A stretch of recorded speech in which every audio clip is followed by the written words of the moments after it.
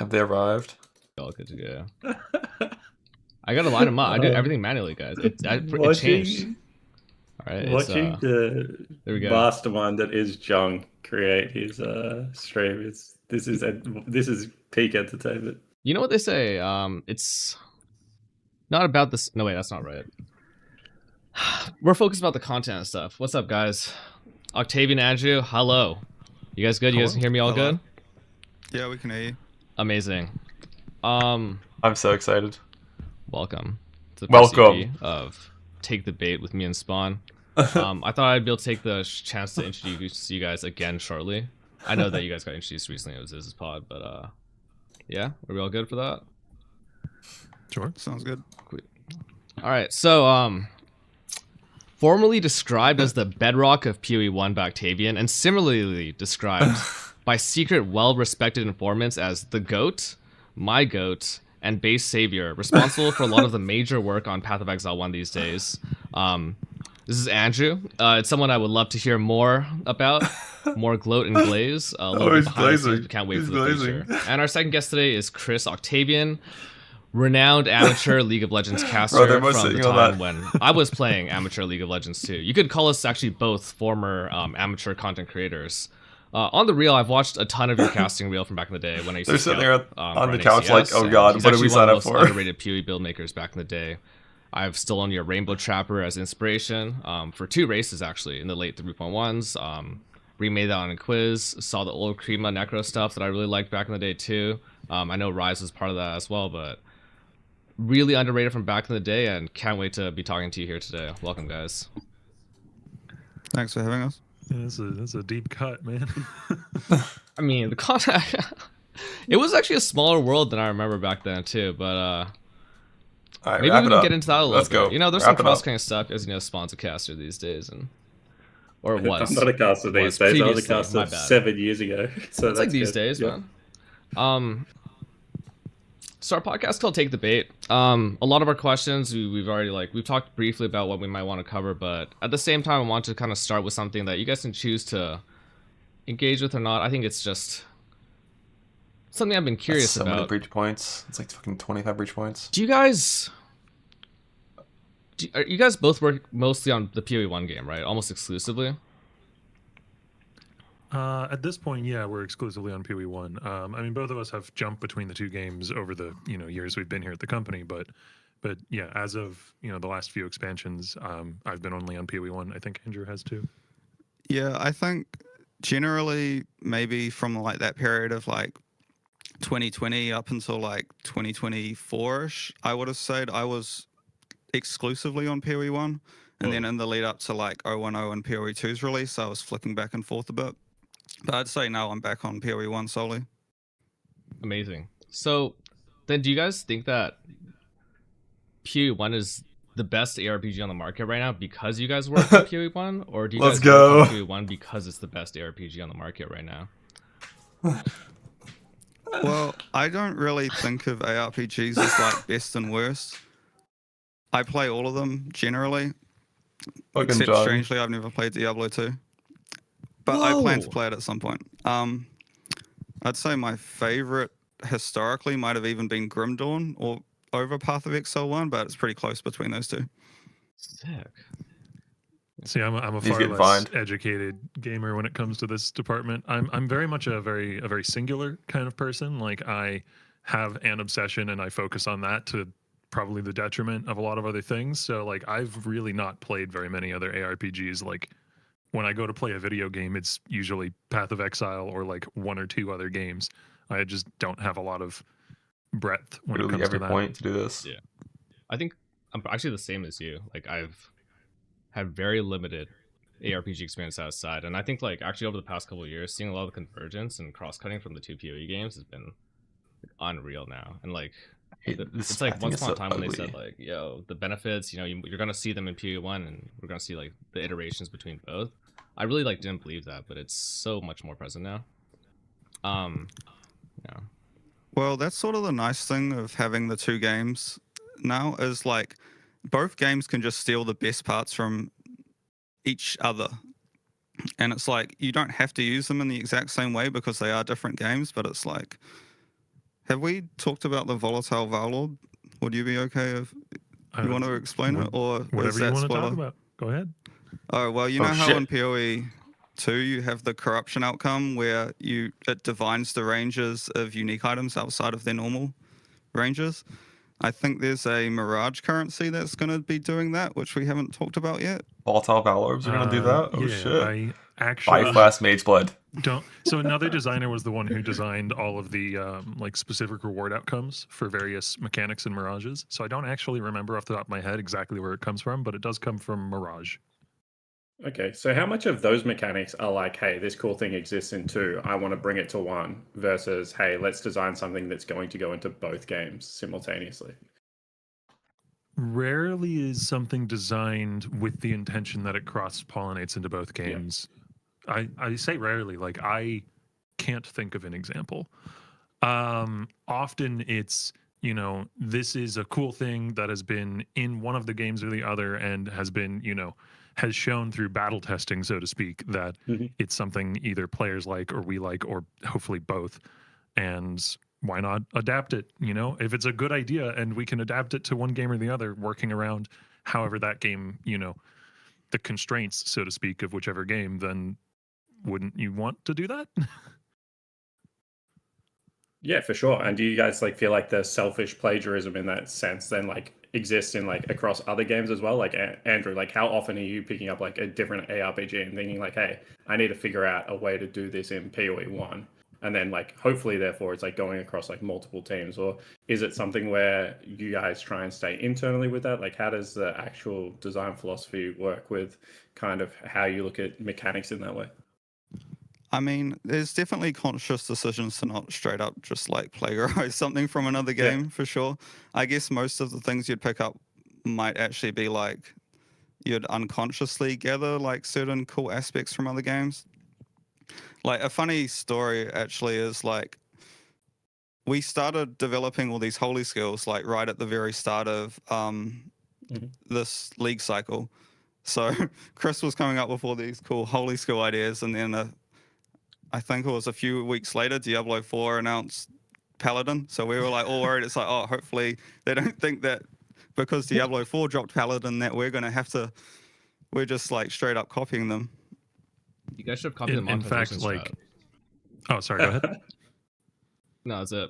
It looks like it fits. The Paladin monetization strat too. Super smart. See, this is where my lack of knowledge of other ARPGs gets in the way, because I have no idea what they did for that. But the only extra point I want is even like this. The fact that Holy Hammers is called Holy Hammers. Apparently, there is a skill in Diablo that has a similar name, and I got some feedback internally that like maybe we should change the name because players will expect it to behave a certain way that it doesn't. But I don't know. Holy Hammers is a cool name. I like alliteration. That's okay, yeah. Because when Spectral Helix came out, that was sort of, I remember thinking at the time like that was the thing that's most related. And we were really excited about Helix, but obviously it's gone through. John was excited about Helix. As a skill. He says he means I. Right? I think we had that as the premier like skill for a while, and I think I'm gonna use that to segue into what I really am interested in, which is balance, because I think that kind of set melee weapon balance back for a long time. For about like a year, Helix was the skill. Damage numbers weren't there for anything else. And I guess the thing that I've always been thinking about is PvE game balance is really weird, right? In a sense of you're not actually balancing for like play rate against other players or win rate against other players. And I've always been curious kind of what the core priorities you're thinking about are. There's a lot more specifics, but how do you guys see that kind of concept in your context, in your domain? Well, I think the goal isn't necessarily to get everything perfectly balanced, just because of how ever-changing our game is. I feel like it's a little bit of a futile task, and we don't really have the time resource to develop to get that into like a perfect spot every time. But what you'd prefer to have is really, well, me personally, I just like a variety. I don't want the same skill to be running the meta for like 2 years or whatever, like historically. I mean, to be fair, we probably have had some skills that have been on top for quite a while now, and maybe we should more radically shift them out. But I think, yeah. Sorry, I lost my train of thought there. You have any follow-up to that?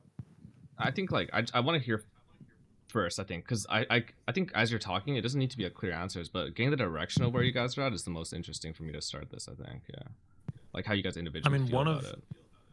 One of the important things as well is, you're correct that it's not a PvP game. So like if skill A is strong, it doesn't make a player's experience worse who isn't playing that necessarily because they're not playing against skill A.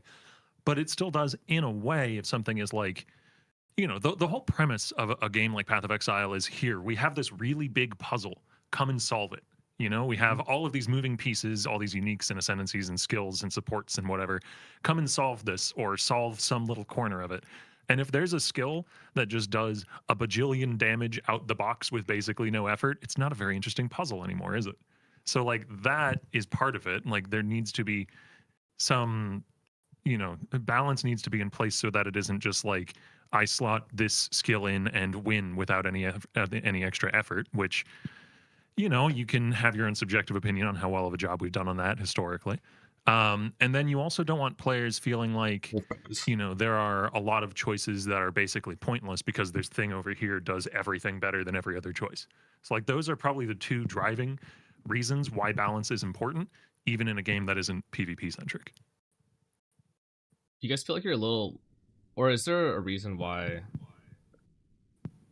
it's a bit more conservative these days as far as changing goes? 'Cause I understand the resource side, but let's say that the concerns then that you're bringing up right now are things like a really stale meta where things are like constantly the same, and then having like false heterogeneity, or false choice, like an illusion of choice where you could pick all these skills, but like lightning strike is better than the rest. Not anymore, but hypothetically, right? What's sort of the hesitation these days? Because I remember we used to have those massive balance patches. We'd see like 20 on the low end or like a couple hundred skills just have their numbers changed. Is that a matter of resources these days still? Is that just about care? Is that like what are the drivers behind not doing that these days? I don't know. I guess it just hasn't been brought up very much. Like I think there have been times in the past where the higher ups are like, don't shake the boat too much because if people don't have their like tried and true safe skill, then they'll be more reticent to play the next league. So, like from a personal point of view, I'd love if everything just got scrambled without even like a huge amount of thought going into like what goes up and what goes down. But going back to your like whole heterogeneity comment, that is one of the other axes of balance that we can address. Like if all the skills scale exactly the same, like a lot of the spells scale in the same way and a lot of the attacks scale in the exact same way. So if one of them is 10% better than all those others, then why would you play any of the other ones? So you need to kind of like try to differentiate all the skills as well in terms of like their damage shapes and their clear speed and their single target potential and their scaling axes. So I have a question. I want to jump in here a little bit. Andrew, I don't know if you've played League of Legends, but Jung, Octavia, and I obviously have. Strangely, I've never tried it. Okay, cool. So then you're going to absolutely miss this one. But in League of Legends, when they balance, they like take an average player, like a gold player, and then they balance around that. But if there's outliers, say, a champion is fine in gold, but then has like 100% pick rate in pro, then they'll obviously slap it down and be like, well, we don't want to see the exact same thing played in every single pro game.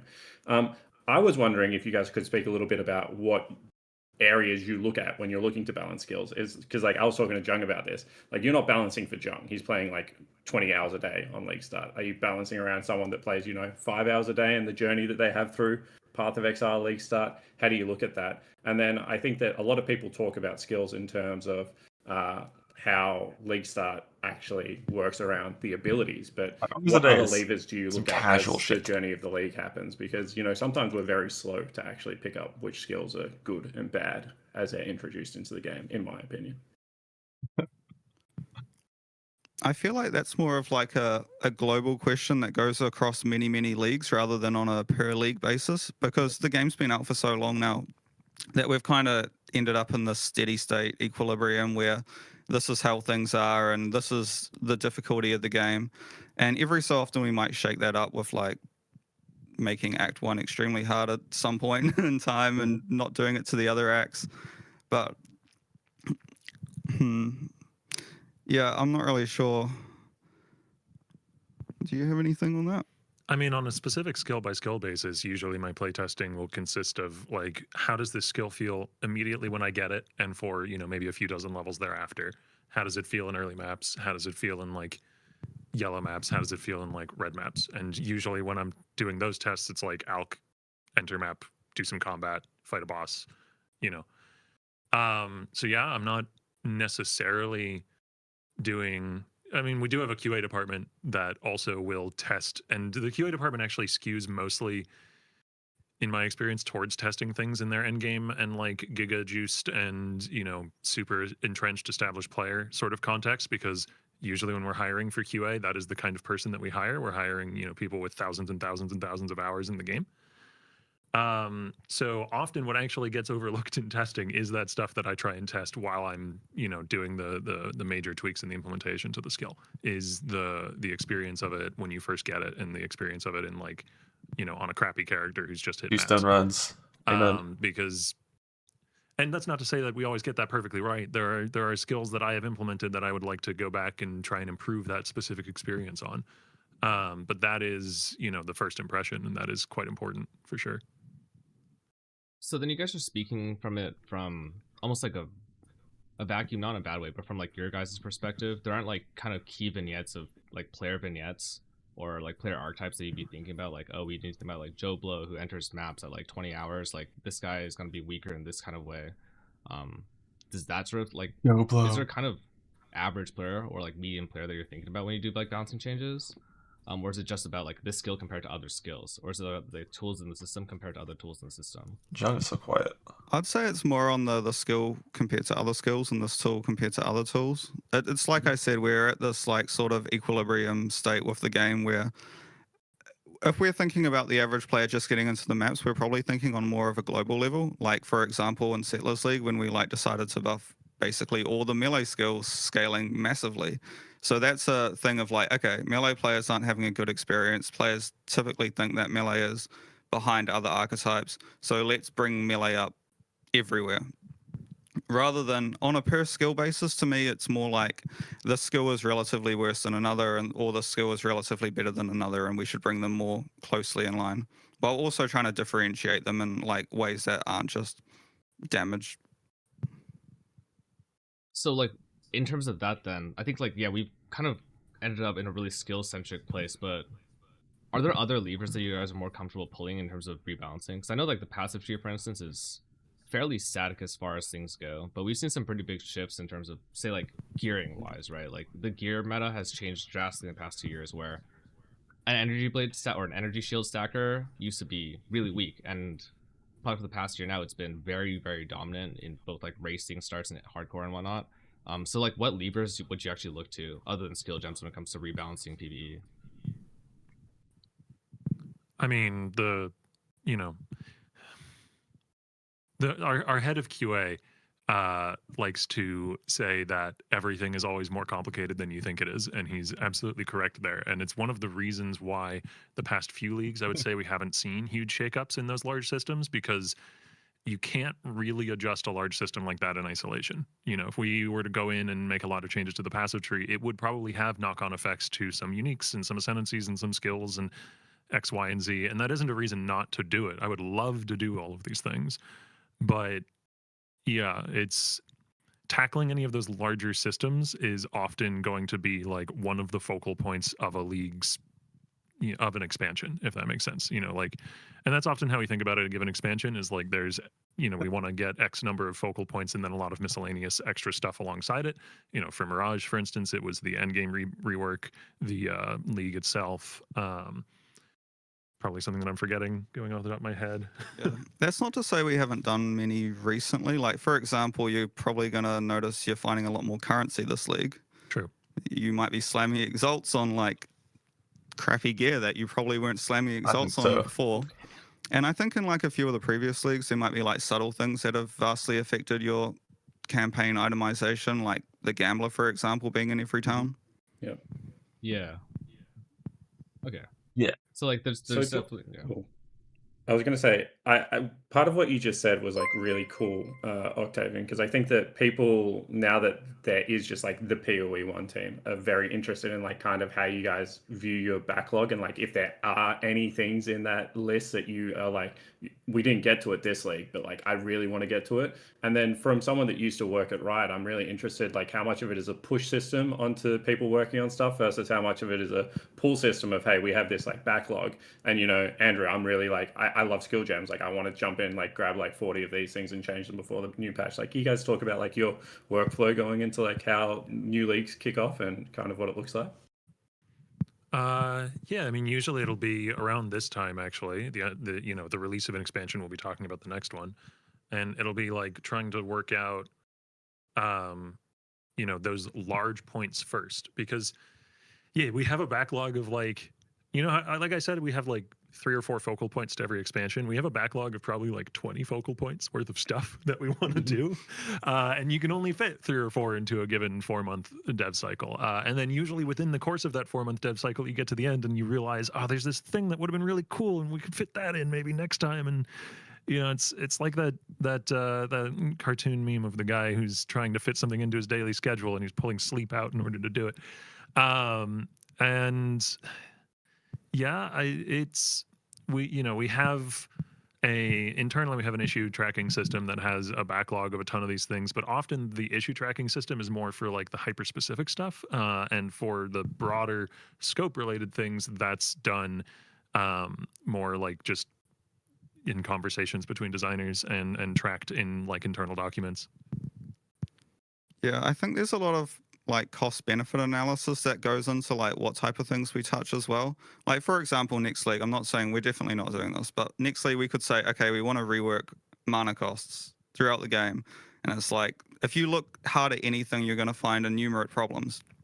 But the thing is this a worthwhile goal? It's like, yes, okay, so Melee has this issue where mana eventually devolves into everyone using mana leech or minus mana cost on their rings. And it's like, should mana matter that much to Melee builds? Should it matter as much as it currently is for spells? Like, do they scale mana costs correctly? Are there any builds that are like particularly mana intensive? But that to fully audit mana is going to take a ton of our time, and then we might come out of it ending up making a bunch of changes which make people unhappy. So touching mana in that way is probably not going to be on our agenda. Well, maybe it will be at some point, but definitely not in the near future. Bring back to One of the Fastcraft. things that Mark was talking about in the Q&A were like, it's really easy to be scared of touching some of these systems, be scared of touching, for instance, the endgame changes that we did this league, because there's an established status quo that is pretty good, but like it could probably be better in a lot of cases. And you know, you could just keep iterating on existing systems and basically continue to put icing on the cake, so to speak. But sometimes you have to go and bake another cake, and that's much, much harder. Yeah, I think like in terms of the system side, the thing that stood out to me most this patch, I think the intelligence nerf was the single, from my perspective, best balance line I've ever seen in a patch note. And well, the interesting thing about that is it wasn't a big enough nerf. It was one of our QA who brought it up, but we were just looking at the relative ratio of the attributes compared to the bonuses they give and comparing that to the small node values on the passive tree. And all of them were basically correct, except the amount of energy shield you get from intelligence. Like, for example, I think on the passive tree, a small evasion node would grant you like 14% increased evasion, while a small energy shield node would be like 6 or 7%. So the fact that dexterity and intelligence were giving the same amount of percent evasion and energy shield was just wrong. And I guess that's just been wrong forever. Not to say everything needs to be perfectly symmetrical, but yeah, it was definitely justification for the nerf outside of it just being historically very good for a while. Okay, that's more like simplified then. So when it came to like bigger, like when you're talking, I'm thinking about Expedition right now, as a patch, because I totally agree. I think the public reception to system-wide changes can be skewed very, very negative. And I was on that side for like probably a year and a half, where like 3.15 was like doomsday for me. I probably wasn't as vocal back then, but like I remember thinking, oh my god, I'll never be able to go through a map again or go through the campaign. I remember walking to Blood Aqueducts in a race, getting frozen, and not pressing my flask and dying and thinking this game is doomed. But in retrospect, I think it's, and this might be unpopular, one of the like most important balance patches that ever happened. So yeah, you got to call every now and then. Like, equity or trust, or like, and then also on the flip side, how do you see that patch? Like, how do you see a patch like Expedition in the grand scheme? Well, I think there's things in the Expedition patch that I very strongly agree with, and then there's a bunch of mistakes we made on the patch which I think sold it more than it needed to be sold. So, for example, the damage support nerfs are like, I was very happy with those changes, because the damage supports at that time were just like 60% more, like 50% more damage on average for a damage support, and that basically invalidated a lot of the more interesting supports in the game. But the things that were definitely an issue with that patch were the mana cost multipliers being changed on supports. I think the numbers were ran, and it's like certain melee builds, just if you were using those same supports, it doubled your mana cost, which is definitely not acceptable. And then there was also, I think there was some problems with the flask changes, but I can't actually remember the specifics of those. The problem was ailments were unsolvable until there went 6 changes. But yeah, I think Expedition certainly burnt us a little bit in the sense of like going and doing a full nerf patch. I don't know if we've done a patch since then on that scale in terms of like character power nerfs. The one that I would be thinking about is not so much like system-wide, but casters took a pretty big hit, I would say, especially in early game during the Divine Blessing change. That one was like really big. And then the changes to Inspiration, going from additive to multiplicative were really big for like casters across the board. I think that's probably responsible for a lot of like why there's a dearth of casters right now in like the early game. Can't think of anything else though. Yeah, those two changes don't really come to mind. I'm thinking more of like a wide-scale system change that just makes everyone weaker. But yeah, I can't really think of anything since Expedition. But there certainly would have been nerfs were done. Talk about Archmage and why it shouldn't exist. Well, like, I guess for me, like that kind of was like pretty large scale. I mean, I guess there were casters using mana, and there was Archmage, and there was the buffs there, but for like a long time, I think EB and like EBMOM specifically, those two things were really dominant of like at least the league start caster meta. And maybe I'm wrong there. Well, I guess let me just ramble here instead. Or go completely differently. How wrong do you think I am? Or maybe more broadly, how dumb do you think the average like content creator, build maker, streamer is in terms of actually identifying what's strong and what isn't? Yeah, I wanted to jump in on this because Jung told me yesterday that he thinks that PoE content creators are now too good. They've got the game figured out. And I was like, I am really curious to see whether the developers actually think you guys are good at figuring out their game, because I don't know whether that's true. Like, I think that every now and again, like, people completely whiff on what is actually strong in the current meta, and then you find it like 6 months later. Well, this is just anecdotal, because I played Kinetic Fusillade last league, right? Mm-hmm. I leveled it throughout the game, and it was super, super smooth. And I played it all through endgame. And then usually what I do is I farm up a ton of currency, and I'm like, okay, what am I going to invest my next build into? So I actually go on my local dev client and try out a ton of people's builds, like build creators ones that I see on Ninja. And it's like Kinetic Blast just didn't do it for me. Fusillade's just better. So people, even though Kinetic Blast was the more popular skill last league, I guess people didn't pick up on Fusillade so quickly, but it does seem to be pretty popular now.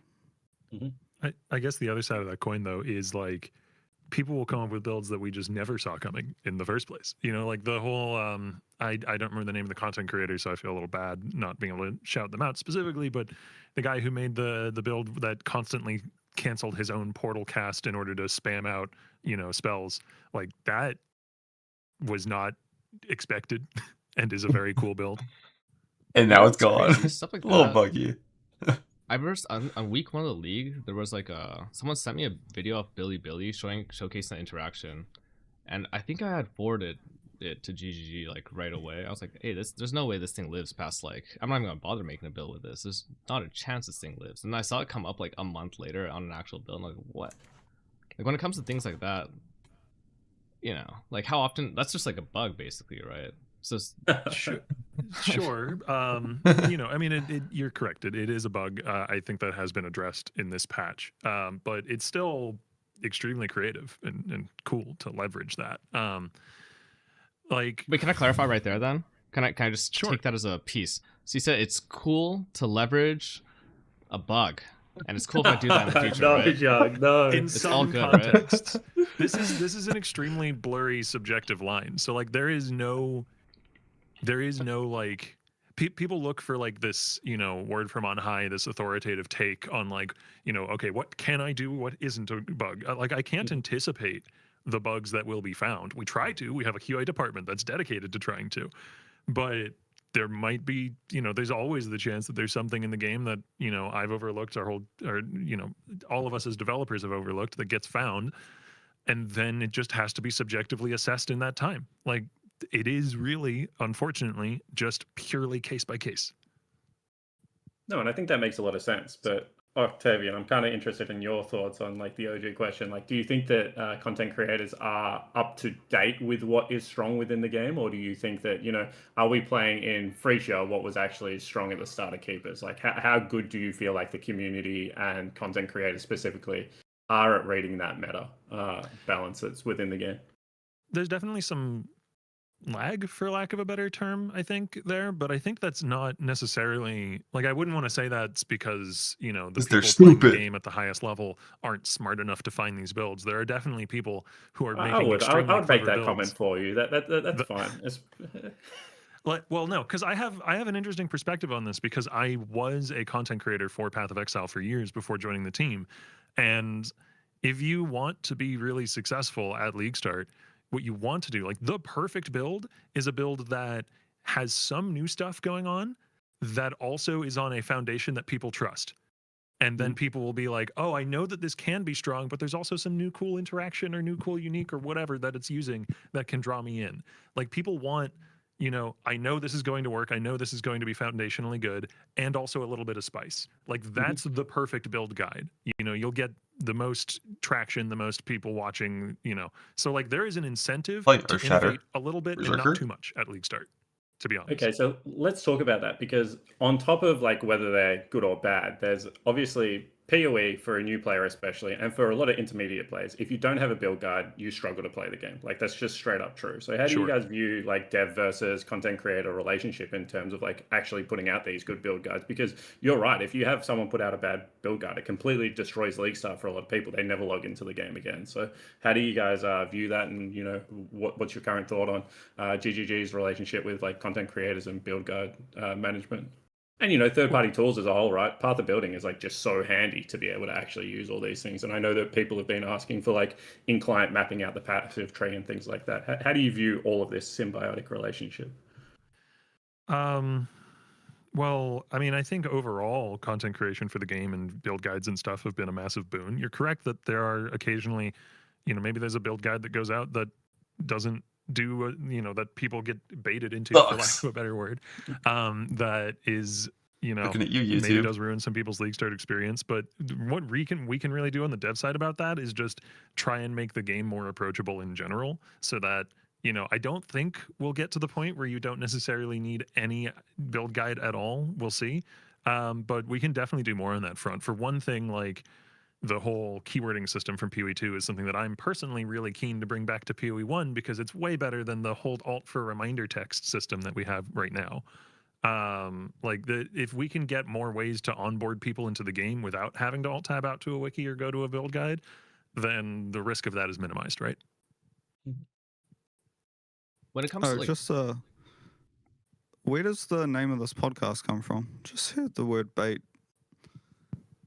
I think people are really incendiary. Yeah. People will say all kinds of things. The truth is, I think that I have never, ever made a bad build. There's just... Okay.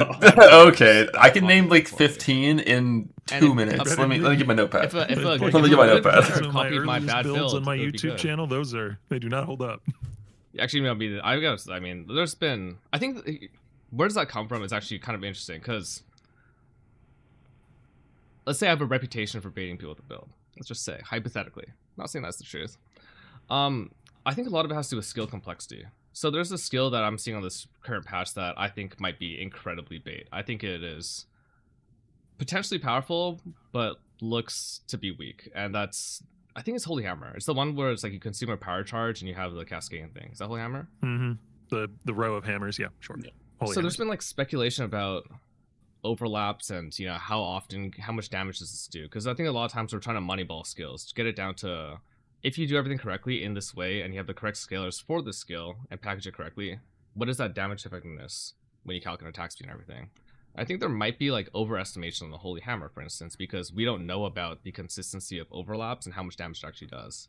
So from my perspective, I see that a lot of that risk, or like whether something will be good or bad, and that sort of like unknown factor and the complexity is actually just about not knowing how a skill functions, specifically as it pertains to hit rate, right? And I'm not sure like what you could or would even want to do to elucidate that better for players. Log in, press the button. I don't know, because I think this fundamentally comes down to like what kind of player I am as well, because like we have this game that like I said earlier is this incredibly complex puzzle, and that kind of encourages people to solve it, and it also attracts people who want to solve that puzzle. And for a lot of people, it's just about like solving the biggest number, you know, or maybe you pick a skill and then from there you solve the biggest number for it. Whereas when I'm approaching a build, I more want to like get the numerical aspect of it to a point that's comfortable, and then it's about solving how the playstyle feels for me. I don't know. I feel like I'm not answering your question super well. I'm not trying to dance around it. I think I have a very different way of thinking about this sort of thing than necessarily translates well onto like, you know, a DPS estimate or just numerical estimates of how effective a character is. Like that's just not necessarily how I look at a build most of the time. Yeah, I feel like from a player's point of view, the new skills are like, there's more excitement in not knowing how effective it is just by the numbers off the gem, because of all those external factors, by not knowing the hit rates or the number of overlaps, for example. So I feel like I agree with that. I sort of like there not being perfect information going into a release for that. I think I do too. Yeah, that's interesting. Mm-hmm. I was going to say that's interesting because you got someone like Jung that's going to look at a skill and he's going to pull it apart, and if the damage effectiveness isn't high enough, he's just never going to touch the skill, right? He's like not even going to do it. Then I assume that there's like the average person that is like, oh, you know, I play Paladin in all of these other games. There's now Paladin skills. No matter how little damage I do, I'm going to try and grind this one out and stick with the skill. And I guess like that becomes like nearly an economy question, because it's like, okay, if the skill operates in that way, then how far ahead or behind do you become in the economy? Because if you play a great skill, you get ahead if you play the game enough, and then you're able to make the skill even better. So I think that that's actually quite interesting, going back to the first area of like balance of like how you approach like how these skills operate within in a game that has such a big economy on League Start, you know, because I think that that is something that we were also quite interested in, is like, you know, do you guys balance your skills around like, you know, this is mainly a SSF player that's going to interact with chat a little bit, or do you guys think about your skills as in like, hey, we have, especially in softcore trade, we have like a completely wide open economy. You have access to completely every single item in the game theoretically, and a lot of them are quite cheap after like 2 or 3 games. You know, that's what we expect the players to be able to utilize to be able to create these build guides.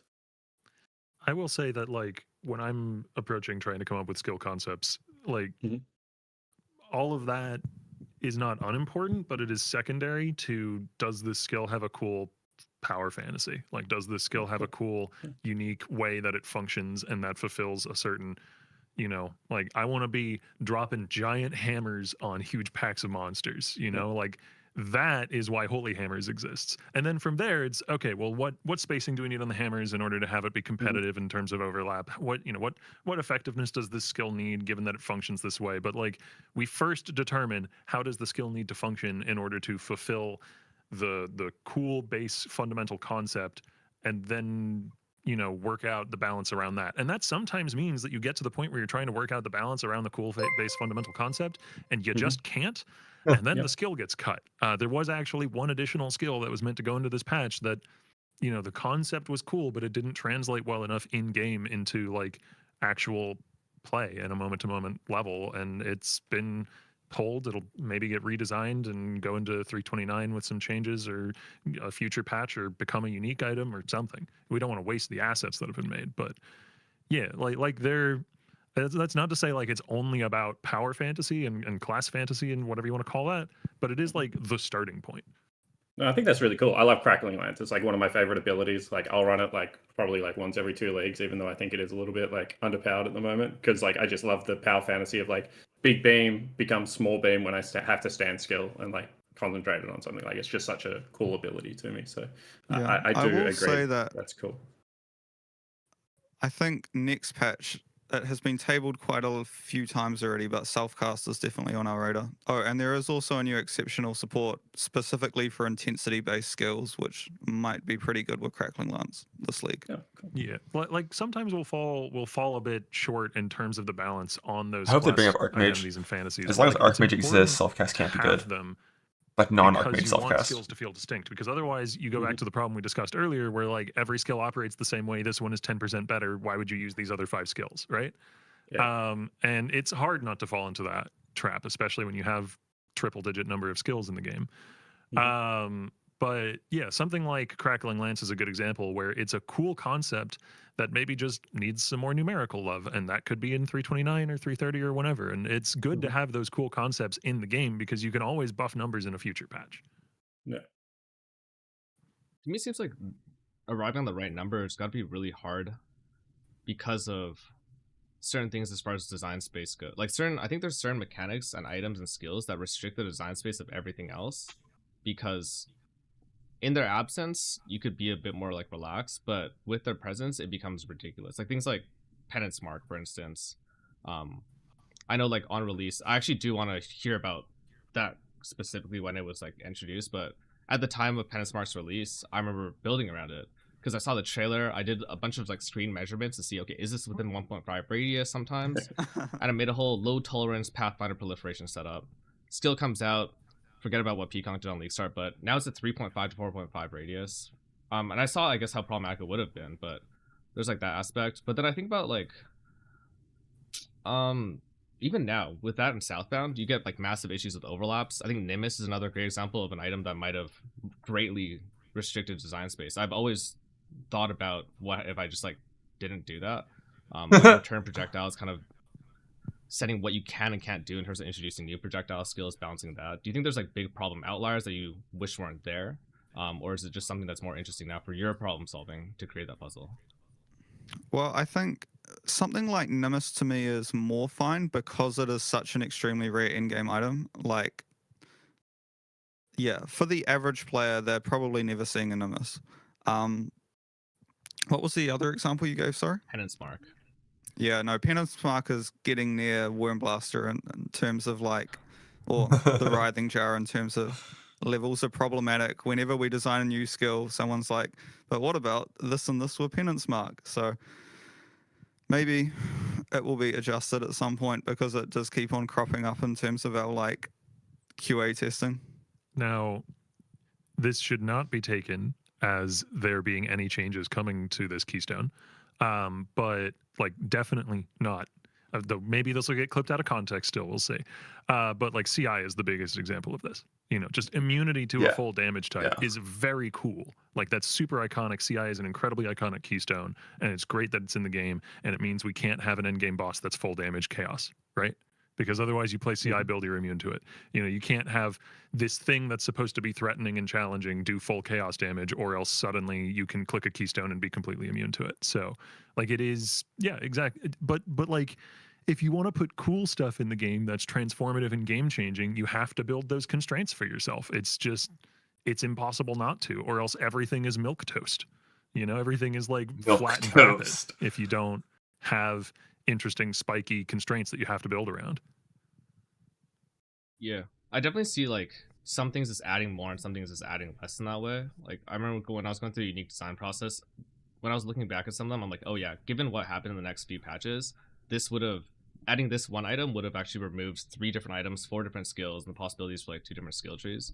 But when it comes to like overlaps and splash, I think that's always going to be one to consider.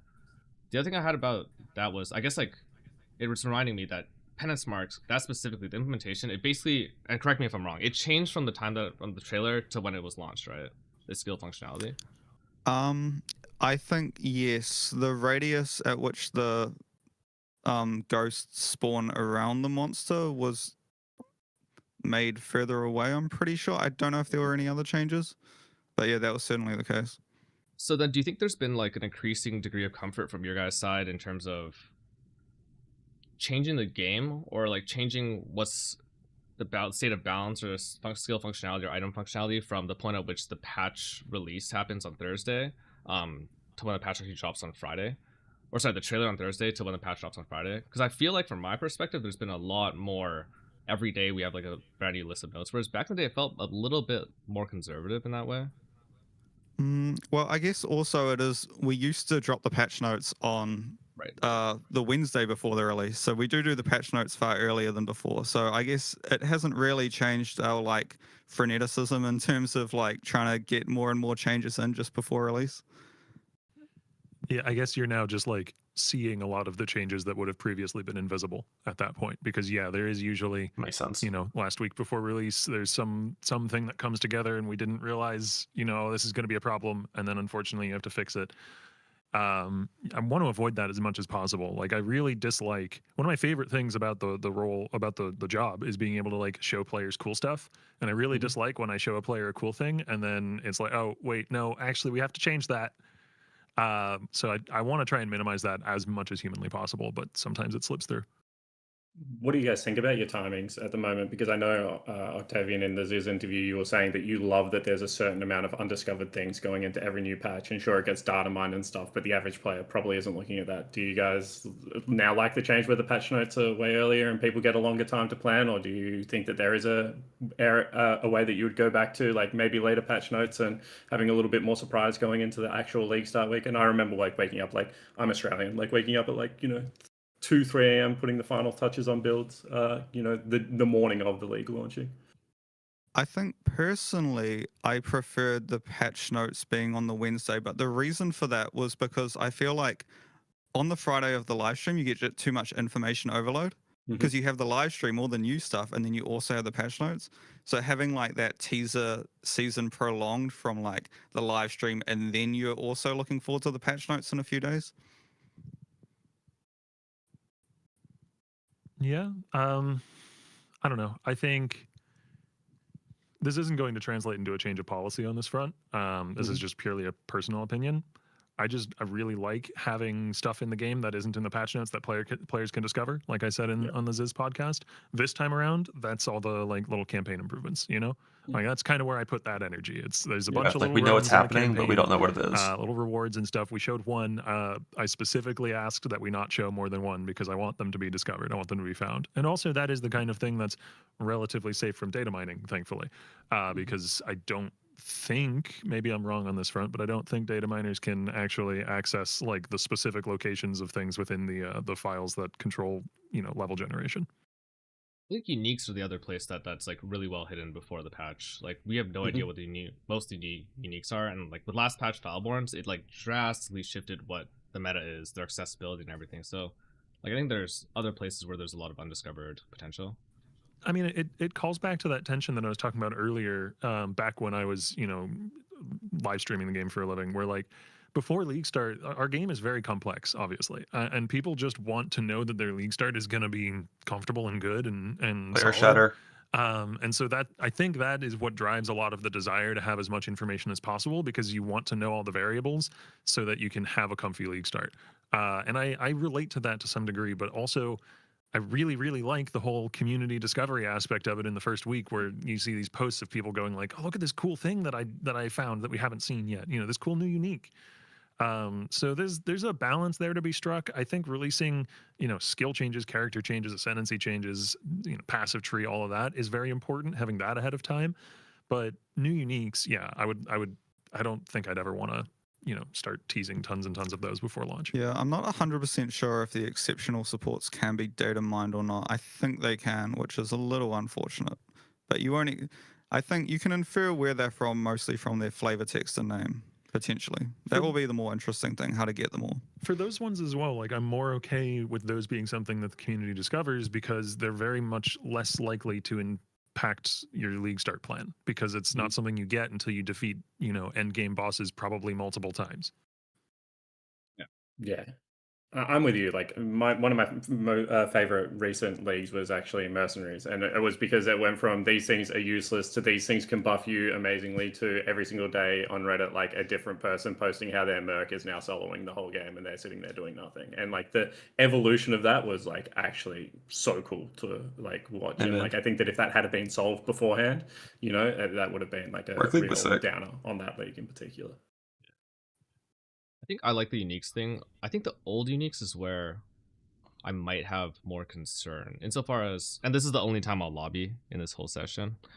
Is there any chance that when you guys change the unique tiering of a specific unique, that there might be a more public communication of that?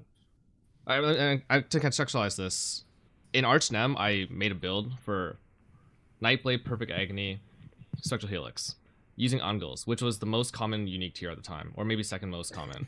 And that, for some reason, it was bad, by the way. That build was bad. We're talking about bait build. That build was the build was dog shit. I unclicked Perfect Agony and that build got better. Anyways, that patch, Ungles went up to, I think, T1 or T2. In like kind of in secret. So like on the league start, it was one of the more inaccessible items. I wonder, could we have like a communication of that when that does happen? Because for instance, this patch we have Foulborn Ghost Ride. Will things like that be accessible, or that be like hard to get? I hope not. That's so fun. Well, interestingly, it is now easier to know when a unique has changed rarity on release than before, because you can just go to ROG in King's March and see how much dust it sells for. So I was actually contemplating if that is like if we wanted to make it more secret, and that when we change the rarity of uniques, we don't actually affect their dust cost at all. But honestly, I don't really have a strong opinion either way on whether or not we should be revealing. I just know that historically we haven't really announced weighting changes to the players. Yeah, you should do that. That's amazing. We would probably need to, loop Mark, maybe Jonathan, in on this, because it is a very established historical trend with this game and PoE 2. So I wouldn't want to make that call without at least consulting them. And how? Oh, sorry, John. But just before, because I was really interested in this. When an item's normal version is not very it's fine, but not exceptional. But then the Foulborn version of the item is insanely powerful. Let's use Go Thrust for the example. Is there ever going to be a splitting of the tiers, or are they always similar tiers? And again, I understand this is probably not a concrete answer area, but I will say we have the ability to control what percentage of a time the unique does become Foulborn, or if it has more than one Foulborn outcome, we can make one of those outcomes rarer than the other. So I'm not gonna say which ones are rare and which ones are common, but yeah, we do that have for the levels. Cool.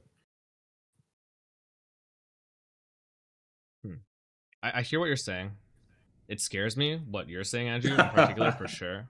I think the only reason why is, or the greatest positive that I see is the potential for build heterogeneity at league start. Insofar as I think Paulstrom was kind of ranting about this the other day. The idea that all his league starts kind of need to be all based around blue or rare items, which is, in a sense, in a vacuum, neither here nor there. But in terms of what you could do in terms of distinct builds that feel different, that are different right away, it becomes a lot hard to set plans for that, right? And so then your league start kind of looks like, oh, let's just play, Explosive Arrow Ballista for the 10th time. Let's go slams again until we know. Let's do this again until we know. KBOC until we know.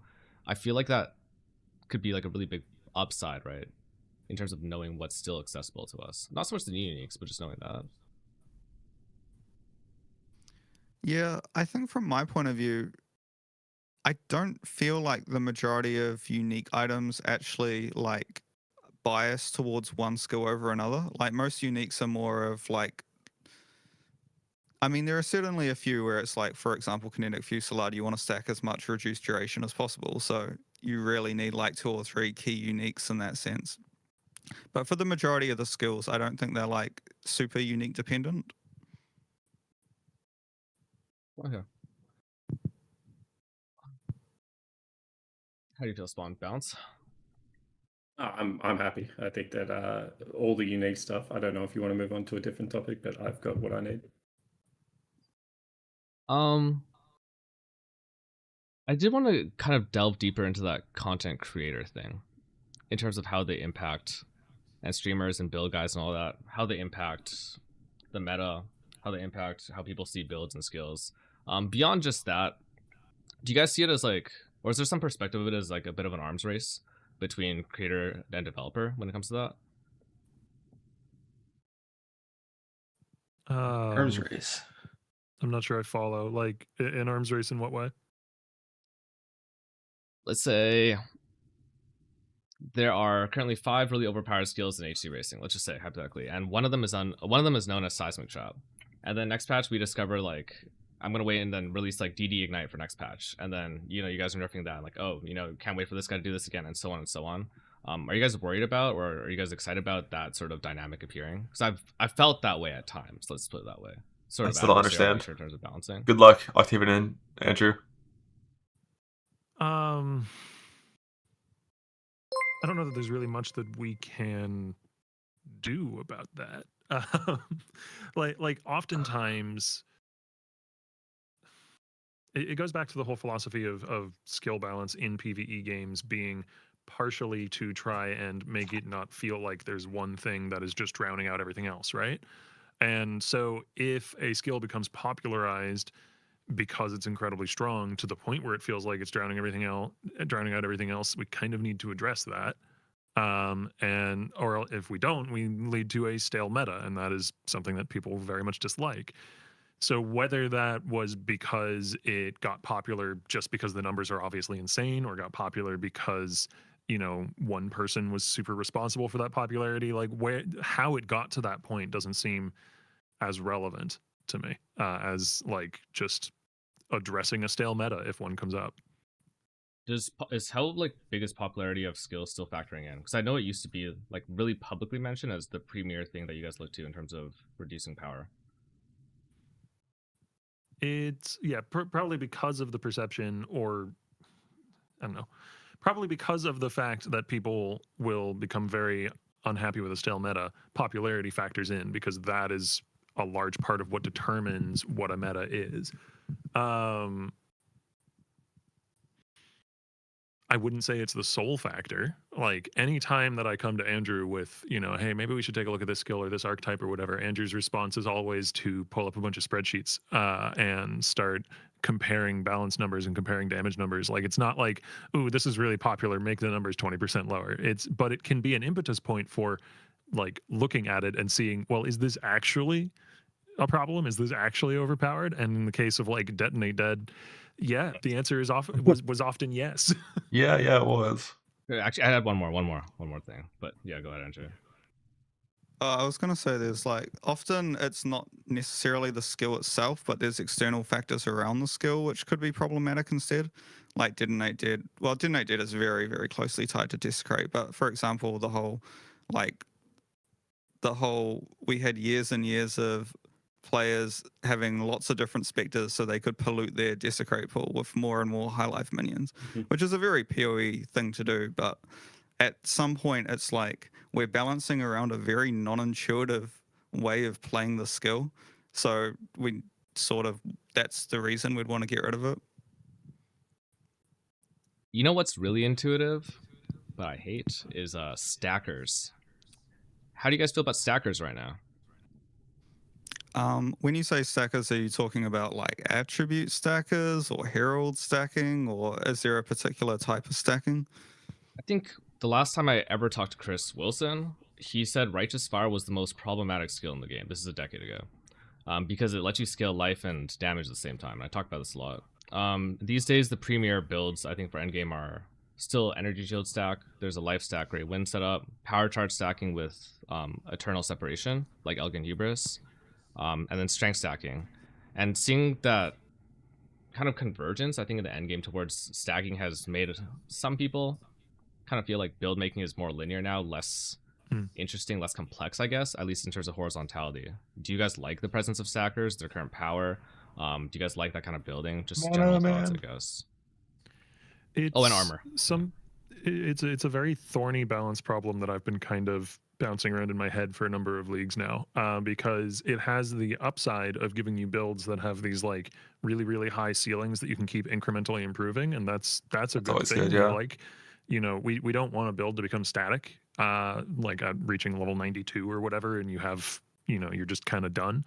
But then the other problem is exactly what you're saying. Like, it sort of funnels the build making meta into, you know, pick your top level thing that you're stacking around and then find ways to stack around that, be that ward, int, dex, strength, ES, life, whatever.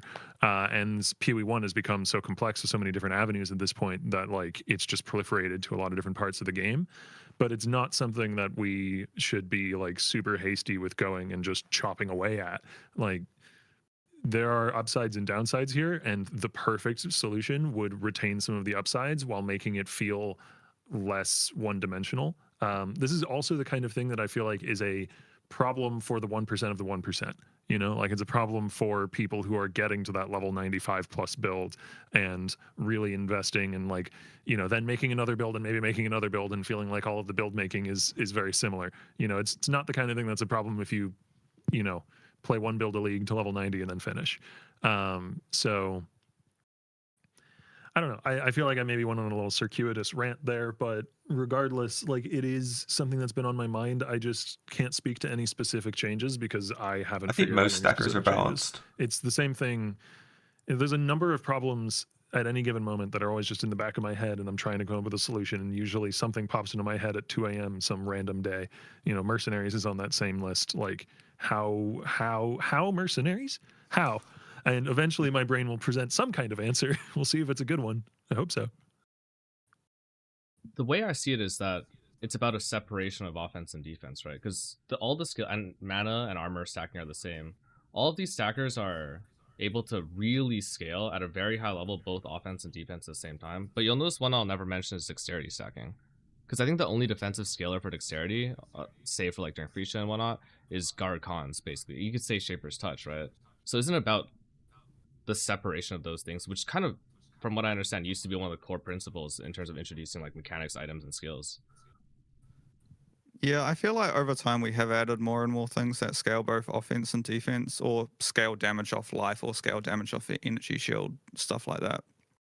And it's certainly, like it's been brought up, as like the more and more of those mechanics you add in, they're like multiplicative with each other. So it's like making those builds stronger and stronger over time. Like, it certainly has been on our radar for a while, and we are making a couple of nerfs this patch to energy shield stackers in particular. But we will, like, I think we probably will make future nerfs to these type of builds. Okay. I was wondering if it was like quantitative or qualitative from your perspective, but that's interesting to hear it that way. Swan. Yeah. Cool. I want to completely change the topic for a little bit.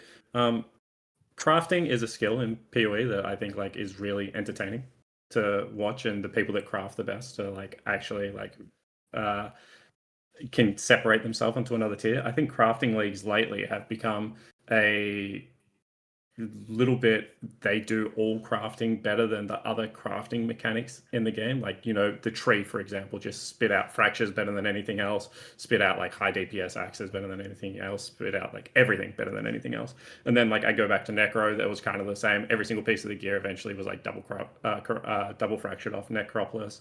Then you go back to like even Harvest. Does that make you scared to introduce new crafting mechanics into the game? And if not, do you think that the current power level of like, because I think you need to engage in the league mechanic, it needs to be slightly better than the other mechanics in the game, probably on launch, but it just seems like the power dynamic seems a little bit off to me at the moment, because it feels like if it's a crafting league, it feels like I don't engage in the other avenues of crafting probably as much as I would. I think it was definitely slightly unintentional how strong the breach equipment tree went out, and it took away a lot from like fossils from my point of view, because it's basically doing fossils but with like mod tier rating on top of it. But I also agree that if you're going to have a crafting league, then you need to make sure the crafting is front and center. So it does need to be relatively powerful and feel good to players. Do you have anything on that? What it kind of needs to do is iterate in a different novel direction from previous crafting methods. And that's where I think both Necropolis and the tree kind of failed. Because they essentially were just, here's crafting and it's very good, and it doesn't, they don't have like, you know, some new thing that they're doing that isn't something that the other systems can do. Because if you can, and that's just really hard, by the way, like the crafting system in Path of Exile 1 is so tight and so, you know, extensive with so many things going on that it's really hard to iterate in a new and meaningful way. And that's probably why the tree and Necropolis didn't, because there just wasn't some fundamental new thing to throw in at the time. So like going forward, if we have a league, you know, Mirage is not super heavy on the crafting, though there are a few things you can find in Mirages through other league mechanics that may impact crafting decisions, but it's not like a crafting league, so to speak. If we have a league in the future that is more crafting centric, I'd want to make sure that it has some new, unique, novel selling point that the crafting can be built around, because then you can put the power budget there rather than putting the power budget into just, okay, it makes rares with really big numbers. Yeah, that makes sense, because from my perspective, the thing that I liked about Necropolis is like I was playing, I think, Poison Molten Strike at the time. Like I still had to go to Heist to actually get the corpse to be able to make my pneumatic daggers, right? So I still had to engage with different parts of the game to be able to do the crafting that like I needed to do. Whereas it has felt like in the past, some of the leagues were like, you just did the core game of mapping and then you were able to access, as you said, like fossils, or, you know, it seemed like strange that it would pull you away from the part of the game that that item came to. But I really like that you guys are addressing that at the moment. I don't know if you feel similarly. An emphasis on all league mechanics, and we're not in that place yet. We're certainly not in that place. But an emphasis on all league mechanics having some interesting, unique draw that you would want to do that thing for is very important to me personally. Like that I think is what gives the game its longevity, or is one of the foundational things that gives the game its longevity. Being able to go like, you know, oh, I want to specifically, you know, build around and invest into Heist or Delve or Delirium or Blight or whatever, and be rewarded in a way for doing that I wouldn't be rewarded in for doing one of the other choices I could have picked. This is a normie question, I guess. To that end, is there like a favorite crafting system for each of you guys? Well, it's definitely ROG from Expedition. And I think the reason I love ROG so much is because it just strikes the right balance between non-determinism and having a lot of player skill knowledge to like leverage your way to like economic returns effectively. So it's like, yeah, strikes the right balance between RNG and like me thinking that my skill is what is causing me to do well when I'm crafting from ROG. ROG is a really interesting one because he doesn't actually give you anything that you couldn't get from other systems. It's more like the way of interacting with it is the thing that's unique there. Yes, I also like how he gives you like very strange items sometimes. Like he'll give you some crazy looking item which is like might be hyper specifically very good for some random person's build, and it ends up selling for a lot. Personally, probably fossils and resonators and Delve in general. I mean, it's probably one of the reasons why we started there for this whole trying to make league mechanics more sequestered and contained, is because I have a soft spot for Delve, and I like the fossil resonator system. I think it's pretty solid, despite it being almost a decade old at this point. God. Yeah, we definitely still maybe use not them quite that old. I think it's like 8 years. Cool because Delve has like the 7 years. big like kind of cleavages in crafting where like you can just spam a dense fossil and get some pretty good stuff, but then when you want to make your higher end items, you can like deeply invest where every resonator is costing like 5 and 6 more plus divines per like slam. from my perspective, I really thought one of you guys would have said like Recombinator. What are the thoughts? Or I guess Sentinel broadly, because it's a progressive crafting system that's like actually building on other things, right? But it's still separate. I think I do like Recombinators. I think the main thing I don't like about it is the opaqueness of it, and also how much like expert knowledge you sort of need to know, because there's weird things going on behind the scenes regarding like exclusive mods and that type of thing. It's a little less clear to players exactly like how to take the best advantage of it. Yeah, it's a cool system that's not communicated as well as it could otherwise be. So there might be work to be done there. I do remember when I first joined the company, one of the first things that I asked one of the designers I was talking to at the time is, okay, so when are Recombinators coming back? It was like a month after I joined in QA. What was that? What was that? What league would that have been? I think I joined basically as Sentinel was finishing up. Oh, okay. So okay. You've been kind of pushing behind the scenes. I think like there's so I get what you're saying about the complexity thing. I feel like that's what makes it interesting to me, because my biggest problem with Tree this patch was how simple it was. Like the power is its own issue that can just be like, it's a lever that can be pulled, right? You can just change numbers. But the sheer simplicity of crafting from it, I didn't like. It was like, I want defense, I want Machi, I want this, and I just press it. Whereas like Recom, learning about the hidden rules, like I think having it's not, I wouldn't call it intuitive, but they didn't feel like bugs to me. They didn't feel like things that were generally problematic, but they still had you like thinking about the game, had you think about like what's possible, had you think about why these things are possible, and then once you figure out why one thing was possible, you start thinking about why other things aren't. And I would like worry then that as we separate crafting systems and reduce complexity, that we start to lose the possibility of that, right?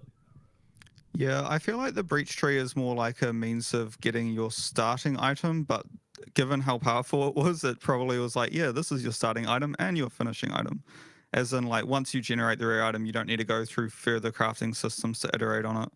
But I do also share your love for, like, just loading up Craft of Exile and, like, being like, this is the item I want to end up with. How do I get there? And then just messing around and seeing what different things I can do to maximize my odds of building that specific item. And like all the weird little ways in which an item can be hyper specific is one of the things that drew me to Path of Exile in the first place, you know, and has just gotten more and more over time. Like you can have this item, you know, you can have one of those heist rings with extra suffixes, and then, you know, maybe one of them is fractured and you've synthesized or changed the implicit, though I don't think that actually works on the heist rings, so maybe a bad example. You know, like you can mess with the implicits, you can mess with the corruptions, you can mess with the explicits a whole ton, you can have, you know, enchantments and stuff, and I wouldn't want to reduce that. No, I love how crazy and weird items can, or rare items in particular, can get eventually on like some Giga endgame build.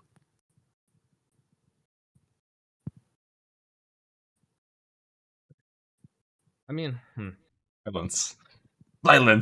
When I'm thinking about that, it's like the random item stuff I like a lot. I like the idea of like having these weird items. Last league, I made a character that was based around a ring that had minus 200 mana on it. It was like a helical, and I got like a lot of reduced mana. I had, I think, 80 total mana at the very end, and I did permanent Sap of Seasons with that, because it also had like 200 mana regen. It was some weird bricked mirrored ring. But at the same time, what I'm thinking is like, all the systems we're talking about actually don't really interact with each other, right? Like fracturing orbs are kind of the cross-cutting thread that makes a lot of crafting systems I feel interact with each other.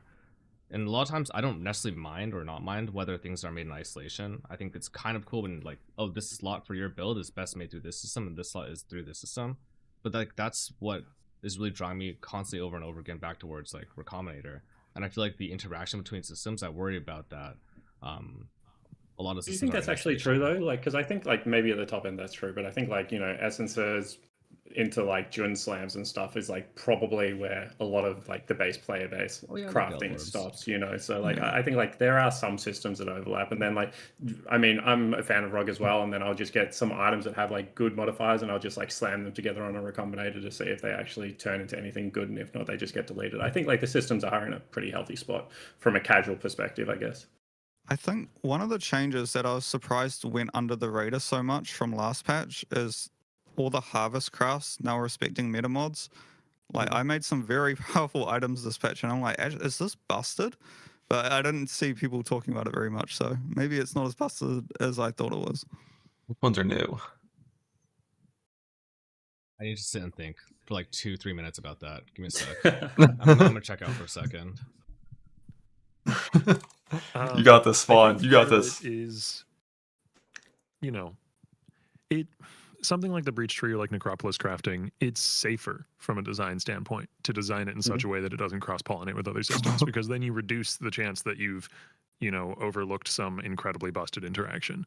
But you're absolutely correct. It's also less interesting. So yeah, like I said earlier, if we do another crafting league going forward, I'd like for it to be. It was cannot roll caster and cannot roll distinct, attack. having They its got own changed, right? kind of Harvest spin that it brings to the table, and then also probably functioning with other systems in some ways if it can. What that looks like, I don't know off the top of my head, but I want to find out. How does Groundlet fit into the crafting system conversation at the moment? Because like to me, at the high end, best gear normally does come from stuff that you make, and I like that about Path of Exile. But I mean, there is a lot of conversation about items on the ground, and people just hide everything apart from a certain eye level base. Where does that fit into your head when it comes to crafting?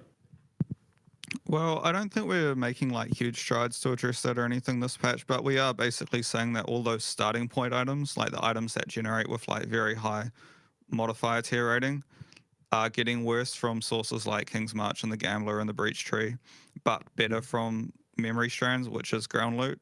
And Memory Strands also has that advantage that even once you identify the item, all of your future crafts on that item are better because of the whole like the strands add mod tier rating.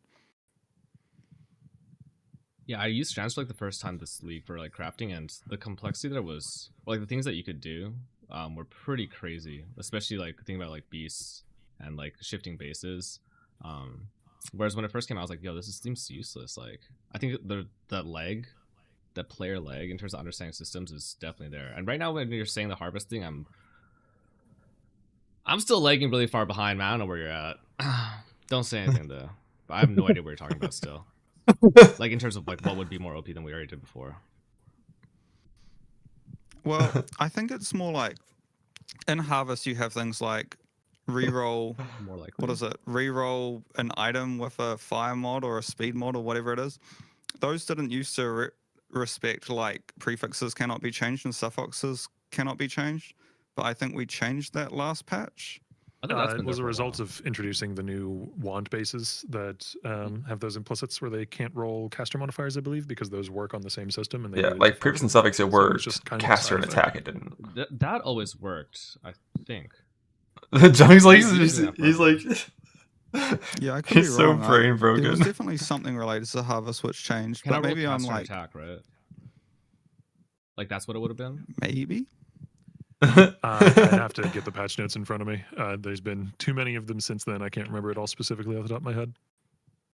I think there's some that have always worked, and now you're saying that all of them work now. Yeah. I know for sure that like prefixes, suffixes can't be changed always worked. Yeah, those two work. The table which drives that functionality was changed at a fundamental level to allow for the new wand bases to function. I know that much. Like that's where the change came from, but I don't remember all the specifics of all the ramifications. I can see why that would line up then with like cannot roll caster and cannot roll attack. They don't work differently anymore. In terms of this looting thing, they used to. And this is probably a conversation that happened 15 years ago, and it's just me not knowing. What if just everything was ID'd? And like I know there's an overlance on filter in that case, but and just like, nah, I hate ID stuff. I think the biggest reason for this is like people, it's just going to explode the complexity of what an item filter should look like. Yeah, that's the main thing. And I hate that. I don't ever want things to be ID'd. Like, I think on the ground playing games like Last Epoch, might be one of my biggest problems with that game. Is because everything drops ID'd. I feel like I need to build these like hugely complex filters, and I need to be hovering over items like constantly during maps. I don't know. There's something about it which I dislike fundamentally. I may farm some L's in chat saying this, but also I like identifying items. Like I like, I play in hardcore trade often, which is a smaller economy, or I play in group found settings, where rares still have some value. Like I'll pick up rings, I'll pick up amulets mostly. Maybe I'll pick up high level bases of the kinds of bases that I'm using for my build, that sort of thing. And I like identifying the item and that moment of like, ooh, could this be good? Oftentimes, No. 90% of the time, no. But then 10, Could this be good? 2% No. of the time, it's good enough that I keep it. And that's cool. I like that moment personally. I understand that maybe something that a lot of people don't care for or relate to, but like just on a subjective level, I like to identify rare gear. When I think about it, it's like the sound engineering side of things helps that a lot, because I do hear the sound of IDing the item, and the feedback that provides me in my like chest area. You know, I was like talking to my like friends who don't play PoE, about like I guess like one of the reasons we still play sound dopamine, dopamine, like things like that. And I think a lot of the sound engineering provides that satisfaction. The ID thing, I hear what you're saying for sure. I think that's where it comes from for me, if that's there. I mean, I don't know. One of the really old series on my YouTube channel is just me IDing tabs full of jewelry and price checking it and then listing it. Like that was actually what started to get me an audience in the first place way back in the day. I would rather we try and address loot to the point where, you know, there are some rares dropping sometimes, you know, not hundreds. I don't want people picking up multiple inventories worth of stuff to ID. That gets tiresome real fast. But, you know, you pick up a handful of items in the course of a map that you identify and assess. Do you want to keep it? Do you want to vendor it? And then you get rid of it if you don't want it. Like that is a fun draw for me, not a frustrating annoyance. I do understand for some people, maybe it's the inverse, but you know, that subjectively, that is how I feel. I like never have strong thoughts on this, I think, because the balancing of quantity and rarity seems like there's a lot of things that when people talk about, I'm like, oh, I have ideas about what prescriptions might be, but when I think about everything that could be useful, it never makes sense just like call off a bunch of items to me. And there's like times in which, especially during like SF races, my entire filter is switching. Basically every single base is changing, eye levels are changing, everything's changing. So I don't know, like I think it was just in here, but I have like no prescription or kind of slant in that direction.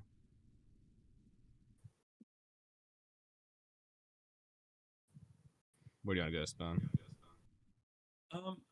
I mean, honestly, I think the ground loot thing's been talked about a lot. I'm kind of with Octavian. I like IDing stuff. I am interested in the dopamine feedback loop that you guys just spoke about with the noises, though.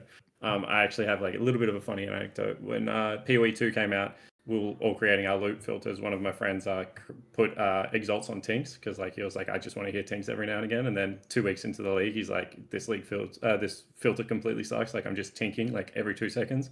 It's completely destroyed the game for me. So how do you guys balance that dopamine kind of feedback reaction? Do you guys think it's in a good spot? I know that people are saying divines are too rare at the moment, like maybe chase items are not happening as often as they want. Like, is there a sweet spot that you guys talk about in terms of like how often you guys want people getting that really big feeling when they play the game? Because you know, I've never dropped a floor mirror, for example, and I'm sure that like, I think I've got like 8,500 hours. So like the day that happens, I'm sure I'll be very happy. What's easy to design there is the mirror. You know, what's easy to design there is the thing that happens 1 in a bajillion times and is super exciting when it happens because you just set the weighting stupid low and you make the item really powerful. What's hard to design there is the middle class, so to speak. You know, like it's easy to make a super common currency that nobody cares about and they'll hide on their filter like a transmute. And it's easy to make a mirror, but it's hard to make something that sits in that middle space that is exciting but drops often enough that it doesn't feel completely impossible to get. And part of pulling ancient orbs and fracturing orbs into the core drop pool is an attempt to further populate that middle ground. Because if we were to just, you know, and we are making divine orbs more common with the currency changes, but if we were to make divine orbs as common as, say, alterations, just as an extreme example, they wouldn't be a tink anymore, right? Like everybody would have 1,000 divine orbs, so they would be worthless. So you can't just arbitrarily pull down the rarity so much that it gets to that point. But there might be some merit to like maybe this thing is a little bit too rare and it needs to drop a little bit more often to give people a little bit more in the way of the dopamine hit. So yeah, I don't know. But you do that too much and then you have the problem that existed, you know, back when I was streaming the game and playing it regularly where it felt like there wasn't nearly enough in the way of chase drops. Basically, for a chase drop to exist, definitionally, most people can't drop it. Or if everybody's dropping it, it's no longer a chase drop. I don't know. Like I said, those ones are the easy ones though. Like just set the rarity stupid low. That's not difficult. It's the middle class that's hard. Yeah, I think it's more to do with the fact that it's like what proportion of all the valuable drops in the game are coming from the ground, because what is a valuable drop is entirely constructed by the players and whoever sets up the filters. So it's what we are doing a little bit this league is shifting more of the very valuable drops in the game from other places into ground loot. So, and not to say we will monitor this topic and do it more in the future. Like, for example, it's the whole like contention between window loot and ground loot. Arguably, you could say it's boss loot as well, but I think bosses having a bunch of exclusive valuable rewards is completely fine. And then another thing that came to my mind when we're talking about this is the value of the currency to a player base versus the value of the click. I feel like divines at the moment, like especially for uniques, have like skewed very hard, where I assume the majority of player base like actually just don't click a divine on an item at the moment because they're like, I can buy something like way more valuable with this. Whereas in the past, I'm sure that was with the Exalt. So like, what are your thoughts on like the actual value of a currency versus the usability of the currency? Well, divines are a very strange one because the value of a divine in a trade league isn't actually based on the function of the divine itself. It's based on what it's used for on the crafting bench. Yep. I think I was one of the big proponents of the big Exalt divine switch back in the day. Mm-hmm. And that was the reason for that primarily was Exalts are a currency we want players to be using quite frequently, whereas divine orbs are not really. They're supposed to be for like perfecting an item at the very late game, and having divines be like very expensive in a trade league means that random uniques you find on the ground are more likely to be valuable, because if it high rolls, then you can't just cheaply divine it. Yeah, that was like good. My Moonstone rings like were on my filter last patch for like multiple items, which was like pretty crazy. Even when I'm like trying to push like 30, 40 DNR, never would have expected that. On the UX side, I've been really curious about that in general. So I'm gonna start with an example, the most annoying example for me. And I'm gonna set this in context. So today we still can't move boss hotbars, and they get in the way of like all our buffs and debuffs and stuff, right? That's like, I think we probably can generally see that as a problem. But every time that this is being introduced as a topic publicly, we kind of get the comparison to World of Warcraft and like, you know, World of Warcraft. Let's go. I wonder if you guys have plans to change the degree of customization in the near future. For me, FF14 oftentimes kind of had the right balance in terms of how much you could move things, how much you could customize without kind of losing the common look and feel. And I'm also wondering, like, what is the UX flow for you guys? When does that come into process? I don't mean to disappoint you, but I feel like Andrew and myself are not the people who are most qualified to talk about this. This is something that, you know, both Mark and Jonathan feel very strongly on, and not just them, but also our like UI department. So I don't mean to dodge the question. I'm more just not actually really capable of answering it in a meaningful way. You know, like I can definitely say the previous established talking points of we want the game to have a consistent feel, and we want the game, and part of that feel comes from the UI and the intentionality of its design. But as to whether or not you'll be able to tweak that more, you know, specific changes that might be coming, just not in my field. Sorry. Do you think we can just get the guy to let us move the boss hotbar this patch? Say that again? Can we just get the ability to move the boss hotbar or make it smaller? The health bar, sorry. Refused. Denied. I have a list, a specific document of QOL and UIA stuff that I need to pitch to Jonathan and Mark. I will put it on that. I will make sure it gets mentioned. I'm pretty sure there is like issues in the issue tracker for the problem in both PoE1 and PoE2 of like the boss's health bar, including your buffs, and reworking the buff UI in general. But I can't put a time frame on that at all. I have no idea what the status is. I wouldn't want to move it around. Yeah, I would want to really turn it off entirely. Because when Jung and I were talking about just use the old like system, two different things. the old version like, was the better. current rateability is bad, and I'm sure that's like very high on your guys' list. And I'm sure as players, you guys can like sympathize with what people are saying. And then there's the next thing where Jung was like, I want to turn off the ability to see my own ability, and I was like, well, no one else wants that. That is just completely ridiculous. Why you want to run around? I didn't say that in public, dude.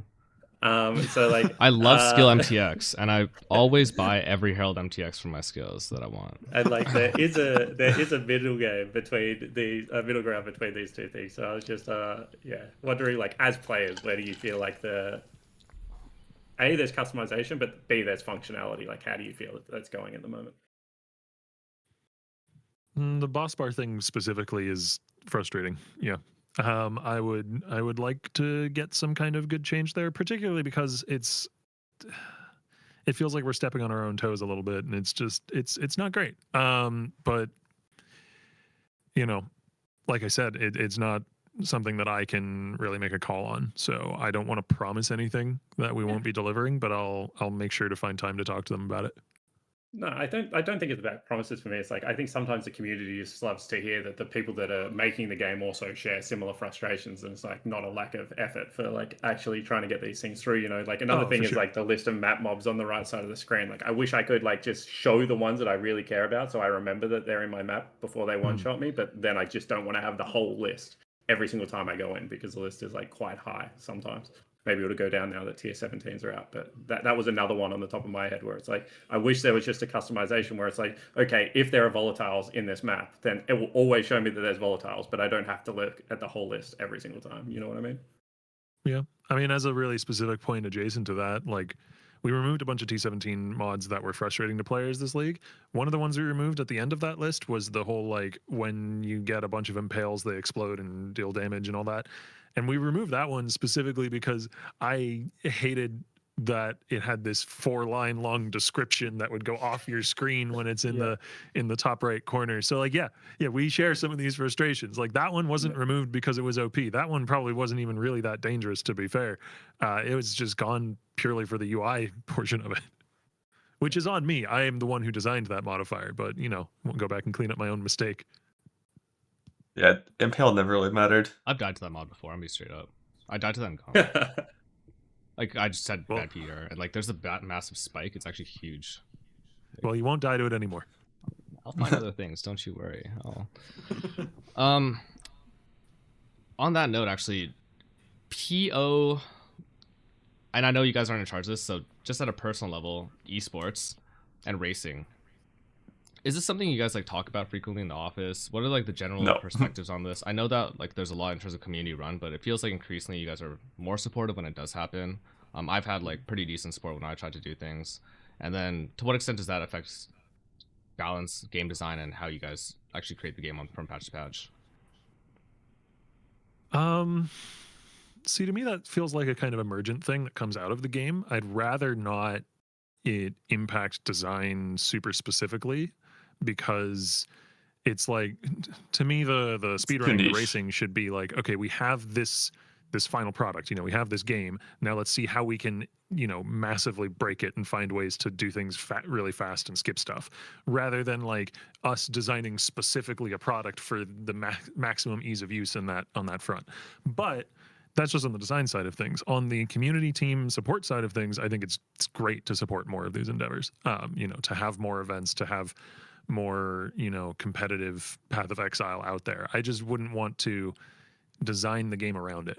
That doesn't feel correct to me. I guess from a personal perspective, how do you guys feel that the aspirational aspect of PoE is? Like, do you see like Ben as like the god PoE gamer? Is that my name? Wins every gauntlet. Like, is it FUD because he farms the most currency? Like, what do you like personally for you? What is aspirational Path of Exile, I guess? I feel like definitely Ben, I think, is probably the archetypical like best PoE player, just because of his expertise and like well, I think those like basically in those type of races, he's leveraging all the tools necessary to like take down Ubers, whether that's a combination of like leveling very fast, but also knowing how to itemize and create a build that's strong enough to handle all of like the tests at the very end of the end game, rather than someone who necessarily is just about farming up as much currency as possible. Jesus Christ. Like, to me, that's he hates Bub Gun. a more He exciting hates Bub Gun. Oh my god. At one of the Exile cons. I forget which one it was. I got to meet POE Dan, and I felt like a fanboy. So probably him. He's the legend for Podan. Who's not familiar, he's just a really prolific and successful builds creator in the hardcore trade economy generally. He basically every build he makes is extremely well thought out, extremely powerful, and very well rounded. Exactly the kind of build that I like to try to make. I don't always succeed. Though honestly, I would say like probably for the average player, it would be somebody like Mathel, who can take seemingly any skill, unique combination, and turn it into a viable build, and just do that over and over and over again. A big agree on Mathel. I love the like X item, X class, 3 question marks, try and get something to actually function. And usually it works out. I love that mindset. It's so good. I think he's underrated as like a build maker. Just side note, like I think a lot of narratives, and I think the narrative space in PoE is really interesting, have been shifting towards very extreme ideas about like if it's not this, it's not valid. Like if you're not farming X way, you're not really valid. If you're not racing this way, your build isn't valid. If your skill is not rolling magma, it's not really valid. That kind of thing. And I think that like whenever I watch him play and watch him do stuff, it is like really, really eye-opening. Kind of reminds me of a time in which we used to be kind of more human, more grounded. When you used to have fun, John. When you used to have fun before you solved the game. On like a very personal level, that is one of my evergreen frustrations from back even before I joined the company, from back when I was a content creator, is like it doesn't seem to matter the tier of content that gets put into the game. The expectations of what is minimum viability will just rise to meet that. So like ever since Uber bosses have been added to the game, for instance, I will often make a build that doesn't quite reach Uber boss viability and still be personally quite happy with that build because it accomplished what I wanted it to do. But it does sometimes feel like, particularly among entrenched players, there's a feeling that if the build doesn't, demolish every Uber boss in the game, that it's not valid enough, it's not good enough. And I would just encourage people to, cut yourself a little slack on that front. Like there are a lot of degrees of difficulty and challenge in this game. There's a lot of rabbit holes you can go down, and if you theory craft something that's cool and interesting, but it doesn't quite, kill Uber bosses in 12 seconds, it's probably fine. It's probably still cool. Like that could still be a really cool build. Have just tone back the expectations a little bit to allow yourself a little more room to explore weird, cool stuff. Yeah, you get especially this league because 17s are gone. It's harder when you're in front of a camera with 1,000 viewers. Yes, not that my stream ever reached that level, but when you have a lot of people who are expecting you to consistently create, every build is reaching that same watermark, if not higher, I can understand that that's a little tougher. What's interesting though is we did add one bit of like super mega uber content to the game that didn't end up becoming the watermark, which is Valdo maps. Those are just like too impossible. That's why we actually brought it up because the last has it I now have not slept for the past 4 days. I have not slept more than 3 hours on any given night because I'm trying to make a build to be able to run every single Valdo map agnostically that I can get set up roughly by day 3. And do it in a reasonable time. And it's just like last night I did not sleep pretty much. I just lay there like this, staring at my ceiling, reading the list of Valdo mods, not on my phone, but on my ceiling as it's appearing before my eyes over and over again. So you say that, Octavian, but I'm like, it's a nightmare, I mean, maybe sure. I'm not having fun, but it's cool that it's a thing you can aspirationally shoot for. That's great. But would you say that it's like every build guide that you see and that you put out, people are asking, is this Valdo viable? Because that hasn't been my experience looking through, it's not even a concern because the Valdos are so fucking impossible. People are asking if it's 5 or more buttons, I think, to play. So they don't like that, Andrew, can I ask, who do you like watching when you do consume any PoE content? I wouldn't say I consume much streamer content or streamer content's garbage. I think on League launch I will watch Quinn69 though, but I'm not watching him for expert gameplay. I'm watching him for other reasons. I actually think he's a good comedy. I'm often lurking in either Pop, his channel. He's like a somewhat smaller, like sort of hardcore creator. or Captain Lance. Sometimes I'll just be lurking there without notifying anyone, seeing what busted crafting methods he's cooking up. They're both both Pocket and Lance are much more like willing to delve into off meta really early and right away, right? And really trying to keep this caster thing afloat. Yeah, I mean, if it involves Ignite, Pock will play it. So, I think the benchmarking thing was pretty cool though. Who's yours? Ben, John, you turn off your stream. You're laying in bed. Who do you tune into? Is this Path of Exile only, or? Yes, Path of Exile only. I do not want to hear about any other habits on this podcast. It's a shame because he doesn't really stream much anymore, from my perspective. And I know he's got stuff coming up, but I think one of my favorite players might have been Steel Mage. At least one of my favorite streamers. I would say my favorite streamer of all time is, or at least the person I consider the best streamer of all time is actually Quinn as well. But Steel's stream, I missed it a lot. I thought he balanced a lot of things in there, in terms of like having a relatively casual, friendly narrative, being pretty inviting, talking in the way that a lot of, and I want to use this word carefully, just don't contextualize this poorly, but like PoE elites, I guess, kind of talk with too much of an elitist lens. I feel like he really didn't do that. But I think it ended up fostering a really interesting dynamic with his chat, and probably winning Gauntlet made him try less hard, you know? Maybe when I win, I'm going to quit, you know, just be washed up. One sec. Wow, did you score Steel Wash? That's harsh, dude. It's harsh. I mean, there was one other skill I was really interested about, that I kind of was thinking about asking, since we're kind of on big topic side, feeling really comfortable.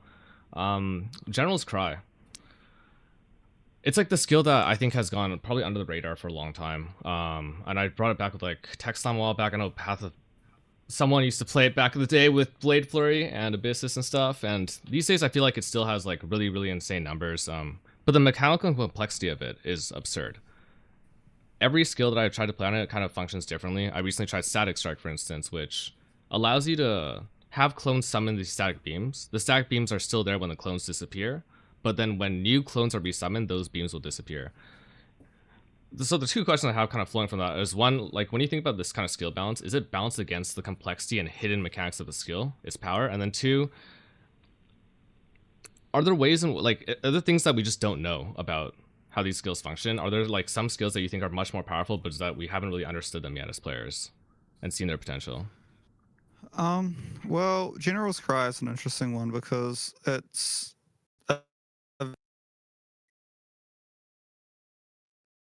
often creates a lot of like unintended or even buggy interactions. Like I think for a long while there, you had like the alternate Tectonic Slam gem, and it's like the General's Cry minions did not consume endurance charges, but they still benefited from all your endurance charges, making it very strong. So I wasn't actually aware of that Static Strike case. Sounds slightly buggy, to be honest. So maybe we should at some point. I was maybe going to league start that. Oh. Oh, no, we're definitely not changing it in time for tomorrow. Look at his eyes. He's like, yeah, I definitely think I not. played General's Cry once on like a shield crush build. And it was, yeah, I agree. It has a little bit of jank, which might justify some slightly higher numbers, but it was pretty fun. Like the skill that had the most complexity that I ever worked with would have been Eye of Winter, right? Where like on Eye of Winter's return, I don't know if you guys ever saw that build come out, the Arcanist brand. Oh yeah, I think that's like the only build that I know from you quite well. I thought that was like a very novel concept at the time. That was the one with the Arcanist brand return, but you needed to use Arcanist brand so that the Eye of Winter projectiles could actually come back in shotgun. There was like this weird line that said, because Eye of Winter projectiles could always shotgun, but there was a line that said maximum or like less travel range. I forgot what it says on Arcanist brand. It's not found anywhere else in the game. And I think Lance had been testing with Nimbus that patch prior about like certain skills needed certain projectile speed thresholds. So we were under the assumption that a lot of projectiles couldn't return. And Eye of Winter might have been the case. But then once you put that in, it made it like a lot of projectiles more easy. I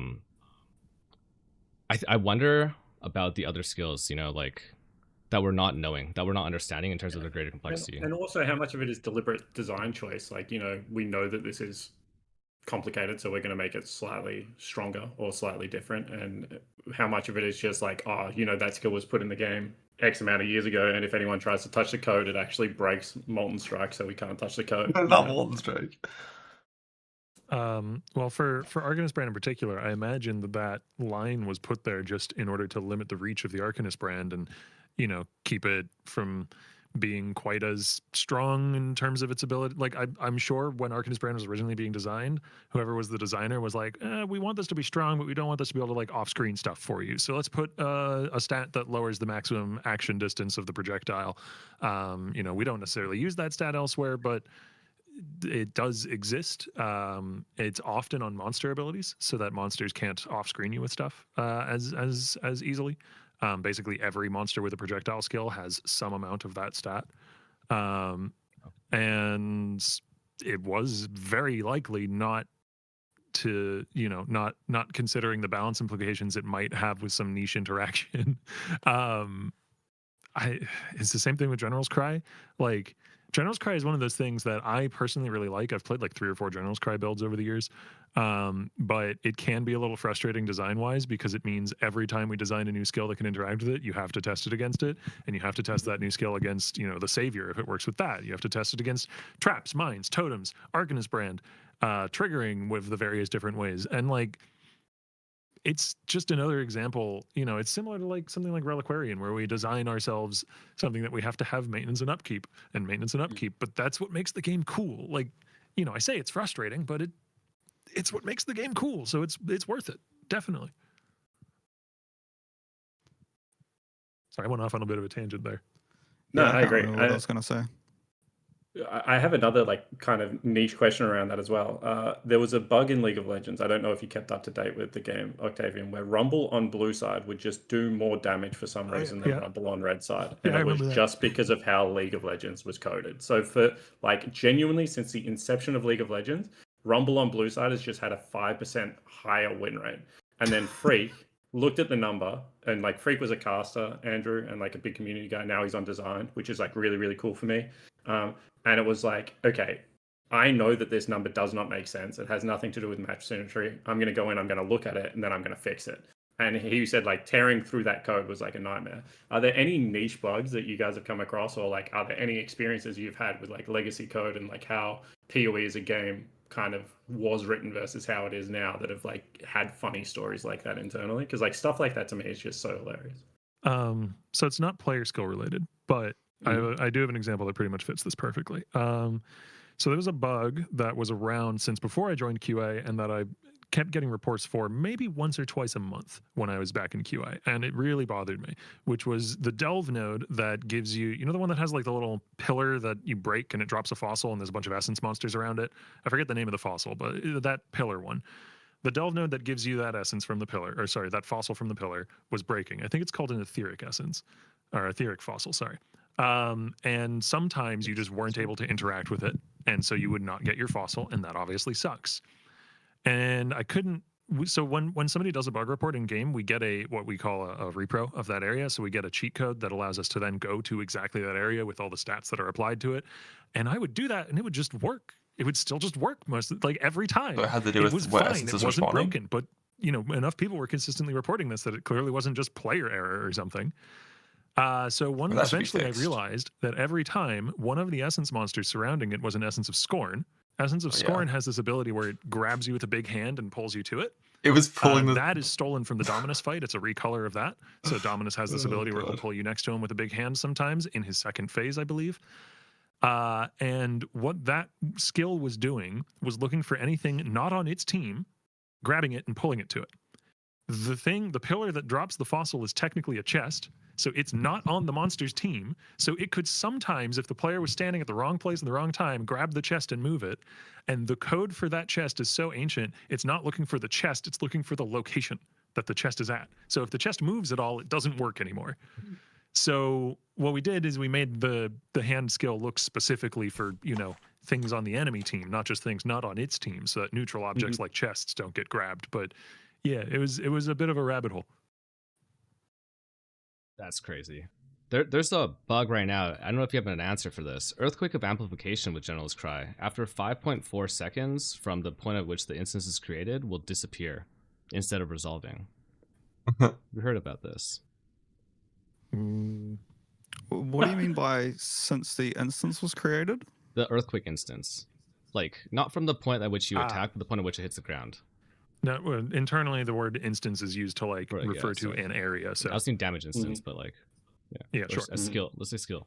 After the initial animation has resolved, that'd be the point. Yeah, no, I haven't heard anything. Is that just because the general's cry is someone can look into it after this. That's weird. Yeah, it's one of those things where it's just like there's just so much complexity and permutations of interactions within the game at this point. We're really there's definitely not enough time for everyone in design and QA to test them all out. So community members will find them 2 years later since the gem was released. Is there something that like, or what's like the area of the game that you guys like working on the most in terms of design for like the future leagues and stuff?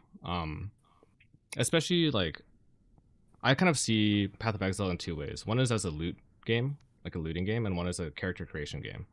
I'm sure there's lots of shades in between. And I think from those two lenses, there's lots of different sub aspects that like I kind of value the most, or that I am most excited about when, say, I read patch notes or when I see changes. What are the systems that you guys look at and like get most excited about when you're working on it, and why? Personally, I'd probably say ascendancies, and I think that's just because I just like the idea of having very few but very punchy and transformative passives. I think skill design for me, which is which is why we've had new skills the last two patches, because I've really pushed for that. And like I've said in some of these previous Q&As, I want to push for every skill to eventually have its own transfigured version or versions. Partially just because I really like working on skills. It's very, very fun. Though the endgame boss this league is the first endgame boss that I've like designed, start to finish, and I really enjoyed that process. Hopefully people like fighting him. So because that was a lot of fun. All right. Following up with the first one first, what is the Sensi that you think is best designed then? When you like, and like, what's the rationale behind that? Well, I'm trying to discern between best design and my favorite. I think historically my favorite is probably Trickster, and I've always felt that Trickster has struck this nice medium of just being like, it feels like a nice balance of both offense, defense, and utility all wrapped in one. It's usually had a lot of like varied choices which you could go for. I don't think I played it in a while though, so I can't actually speak to the current state of Trickster, but historically that's probably been my favorite ascendancy. So maybe by that token, I also consider it the best designed.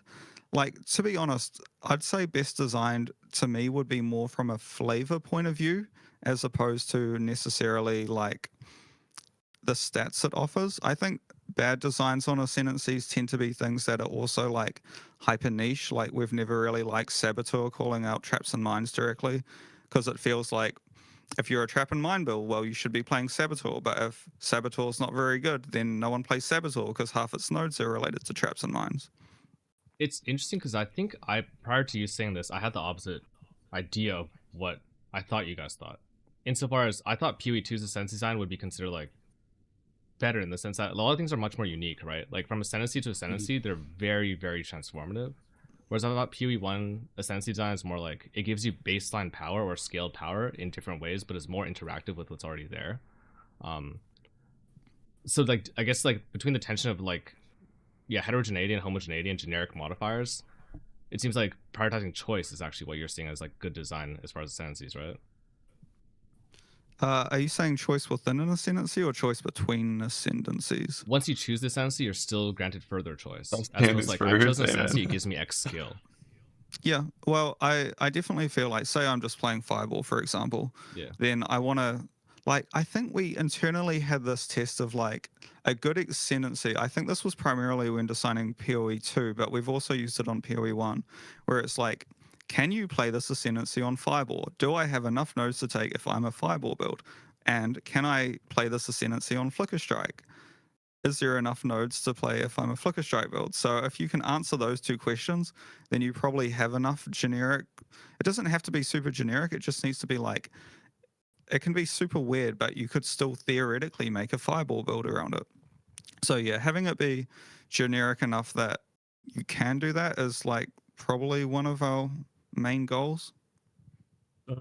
That's really interesting, because if you like working on that, and if that's something that you guys discuss internally, how do the bloodline ascendancies come in? Because I feel like what bloodline was for me is like, okay, I have like a couple of hyper niche things, and then, you know, I have all the other ascendancies where I can get my generic power, you know, and I think that that design choice was really like actually a beautiful solution to a rather complex problem, to be honest, because I was always like, give me Forbidden Flesh Flame for like Freisha, or give me the access to one Freisha one, and then you kind of came up with this hybrid middle ground, and it was pretty cool to me.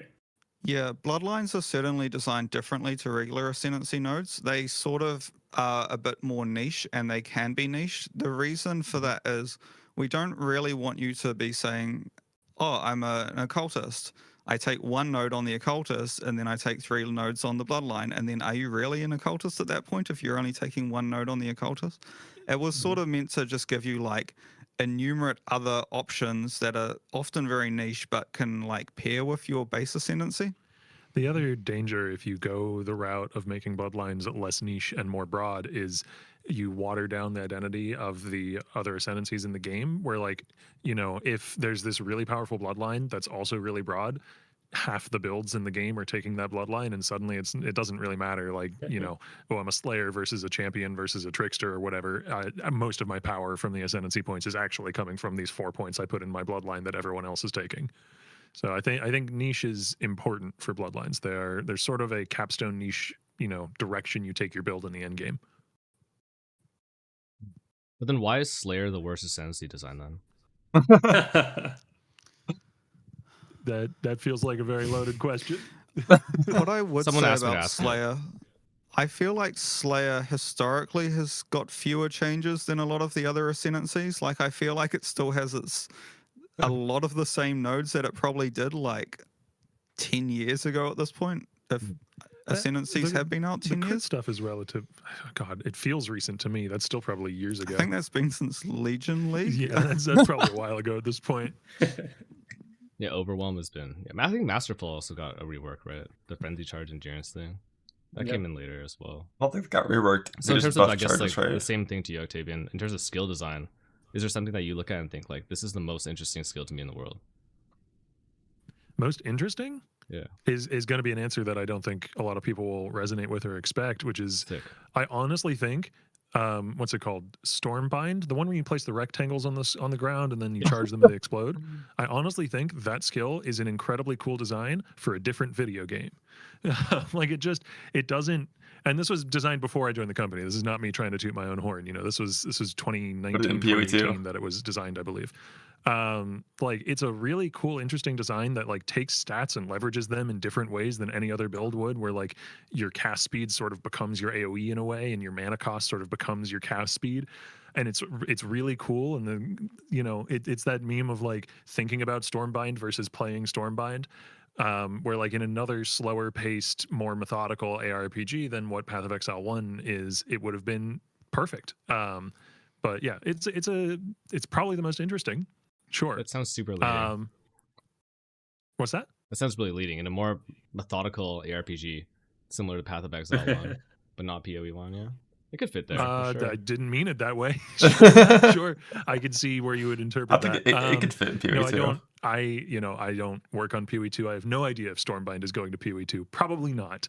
But I've kind of always held that opinion that it's this really, really cool skill that would do extremely well in some other video game that isn't PoE 1. As far as like some of my favorite skills in PoE 1 that, you know, I wouldn't put in that bucket of not really being too viable for the game is, I don't know. It's very basic, but I really like Shield Crush. I think that's mostly down to the audio, though. Like, the sound team did an excellent job on that skill. It sounds great. It's really satisfying to use.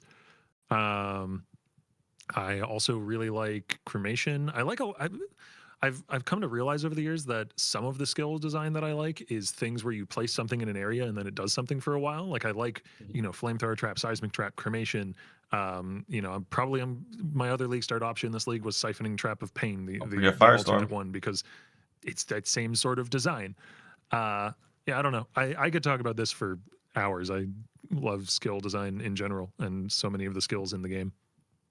Maybe one day, maybe in like a year, I'll come over and we'll have a conversation about that, because I would just listening to why skills exist and what like you can gain from them, I think is a really, really different perspective than what I take. I think it's really easy for me to get too distilled down to like this does X number in this content and this does X number against other content, and kind of have that be too prolific in terms of like how it's affecting like my build creation. Yeah, I mean, a lot of the time, whether or not I end up going with a given skill design is it's a mix of like talking to Andrew and other designers and seeing if they think it's cool, but then also pitching it to like somebody on the art team or somebody in environment art or somebody in audio.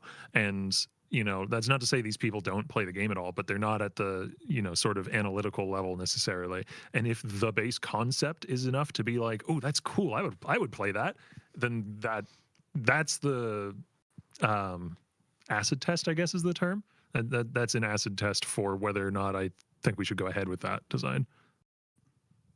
Yeah, I mean, oh, sorry, you go, Andrew. I was just gonna say that I think the skill that got me into like thinking Path of Exile is a like insanely cool game is Ray Spectre. Like when I learned about Ray Spectre, I'm like, what? You can just take like almost any monster in the game, and it works with all your support gems, and it's a viable build. It was like that just blew my mind when I learned about that skill. Fucking love Detonate Dead. Yeah. Yeah. I was going to say that, like, how does skill design work for you when it is 1 button versus 2 button? Because, like, I think that simplicity skill design wise is like always a nice thing. I love that you mentioned Shield Crush. I think it is a really good new skill. But then there's like things like Detonate Dead, things like, Essence Drain, Contagion. Like, how do you think 2 button versus 1 button skill design works, and how do you reconcile that as a designer?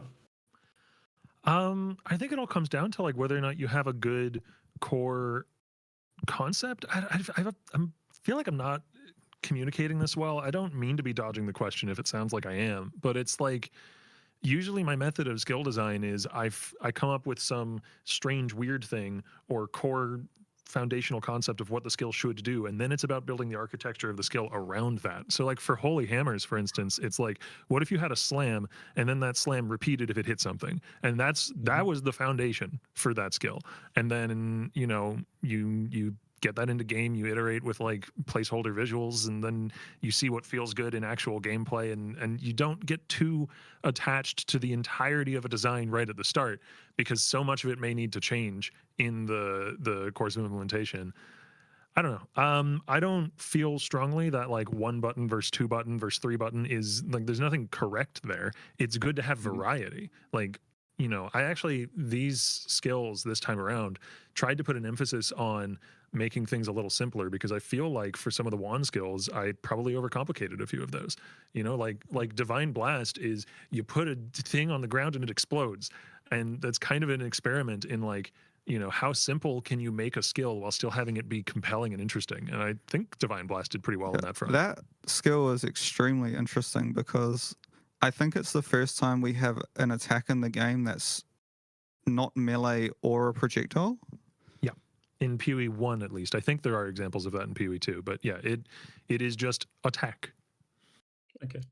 And how do you feel about the catch-all ability? Because I know what people are looking for most of the time when they do it is like, this ability should be able to clear, but then also should be able to boss. Whereas some of my favorite builds of all time is like, this is purely a mapping ability. Exsanguinate is like one of those things where it's like, I would really not want to boss on that, but to map on it feels so extremely good. So how do you reconcile that during the design process of, I want to create this thing. It's probably not going to be good for X, but I think it is going to excel at Y. Is that a better ability or worse ability skill design wise? I would personally rather lean into things that differentiate skills rather than homogenize things. Yeah. I would personally rather be, and it's not necessarily a box that I'm checking on every skill that I'm working on, but it's like, if a skill feels like from a mechanical perspective it's going to be much better for clear, then leaning into that and making it more of its identity is probably correct over trying to like smooth out and make every skill equally good for every task. That doesn't seem healthy to me, no. Yeah, I would say that PoE 1 sort of has a little bit more of an issue with this compared to PoE 2, just because it's hard to fit multiple 6 links into your build. So the fact that your support gems contribute so much of the power to your main skill means that often if you want to use multiple skills, like a single target and a clear skill at endgame, you need to be giving up either a lot of utility skills to do so, or having like some sort of pseudo 6-link in your like helm or glove slot. Technically easier this patch because the imbued support things support everything in the link group they're in. So if you have 2 active skills and one of them has an imbued link, then you have 2 6 links. Oh shit! I think that's new information. Small clarifying question. So wand skill complexity you mentioned. Would you consider it a bug if, say, there was a wand skill that does damage and applies some sort of debuff, and then you have to proc that debuff with a different skill, but if you use secondary damage to proc that debuff, you can turn that into one button build? So you mean something like Somatic Shell plus Living Lightning? No, Impale. Oh, that's interesting. Well, the Impale isn't sourced from the skill in that way, right? Like that is working. I wouldn't call that a bug. Because, and this is something where Mark 1 may, contradict me in a forum post. So I don't want to get too much into super specifics because this is definitely his domain. The specifics of damage being sourced from certain places and when the damage packet is occurring and that ordering is, hyper complex. I have a broad understanding of it. I do not have the in-depth understanding that Mark 1 has. But from my broad understanding of it, I don't think that's a bug. That seems just correct from the way that the damage packets are occurring and like because if Impale wasn't considered as something separate, then it would scale again, right? And that would lead to double dipping or whatever you want to call it, and that would be a problem. Yeah, well, I guess the bug is the fact that that skill gem does no damage. I can understand. Okay. Sure. Yeah, Somatic Shell is actually probably the one that is at the top of my list for wanting to look at it again, going into like 329 or 330 or whenever there is time, because I think there was a core cool concept there that didn't land. I think it's close. I think it definitely runs a risk because of that, of like having an infinite loop interaction, because of like things sure. Because like it chains off and then it chains off to the next one, and then I can actually go again and again. So like when I entered a map with it, it was slow because of projectile speed stuff, but yeah. It's the kind of skill where I feel like there is some small to medium tweak that could be made with the functionality that would massively improve it. And I just need to spend some time, maybe with a programmer trying to figure out what my options are and then make that change. It's also the one that came in the hottest, so to speak, in 328. Like it was being worked on in the last week leading up to release. Later. So like, yeah, it's one that I want to revisit for sure. I can't promise exactly when, but I want to. I think we've kept you guys here for a pretty long time. Is there any questions you have for us, or is there anything you guys want to say to the community? Probably last interview before the patch hits in a couple of days. So how are you guys going? I don't know. What builds are you guys playing? I'm going to go champion or a bot, probably, and I'll probably play in like a 2 or 3 man party, and then I'll probably level as either slams, or if there's a cool strike skill that I can find, I'll try and do that. So that's probably where I'll end up. How many hours of work do you have available left before the last balance change can happen? Before I answer that. Well, who's to say we can't do them post-release? No, we pretty much always try to avoid post-release balance changes unless there's like extreme circumstances. Yeah, I mean, if you make something that can crash servers, we might have a different conversation here. I mean, I think slams need to be nerfed, but I think going Grey Wind, Topside Assassin, Poison, with the new Calculator Risk, there was some interesting stuff there that Calculator Risk being the I would love to see you make that work. It looks like the most promising setup I had after like even comparing to War of Attrition numbers on Gladiator, even comparing to other things. I think that's looking okay for Valdez so far. Poison, life stacking, Grey Wind. Yeah, that's neat. Yeah, I don't have any specific questions for you guys. I guess I more so just want to wish everybody a good league start, and there's 4 months of it, so and thanks for having us in call to do super well, but like for most players I feel cut yourself a little slack, just enjoy it, chill, have a good time. Yeah, we like I guess personally I go speak for myself. I know we both appreciate having you on here. Let it end. Both like immensely, but I've got to hear so many things that I've never thought I'd be able to hear in terms of like information, in terms of understanding why things happen, in terms of like how your mindset is, and in terms of understanding why the game has developed the way that it is. And I think the past like couple of years has been so different for PoE and really exciting in a lot of ways. And a lot of, I think, my concerns about like, oh yeah, like deep scaling and stuff in terms of like stacking, it feels like everything's on the radar. And no, it is good. It's yeah, been I a just good interview. appreciate this a lot. Thank you guys so much for making this time, man. Appreciate that. For sure. Yeah, thanks for having us. Thank you so much, guys. Hit it. Bye. All right, they did it. I was concerned about the exit strategy because sometimes like the end can just kind of linger, you know. It can just kind of linger, and then it's like, do we leave? Was that it? Am I allowed? But no, they got there. They got there. That was good.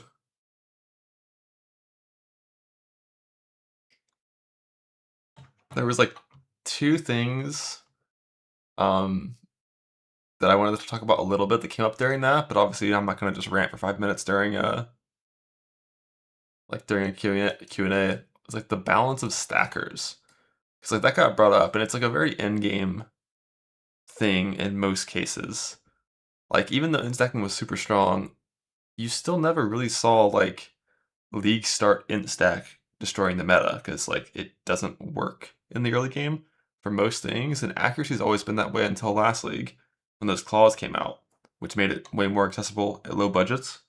But in most cases, like the good, healthy stackers are never really a problem, even if they kind of diminish the like end game scaling viability, because it's so end game that like who cares? Like we're way past killing all Ubers. We're like in like the end of the end game. So it's like, sure, have some infinite scaling shit. It's fine. The problem with some stackers that are bad are ones that work and are good basically from the start, which is mana. Fuck mana. Mana is like so disgustingly broken because you can't scale mana as infinitely as you can these other stats. Like you reach like a, I don't know, I don't want to call it a soft cap, but like you reach the midway point on your scaling really early game, and you're just super strong, and you get so much flat damage while scaling offense and defense that it's just like always correct. Like fuck Archmage. Like K-Bach is fine, more fine, because it's one skill. It's not a support gem, but for Archmage, it's the entire self-cast archetype has to be compared. Should I self-cast this and scale some gem levels, or should I get 4.22 trillion flat lightning damage while also scaling defense? And it's like, oh well, I guess I'm gonna do that one because it's just always the right choice. And if 3.29 comes with just like buffing the numbers of self-cast skills, it's still just gonna be every single build is played on Archmage. Fuck Archmage. That shit's bad. It must die. And the other thing was in-game skill balance and variety. Unpopular take. And I kind of wish like Octavian or Andrew mentioned it, but like, I mean, look at Poe Ninja. As much as the people complain about balance and like, you know, staleness, like what the fuck is this shit? Even if you add up the KBs together, like the highest skill is 13%, and then it's just like 50 skills that are 2%, 1%. Like, there's a lot of shit you can do, especially in softcore trade. So like when it comes to end game, like I mean, goddamn, you can do anything. The only staleness really is like leveling meta. Like day one meta is like not the best, but I really also feel like day one meta is mainly only a problem in not softcore trade. Because like in softcore trade, with access to an instant 6-link and just like the insane economy, you don't have to play Earth Shatter just because it's like the best. You can play basically any strike skill is like functional. Like any attack skill with the gear level you get like can blast 16s instantly.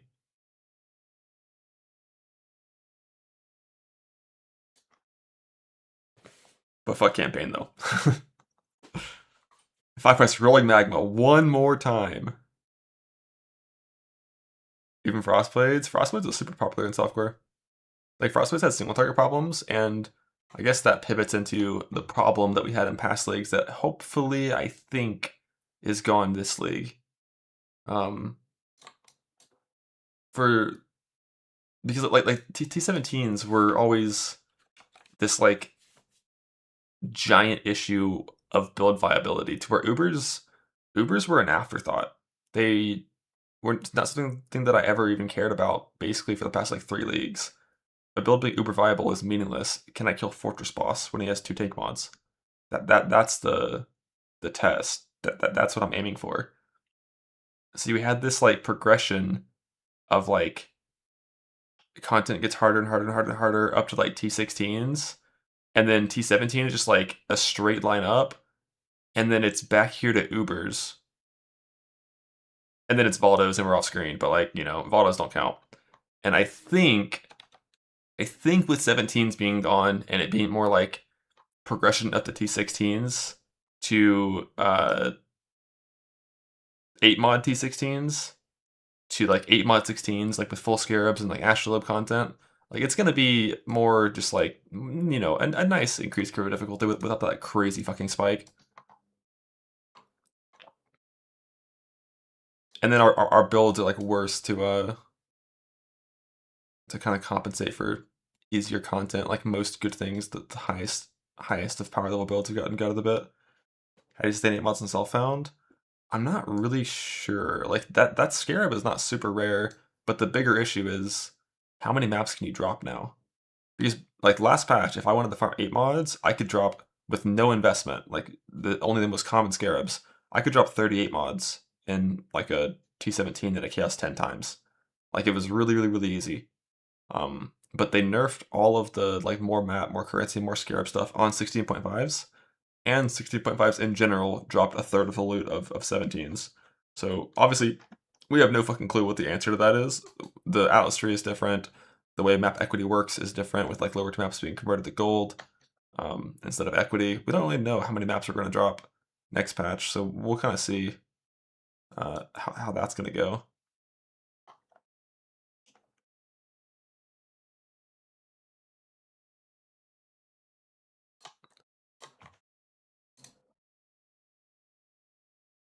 Nice interview, though. I think there were some patch note updates. I missed Jung's introduction. What happened there?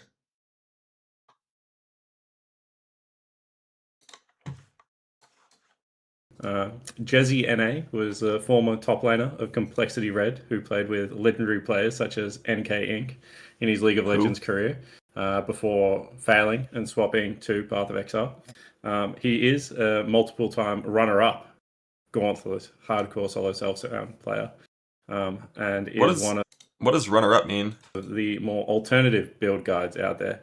If you want to build that you need to press multiple buttons and have significant understanding of how layered offense works, Jung is the person for you.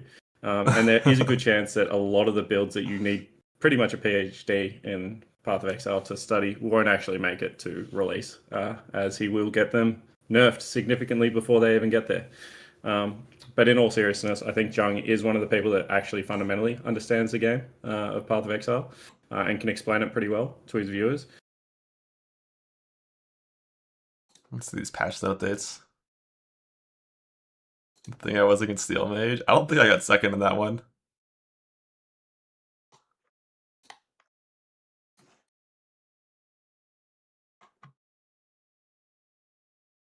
You hate your voice mute? No way. I used to hate my voice for a long time, but then after, watching probably hundreds of hours of my own shit over the years for like VOD studying and whatnot, you get used to it. Rename the breach rooms that contain disabled breaches. Yeah, so for this div card, I had the option of keeping it as any exceptional gem,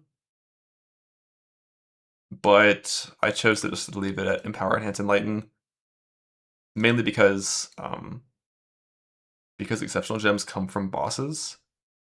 Stack decks cannot give div cards that are boss related, so it would have been removed from stack decks, and because it only drops in Delve, I figured I'd rather keep stack decks a little better for targeting these gems.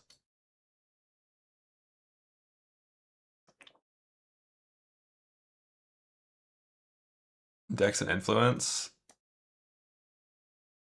Yeah.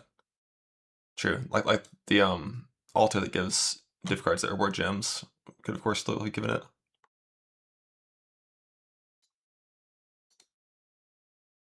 Harrowing Carapace Alice noted Ruthless. Oh, who cares?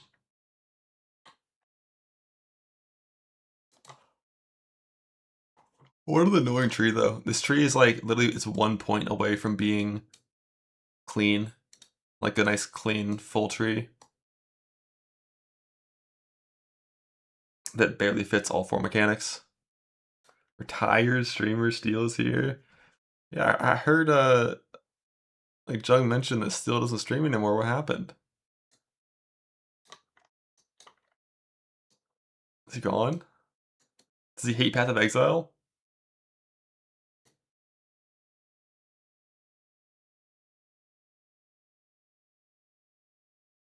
"15 kids." Happens. If it ends like Ours looks a lot better. Yeah.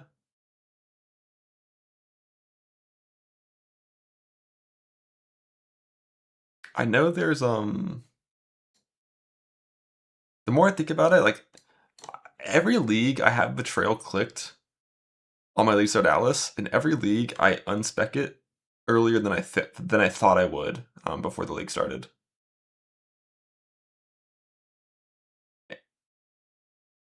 So like it probably would get axed. Top right breach was a cut to you. Oh, you definitely can't drop these. The increased chance for provisioning is mandatory. This is quantity of womb gifts. Quantity of womb gifts. We still did the chance stuff. Yeah, but Chug has a lot of experience.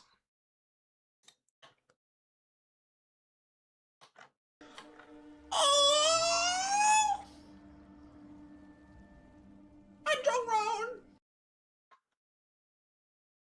Actually unstable, not Hive.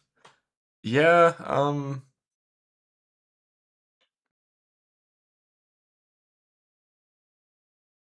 probably. I'm not really sure. Because the amount of flammable burrows you're going to have with hives means, assuming you're strong enough to kill the monsters with this toughness, of course, you are going to get like 30%, like 20 to 30% increased hive blood and gifts for being hive. And hives already gave 50% more than unstable did. So like doing 1 hive will give you the equivalent breach rewards of doing like 2 unstables. To the point where like it might be the right choice to go hives. It definitely might.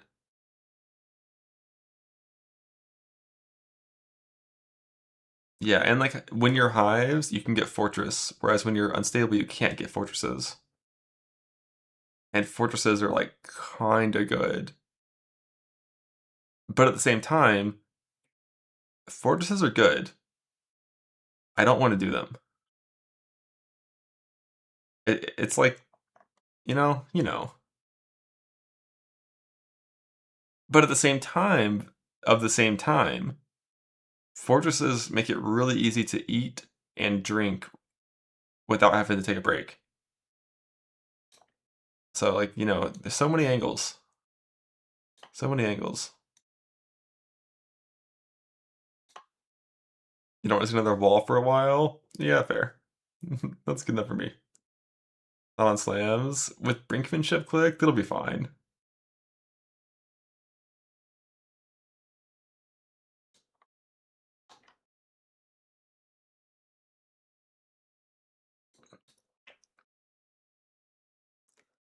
First one to points with Unwavering Vision.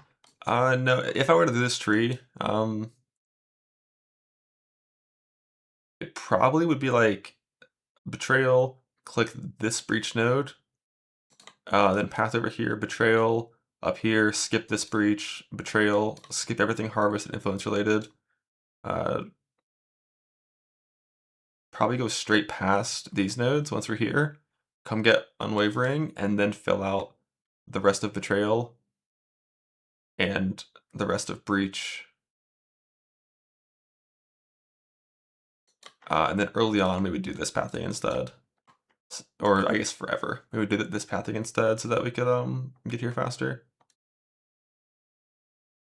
I'm gonna bet on no map stuff needed, because I would just expect that you will not need anything map related until high red maps. You might need a little bit of this stuff clicked to do high red maps, very possible.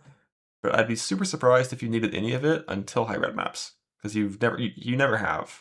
In the first 100 maps anyways, I'm just going to be filling out the atlas. I'm not going to be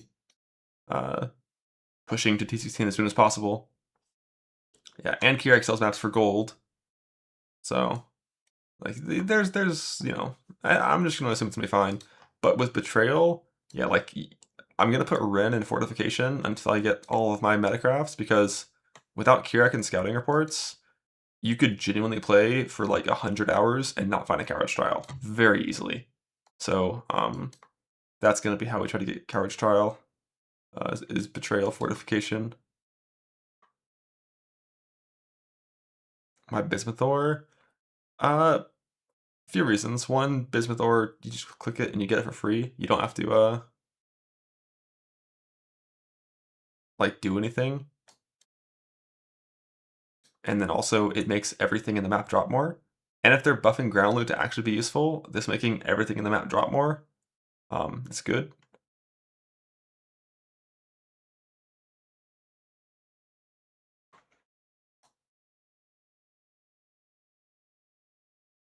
So the fractured node I would take in softcore, but this additional equipment item when appearing in your maps, I'm good. I don't want to do that. There's a lot of betrayal items that are bullshit, and fighting every single member to having 3 items always is just not a good idea in hardcore. That's how you die. Like, they're just like, look at all this speed and extra fire and full ignite stuff, and they stun you more often. Sure, have some poisons. Why not have some DD? Degens. I don't even know what this means, but it's probably not good. Oh, their slams are actually bigger, so you didn't avoid them. More physicals extra, some crit stuff. Petrify that fucks you. Tankier, but not really versus good builds. Oh, Chimeria's multi-proj, now it one-shots you. More physicals extra. More corpse explosions. More area. Far shot, like fucking 60% more damage if you're far away from like Toro when she shoots you with her chaos thing early game. More crit, attack speed, damage, like, and they have 3 of these. Like, they would just always have 3 of these. I'd just rather not.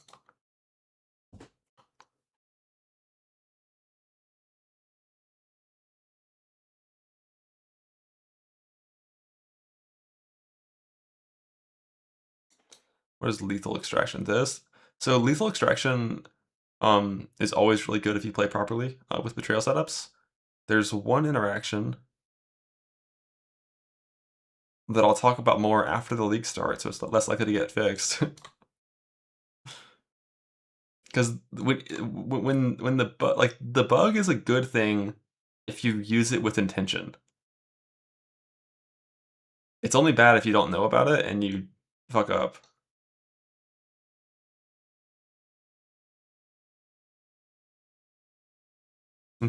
It's a feature for us.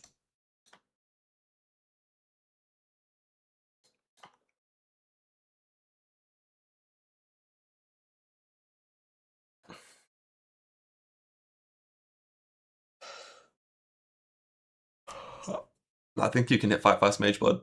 I'd be willing to bet $100 dues that you can hit 5+ Mage Blood with the Volatile Vowels. Searing Bond of Detonation, a new Transfigure gem. Summons a totem that casts a beam of fire at you and each other totem you control, dealing burning damage. Enemies near either end of the beams for burning damage, reaching maximum active totems will cause all totems to detonate, applying the same burning for a duration. What's the hit damage of this? Burning damage applied. Oh, it's just the dot. +1 to max per max power charge. Damn. It could have been really cool if it had hit damage, but it just applies a big fire dot, right? And it's fire dot, it's not ignite, so you can't prolif it. It doesn't persist after death with corpses and prolif stuff.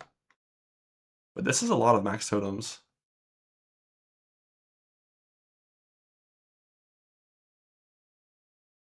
Like, you probably could have like 10. It's like 10k base fire dot. I don't know if that's a lot.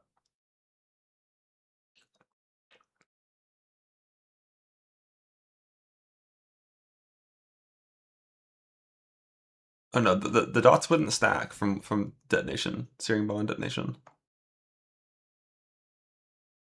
Can't go with dot cap, who cares? Dot cap doesn't matter. And it's almost never mattered for anyone ever. It is unfortunately like the biggest fake news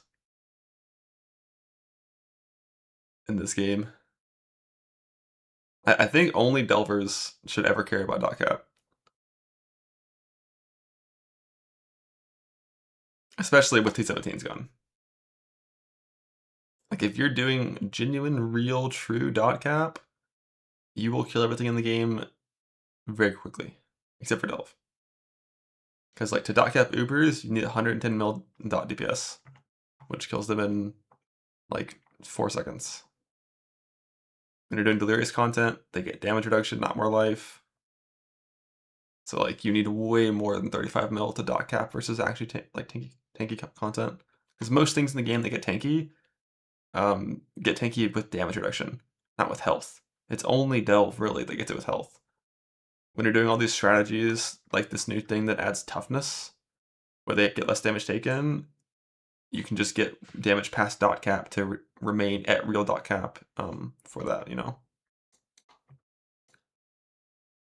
Yeah, like, almost always the problem with dot cap is poison builds that never actually deal dot cap damage. They just have it in PoB.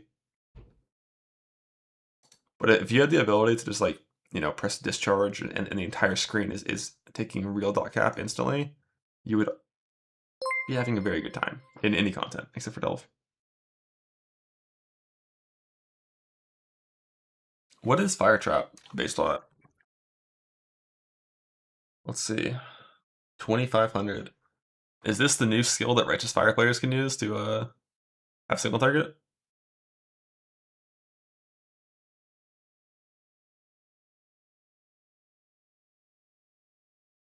Like, you walk up to the boss and you drop Searing Bond Detonation like 3 times with multi-totem.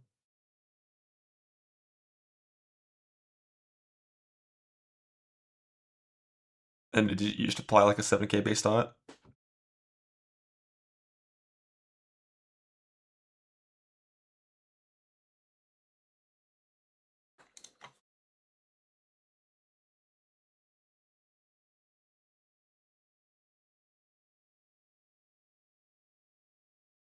RF stonks up.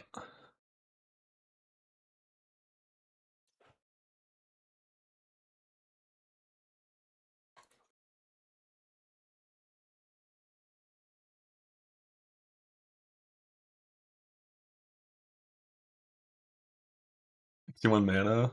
I think a lot of those builds play Blood Magic, or they just life tap all their shit.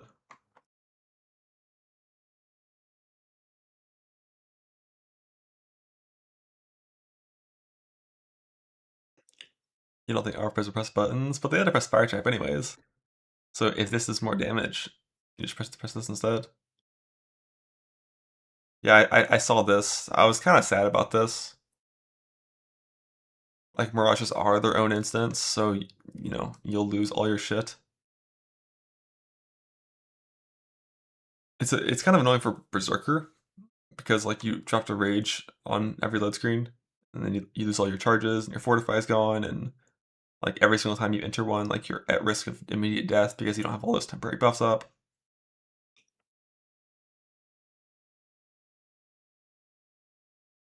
Your ES becomes 0. Yeah, for the Smite build, your ES would go to 0 as well. But it makes sense that it was necessary to be able to duplicate, like, every single mechanic in the game. How do we mappers this league? If So probably not. The only way that I would do map versus this league is if I could choose what map they run to be able to get diff codes that I want. But like, if I can't force them to, count as being into Foul Cathedral, no, I wouldn't bother.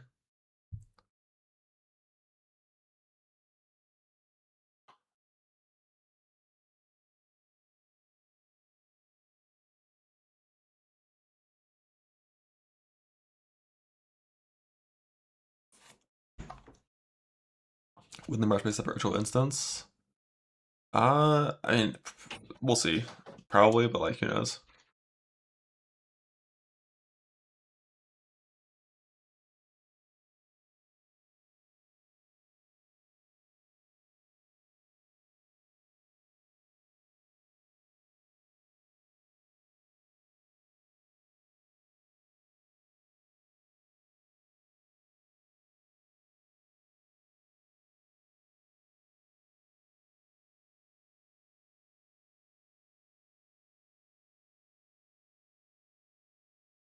Different Elder maps? Oh, yeah. For Elder maps, you still want to do those. You saw a thread about that? Yeah, that was always my biggest concern for this keystone, is if it was smart or not. Because if I'm using this keystone and I'm running at dunes, even if this would bisect my region and dunes is the smaller region, I would still want dunes to retain this and not 3 other random maps, but we'll see. Who knows how it'll work mechanically.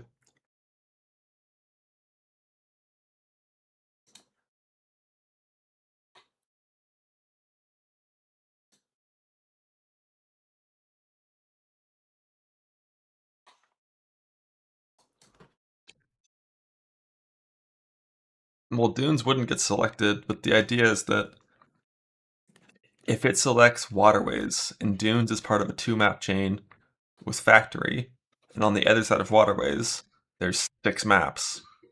Dunes is in the smaller section. So if it bisects and it kills one of the sections, the default behavior is that it kills the smaller section. But the ideal behavior would be that it kills the section that is not in the map that I'm running.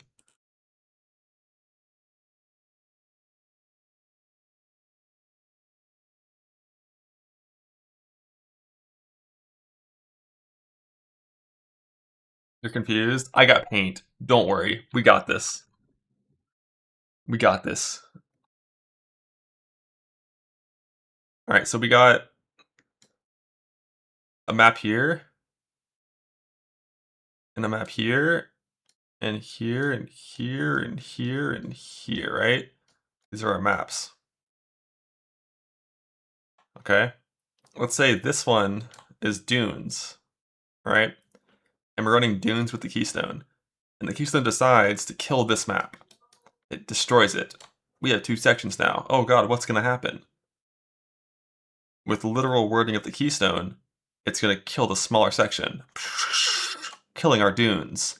And now these 3 are still influenced, so we have to go run some maps that we don't really want 3 times to clear out the region because our good map died. Could happen. I don't think it'll happen very often though, even if that's how it works mechanically. But it's just a possible scenario that could be annoying.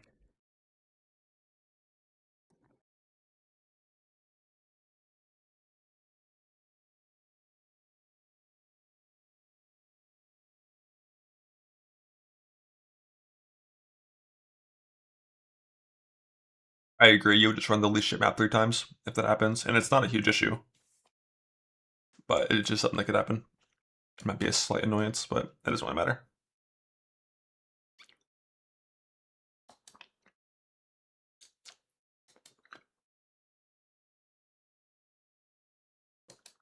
But yeah, I still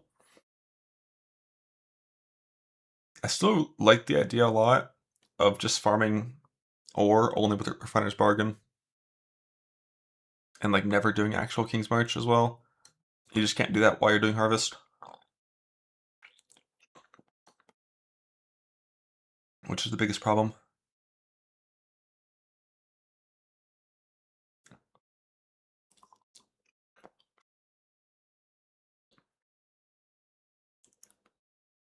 Second tree King's March. I was thinking second tree Harvest.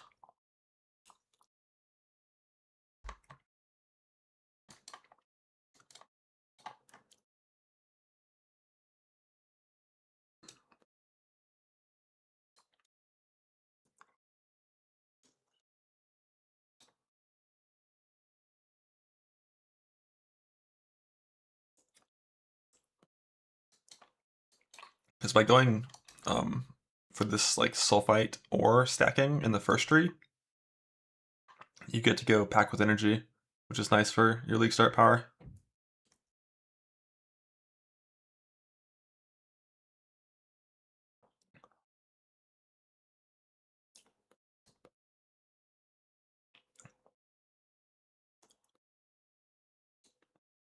But I still feel like King's March would be added so late that it probably doesn't really matter. Because I think Betrayal Breach is like always going to be the start.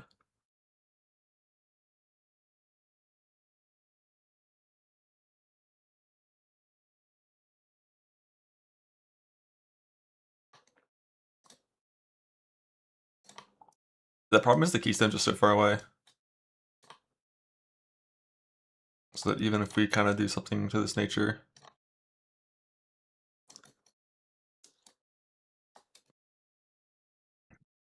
even though I could click all the chance for sulfite stuff instantly, I mean, this Keystone is like, you probably have to gateway to get there early.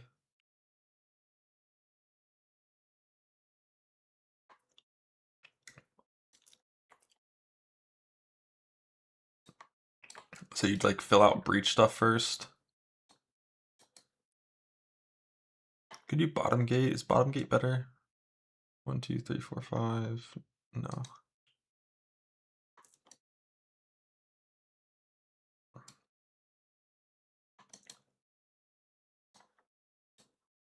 God, breach is so many points.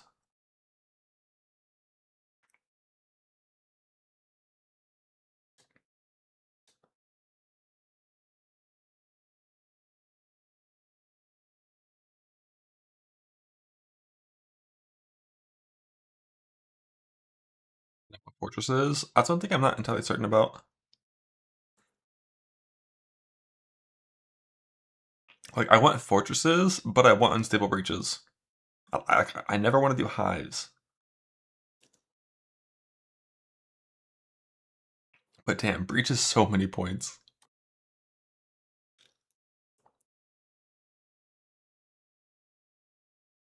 Would breach be easy on squishy boys? Breach felt very non-threatening last league.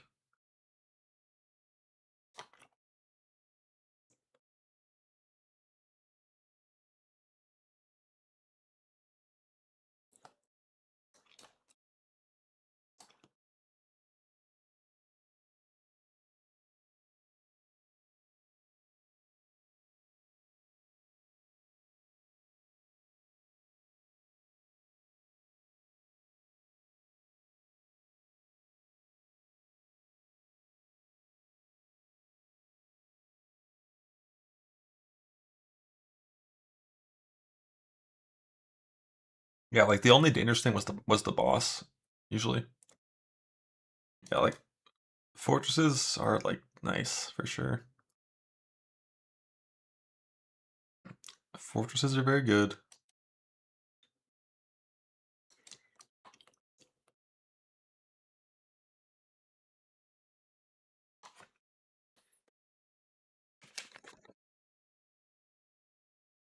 But we still have to earn the breach points, right? Like when Lee comes out, somehow. It's like instantly you can use all of the womb gifts, but I thought you still had to get points.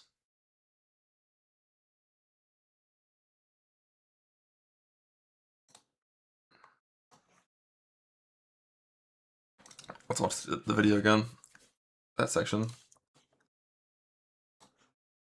Bosses in their bloodline, through to the Genesis tree and its Keepers of the Flame is coming back.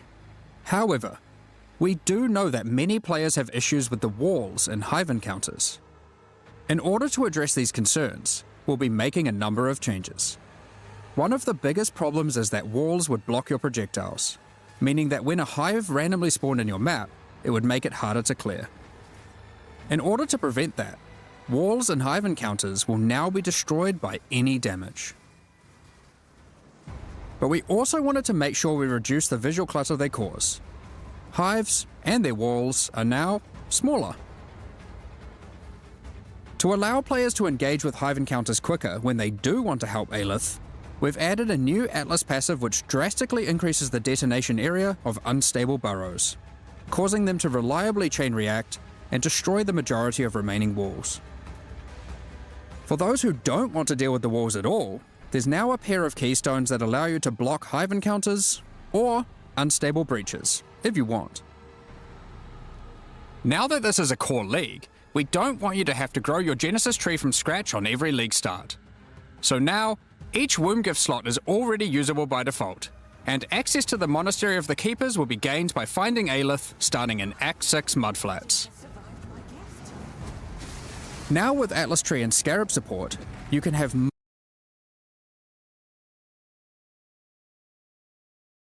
Yeah, you still have to build it.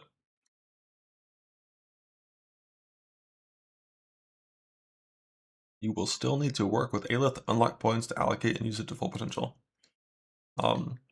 Which might mean you don't want to spec into either of these keystones early on, because before you got those points by doing, like, I think one was from a fortress, one came from killing Varun, right? Or no, I think killing Varun, that might have only been double graphed.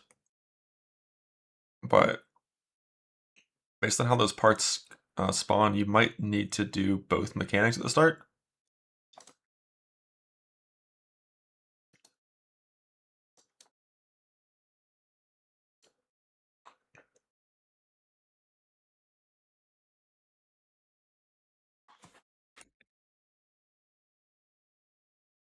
Yeah, I think Man Shock though is going to be a build for sure. And if it sucks, you can just pivot to K-Bach.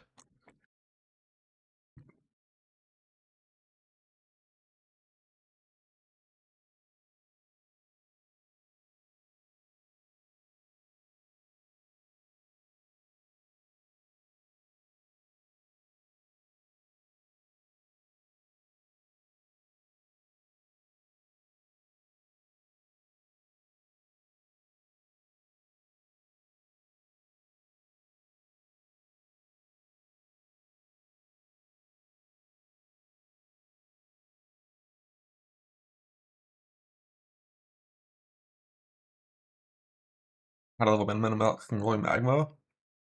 I think you can press like Spark technically if you want to. I've done it before in the campaign, it works, but it's not very good. Just find the second best skill and press that instead and be 10 minutes slower. And then when you get to level 28, use Firestorm.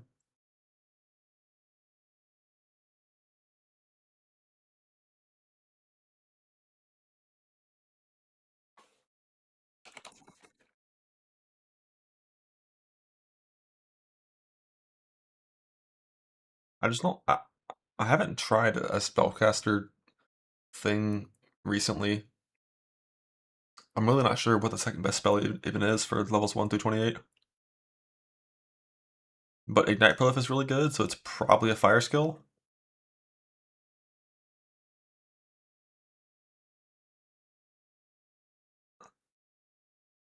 I wouldn't be surprised if Fireball is the next best choice.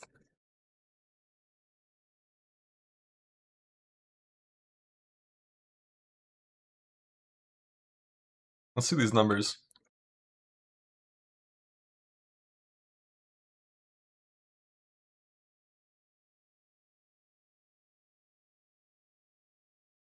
Damn, Fireball sucks. But it does have some base extra, adds to Ignite to make Prolif a little more consistent.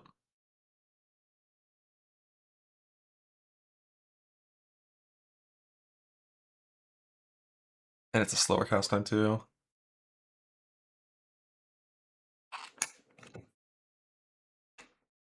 Everyone's up PS Harrow was so rough. The most important thing about that swap, you need to have like 8 to 12 transmutes, so you can craft flat lightning damage on as much of a gear as possible. It's craftable on wand, ring, amulet, gloves. So in theory, if you have 20 transmutes, you can craft it 5 times, and you'll do a lot of damage. If you have 0 crafts, your character will suck.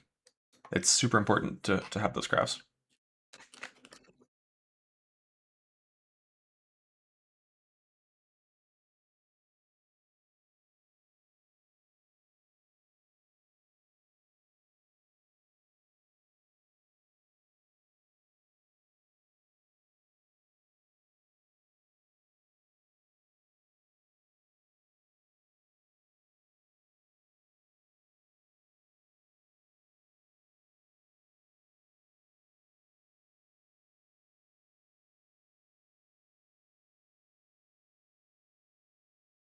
Wait, this just to Act 1? What? I should go with the teaser after what they said. What's your backup? I expect that as of right now, it's unchanged. And as of a few hours from now, it might be more rare. I don't know. We'll see.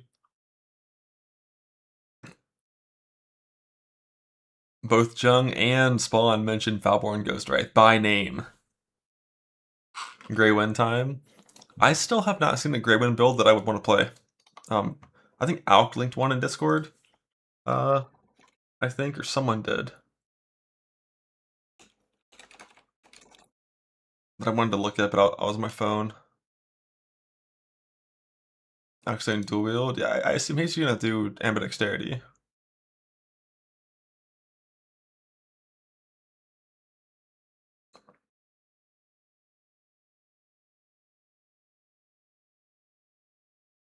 John making toast and Acerker is now A tier. Alk is ambidexterity the only choice, the only answer. At least you get like to use a sword offhand, so you get a fast offhand. That's cool.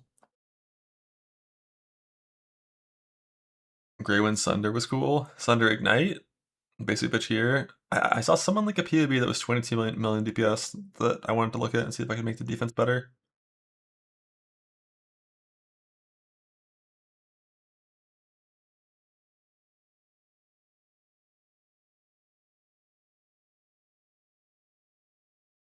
Because Greywind is like decent. I was gonna play it last league and never got around to it. I dropped a perfect one last league, 12% 50. And I was gonna consider it, but then like Gauntlet happened, and PB2 happened, and you know, see if I can make the damage lower. Look, that's what I do. I take POBs and I make their damage lower, and I make the defense higher. That's what we do. That was almost a link. Get down. Cyclone X PB is 14 million. Let's fucking go. Ramping.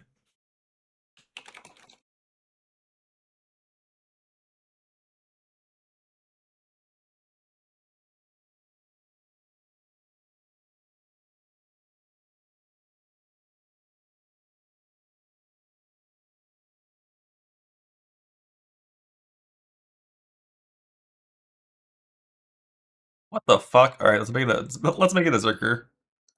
This is stupid.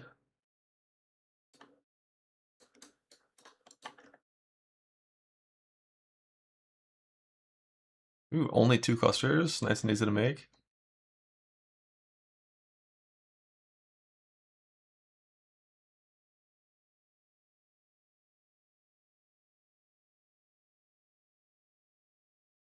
Too much speed already. Yeah, 9.3 is gonna. I definitely wouldn't play Zerker for this. For this, Slayer is the right choice. Ooh, nerfed Red Dream. It took me like a month to get this jewel and self-found.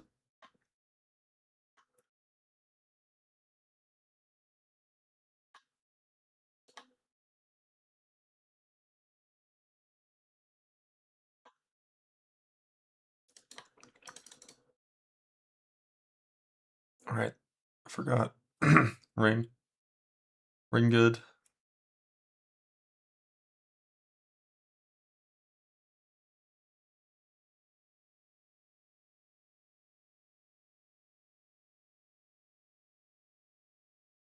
How good are these suffixes about to be? Damn.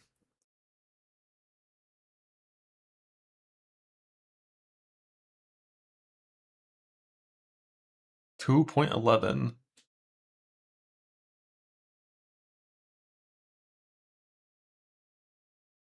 No, I was just curious because like getting res capped with this shit on and having that much res is very annoying. Not doing it self-found. I think you think it'd be 2 weeks in self-found? I feel like if you accepted backpathing instead of good pathing for 2 mods, I think you could do it pretty quick still in self-found.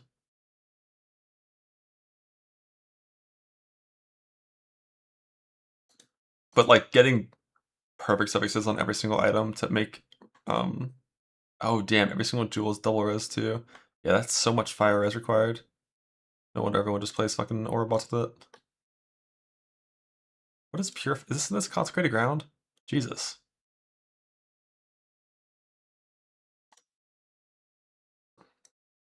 And then purity of elements.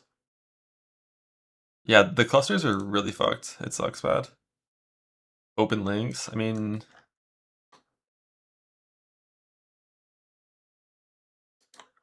I think the only reason that I'd never really want to play this is just because I don't like to clear with Tribal Fury. I'm not like a huge fan of how Tribal Fury plays.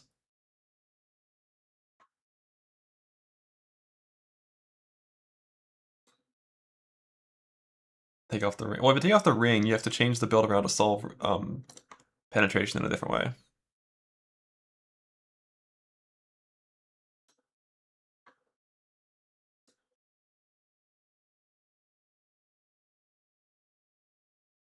Just do the Zerker Smite. Wait, is Greywind not in POB?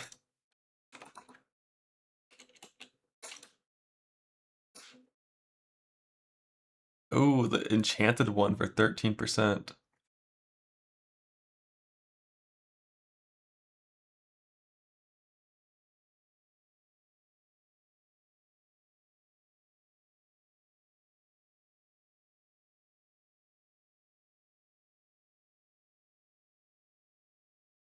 But have you thought about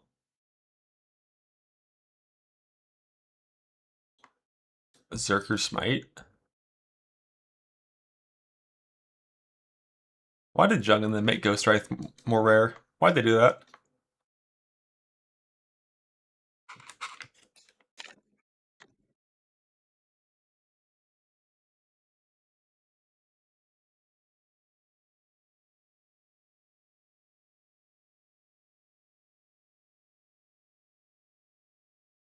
They actually make it more rare? I mean, we don't know, but like both of them talked about how Foulborn Ghost Wraith is OP and asked if they can make certain things more rare. That's Foulborn's. Okay, Knight with the setup. Do I need to?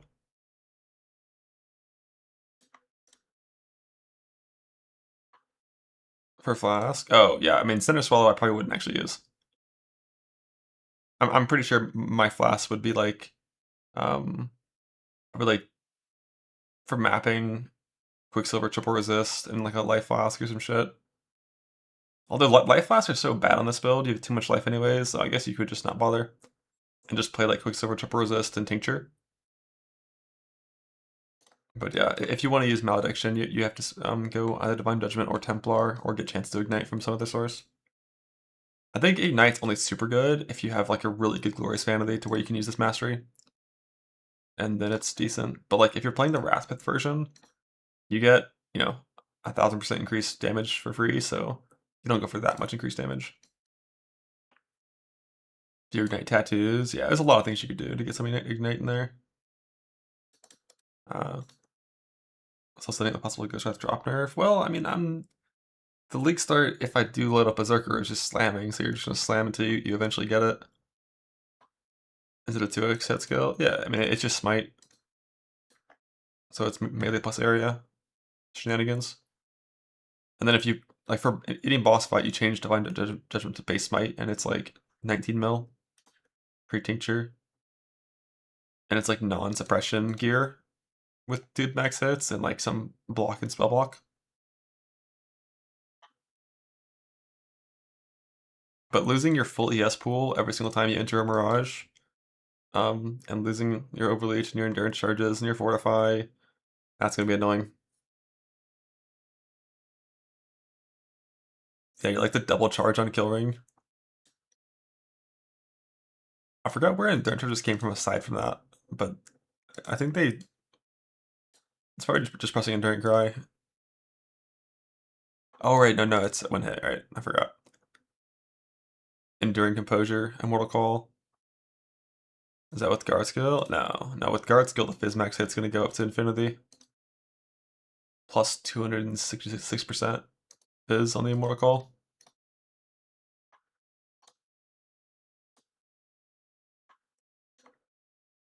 Why not suppress? Unique chest, helmet, shield.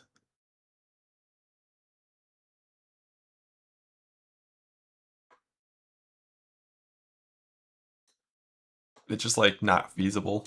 Like if you wanted to, you could use 3 small suppress clusters, I guess, and change your anoint or some of your anoints, and you could get suppress capped, but you would lose a lot of life to the point where like defensively, are you even gaining defense? And then you lose a lot of damage because it's not life.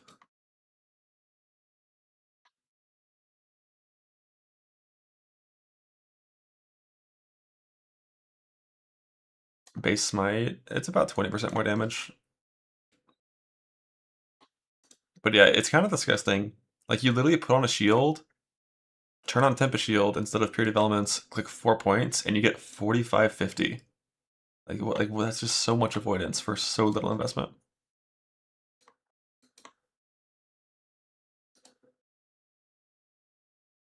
How much average hit to keep for bosses? Nah, I have no clue.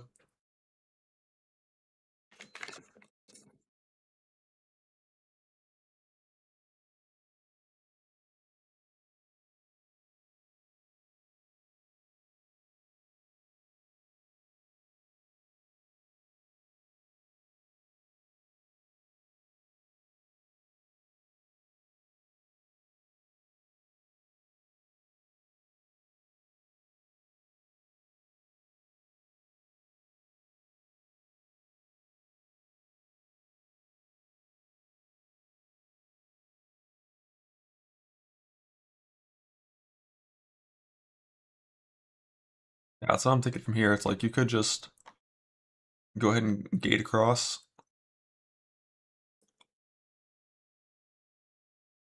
And then get delve nodes.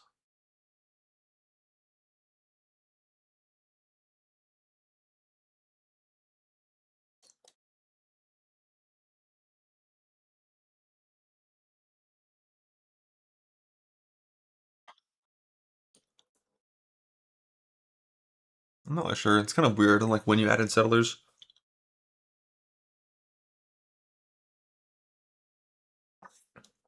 And like one of the whole points of Breach, the only real reason I still have a lot of faith in Breach is only if I can make fractures.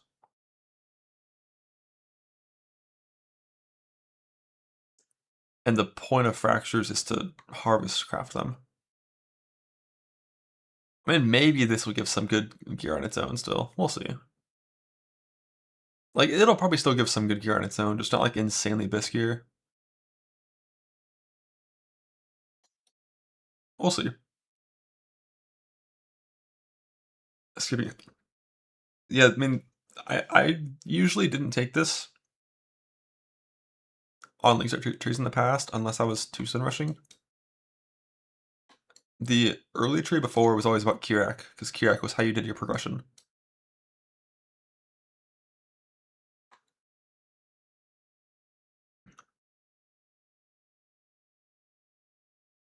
Yeah, no, Hives definitely might be better than Unstable, for specifically when you're targeting Breach loot.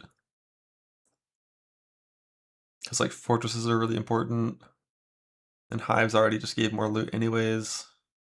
And this node gives more loot, whereas Unstable doesn't really get more loot. Like you know, it's very possible the Hives are correct. The more I think about it, the more I feel like they probably are.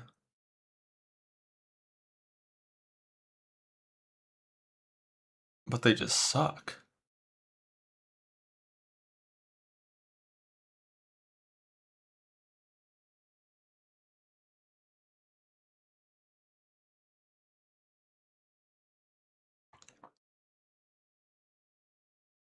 It's always 1 per map, yeah. But, like, assuming the old drop rates are the same, with this note here for, like, increased stuff,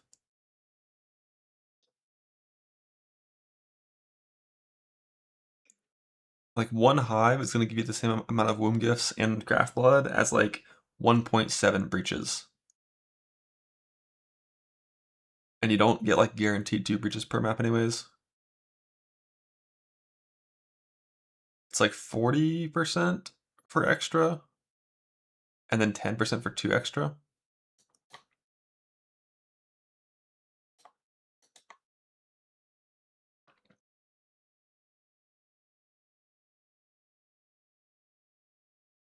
Yeah, you're never gonna have Scarab super early though. That's in-game stuff.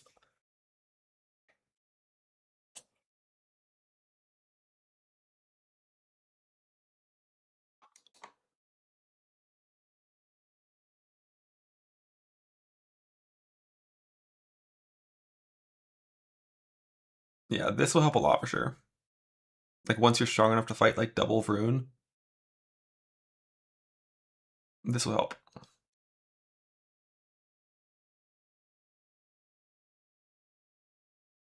My Focus Breach, I just suspect that it's still going to be really good for League Star gear.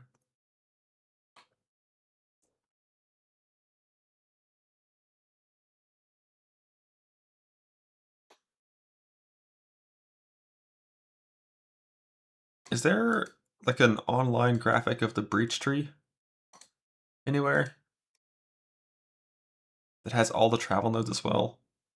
I wanted to check how much modifier tier rating the current tree has.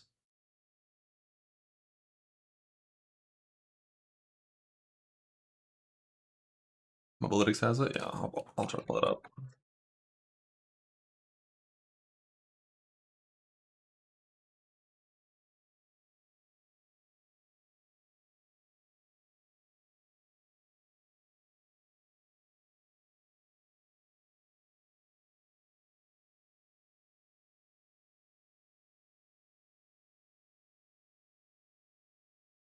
Yeah, they said less points per path, but when it comes to armor, you often didn't use every single point.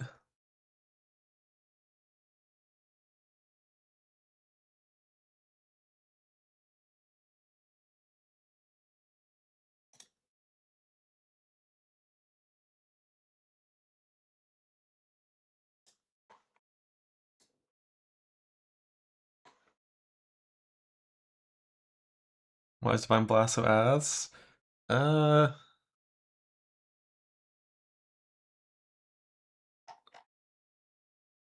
it might not be. But if it is, the answer is because they compared it to existing shield skills when tuning it, and shield skills aren't good. So it's, you know, inheriting its status as a shield build.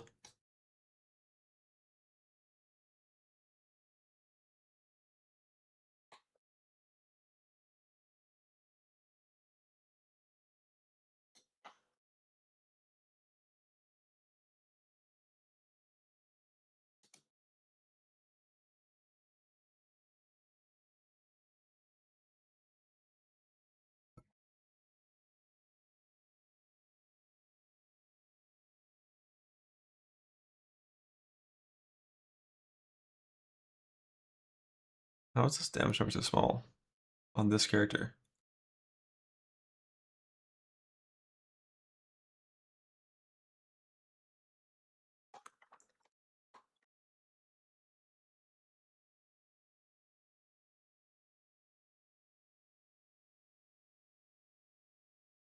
Thank you.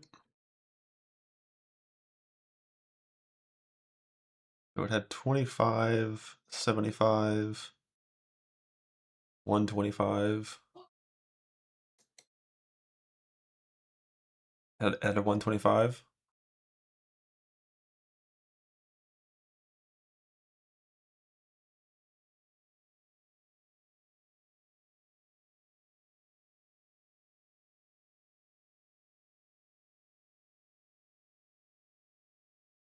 So yeah, we can check and see quickly. and see if they just like lower those numbers by a little bit, or what it is. A search bar. Oh, hell yeah. Yeah. 125.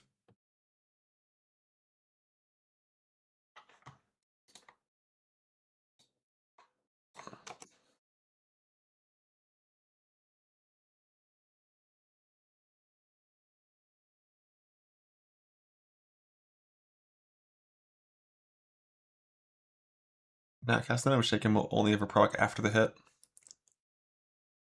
You gotta press it manually if you want it beforehand. And it is insanely good for beforehand. Like when it comes to a Mortal Call, it's kind of like, it's kind of broken. How strong it is.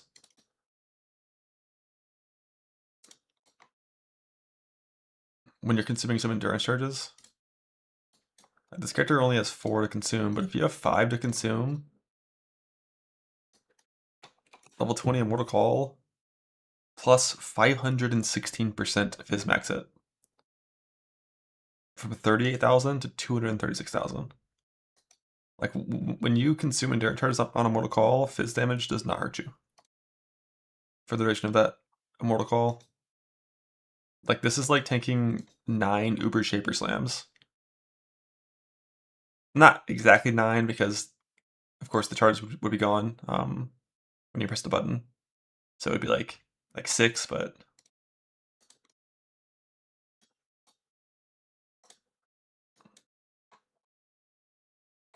But it's a really strong combo. Like, Enduring Composure combined with Cast Damage Taken Immortal Call with Warp Rune Graft and the new CDR gem that's coming out.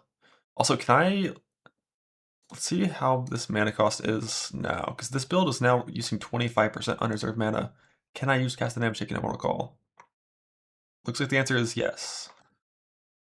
Because it would be this times 1.5.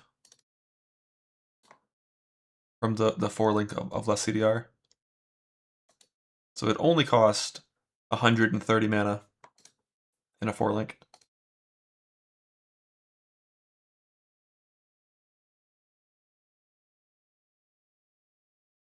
Shield charge, red flag. What's that mean? What's that mean? We love shield charge.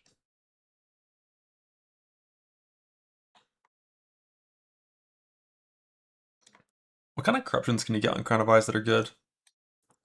Because this is an item where not a single one of the rollable mods matters. Or the quality. Percent life. Some levels to like things that don't matter. No blound. Yeah, reserve multiplier. I'll take Iron Will. Should I? Oh yeah, I guess you should. 5.7% 1 point, probably ideal.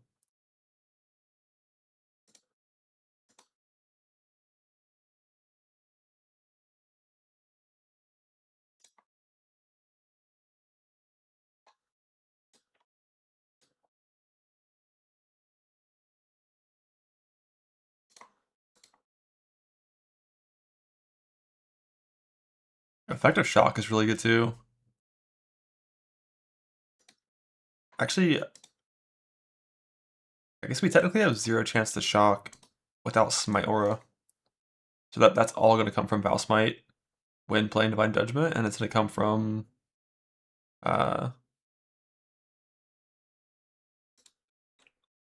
base Smite when fighting a boss fight.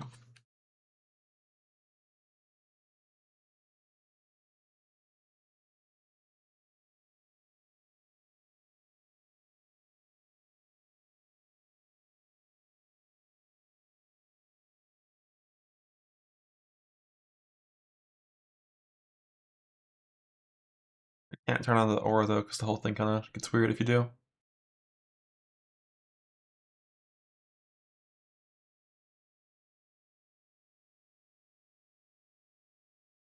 Do we have to play Inspiration? We don't have to mana-wise. Is there a better option? Damage on full life is not very real. I don't think.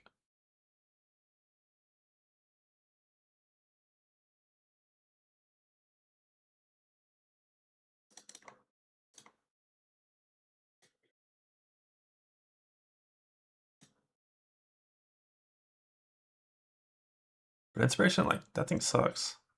A full life at 90% mastery? Oh shit, yeah we do, because we're this build. This stupid full life mastery build, so it would be real. That's probably better, because like you don't need this mana stuff at all. Why do we use partial, right, life mastery for partial life?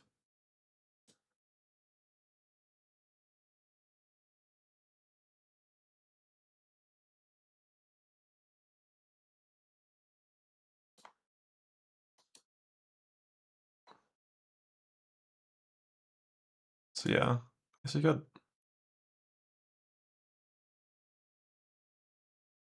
use full life instead.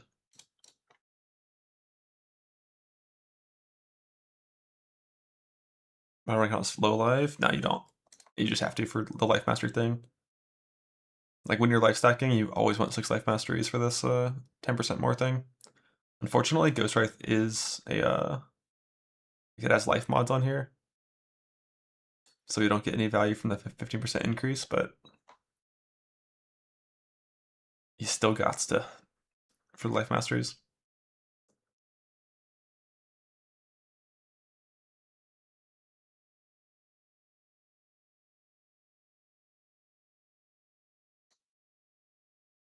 Yeah, there's quite a few good corruptions on Crown of Eyes. I run some generals correcting on this. So you could, if you really wanted to, you absolutely could do that. But it requires like 5 gem sockets, and then we probably couldn't run like our 4-link guard skill and stuff, and our 4-link, you know, shield charge. But you could, if you were going to do that, I think you would use the new charge dash, is what people were suggesting would be the right choice for that. But my experience with General's Cry Blade Flurry in the past, it just kind of doesn't do that much damage. It's like 25-30% more damage than base Smite. And they nerfed auto exert reservation costs, so that would require some investment in mana reservation to be able to run an auto exert, and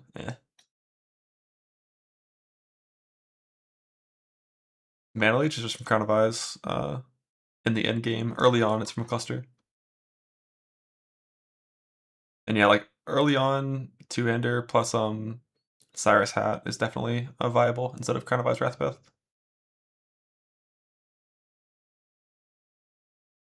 But defensively, it's a lot worse because you gain nothing defensively, but like a little bit of armor, and you lose 50 block for both types. So, at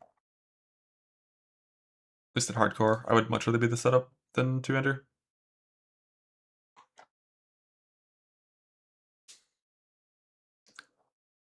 Click an 8% select timeless node or 2 unethical. So oh, I forgot we don't have a path up here anymore, so we only have 2, but I only have 1 clicked right now on the timeless node. But a lot of the softcore PoEs get on here and click this crazy shit and get the mastery for Ignite. It's like big damage value, but yeah. I'm not belted in the Stygian. I think in most cases, yes. Outside of, I mean, like if you're in softcore trade and you're putting in a 6 mod perfect Abyss Jewel into your Stygian, maybe not. It just kind of depends on your build. Like, does your build have good annoyance? Does your build not? On like Slammer, for example, Slammer annoyance kind of suck.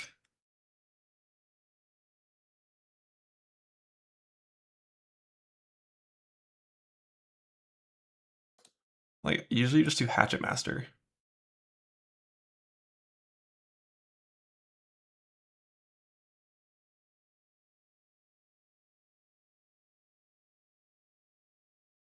Why does this think it doesn't do anything?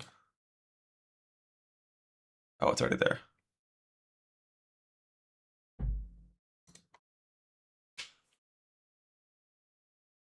Ever know the armor for mana cost? On some builds, you could for sure, yeah.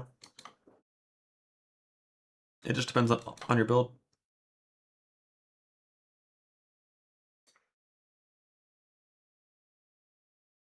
Level 1 combat mastery. Oh, close combat. I don't think that works. Close combat has to go on your main skill, not your move skill.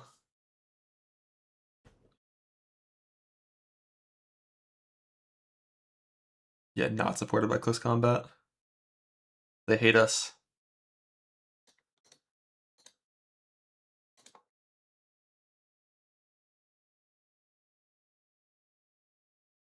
But I will need to fuck, it has to be level 20 to imbue it. That kind of sucks. Because ideally you'd want to imbue your Frostblink with Culling Strike. But like you're not leveling this to 20 normally.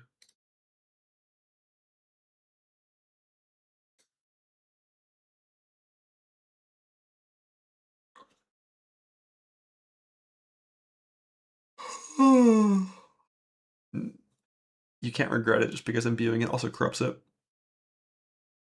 On E-Blade, yeah, it's fair. On E-Blade, you could level to 20 and get it here.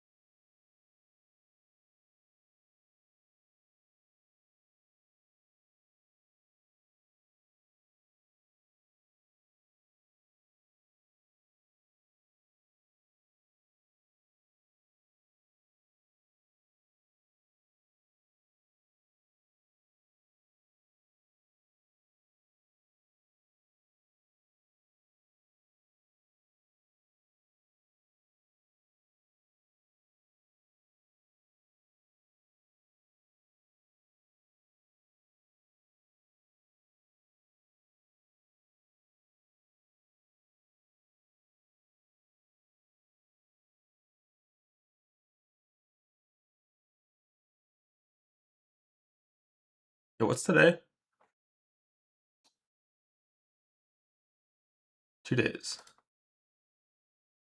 Let's fucking go.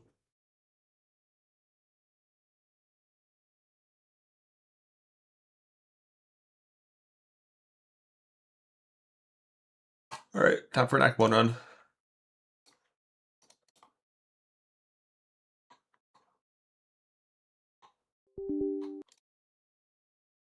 Ziggy give Mirage spoilers on Lance stream? What? Have we gotten any Ziggy D videos yet this week? Of like his playthrough?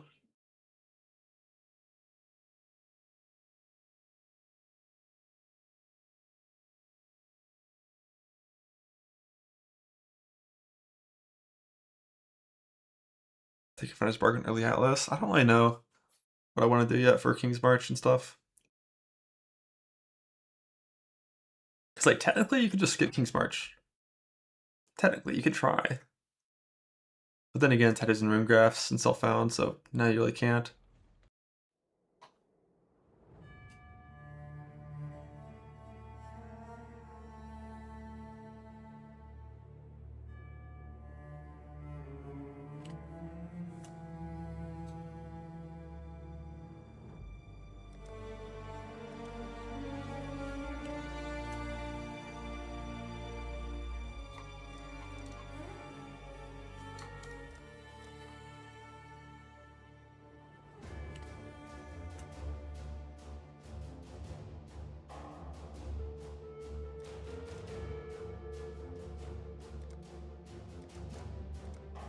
Swift and silent, you stole the bounty of others.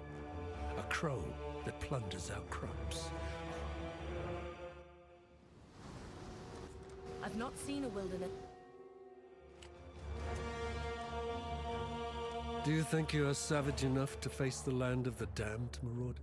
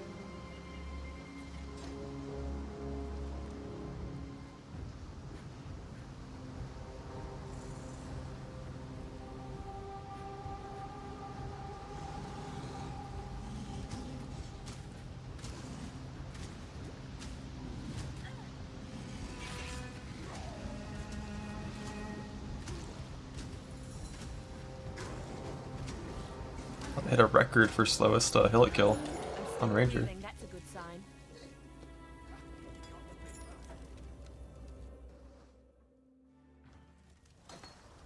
Fine. Stay sharp. Still alive.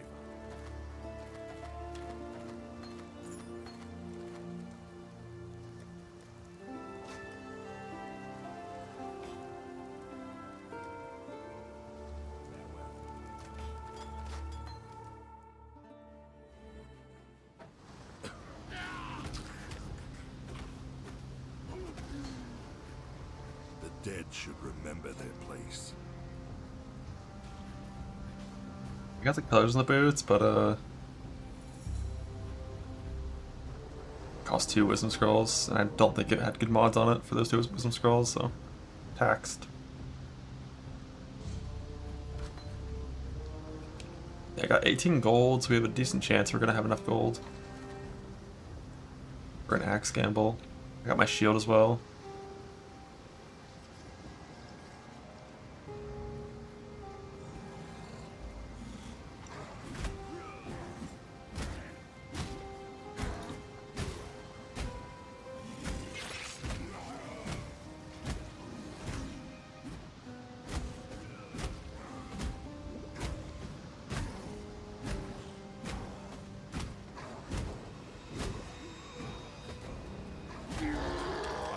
To see another dawn.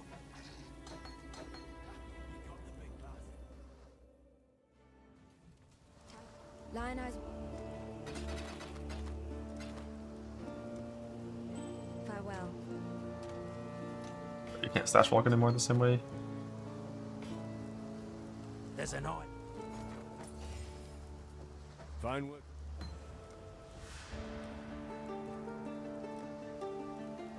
Stay sharp out there.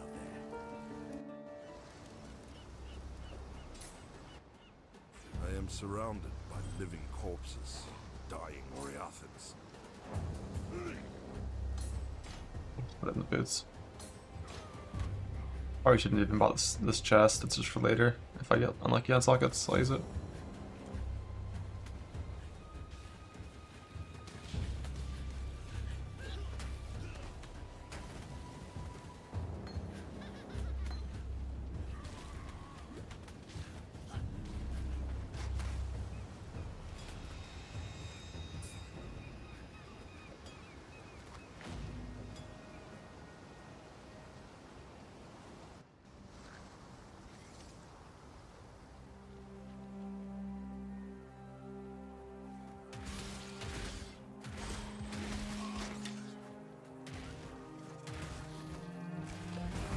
Ow.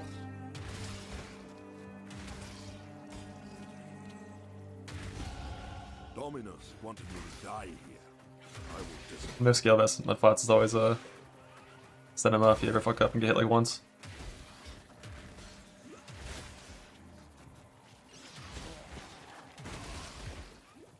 Boots 2G1R.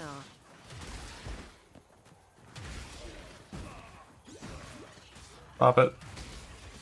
Wait, how did that kill one rower?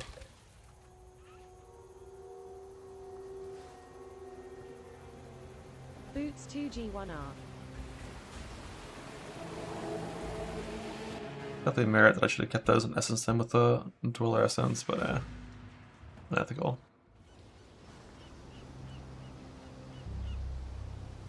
Okay, so I need one more wisdom than I currently have if we're not buying Flame Totem. I still don't know about buying Flame Totem or not.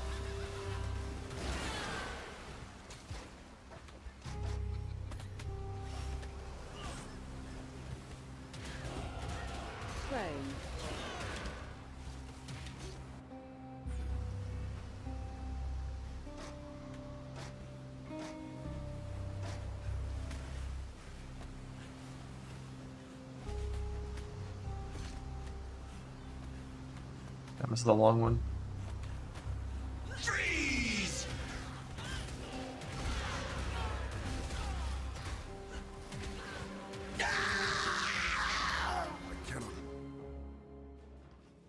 I don't.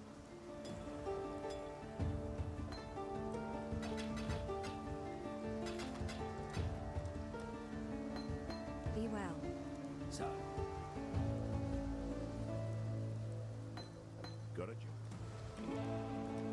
Stay sharp out there.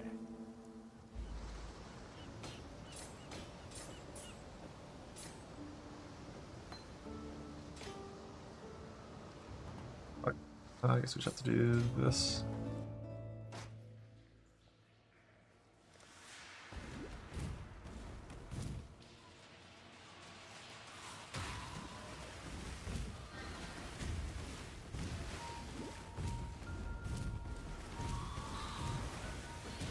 Yeah, not having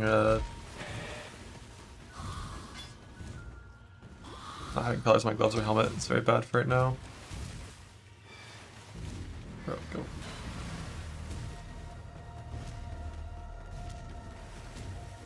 Yeah, weapons probably just bugged in the current patch, but it's already fixed for next patch.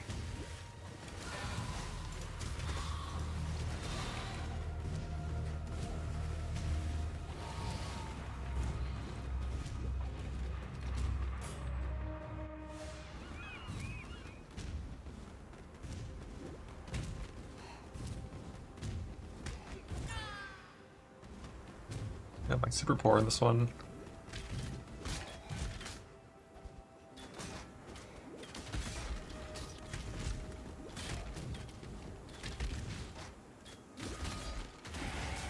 To kill is to live in Rayclast.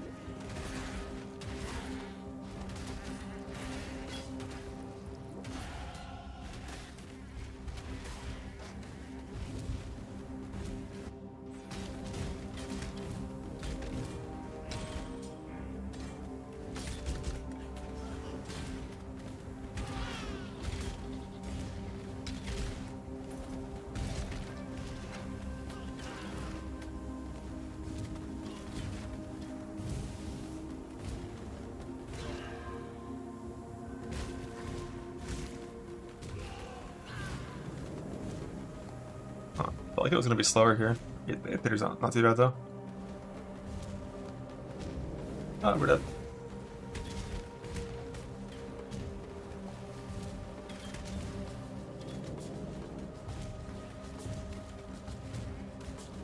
Physical resistant blue pack. I'm level 6. Okay, time-wise, we're not too bad, but experience-wise, I'm very fucking behind. Like, this is like a full level behind. I'm close.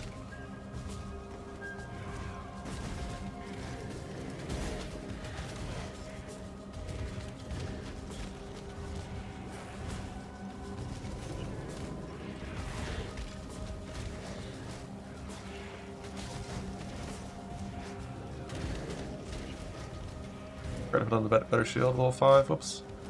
As I wasn't killing in ledge.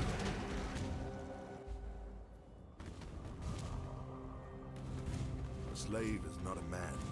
A slave is not even.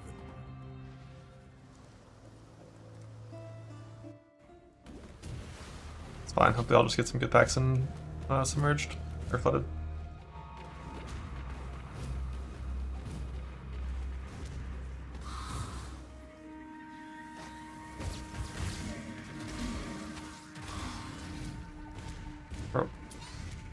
I hate submerge when you don't have a skill to get over walls. There's a gap there on the map and it's a lie. Let's not get that into me.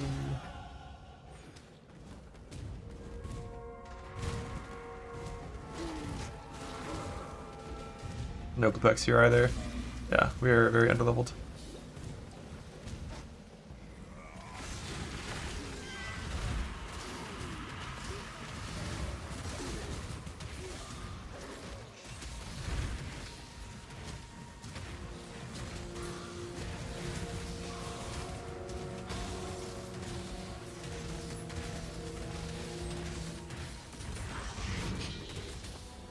Oh, we're gonna get the boots.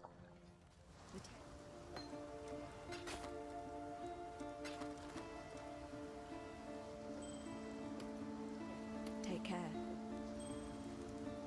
You managed. Farewell. How you go? Yep. Another hit like a curry up there. And I level 7. I know it's a left prison because we saw the thing when we zoned in. File.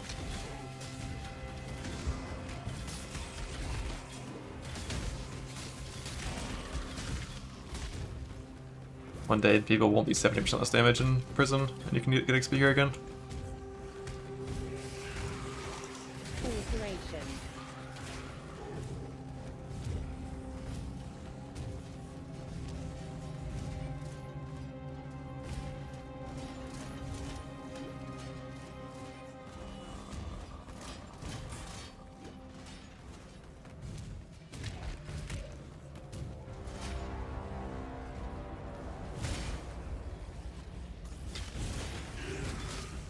Belief is the strongest metal of them all.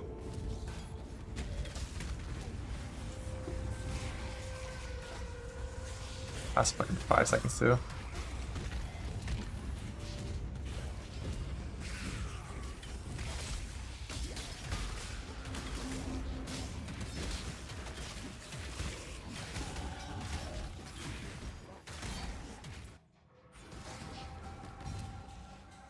Oh, I don't have a blue. Oh, it's truly tragic and over.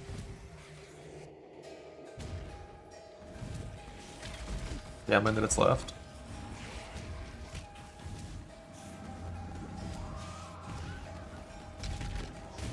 Blue in the weapon, that's fair at least. Just freeze me with every attack.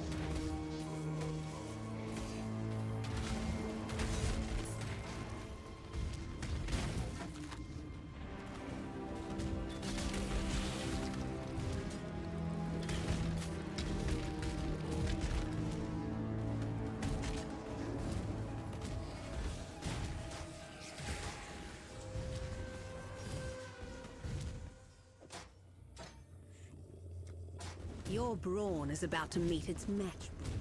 Give them...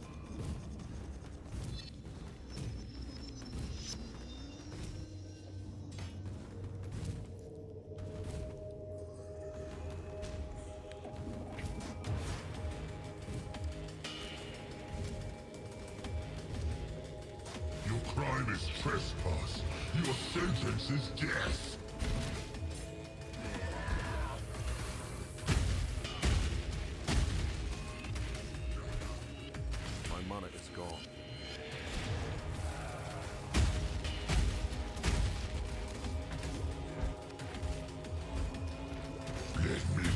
You.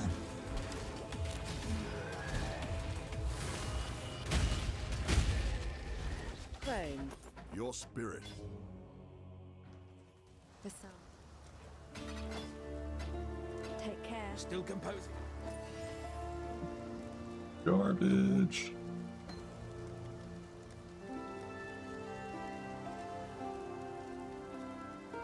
And the gloves all cost transmutes.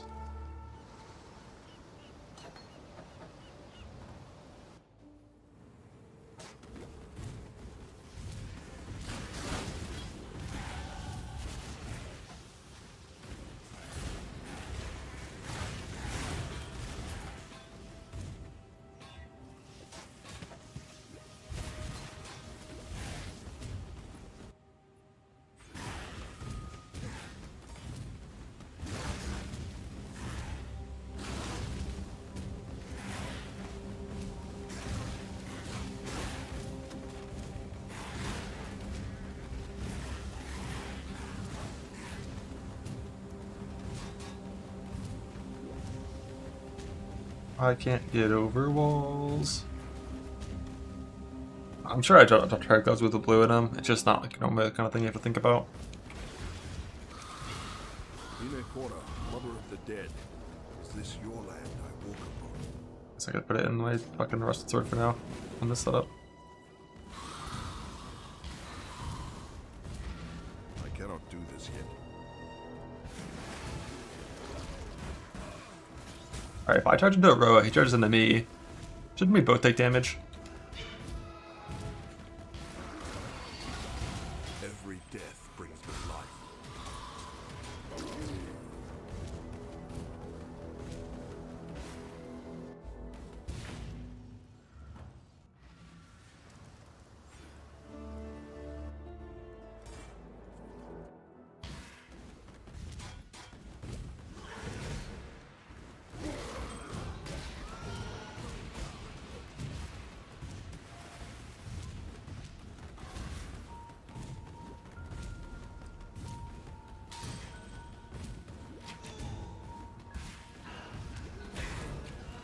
Like it's not going to be on here, but yeah. Chrome.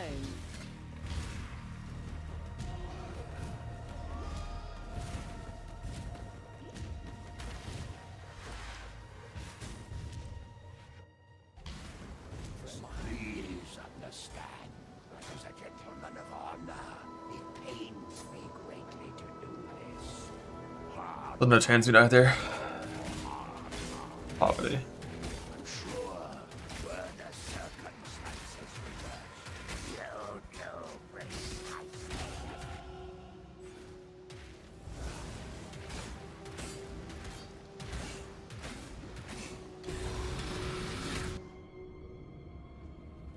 If you must.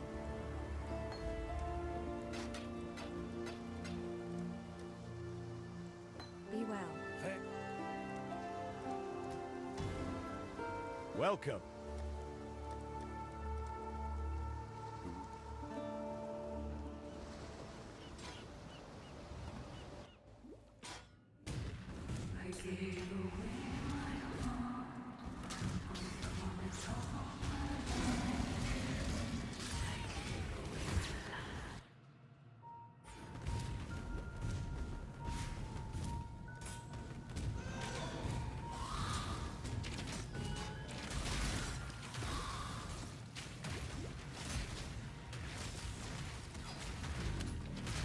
Return to Kitava.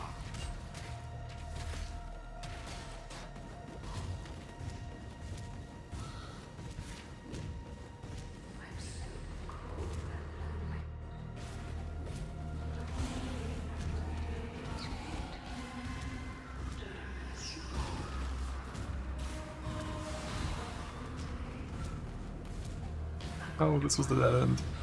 Unlucky. One book lost. That doesn't connect.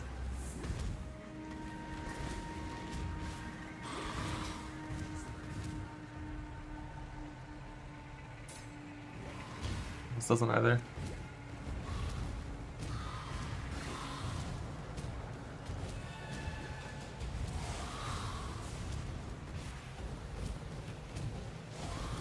That one might have, but I doubt it.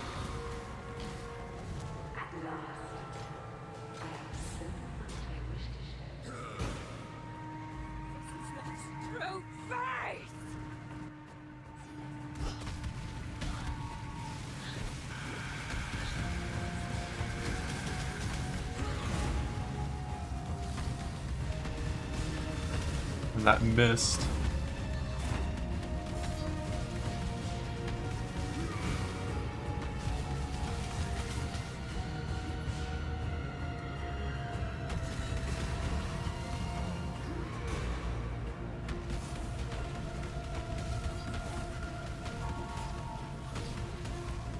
Love it.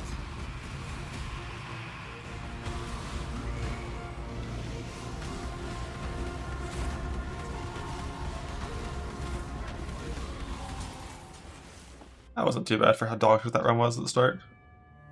And like hitting 4 dead ends at the thing. And not having Frostblink in my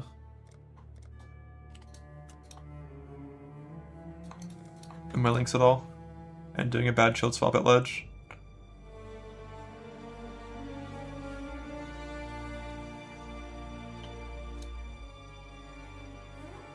New build just dropped.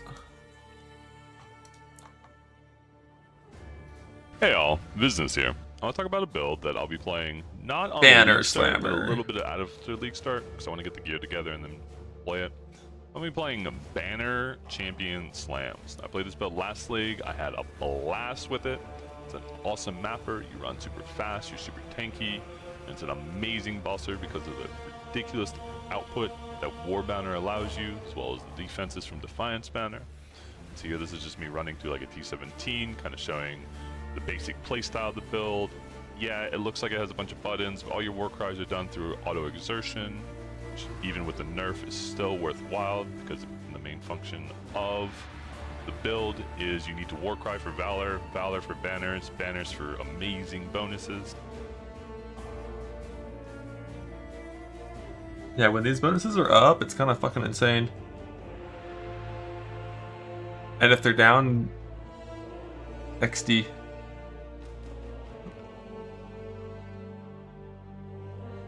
Like, cat block, like, that much life on block is on its own is already wild. And then, like, this shit up here, minus 225 and all, like, it's crazy. It's perma. Well, it's perma if you press them every 4 seconds.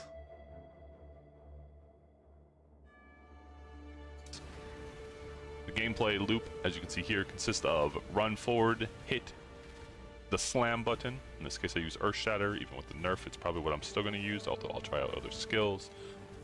And then you press Defiance Banner every like 5-6 seconds, something of that nature. Between the lingering buff, Graph of the Warp, as well as less CDR map too. You just have some space where you're running out of it. You don't have to hit it that often. And anytime you're fighting something difficult, such as a boss, then you drop your other banners. In this case, in conjunction with Defiance Banner, I'm dropping War and Dread. Yeah, banners are instant in this game. Offense gives me a bunch of defense, allows me to just kind of sit there and tank the boss, no problem. And then you would just run through the map. Yeah, like on bosses, they last forever. Yada, yada. And I'll show an example later of doing some Ubers. I'll do like an Uber Elder, same setup. I'll show the gear later. It's a good time. I definitely recommend this build, but the main purpose of this video is just to go over the mechanics of banners, of the core concept of the build. Been around for a couple leagues now, but I just kind of want to make it a little easier for banner, War Banner. And we'll get into more details about them later. But effectively, Defiance Banner is movement speed and suppression. Dread Banner is block and life gain recovery with blocking. And War Banner is more physical damage with melee skills, as well as a large amount of increased accuracy rating. Now, the way that banners scale is through the Valor mechanic. Now, Valor traditionally is generated either through melee kill, able, you can see here it grants 5 Valor. This is the stat that will scale with any of these increased Valor gain. So you see here, if I take Rallying Cry, just a normal war cry, and use it, I'll gain 10 Valor. And through the passive tree, we're allowed to scale this Valor mechanic all the way up to 105 using these maximum Valor modifiers. However, instead of having a 50 max, now we have 105 max. We'd be war crying 11 times to be able to snap back to full. Granted, we only need to generate 105 every like 5 seconds with lingering and you running out of the banner. But in either case, we need to make this as fast as possible. So what we use is a combination of auto exertion and a bunch of different war cries, along with Foulborn Unatal's Kiss, which grants a 500% increased war cry cooldown recovery rate. So instead of having a bunch of war cries with 4 or 8 second cooldown, they're all down to 1. Okay, now that we know how much Valor we have and how we're going to generate the Valor, what are we doing with the Valor? Well, if you look at the banners, they all have a line where they say you gain more aura effect per Valor consumed, up to 105 Valor because that's what we're generating. You get over 10 times the base effect of the banners at maximum Valor, which is then multiplied again by your aura effect. This is the more multiplier, that one's an increase, it's just how it works, right? Huge. What this eventually means is that with a very basic setup, with a crafted banner skills have an increased aura effect, a champion tree including inspirational, and the nearby aura nodes, you're getting over 25 times the base value of all the banner effects. And they're pretty important. You can see here, this is 8% Ruthless Enjoyer has arrived. suppression, minus 12 damage taken per damage type of suppressed hits. This is a bunch of block and life gain. This is a bunch of more damage and accuracy. They're here again.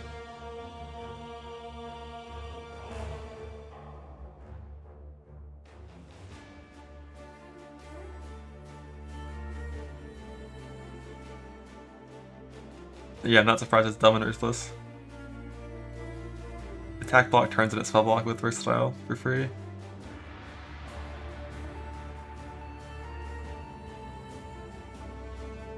Incredible. I know what you're thinking. For some people, Totally define self-casting price even? Hell no. You're like, well, you have to place the banner, and even with a bunch of Hell AoE, no. you run out of it. Well, there's this handy note down here called Bannerman, very appropriate, which means that your banner skills linger on you for 3 seconds after you leave the area.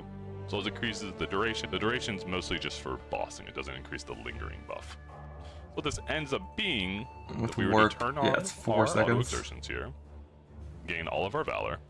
If I were to press Defiance Banner, you can see here again, the base effect is just 8% movement speed, 8% suppression. We can look at my movement speed here. Here, we'll hit Quicksilver. Here we go. It's 58%. If I drop the banner 276% now. That's a big number. Running out of it, you can see there's this lingering buff, and all I need to do is make sure by the time I want to press it again that I have enough Valor. Thanks to our rapid generation through War Cries, as well as the banner refund trait from Champion, you can see here there's no problem. You can maintain multiple banners if you really want, but traditionally when I'm mapping, the only thing that I keep up is Defiance, because you have more than enough damage without clicking anything else. Now the banner effects, that being Defiance, Dread, and War Banner, aren't the only things that we're getting from this setup.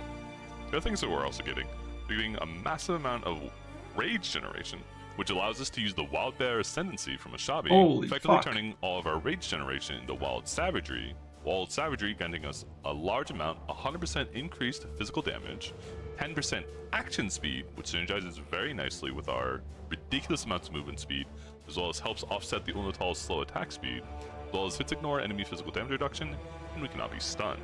On top of that, you can see some of these banner mods, such as Rallying Icon, makes it so that banners also grant plus 5% to all elemental resistances to you and your allies.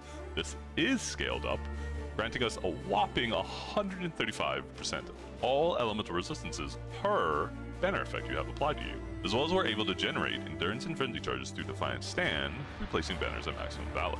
The other thing that we're getting from banners through the Champion Ascendancy is inspirational here, while giving us a massive amount of effect to our non-curse auras, which synergizes very well with more effect from banners. You also gain you and the allies near your banners generate 0.1% of life per second for each valor consumed, probably. leaving us with a healthy just do normal slams at the start. Life regenerated. Yeah, with enmity, definitely stonks. Any banner effect. This leaves us with an incredible amount of layered defenses, where all of the time our general banner buffs. The showcase he did was on a CDR map, without any map effect nodes. With effect nodes, like 70% CDR might not work. But if you're using that axe, it probably would still work, even at that much CDR reduction. Grant us 136 or more to all of our elemental resistances per banner. We're getting over 10% of our maximum life regenerated per second, as long as we have a banner effect, including the lingering effect. We have constant endurance and frenzy charge generation, including during bossing encounters. All enemies that are under our banners are taking 8% increased damage per banner, as well as, depending on the banner that we have placed, if you really want to apply multiple banners when you're doing very difficult mapping content, you gain over suppression cap to Divine's banner, over 200% movement speed, minus 300 or higher damage taken per damage type when you suppress hits, useful for whenever you split damage. War banners granting you accuracy cap effectively through the use of precision aura or multiple accuracy rolls in your gear, as well as over 100% more melee physical damage. And Dread banner is how many buttons? I think technically this is less buttons than normal slams are, but the buttons are more important, and if you ever do them wrong, you're in extreme danger.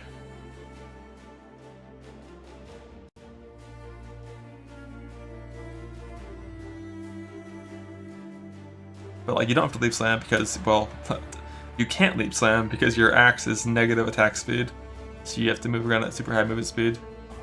But you just kind of walk around, drop banners, Earth Shatter and Frostblank. Going to give you enough attack block that as you take versatile combatant. So the issue with trying to make it a macro build, well, technically you could against TOS, of course, but like could. The duration of your banners is not constant because the linger effect doesn't start until you leave the banner.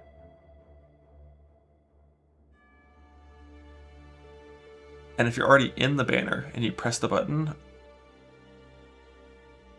don't really know what happens then, but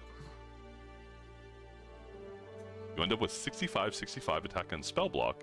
You have to leave it to pick it up your board. Yeah, 1,000 life every time you block. Now, there's a lot more information I can go into as far as the details of the whole champion package, but I really just wanted to hammer home the details involving banners and valor and how it all works.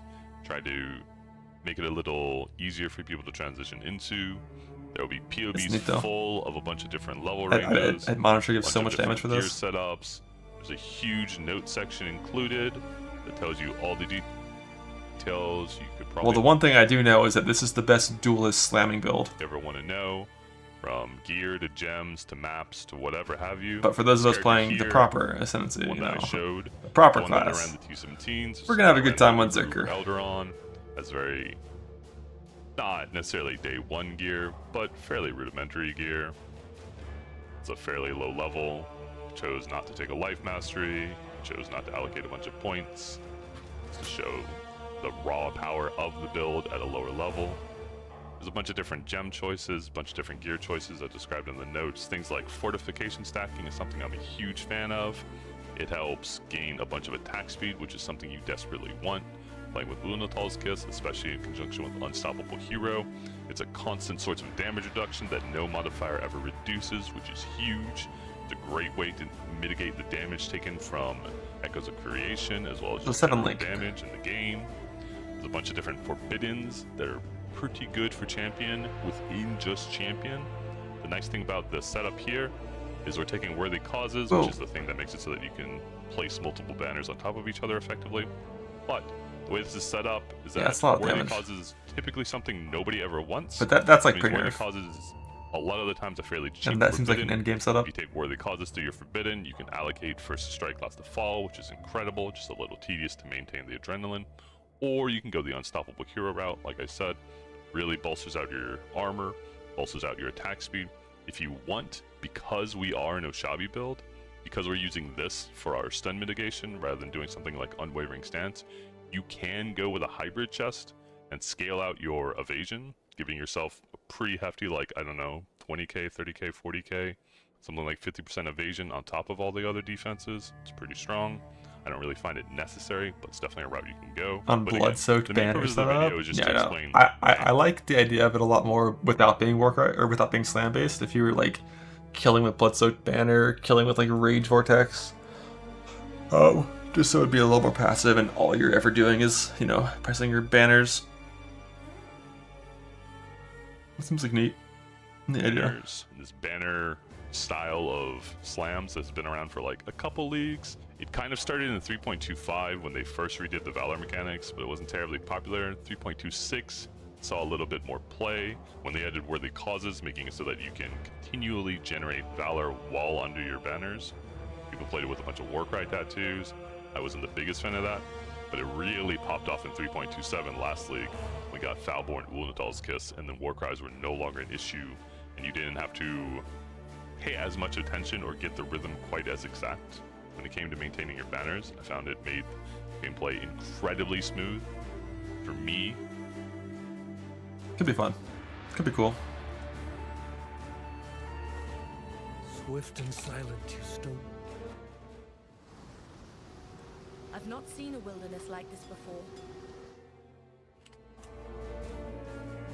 Do you think you are savage enough to face the land of the damned, Marauder?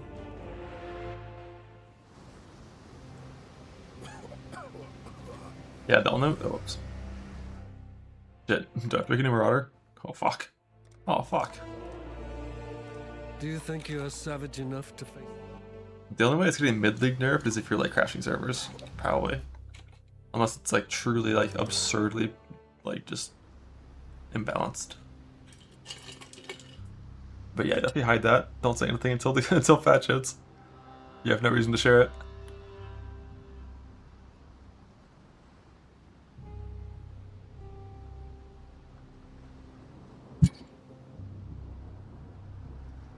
No.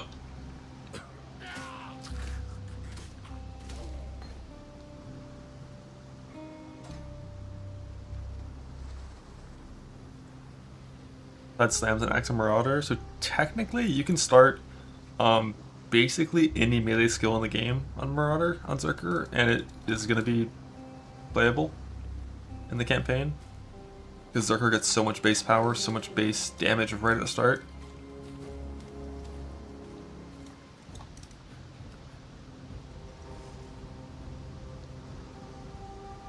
I remember like back before the melee buffs doing like Blade Storm and Rage Vortex on Zerker, and like just one-shotting campaign bosses with Rage Vortex, but ever since they removed Call to Arms from the game, I don't like that build as much anymore.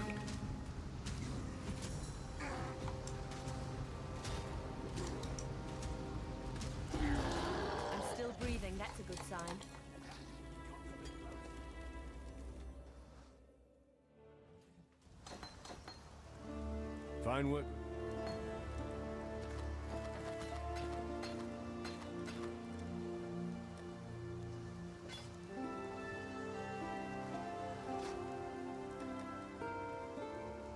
Stay sharp.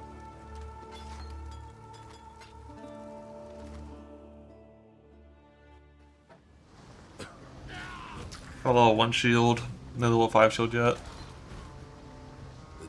Hopefully have enough gold to gamble an axe. We got 16 there. Maybe take a Zerky from like Flicker. I mean you could, I guess. But you have to drop Bride of Ruin for the Flicker node because you have to have 30% instant leech.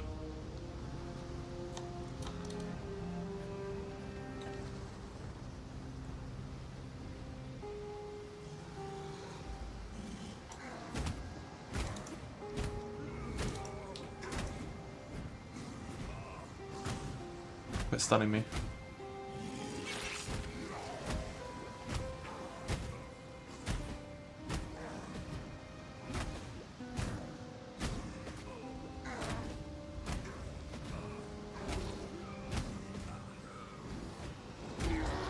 I live to see another dawn.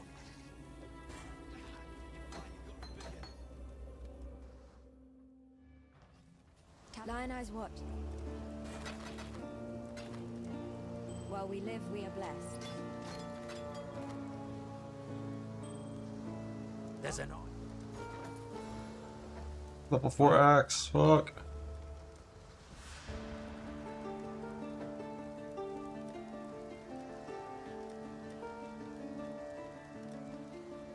Farewell.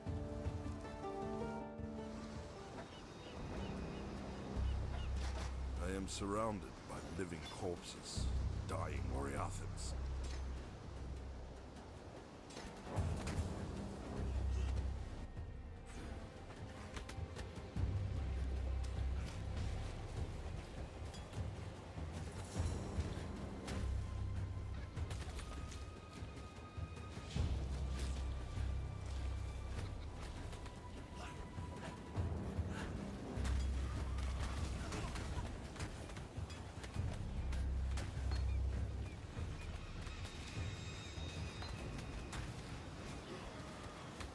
time to burn! Die!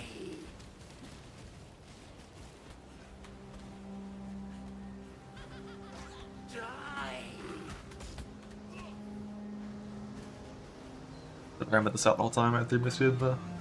Actually, yeah, I think this is not actually a move speed increase, right? Yeah, because the shield reduces your movement speed, so it offsets the increase.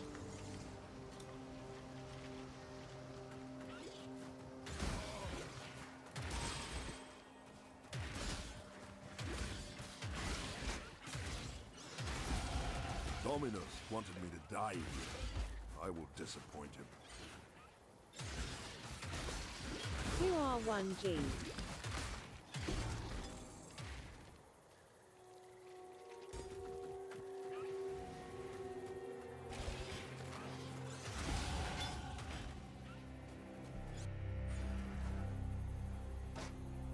Shield out, let's go.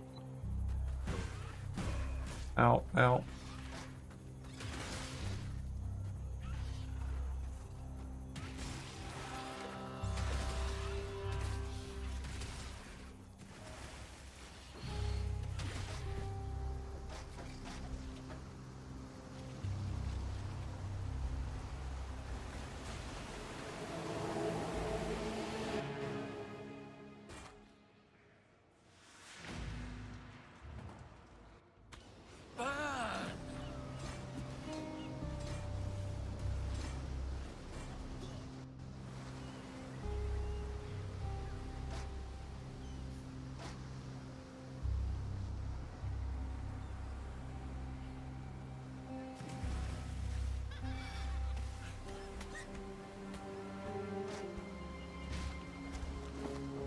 Feel that chill.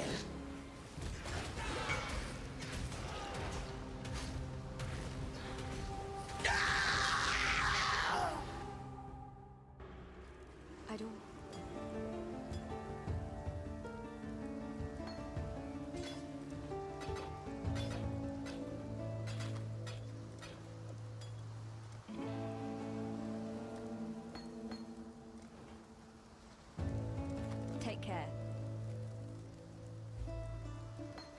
got a job.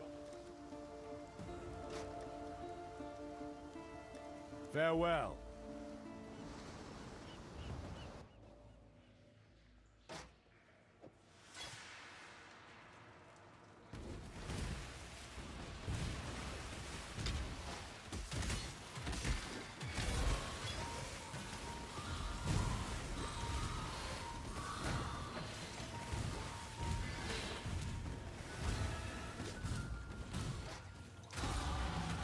Kill is to live, break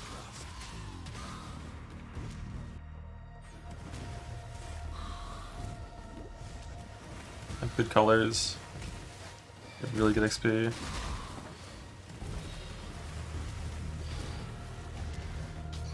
The only color I don't have that's good is I don't have a good frostbite color yet, but I have it on my shield now if needed.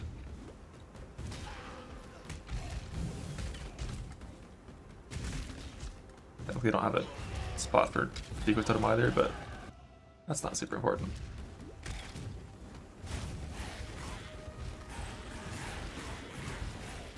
Having double Iron Rustic here is like so much better than not.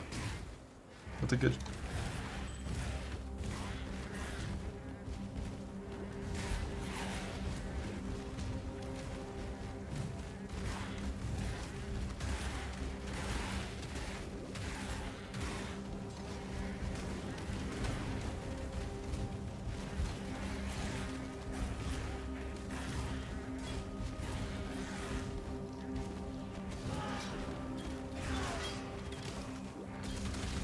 Ow!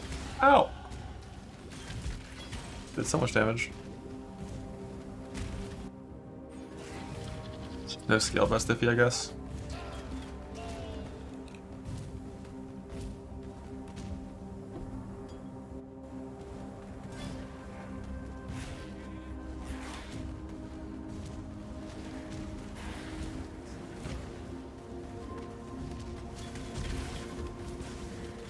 Don't grab shrines and way forward. That's how you die to won't jump. If they're damage shrines at least.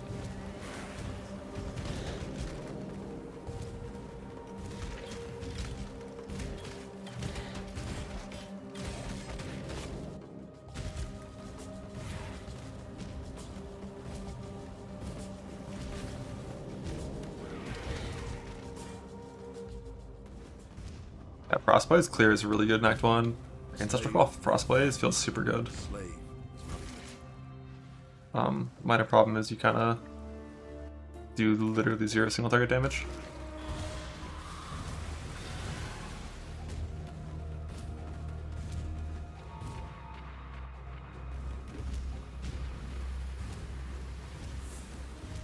You have to like heavy strike or like double strike or something for single target.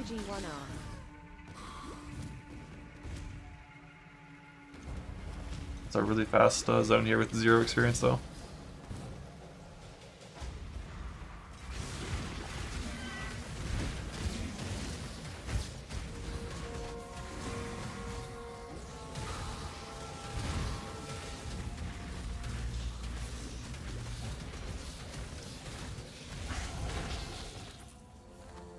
That's enough for level 8 here. We're faster.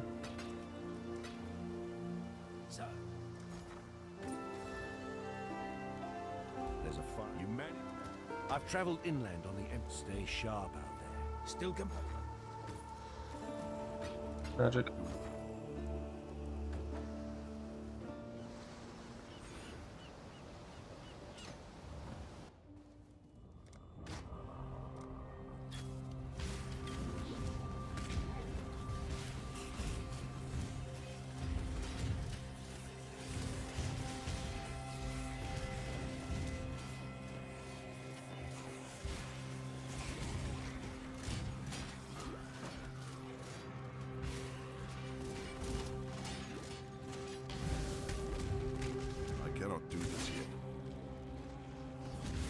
Belief is the strongest metal of them all.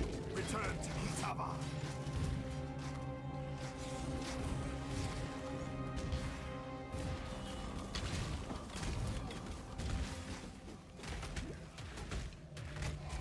frame.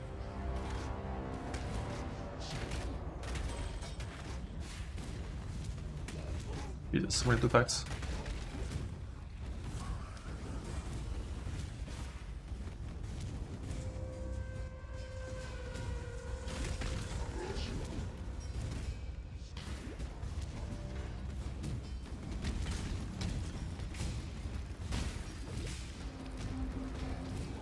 It's one of the rare layouts that doesn't want to go here. I think it was straight up. I might be super lost though. I think it's gonna be straight up.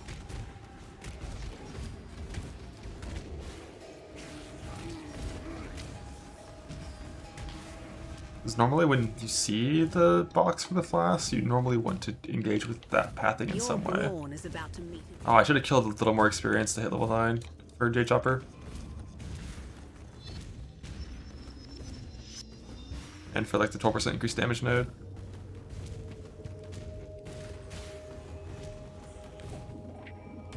Your crime is trespass. Your sentence is death. Hey, that hit me, that's bullshit.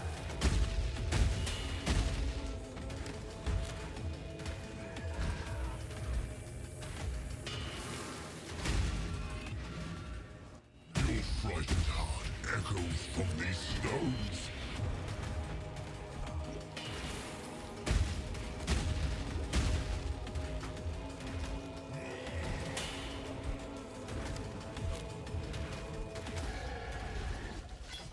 Your spirit. Be well. Hello. Take care. Couldn't buy my God has hitting cry here. Farewell. Land here. Probably should buy Jade Amulet first, always.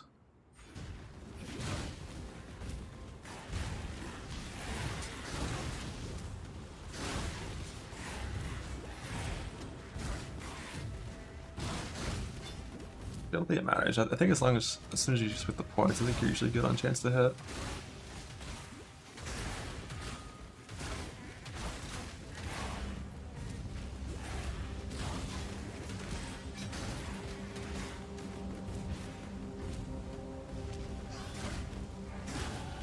Every death brings me.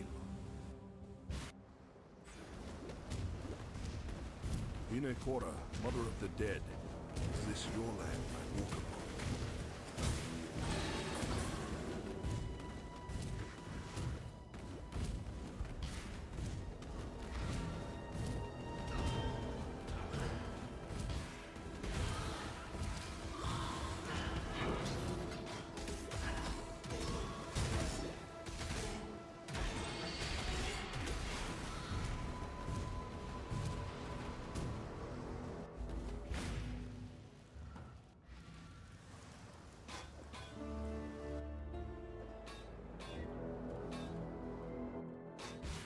How illegal is Alchemax? Not at all.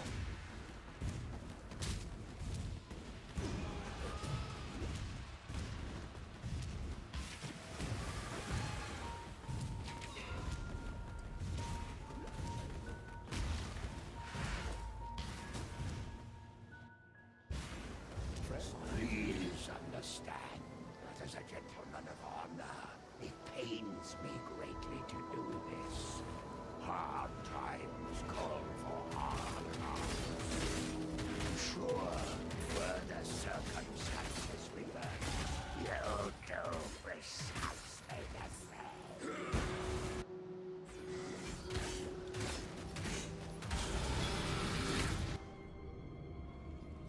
If you must.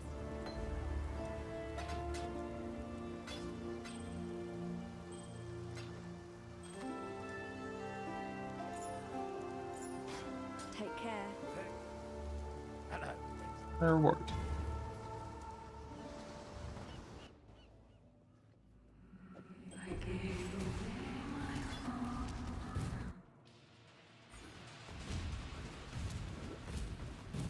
XP turned into not the best pretty quickly.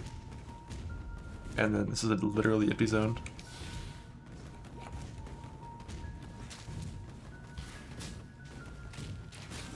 It's looking like likely we're going to be killing Morgul with Ground Slam. Looks like we can get some nice blue packs in Cavern.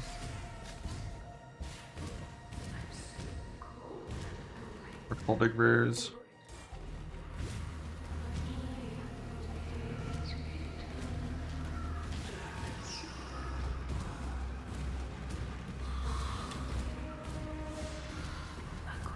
An exile down there, but yeah.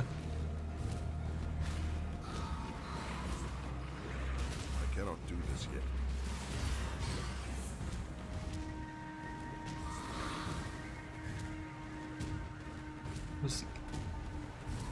Best layout.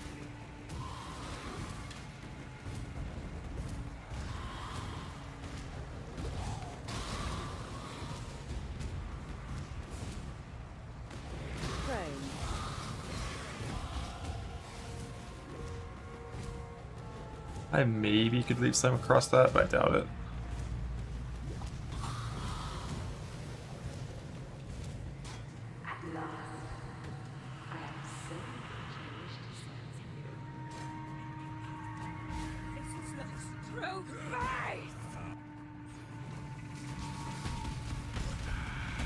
Didn't have to ruthless.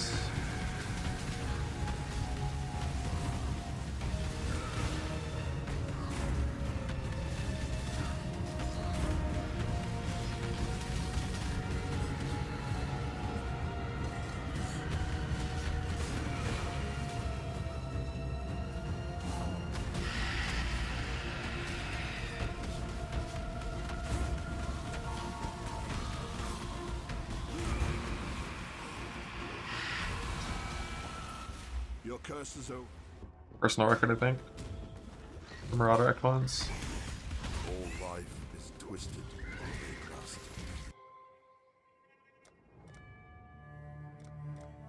Pine Buckler and getting all sockets pretty much instantly was nice. Out carry. I killed one monster with that out thing and it rolled fucking 12% IPD. Typically you stop shield charging at level 12, but if you get a Pine Buckler like that, it's gonna save you probably like 30 seconds to shield charge in Act 2 for a while as well.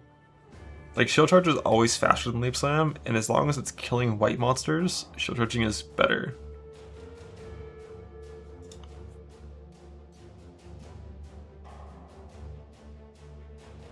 That didn't hack 1 CA runtime.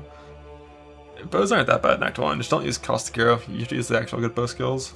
Just leap then. I just leap. As soon as I start sundering, I just leap.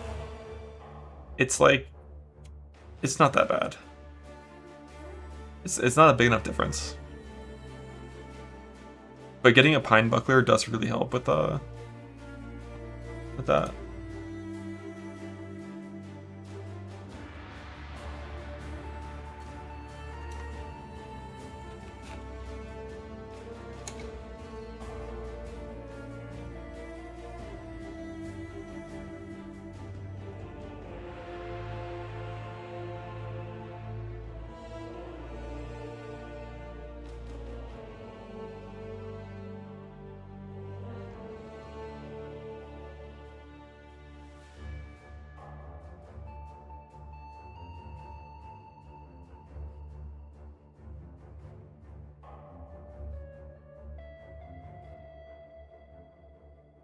When you call this an act runs,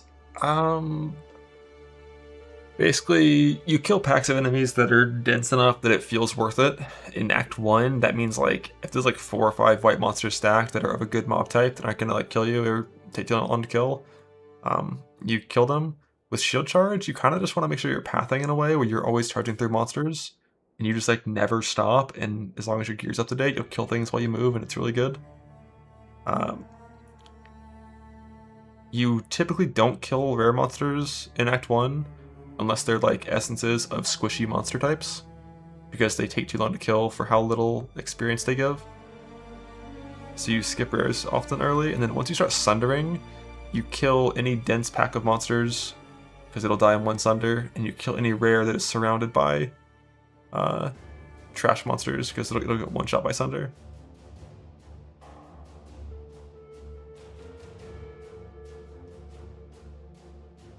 Yeah. Oh, it doesn't show any blue sockets. It doesn't show two red, blue, or anything. Or sorry, not two red. Like 2 socket red, blue. Charger tips them on fire, spellcaster tempo leveling. The difference there is you're dual wielding and you wear fast weapons, so like Templar actually leaps super fast.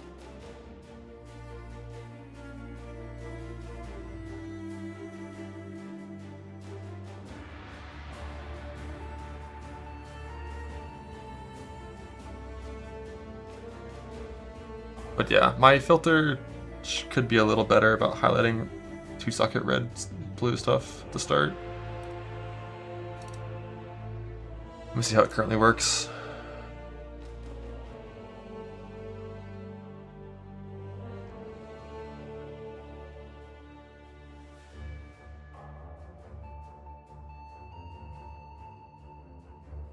Should be somewhere over here.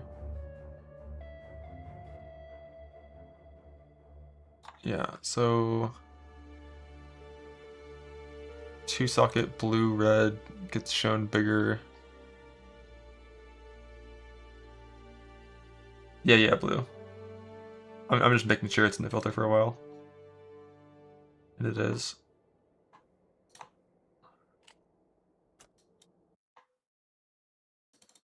Is there excitement to K-Bach Cairo again? Nah. If I wanted to play K-Bach again, I would just like start K-Bach, I think.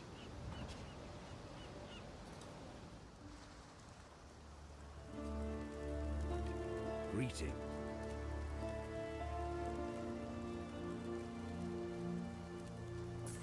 Like this should show up. Stay sharp out there.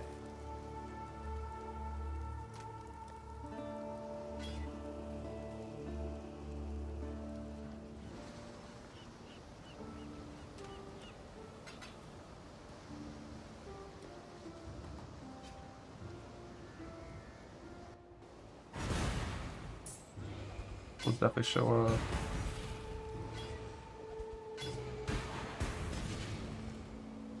Filter's good. It's just like an effort thing. You have until after you kill Dweller to get the blue socket, so you get to see the vendor twice and kill a lot of monsters. You definitely should have a blue by then. That red blue. Seismic Trap is still poo-poo. Seismic Trap is like pretty mediocre these days, yeah. The most unfortunate thing about that is like while nerfing Seismic Trap, they nerfed the support gems and the passive tree that Seismic Trap used. So all the cooldown traps kind of got sideswiped. Yeah, I don't know if I want to change that or not blue about red blues. I feel like I probably should.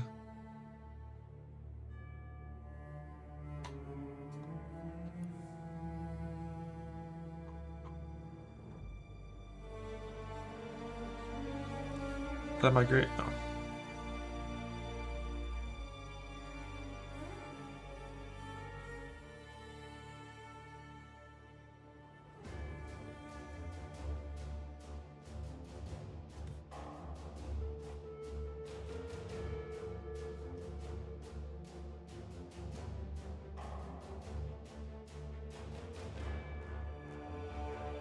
Clutters the window. Yeah, I mean, it clutters the window, but the window is like...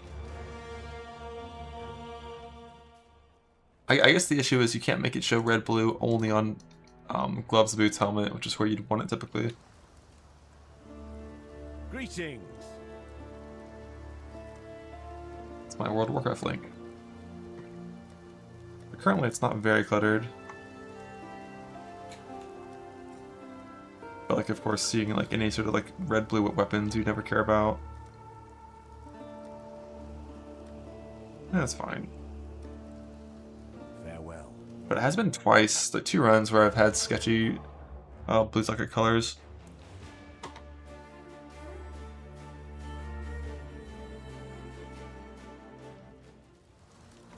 Welcome. Was I often buying them? Is it just BR?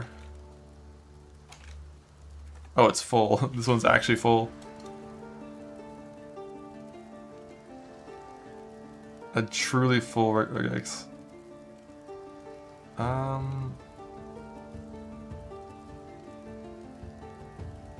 Showing like Jade Amulet. I use the gem window in Act 1. Oh, is it showing? Oh, it's like showing Fist of War, Exertion, Pulverize. It's showing like all the gems you ever buy. Earth Shatter. I don't know what DFP is. Herald of Purity, I guess.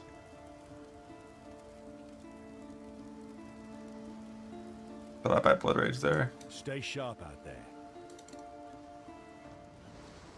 Hello. Hail God.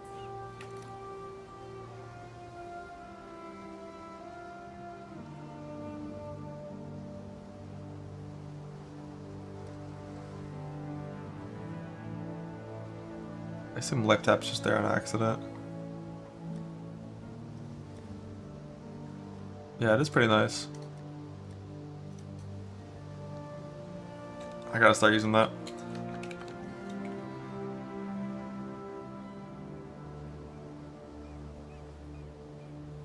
But I typically get Herald of Purity from the quest reward and I buy Blood Rage. Or no, I get Herald of Ash. Purity's for late game.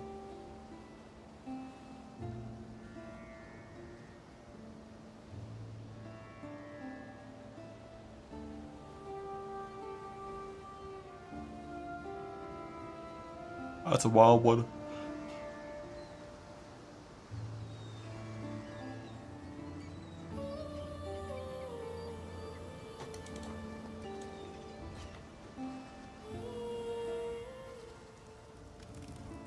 What if I Still alive, are we? simply get rid of Stone Axe and add, is it B-R? Is that links only?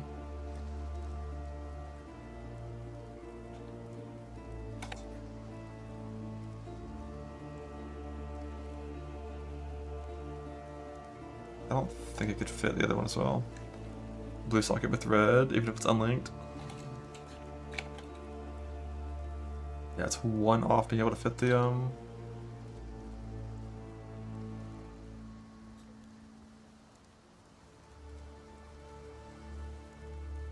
need blue, red, and red, blue.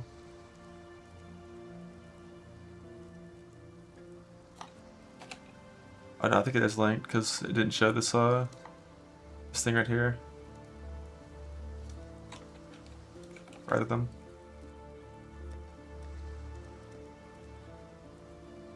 That's fine. I'll just make sure I pick up something with blue sockets. Swift and silent, you stole the bounty. Be dot instead of dash. Okay. I've not seen a wilderness like this before. There'll be some dark days ahead.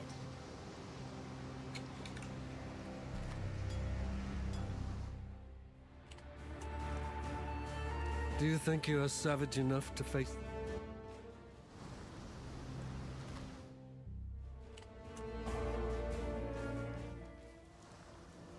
Still alive.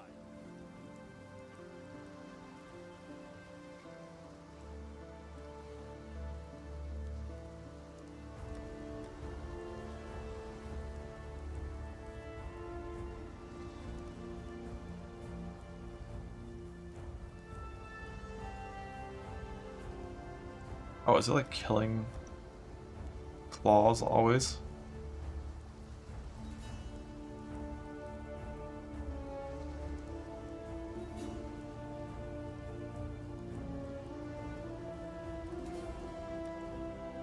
Farewell.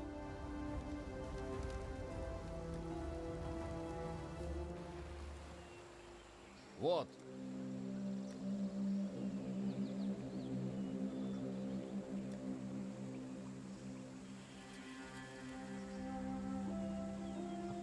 These vendors don't. I guess, yeah, it's showing these two.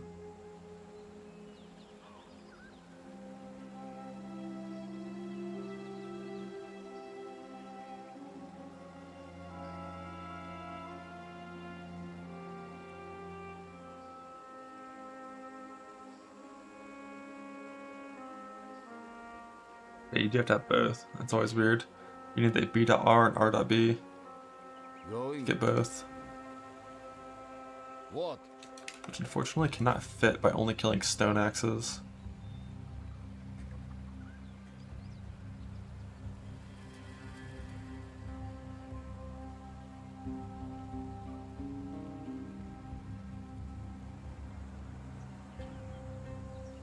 I think this is showing rustic sashes, right? That's unnecessary. I think iron rings are more valuable than rustic sashes to be here. Because belts are big.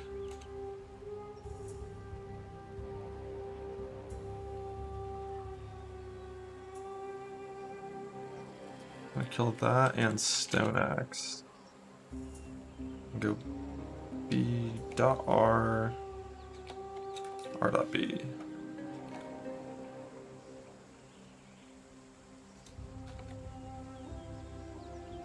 It's 5 slots left after that. Travel far. Are we doing? Just getting the leveling thing ideal for how I like it. Why do I see 2 blue?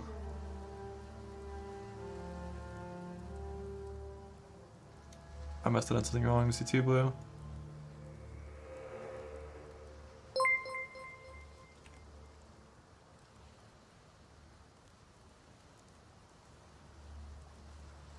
Robe.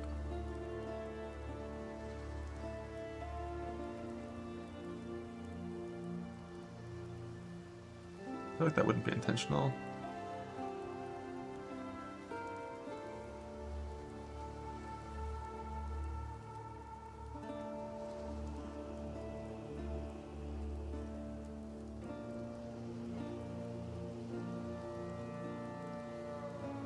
Oh, R.B will match robe? Oh, that's fucking stupid.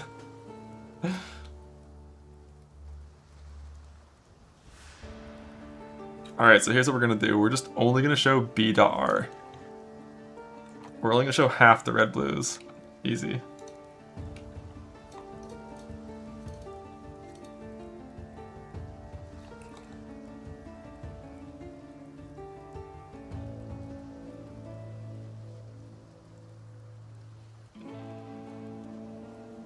No robes. If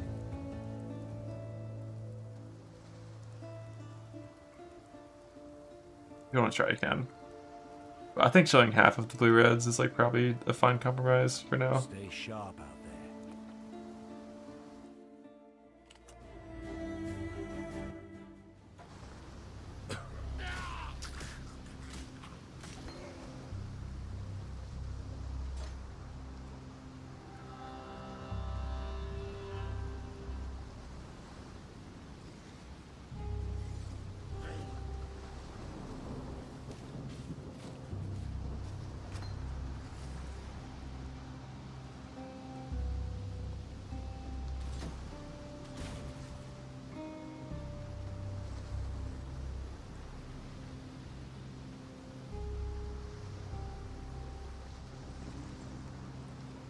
Flop.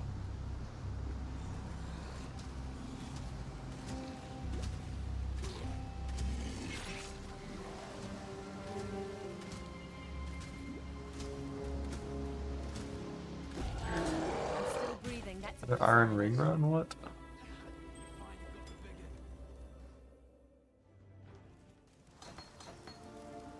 Fine. Welcome.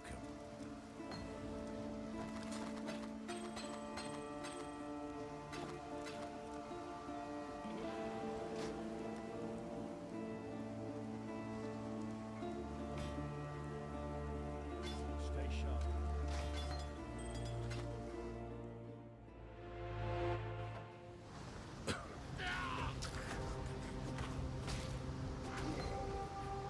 No 3 links, but mostly boots. Not the most gold, might not be able to gamble an axe.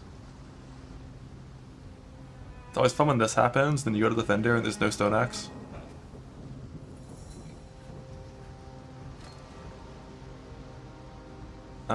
None of my filter bait filters work for campaign. Those are all map only.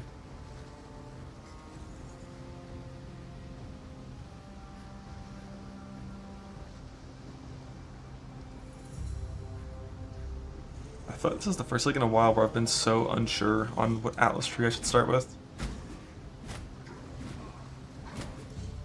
Just because the whole like harvest plus settlers question is really annoying.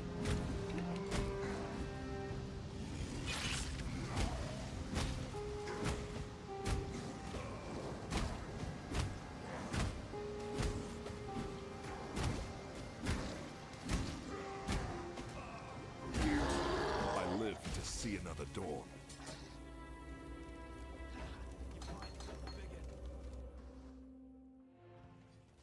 Lionize. Goodbye. Hello. Hello. God hasn't abandoned. There's an island. Fine.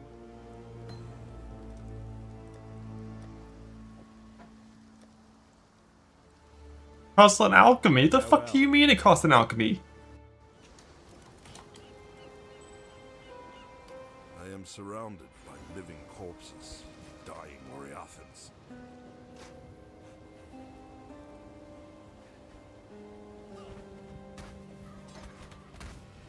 Time to burn!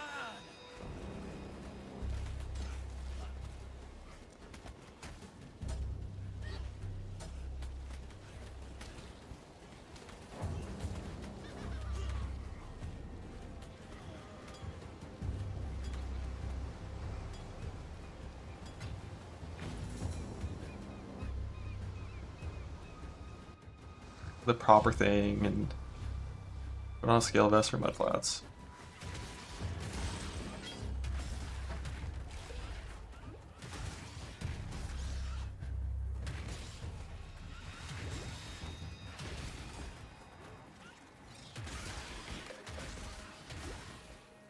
Son of the hat, need blue socket.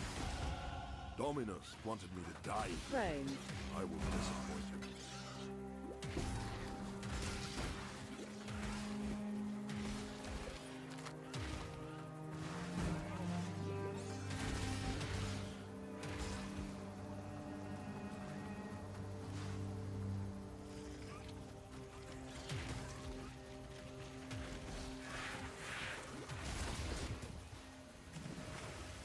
This is a far run.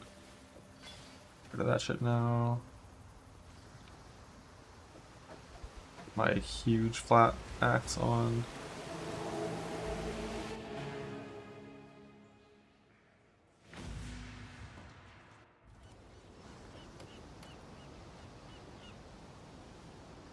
I don't have a level 1 shield or a blue socket yet.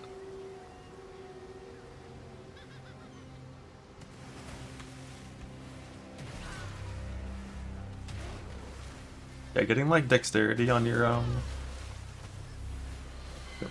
please pick up. I forgot if it's turn around at this point or not, but I think it is. Getting dexterity on like one of your items at random is super nice, so you actually have a chance to hit on Marauder.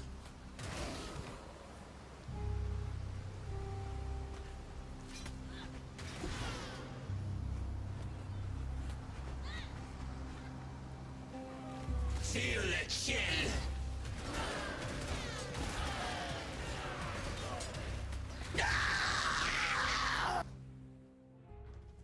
I don't.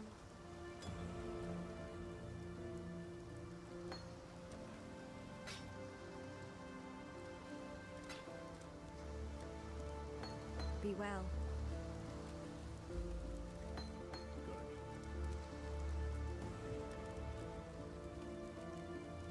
Blue alchemy, so rude. That's a transmute, it's blue, like me. Didn't enter my class this time. Oops.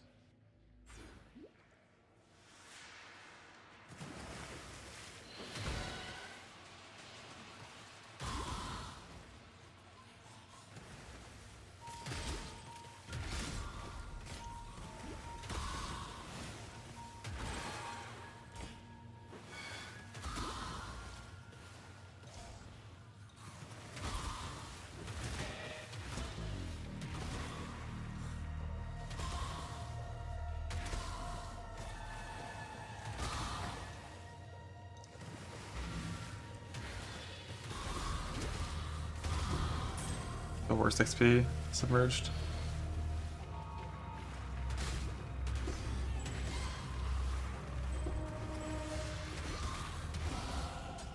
kill is to live.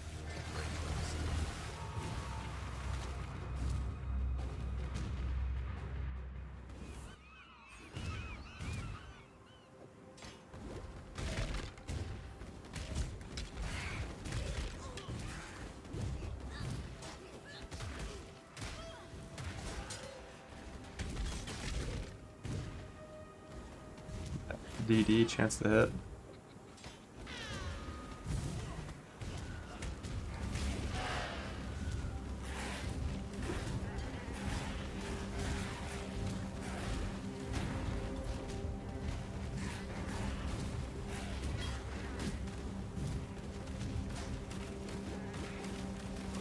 We're dead. Lund. I think something to ground slam in that scenario to kill goats probably isn't worth it. Like shield charge and ground slam kill goats at a pretty similar pace, and when you shield charge, you don't get stunned. Whereas swapping to ground slam and attacking runs the risk of like something hitting you for 14 damage and stunning you for 2 seconds. I think ground slam probably should only be swapped to for like for Brutus Dweller and stuff.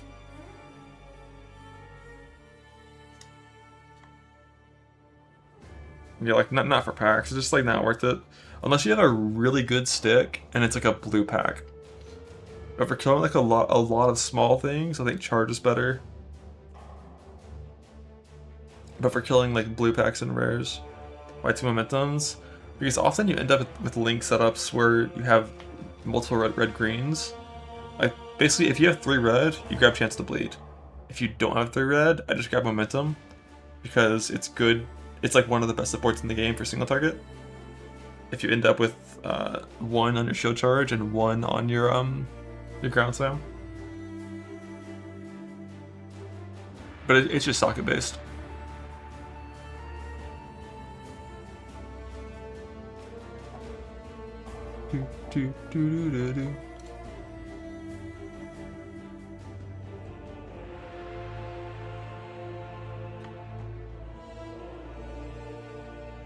I mean, if you just wear gear and back when it's not that scary.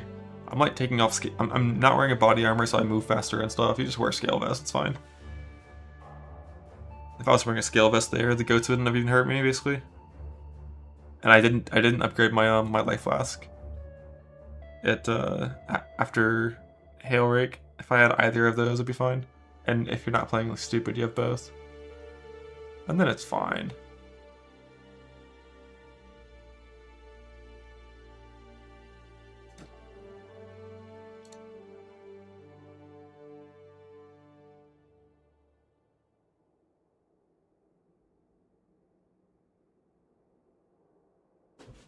The amount of stats required to swap to this build is quite annoying for a build that passed by 0 stat nodes.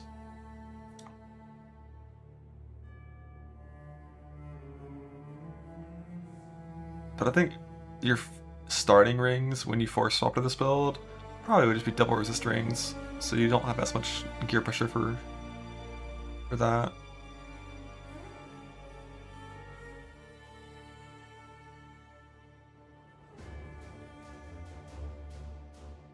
I think it would have to be, or just purity of elements at the start.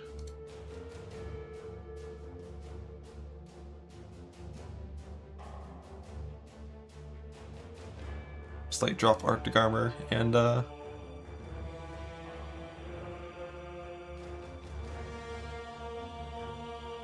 Tempest shield. Go purity of elements at the start. Because damn, that gear is going to be hard to actually be stat capped and rest kept.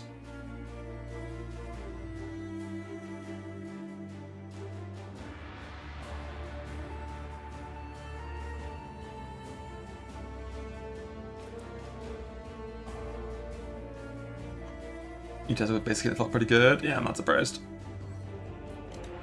A mapping VOD? There's a Teasers and run on my YouTube. I think I deleted that character, but I wanted to log in and test it a little bit more. Not enough to care, but...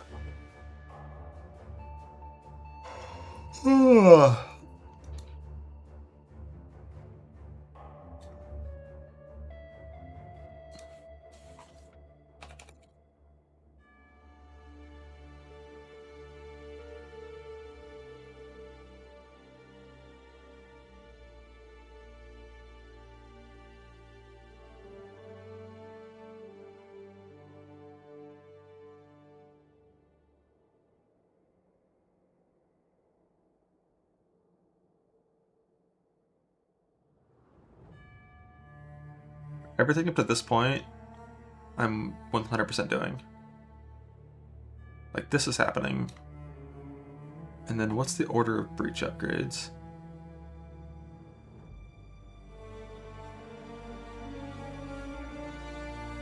I kind of do feel like you probably would want hives early on, which sucks, but I'm just going to assume that you need to do a mixture of both unstable and hives to get your points unlocked. The tree, so you're just like not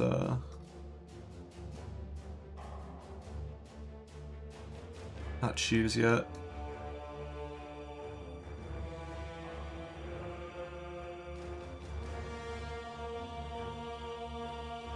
No, it's not fully unlocked.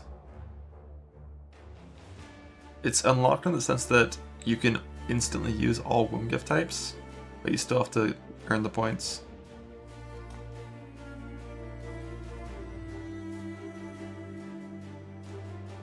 Some are on Graph Blood use, some come from doing breach encounters in the wild, some come from doing a fortress, one came from killing Varun in the past.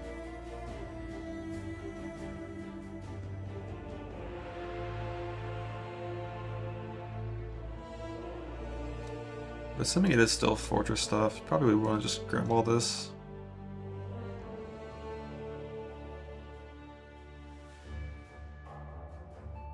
Fucking Breach has 6 clusters.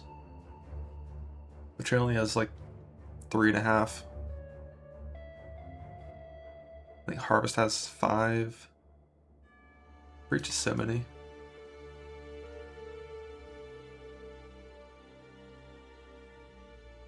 So Betrayal, Breach, Ground Loot for currency, this gets us gear hopefully. Yeah, Old Bridge was similar. Plus one nodes are not super important for progression unless you're trying to speedrun 2-stone, but speedrunning 2-stone is not really a good use of time. You don't like need to instantly be doing the highest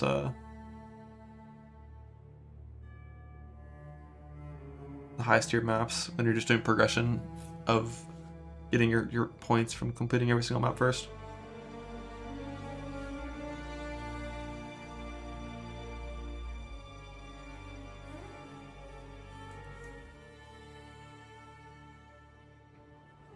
I'm just going to assume this is going to feel fine, toughness-wise.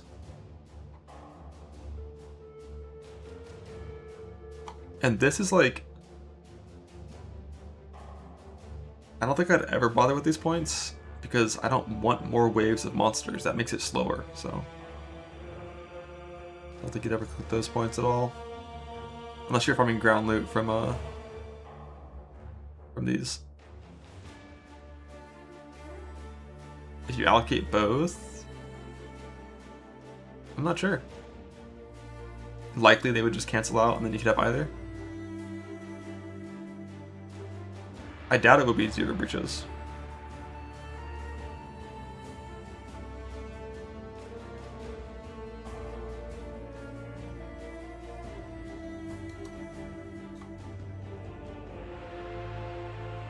Yeah, this is the plan for Progression Atlas up to this point. But then at this point, it's like, typically, historically, this is when I would start to add in Harvest.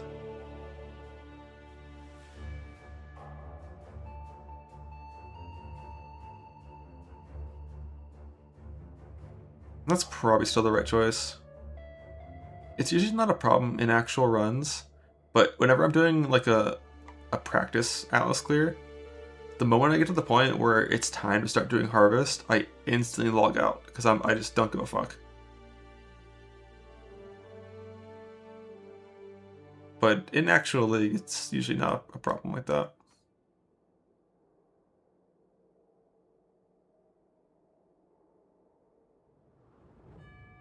Now, the Betrayal build modifier notice softcore only until your build's very strong. Like, if I was still doing Betrayal once I'm like level 92 with a 5 link and a Royal Plate and 30k armor, I might click it at that point, but during progression, this shit will kill you.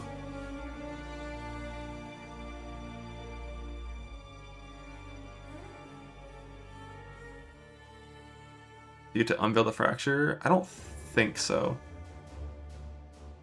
But I'm not positive.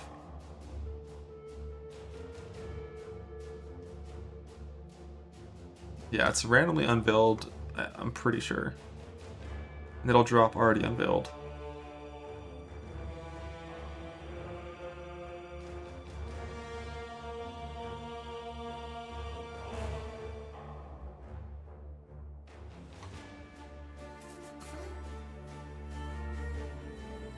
Let's pretend we don't try to do Calgar and Harvest all at the same time, because I don't think I would want to do that. Then I guess you just added Harvest. And then what? Like Harvest, quantity, pack size, effect. You have like 30 points spare at that point. Shrines, all reliable.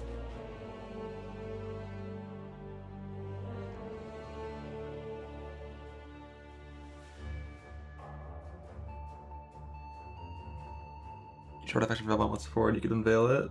And then you picked whatever it was, and then it was fractured when it got unveiled. If that's how it works, then it's a lot better.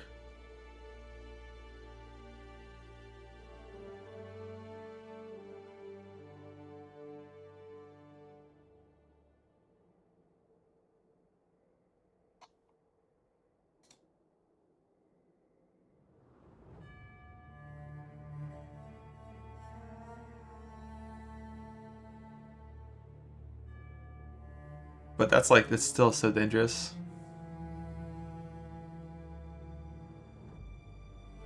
I'm a coward. I'm a baby.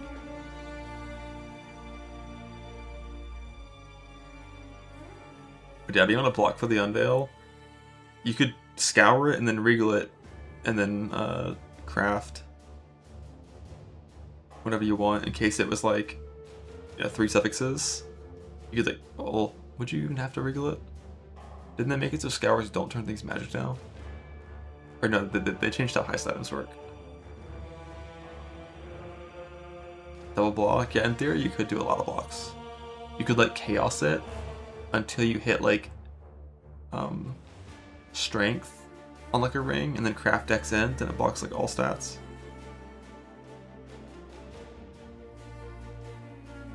And then you could like force unveil like one of the on-kill charges by doing that basically. Came around to the Hive. Yeah, I mean Hive is probably going to be correct at the start. I know it from the start, but I don't want to.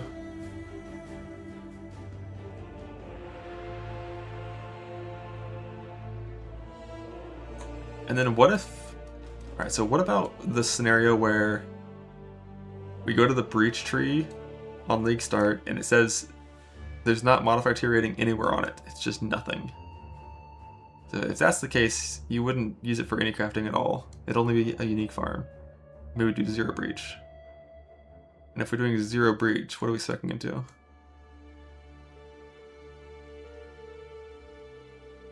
Migrate to trade, go ROG, open up a shop. You can't do like harvest that early. It's always weird. So the answer is probably expedition.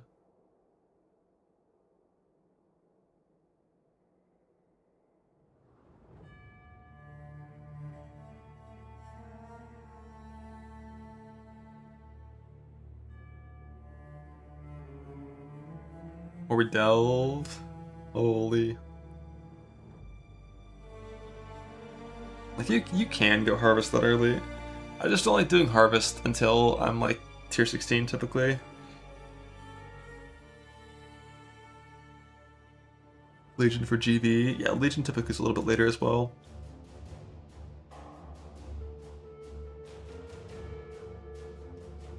I mean, you could just click Sulfite nodes. Just to go faster. Just like Shrine Sulfite, just to be stronger, go faster.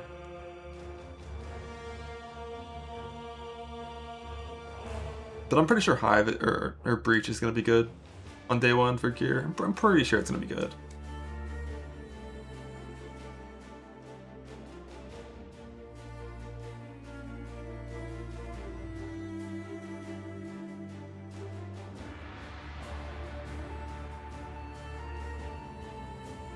I'm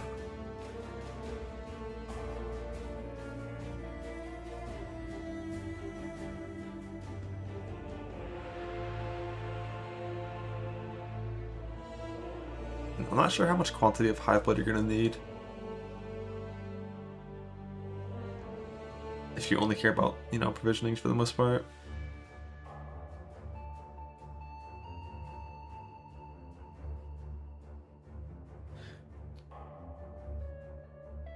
Why hives? I just think they're going to be more rewarding on a per time spent basis than Unstable is. What would it take to skip Breach? I think as long as there's like 50 mod tier, I'd probably still try it. Ooh, shit. Archmage Spark League Start Guide. Let's see it. Looks good to me. This MTX sucks.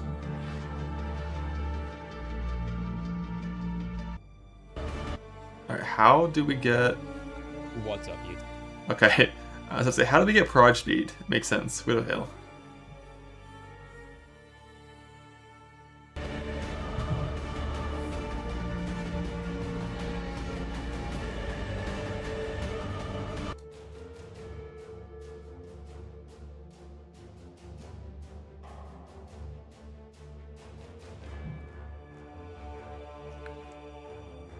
What's the swap? If you played it in 3.25, you can see the passing tree has been completely reworked for the new league. We're sitting at 110 million.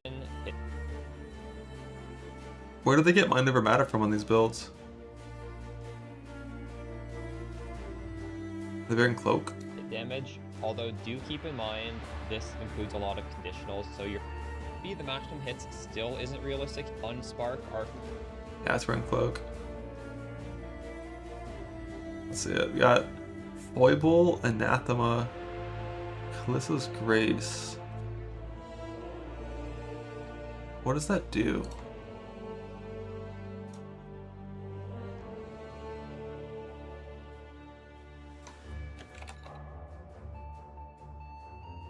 Okay, just 2 base crit. The Falborn version? Oh, I don't know what that is then. Let's see. Wiki. Less mana cost. Oh, just shit. That's actually crazy. 50% reduced mana cost. Average until 800 mana. And it's not that hard to get some reduced mana cost on the tree already. So it's like, basically you spend mana for like a second, and then everything's free for a second, and then spend for a second. But it removes your crit chance.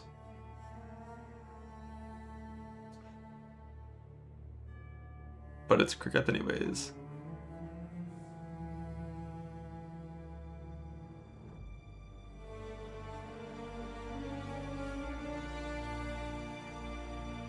Mage.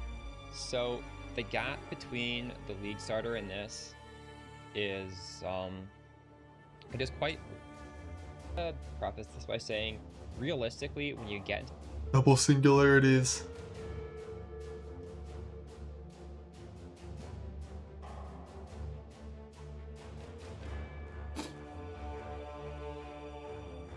Archmage is good. I don't know shit about doing spark stuff later on, but Archmage is good. There's a few different spell options that are all playable for it. And the worst case scenario, you just pivot to K-Bach.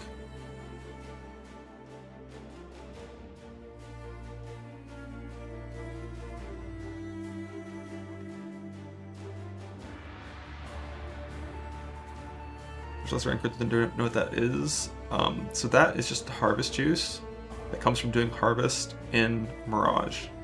What crafts it is for, we don't know. Hopefully it's reforged key prefixes and suffixes. God, that'd be fucking sick. But that's just cope.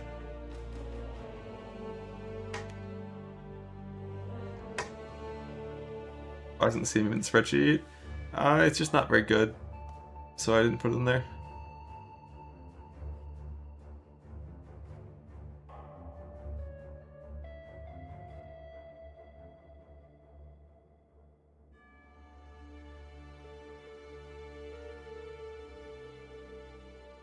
You want to play TR? Then play it. Lucky Divine Prefix Suffix. Yeah, there's a lot of old, really cool Harvest Crafts they could bring back for sure with that. Alpha Breath and Ghost Wraith. It's like a 22 int item. So you just click 3 socket, 3 red, and then 4 socket, 3 socket, back and forth until it's 4 red. 4 socket, 5 socket, back and forth until it's 5 red. And then 6 socket for blue.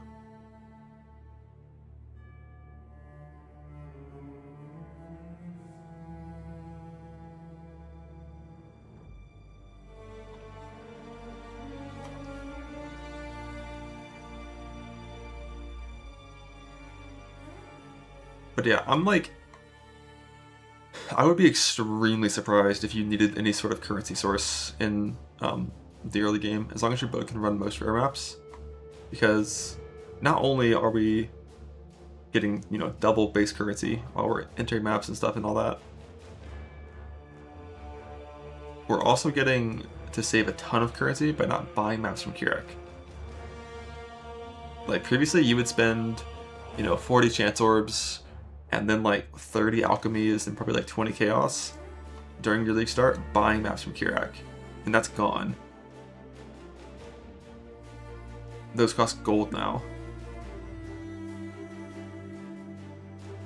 And you hopefully won't even have to buy very many. So like, we have less expense and we have more income. And it was already kind of close to not needing Expedition. Like, kind of close. And then if you're doing Breach early as well, you get some lavish womb gifts for some currency. I'm pretty sure we're not going to need it.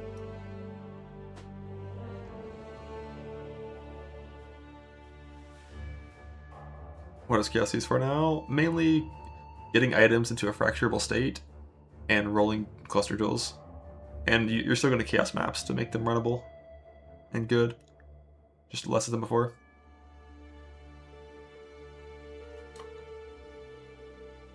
No, I don't really value going up in map tiers fast as like something that's important.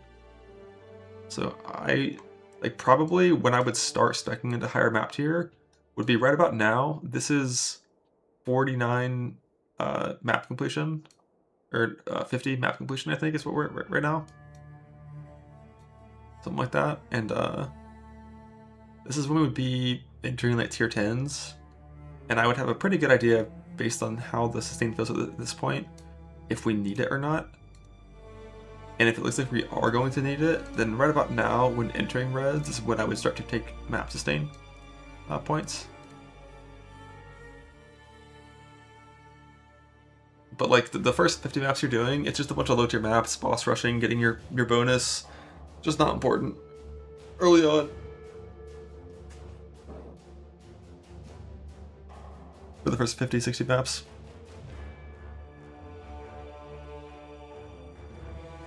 But yeah, 84 clusters come from Simulacrum now for the most part, or just do Delirium Mirage content and get the currency to swap the implicit.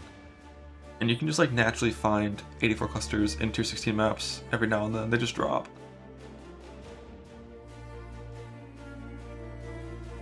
So you can just like get one randomly by doing T16 Delirium from killing a blue monster or a rare monster or a unique monster with this thing clicked.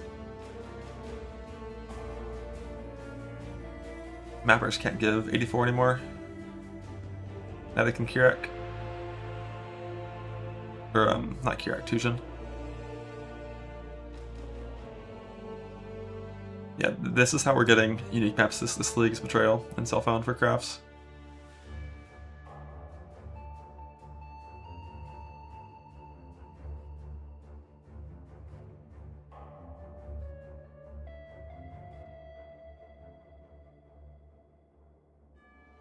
Rin, Fortification, take one, unique map, and then also Jonas in Research. Can you sell them every now and then, so that'll be fine.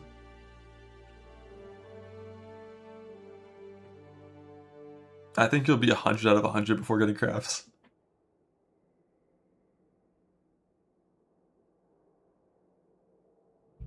How shit was Grab Transport last league? I would say he's like half as good as he was. Oh, you meant level? Oh. Oh yeah, probably. I mean, I think if you set up a trail efficiently and quickly, you'll probably have them by 98, I think. At least suffix can't be changed is super common. It's only previous can be changed, that's the hard one.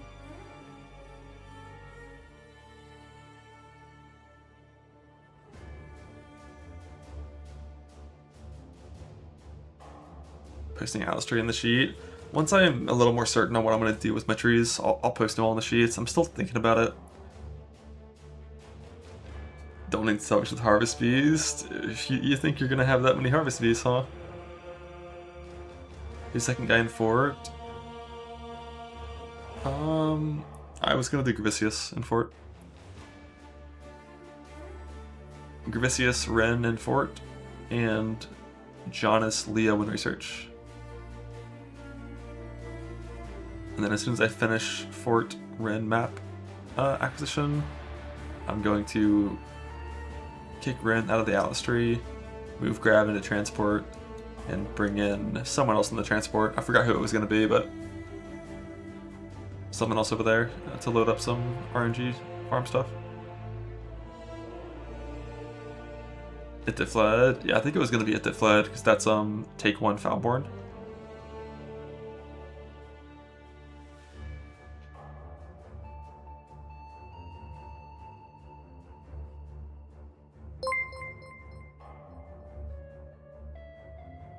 How many masses set up a board? Kind of depends on what your criteria for setting up is and your initial board state. From league start with a clean board with no mistakes, probably like, assuming you don't get too unlucky with getting Ren to join your board, because she's not there by default, probably like 50 to get it into like a good state where it's like 2-5 or 5-2-2-5 with like, 6-7 connections on each guy.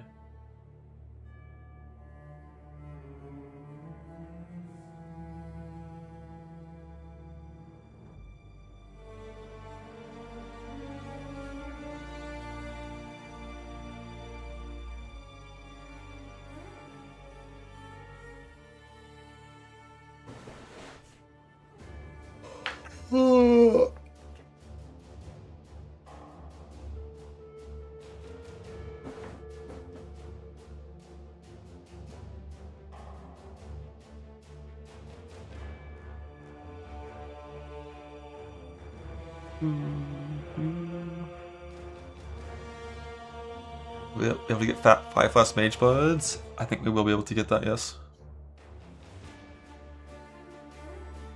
What does this mean? Basically, Atlas points come from like doing all of the Nightmare bosses now. And like a few other sources I think got added that weren't there before. Although like you're not going to get those last 2 points for a while.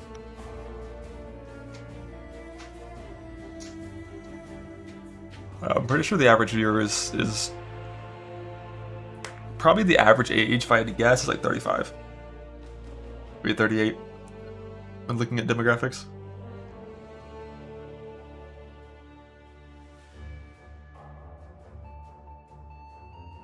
Definitely somewhere in the 30s. I'll be joining y'all soon.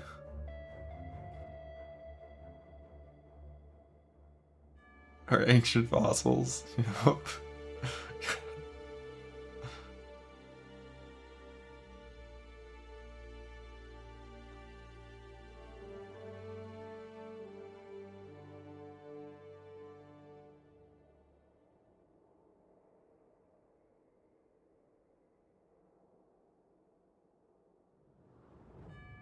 You can find them delving with the rest of the fossils. Jesus!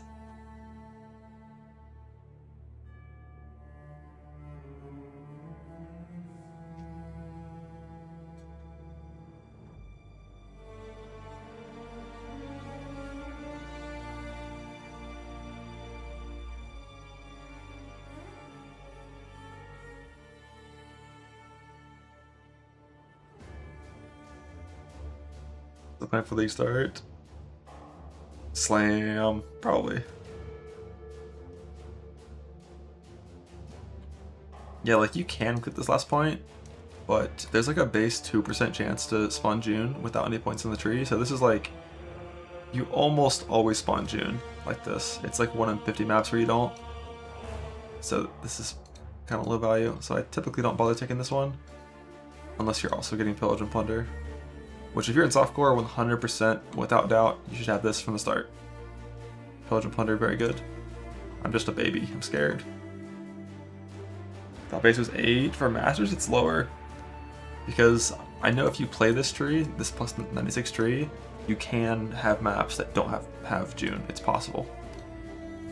So it can't be higher than 4%.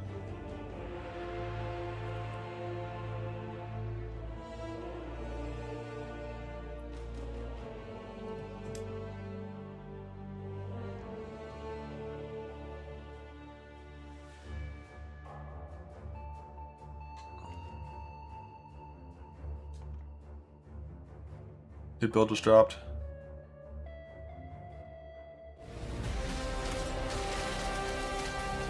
$2.6K, let's go. What is Holy Smite? Does that just mean smite?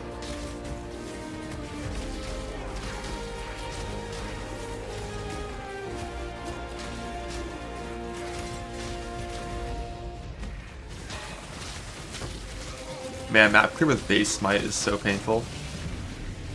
Gotta have Divine Judgment for playing this skill. I don't think he's winning this breach.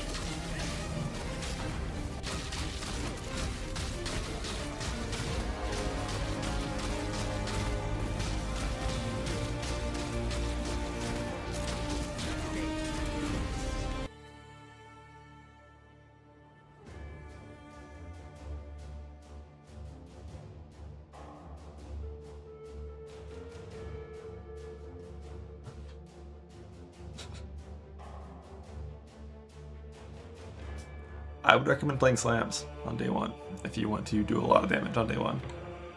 It's probably the right choice.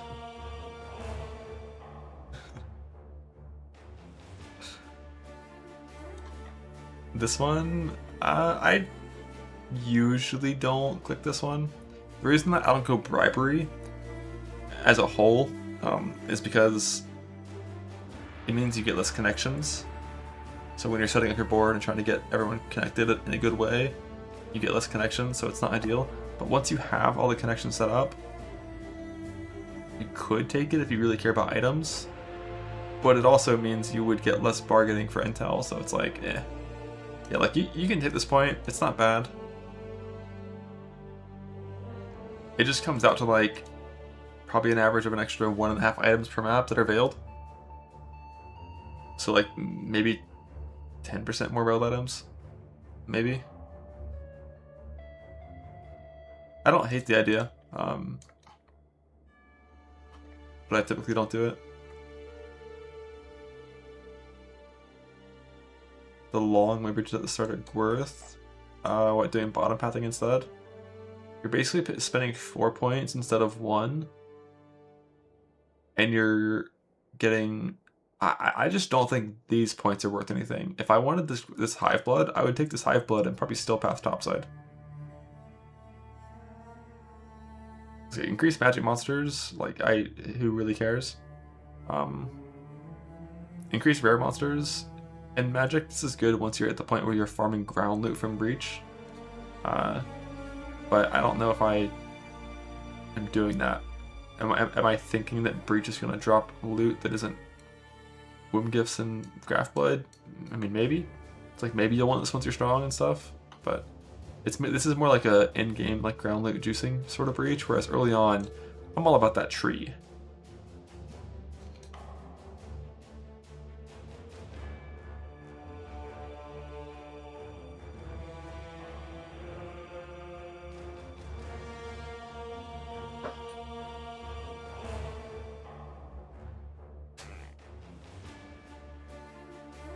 So as far as I know, when it comes to gifts and Graft Blood, the monsters you kill have no relevance toward how many you get. Except in the case of when you have this clicked, the boss can give you an extra Womb Gift if you're lucky. But aside from this notable, if you open a hive and 0 monsters spawn, because it's in a bad location, you still get the same amount of gifts and blood compared to if you kill 4,000 monsters.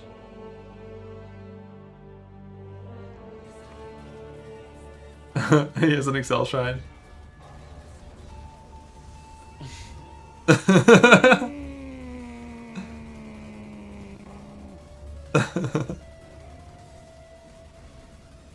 Oh, this is 3.14.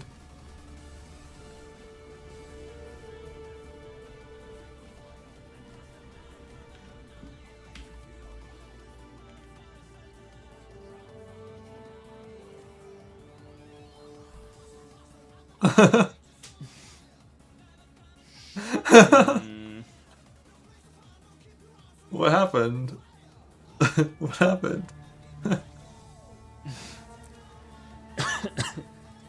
So, slams. The smite was actually pretty good. Amen. Slams. That was 5 years ago, back there in the original slam meta. Does anyone have Alkaiser's Earthshatter Val kill from the original slam meta? When like the boss spawned and he pressed his war cries and attacked once and the boss died?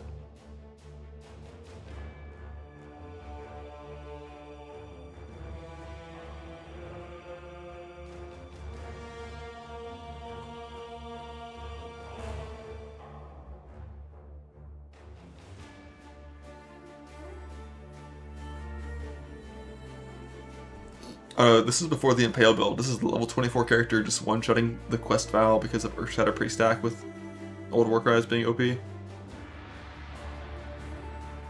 Old Warcries, like old Seismic Cry was so fucking broken.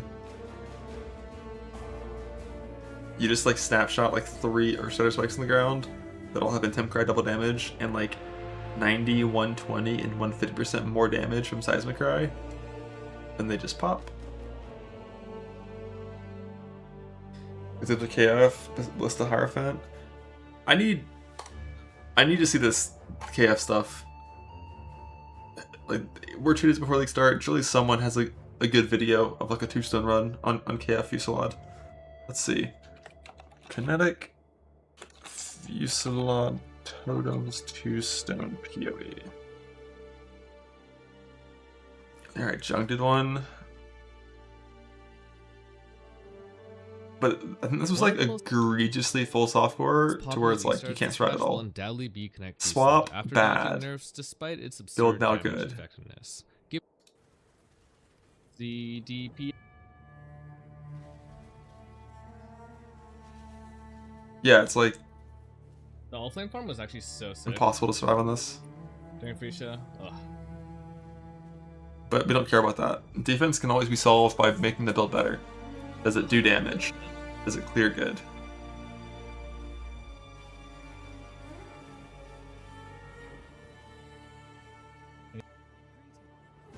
Alright, 10 and 12.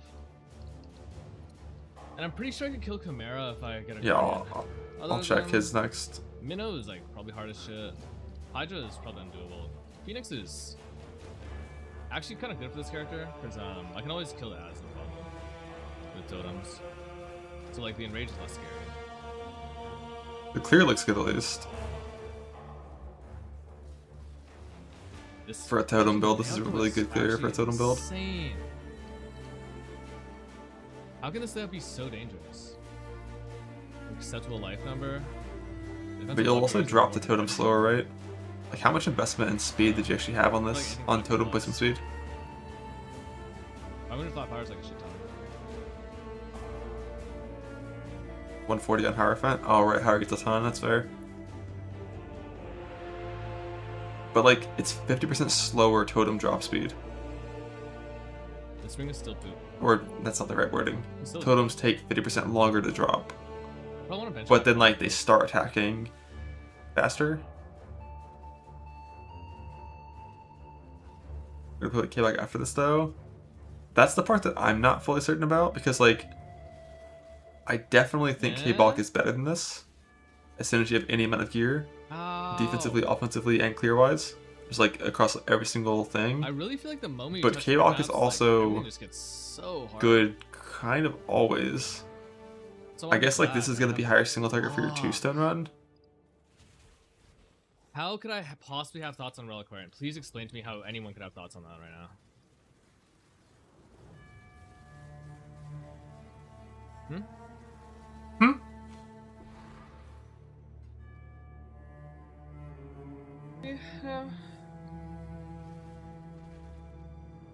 The turbo? You're just dead. I think they wanted to fix it before 0.5. It shouldn't be fixed yet. I'm trying to ignite. What level is he? Jesus. Goes up again.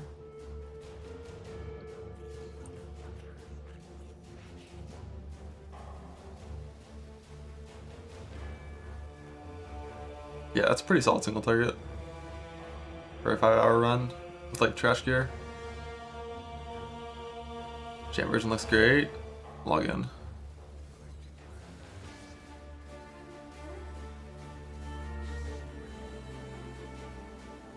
Whoa, he's so fast.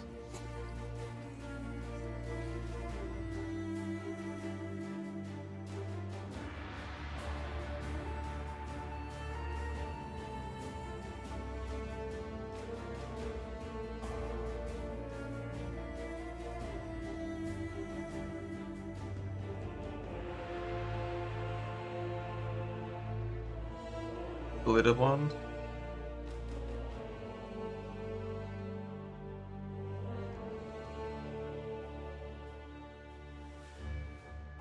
It's one of those deathless. Or at least a little more defensive. It's on his other channel. Oh, yes, too. Nice. I'm a rogue.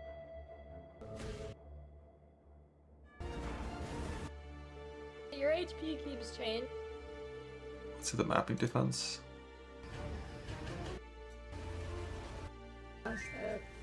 I'll take it. I still would much rather have K-Balk defense than this. Like 3k with Fortify. I don't know what the armor and evasion is though.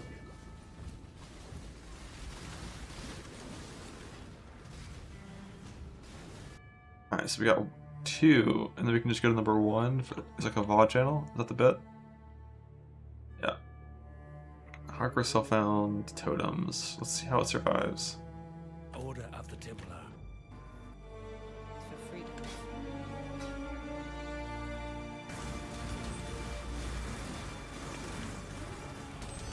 200 milliseconds latency, how painful it is. Yeah, it's just... That is fucking a lot of DPS. It's getting worse. Cracked 8. Minute by minute. Definitely not getting better.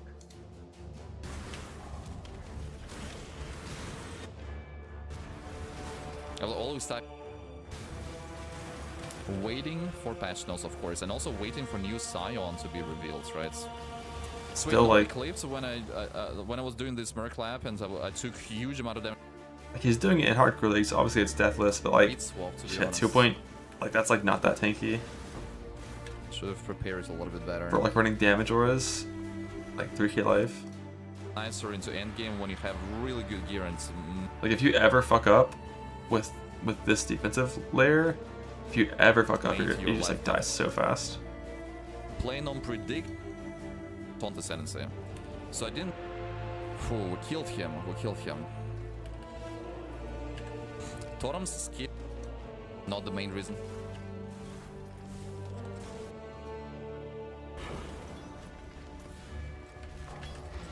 What if he has any block or anything?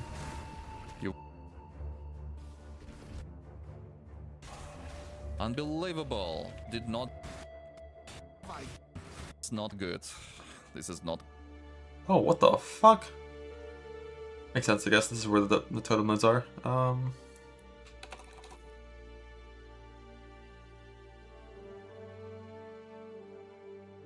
don't see any block. It's like life and totem nodes mainly.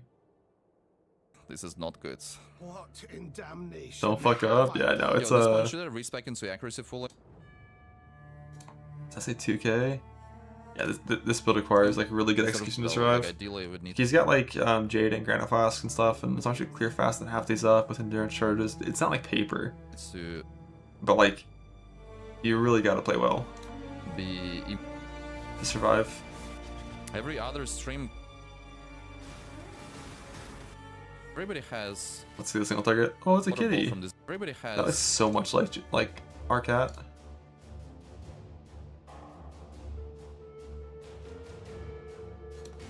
Or anymore. So yeah, I'm trying to invest as much as I don't have it. All right, let's see the dam. The inclusive we, yeah, we our cat. Damn, he just has 70 ping always. That sucks.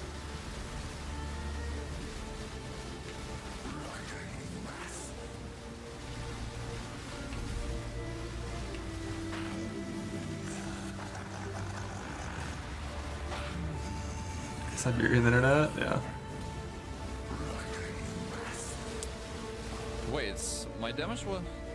Am I missing out on something? I mean, it's on front too. Higher. I'm telling you. Meow.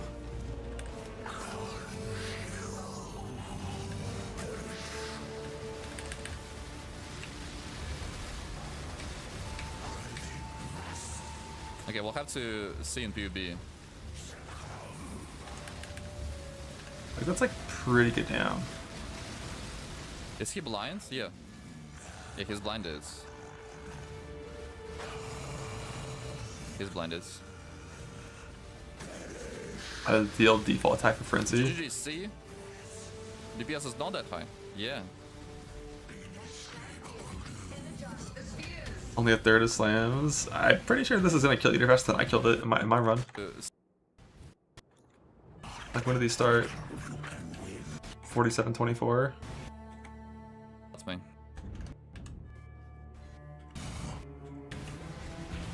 He had to log and redo a phase. Another tried one. Can't count these. It's an escapable doom phase. Like, we'll just pretend he killed the boss here. I don't have Killing Strike. He killed it in like 2 minutes. And then a bunch of goofy stuff happened here.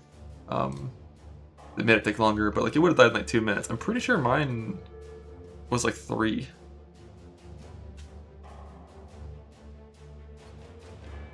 The flask bar? Hey man, objectively correct bossing flasks.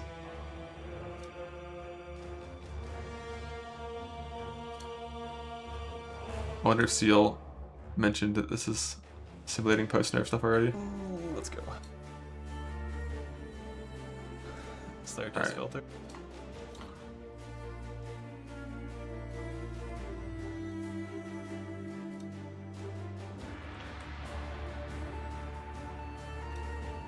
Alright, so 505.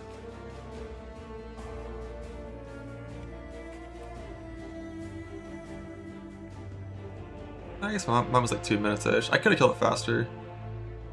I assimilated with a pretty mediocre stick, both of us on a 4-link, but...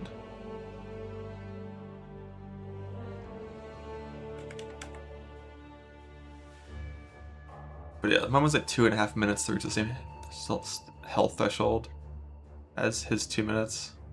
And then I fucked up and didn't kill it there. Yeah, this is simulating all the nerfs. And it's on a 4-link, which is like, being on a 4-link here in an actual League Start run is almost impossible based on what we know from the Breach Tree. Because the Breach Tree got nerfed from 150 fusing Sindulars to 60, which is still a 5-link like every like 3rd or 4th provisioning.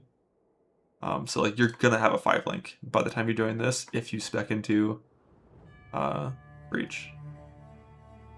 Yeah, he was on a 4-link as well. I'm just saying, like, for comparing slams before, like slams in this practice run to slams on actual launch, my character is going to be a lot stronger on actual launch. Because I'm not going to, you know, shamelessly full rush 2-stone for no reason. Because this is like not something you actually do in actual leagues just for fun. So it's going to be like 6.5 hours instead of 5 hours. and it's going to be with like full breach gear, a better stick from Betrayal, and a 5 rank, and probably an extra 3 levels as well. Actually, what level even am I in this run? I think it's like 82, isn't it? Maybe 84?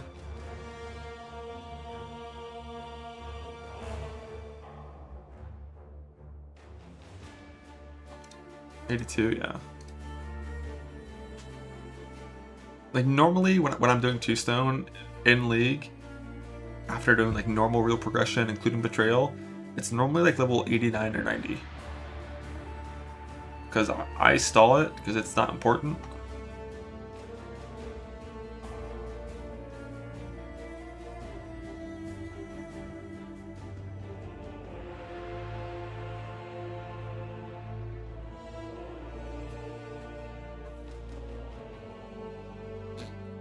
How do your weapons now in self-found?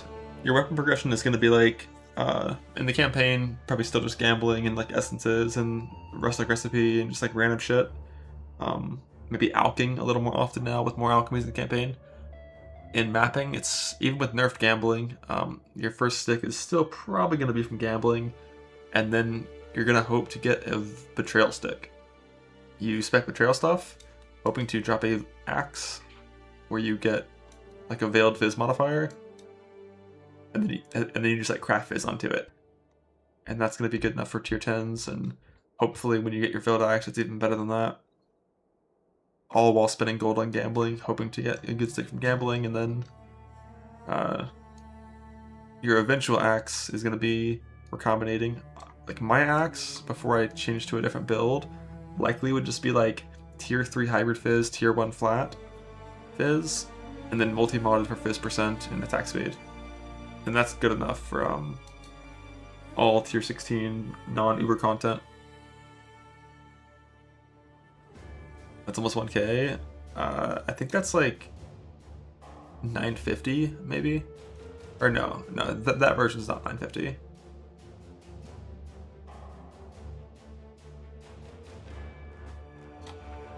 I think it's like 850 because it's crafted attack speed.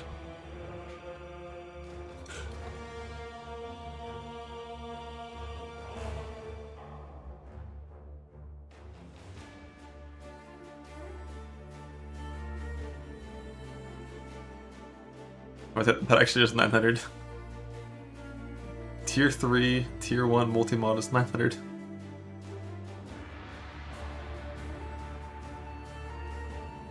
Betrayal just for the axe. Betrayal has like 4 purposes, I think.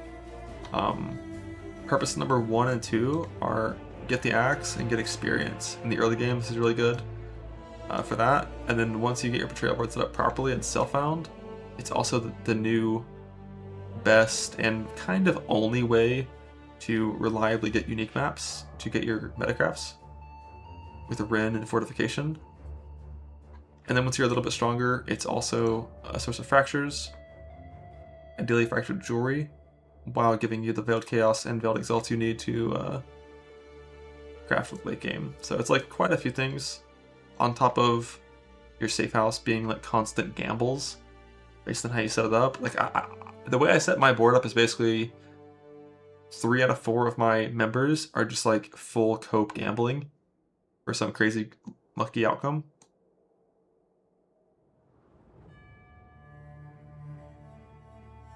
Slams are viable as a Holy Hammers too? I would say no, probably not. Just because Holy Hammers looks very mediocre in terms of damage, to the point where like Slams got nerfed by a lot, but when playing them with the best skills, it's still strong enough. Earthshatter does post nerf probably double the damage of Holy Hammer,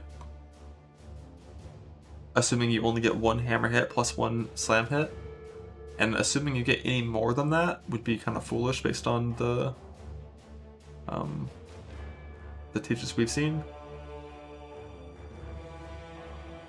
Things worth through the 5% pressure for betrayal. 100% yes. You'll die every now and then. It's okay.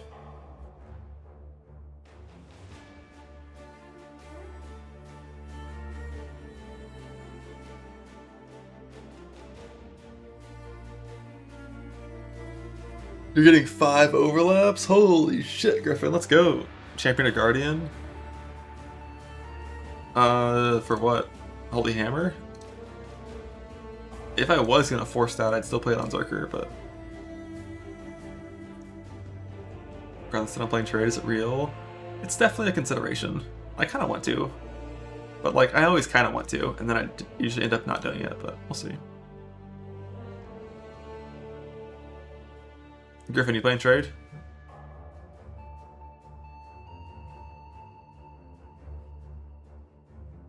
Bro SF. Oh, you sure you're playing hardcore trade with us? Let's go.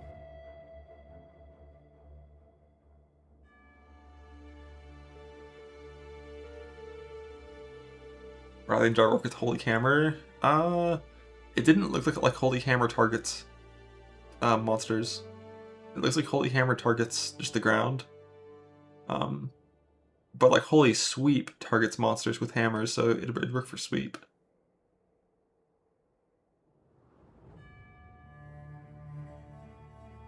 K-Block Huck yourself on start, good or risky?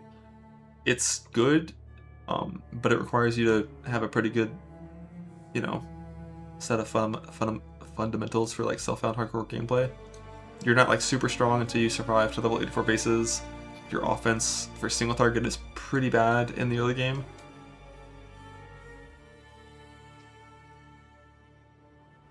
And like you have to fight essences to get like your initial wand, which sucks.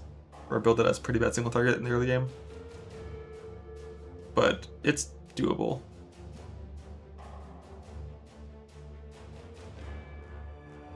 Gathering Element is gonna have cringe ramp. I think multi-strike will still count and give you stacks. So I don't think it'll be that bad of ramp once you have good attack speed.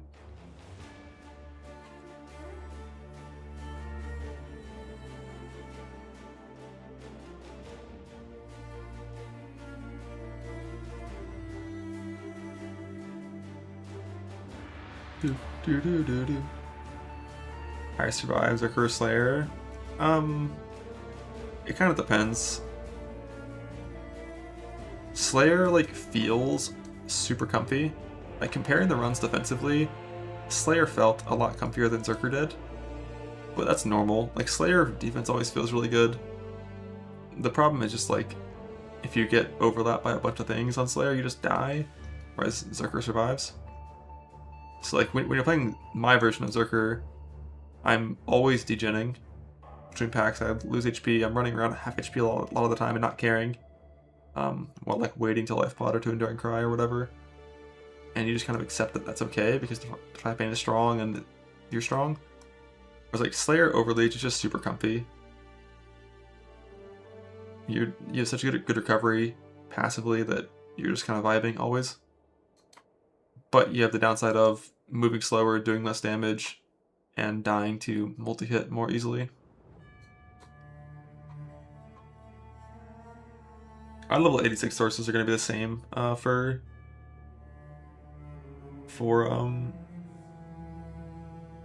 self-found as last league. You're going to pick up your base on the ground at eye level 83 with a good base defense roll. You're going to talk to Gwenin and buy eye level 86 of the same class. You're going to recombinate coin flip chance to get your base back, and it'll be eye level 86.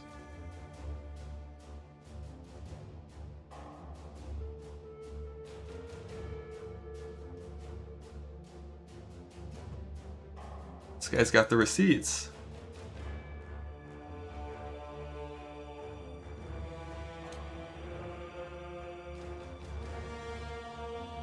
Shield charging. Happens when Gwenin caps at 85. I hope it doesn't happen.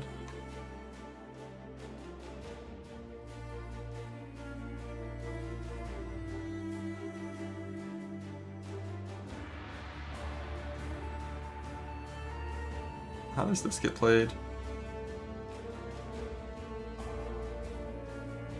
Rolling magma cremation.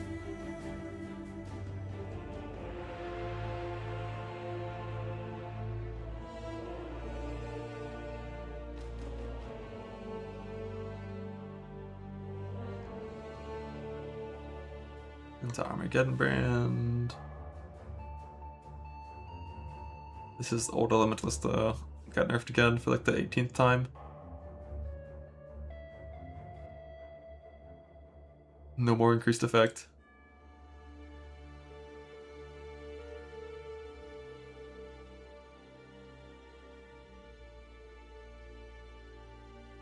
Says tankier, Necro, or Hyro. Hyro is better max hit, Necro has more EHP. So like if you're in softcore, like Necro defense probably is gonna feel better. But if you're in hardcore, Hyro, so you don't just get one shot randomly by some shit. But both are good. When does it go cold dot? At like Merc Lab?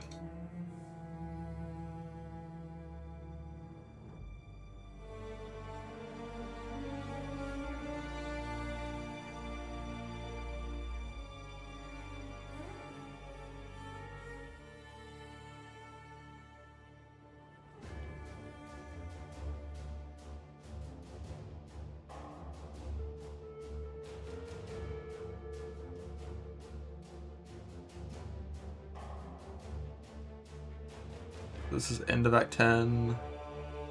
Yeah, so it's cold. This is the cold dot swap right here, it looks like. Classic end of Act 10. Swap.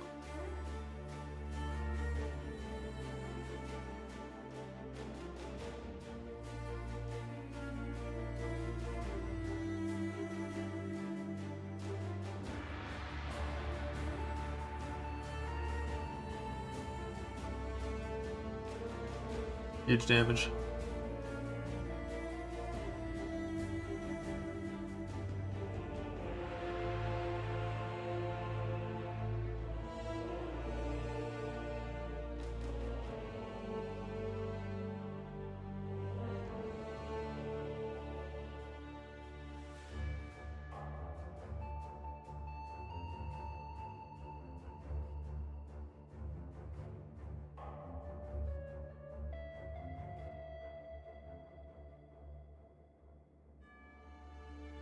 Yeah, Vortex is still instant, and Witches had a semblance of defense in the early game.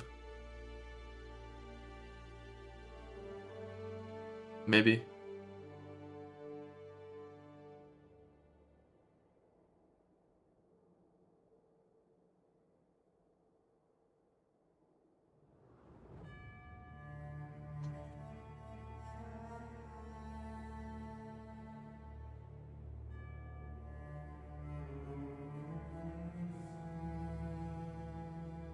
Yeah, this is Golem Ascend.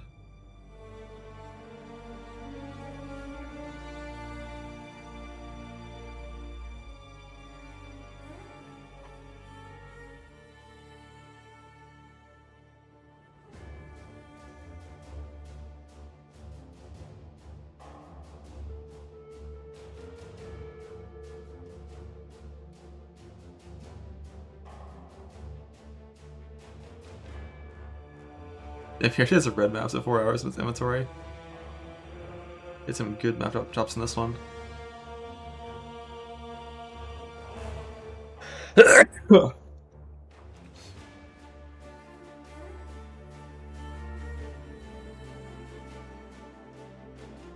Stare.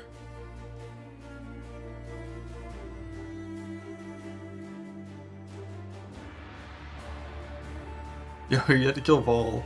Thankfully, you already have Frost Bomb naturally on Cold Dot, so. Oh. The little auto attack almost one-shots you. Always good.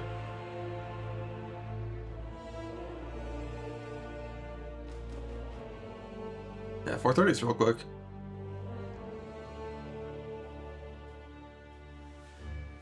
I think Pop's getting updated. Probably like right before League start. What's even not up to date with Pop right now? It's like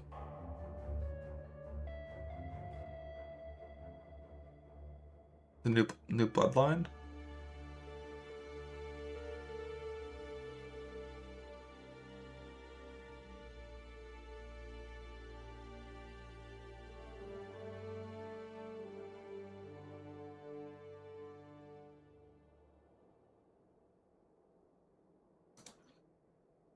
No, get in there, kill the boss.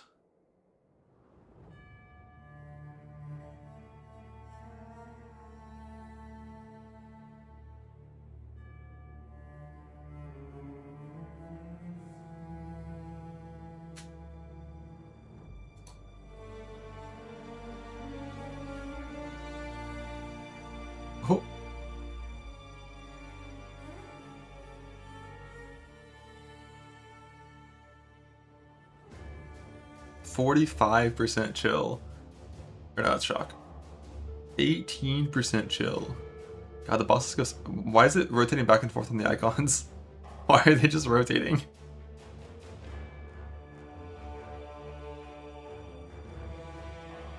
This boss bar is so bad, man. This shit came out like 2 years ago. It's never once worked properly. And it blocks my buff bar. Like, get away from me, man. Get away.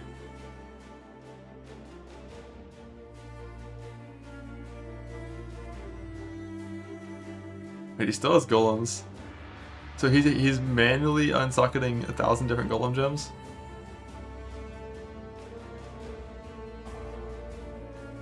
Where is it? Where is it? Where is it? Where is it?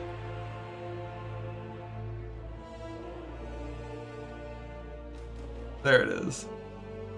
And summon them all back.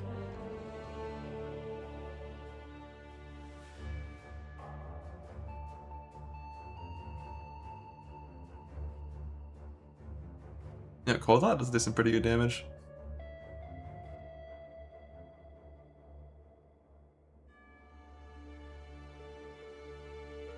Just classic, like dot skills are always kind of good at bossing, even if they're like technical POB DPS isn't that high. Because when you have full uptime, like actual 100% damage, it's always nice when bossing.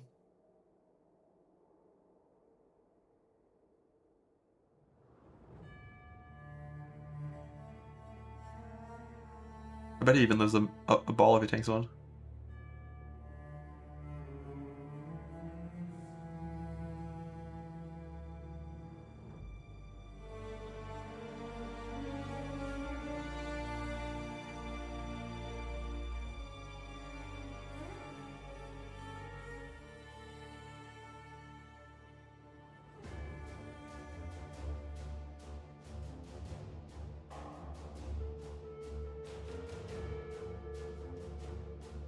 You heard of his Valfa and last. Rest in peace. Yeah, hopefully Ignite gets a nice buff next patch. Because a lot of forces died this patch. Health Ping doesn't look fun. Yeah, I mean when you're doing this kind of two-stone push, where it's like just genuinely fuck everything else as fast as possible, two-stone push, usually your character is not the strongest. You're wearing your campaign gear for the most part.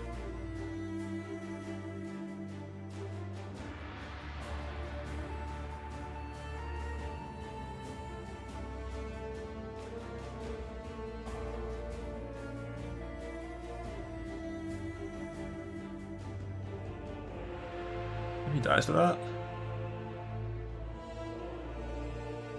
With Flesh and Stone.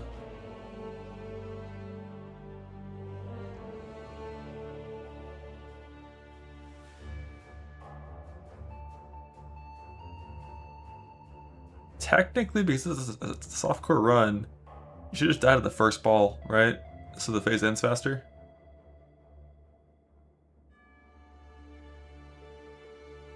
Yeah, he had the -5 max stress debuff, but I figured he would live even with that.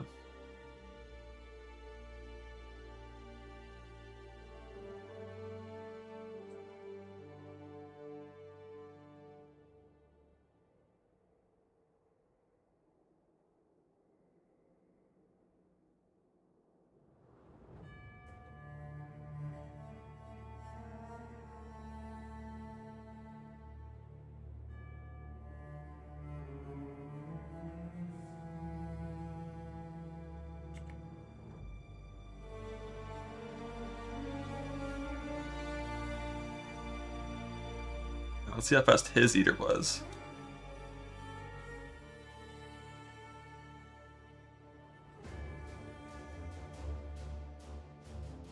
Bro, how many porcupines even hit him? Is that like 2?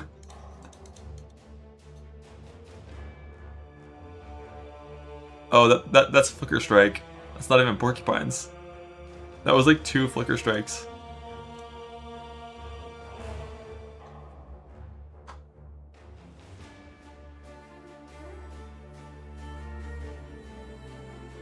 1, 2 flicker strikes. Just witch things. I love seeing runs like this because it reminds me to not try to play casters in the current game, outside of Archmage ones. With like Eternal Blessing Grace.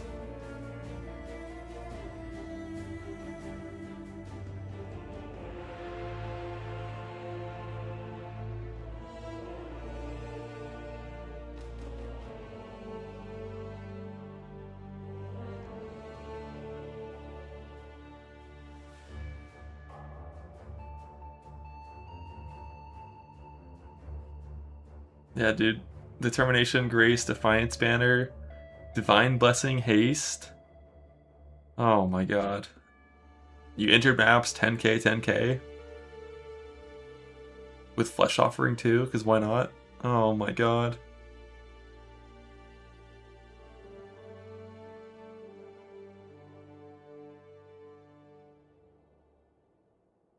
Yeah, with 10% life as ES and Ghost Shrouds too. Oh my god. What a meta.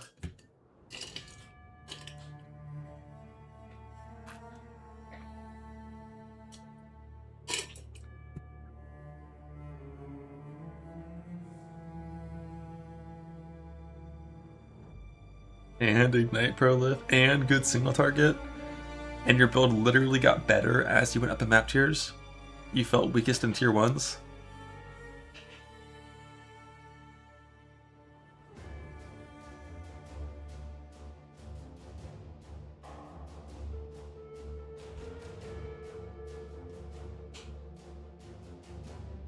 And while we had all of that, Karim was still playing Slayer.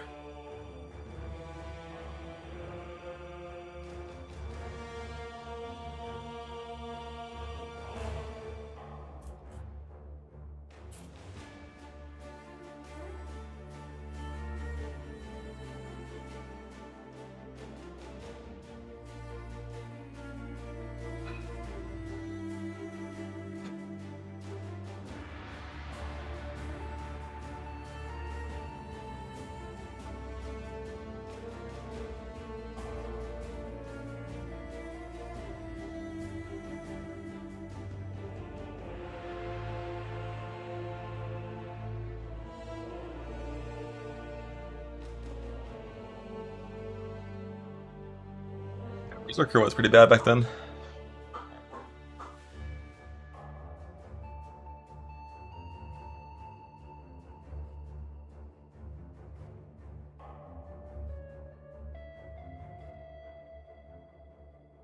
MTX Challenge is great this league. Oh shit, let's see it.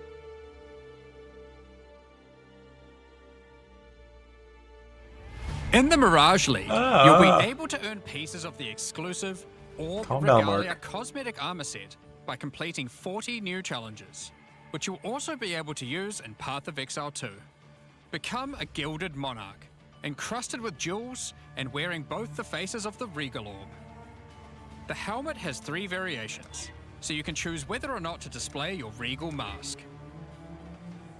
The body armor, gloves, and boots also have 3 variations. Choose to either shine gold, emanate a royal magical blue, or a combination of both, as the blue shifts around on top of the layer of metallic gold. Or one out for Harbingers. Completing challenges also grants you pieces of this league's Totem Pole hideout decoration. As always, these cosmetics do not affect your character's power or progression in any way. Good luck.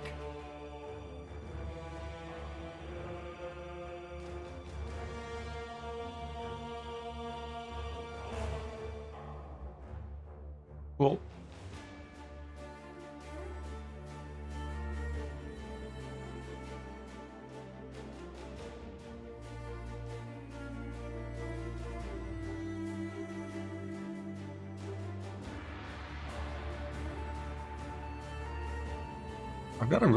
I've got a sick build idea. Let's see if this works.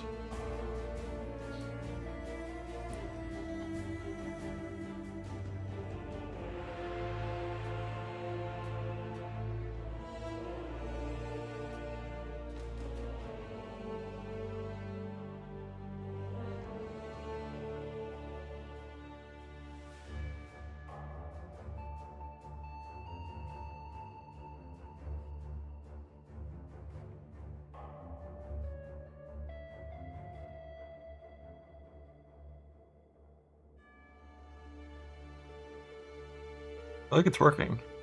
It looks pretty good.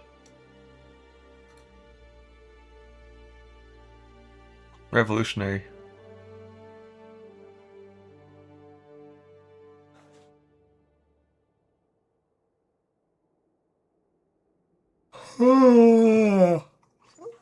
Is there any skill tier list to look at?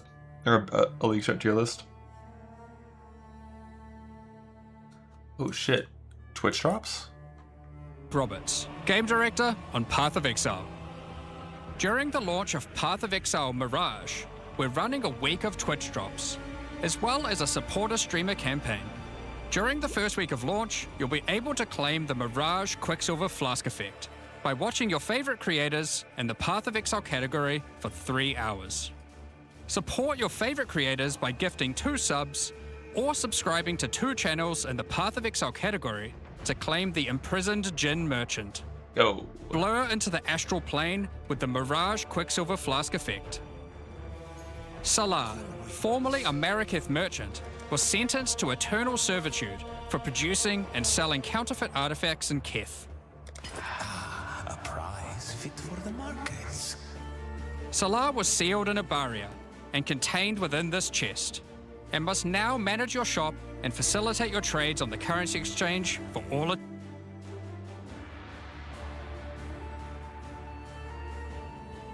eternity.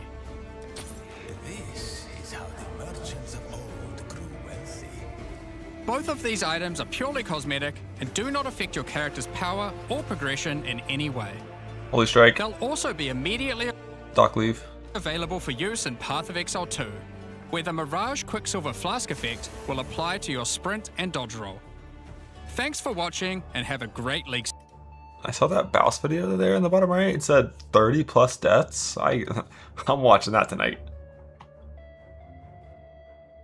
Yo, we got a new ROG strategy. From ROGs to riches. Let's go.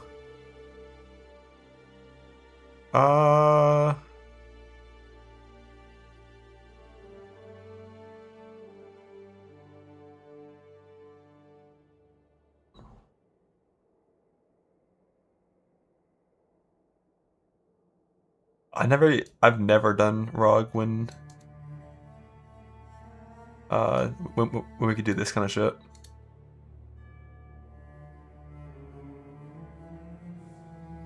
Why is Canal Caster on here?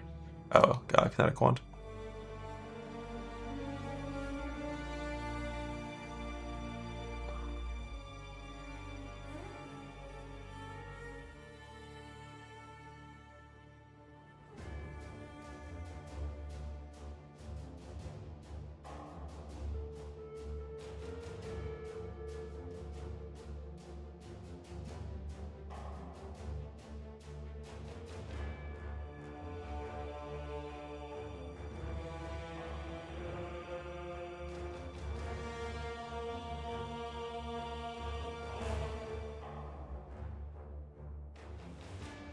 I'm looking for the what do you click when doing ROG.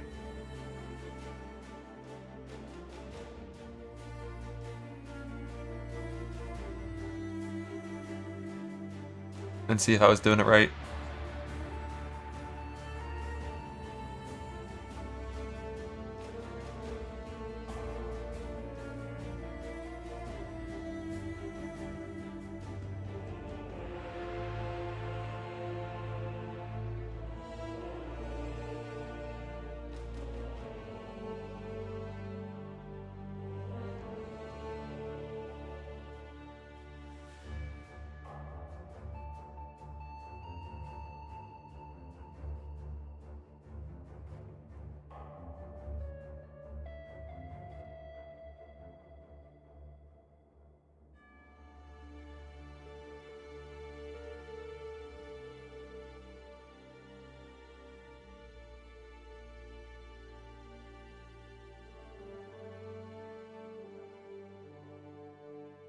Yeah.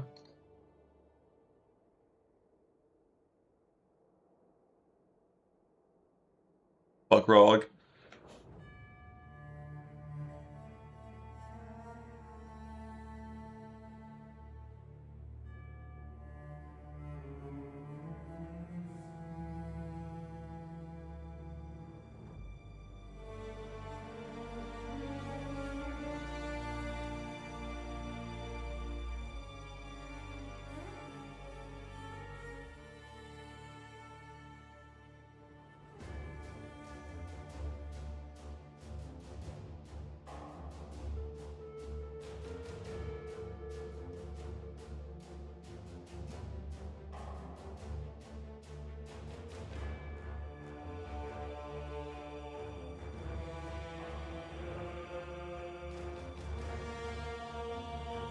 on his static strike. It looks interesting. It might be good. I'll try it. If it double hits like Smite does, then it's super fucking OP and broken and the best strike skill by far.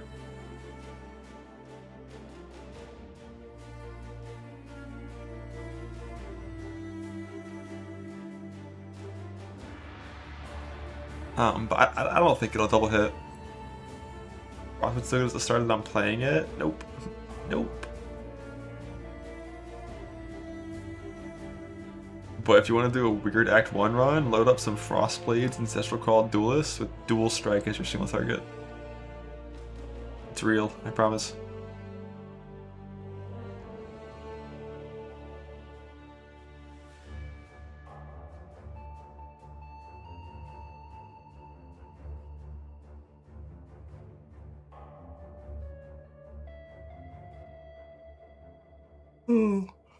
My top 500 starters in order.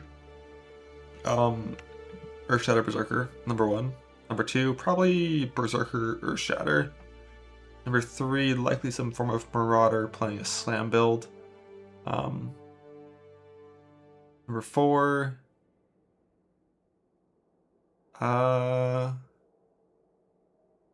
DD. And number 226 is probably Slayer.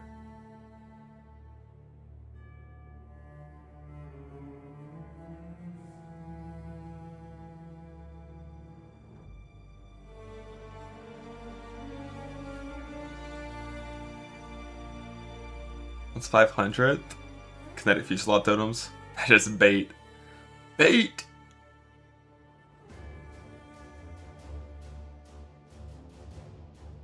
I don't think it's actually bait. In softcore, it's fine. But, like, getting defense on those builds doesn't seem as trivial as it is on some builds.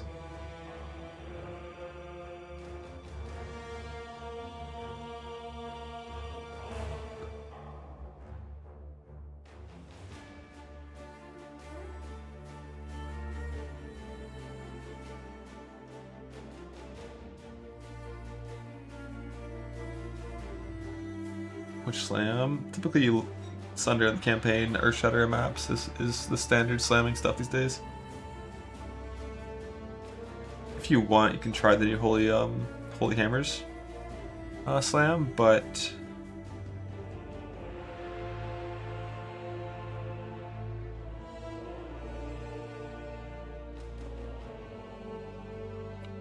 it doesn't seem too strong based on how the overlaps looked.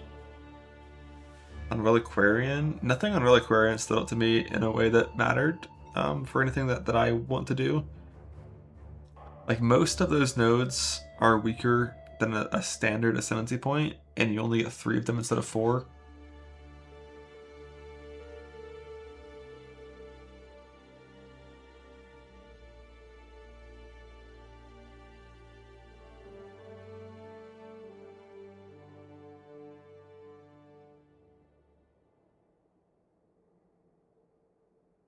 I think the best node is probably Widowhail. For some weird, like, reduced prod speed, like, shenanigans with rear guard and base Widowhail. I don't know what that would be, but it could be a thing. Reliquarian Bleed Slam. Something to note about Bleed. That, like, level 1 cruelty thing, the new Bloodline, where you can just get level 1 cruelty for free. Well, for 2 points. That's like a really high value 2 points. Offensively.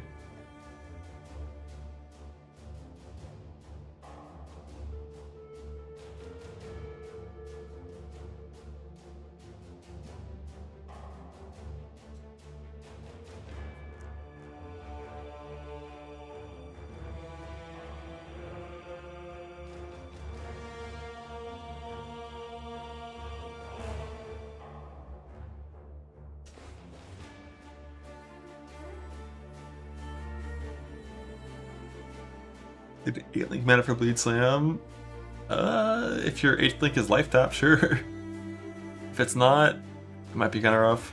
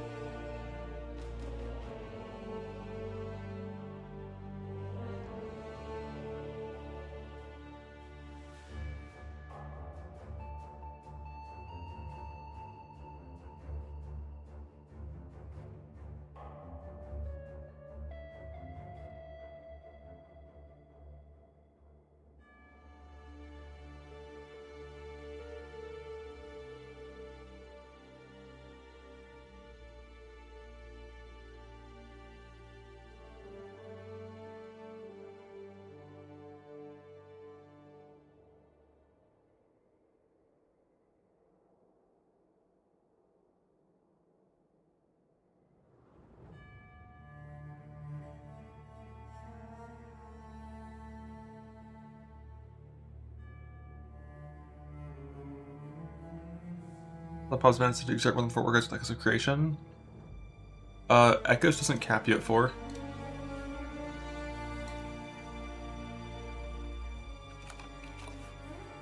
You can still use as many as you want. Like the bonuses on this helmet don't have any restriction on like where the work guys come from. It doesn't have to like be socketed in the helmet or anything. So as long as you have enough work eyes that work on your skill, you can use it.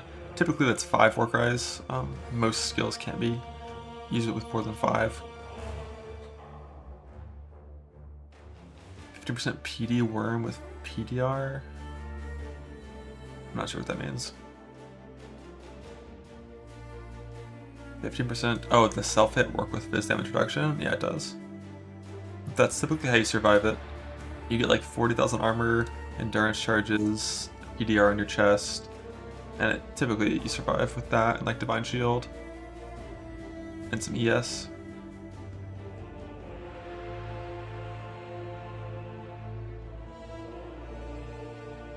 What flavor slams are playing today?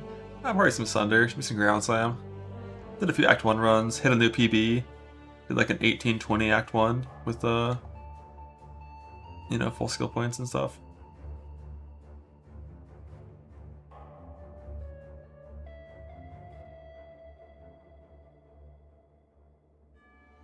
Yeah, I think if you have like maybe 3, maybe 3 or 4 work rate tattoos, and an ideal split of qualities on your auto exerts, you can replace General's Cry with Infernal Cry. But you need a couple tattoos first.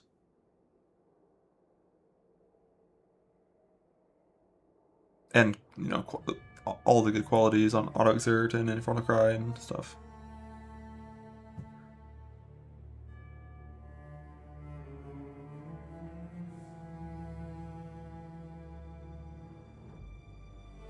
Although ideally you would add Battle Mage Cry vulnerability to your auto exert instead of Infernal Cry. Just because that one actually matters. Like, it's a lot more important to get Curse on hit than to get Infernal Cry, but it's kind of a preference.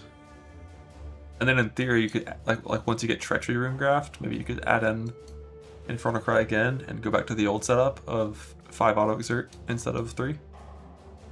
Well, it could be 4 because you don't need generals in that scenario, but like when I played it on Zerker with Admonisher this last run, last 2 stone, self-casting 3 work rise didn't feel bad to me at all.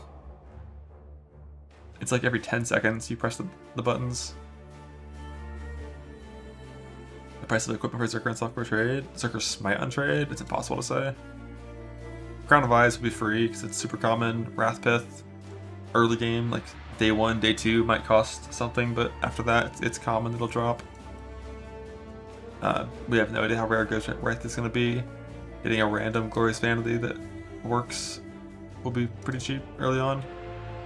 The only real question is, will Ghost Wraith be made super rare and expensive, or will it stay what it is right now of super common and easy to get?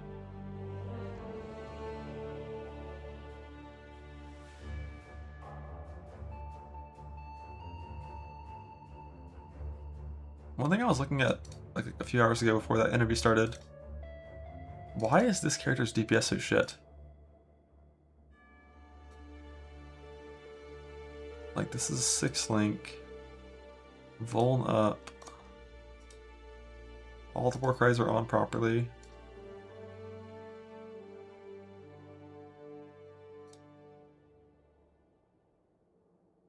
Target is intimidated, which technically wouldn't even work currently unless we have the implicit here. Okay, we have the implicit there. No, this was last leg. This was Graft leg. So I even have some free extra damage here.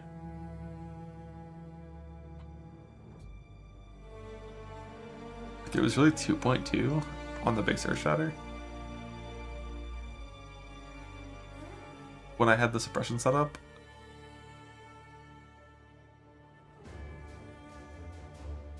I thought this would have been like 3 or 4.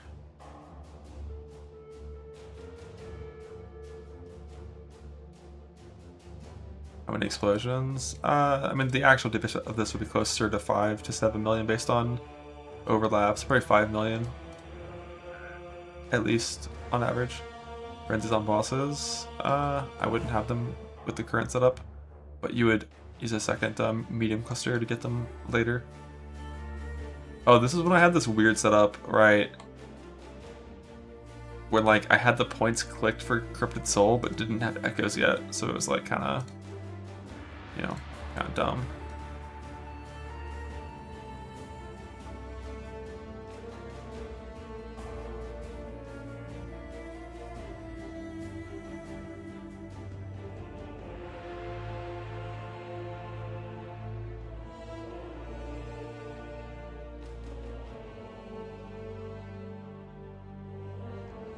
Okay, so that's a little closer to what I thought it should be. 2.5 on the hit.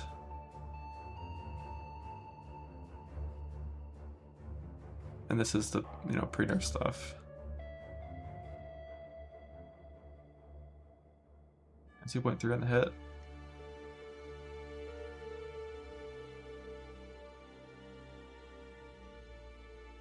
Earth Shatter, level 16, Overexert. Level 1.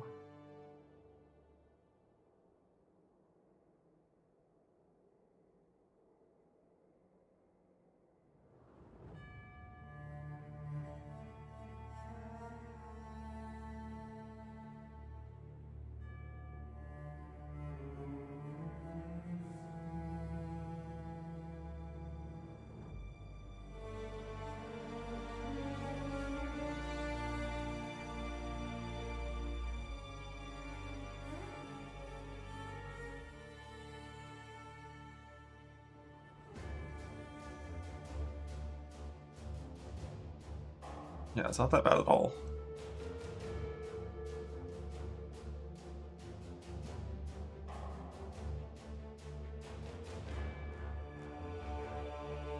And no, I can't fix this.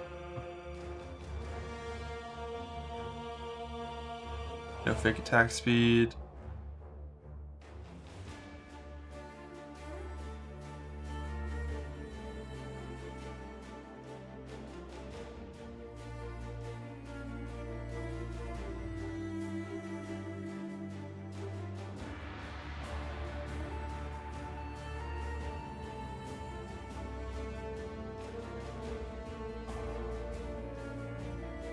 Unit Mastery doesn't work. The Mastery works, but we don't have space for the Mastery.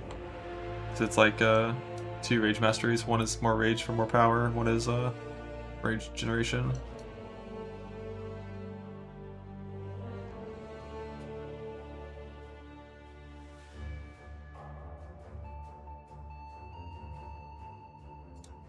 Yeah, so that's like, it's only half.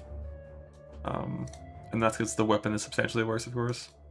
If we had the same weapon power. That one was like 1090, wasn't it?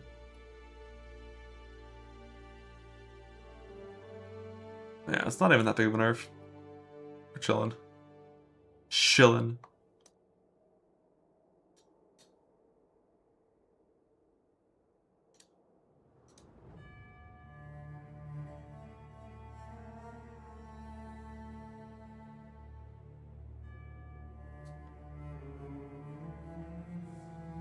And you get a free link for free. Do you? Do you? Because that will make the mana cost a little annoying.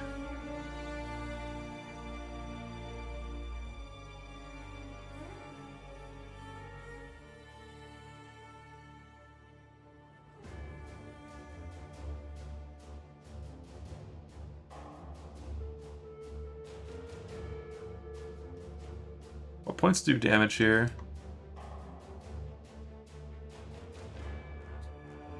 I guess we would have this click normally.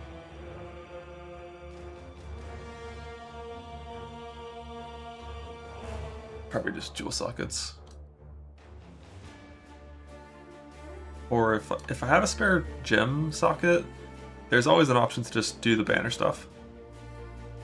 Like click these 4 points right here, add in War Banner. This mastery means you'll always have Valor. And whenever you get to the map boss, or to the betrayal encounter, or to the harvest plot, you can just press a war banner for 34% more damage for 4 points in one gem socket, and like, you know, a button press.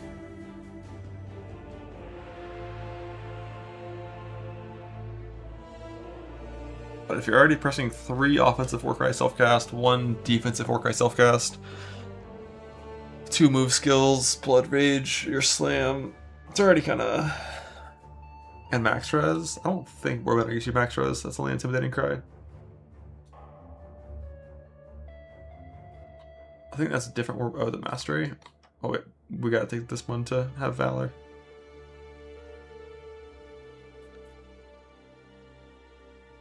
Oh yeah, that's like this thing over here.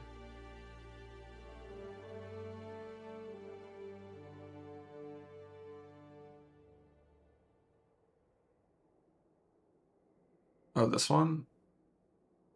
Oh yeah, it's just current res. But yeah, like some res overcap stuff too.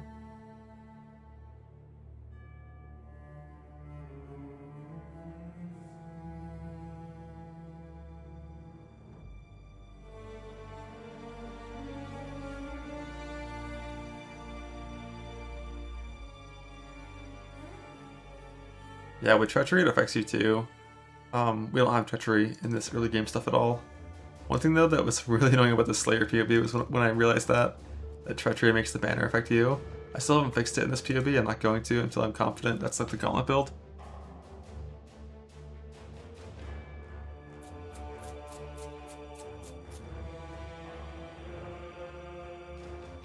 Flesh and Stone works Treachery.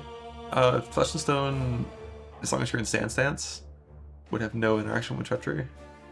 If you enter Blood Stance, it might make you take damage. Or actually no, because it only affects enemies in Blood Stance, so no, you're fine. You're allowed to combine those two. Gauntlet Build Ursa Slayer. It's wild to think, because I've never been a big Bleed enjoyer, but Bleed does look like a very, very real choice for Gauntlet. Especially with that new Bloodline. If you want, you can go 7-link Cruelty. But like, if you're playing like Soul's version of like Jug Bleed, what do you drop for that? Like Unstoppable on the fights where you're allowed to? I guess, and you just play like Untiring, Unrelenting, Unflinching.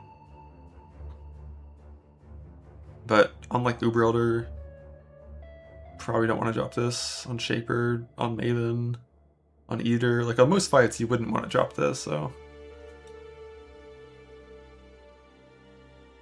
They can Bleed Bow Glad. Yeah, Bleed Bow does a lot of damage.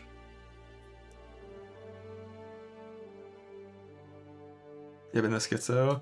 Yeah. Yeah. I forgot what I was trying to do to make this build go Schizo and not feel bad.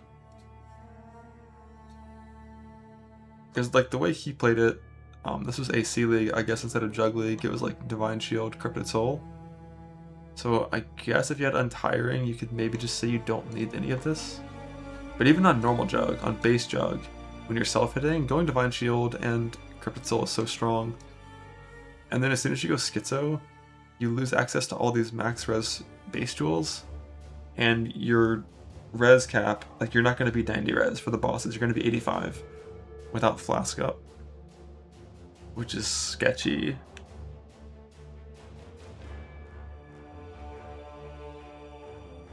And like you only have, the biggest problem with the Jug setup in general for any of the hard stuff, you only have regen when you're attacking. And when you have these big downtime phases, like Shaper Invuln phase, or like when Elder and Shaper both go Invuln, when there just like aren't things to attack. Uber Elder's never a good example because you can always have things there. But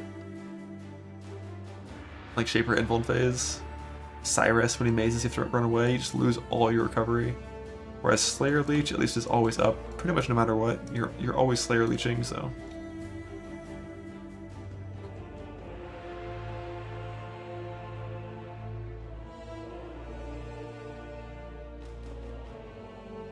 This is a Ancestral Commander POB, it's not Jug.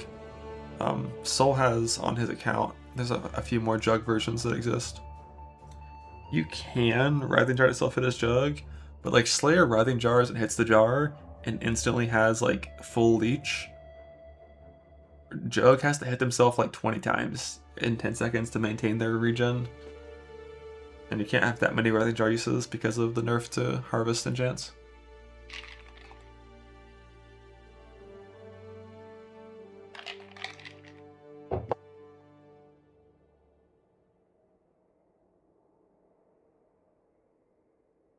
The Shield of Light gem?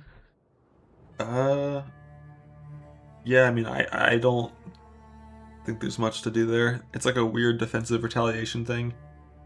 Not the kind of skill that is ever going to be useful for killing shit or surviving. So, that one's getting benched.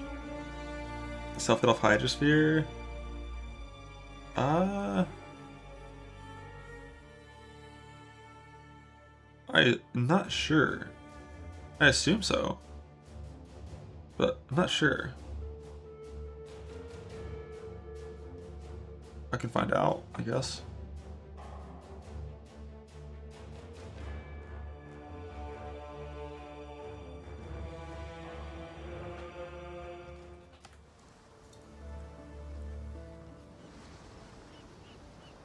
Pretty sure I need more int to press Hydrosphere.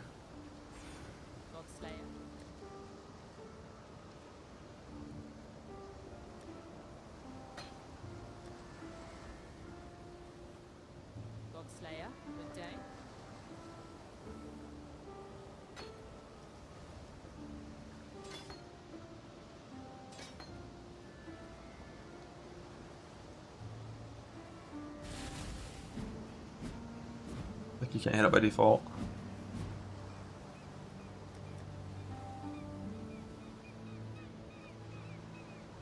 Maybe that's like a hideout issue actually.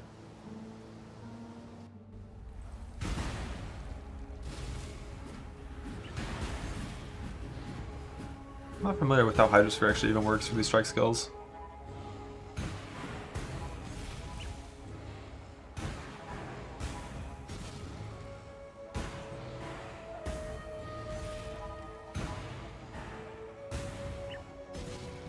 But it seems like no. What does Bone Shatter read?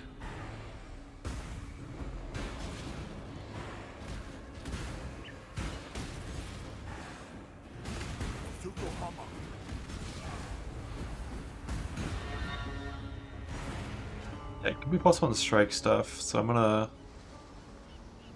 get an extra strike.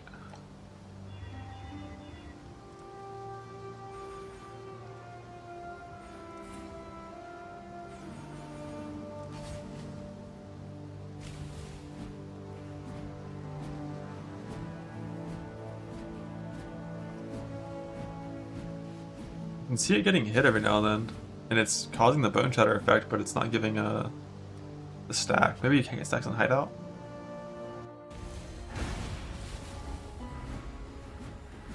No, it's like it's getting hit and causing the Bone Shatter area proc to occur, or like the strike to occur, but it doesn't self-hit you. So it doesn't quite work for maintaining region stuff, but it was a decent idea.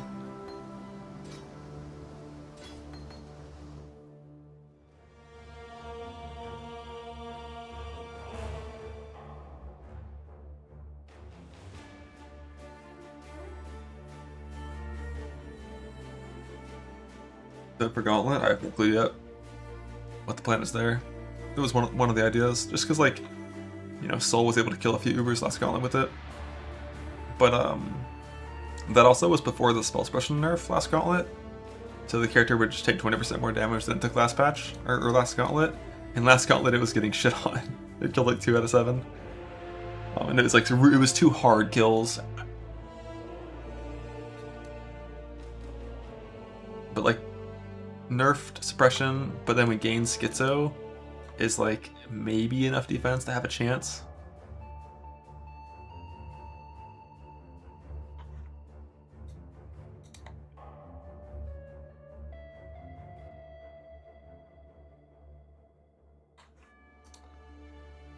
Not with Earth Shatter. With like Ground Slam Bleed or Bone Shatter Bleed. But the thing is, like, the Bone Shatter Bleed build did get nerfed because of the slam stuff. So like you're gonna lose a lot of power from overexert, and then you're also gonna lose. You have to like spend more points to get your reserve to work because of the auto exert nerf. So.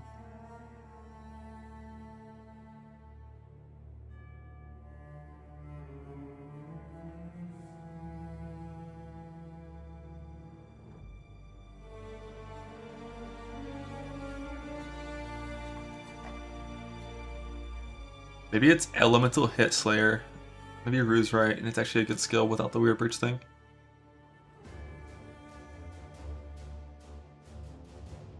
Holy Strike Slayer, because Holy Strike's gonna do so much damage.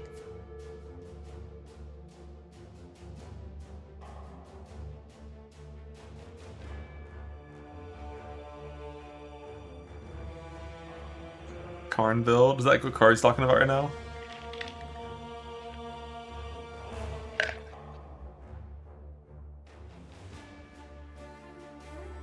Yeah, like you don't have to play Exert variant. I agree with that idea.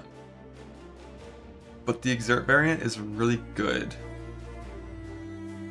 There's just so many things you get by going auto Exert. It's not just the best support in the game, which is still the best support in the game even after the nerf. You get all your charges permanently up, and then you get Onslaught permanently up, and you get banner generation, so you can press your banner and get 34% more damage for your bleed snapshots, like whenever you have Tincture up.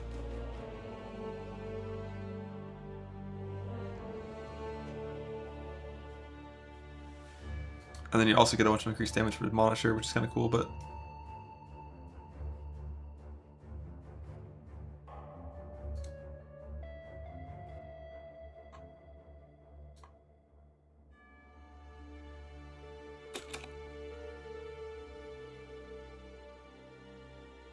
So, convert...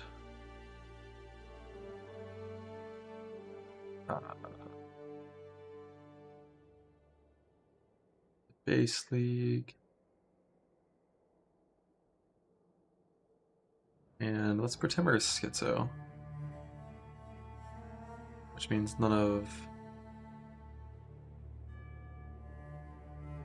these duels. I think we're gonna have to get Mana Leech from somewhere.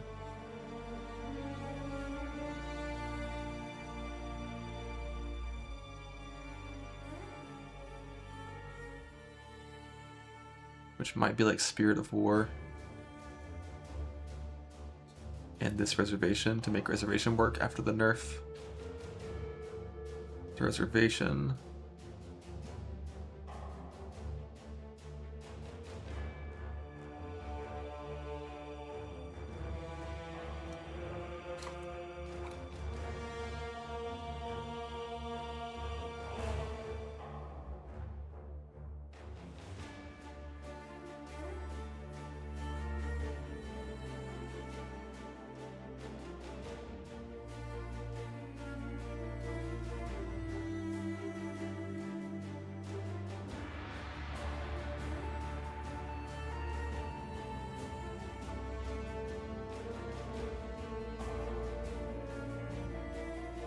Base for another small up here.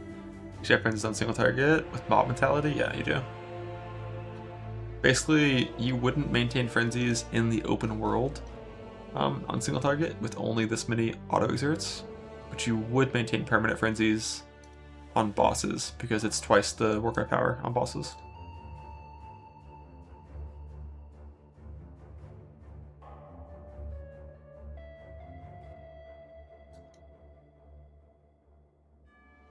Although, like, that was a lot of that work CDR came from AC.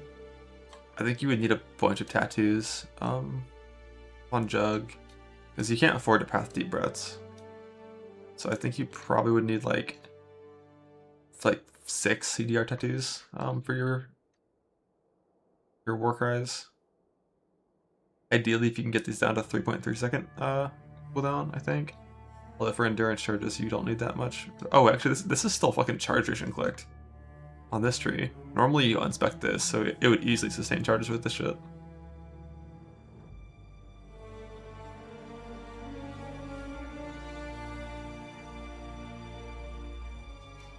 To the point where, like, kind of want to try to unspec that. Like, when you're wearing non-echoes, it can't be that hard to cap your suffixes.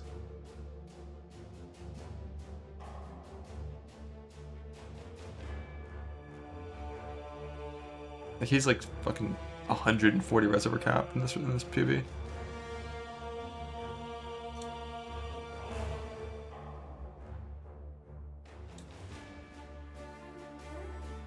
With 2 Vermilions.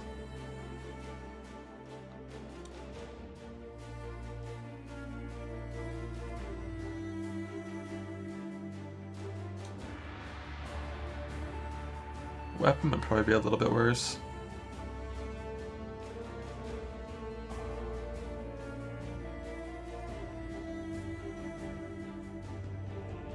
What did I do that lowered the max from 200k to 150? So I'm just getting rid of this.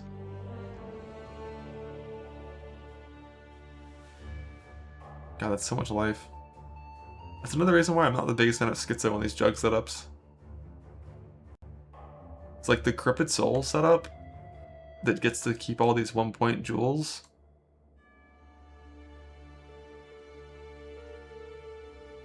It just ends up with like 25, 30% more life and higher max res.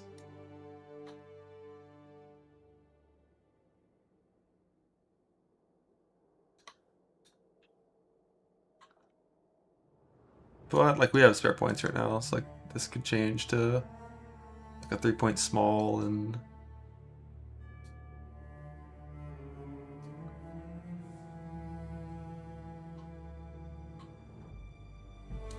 there could be an extra medium thrown in here for like a bleed medium for some bleed duration maybe, or just taking these bleed notes here. Where's all this chance to bleed even come from? How is this capped? I feel like this is only capped with vulnerability or tincture.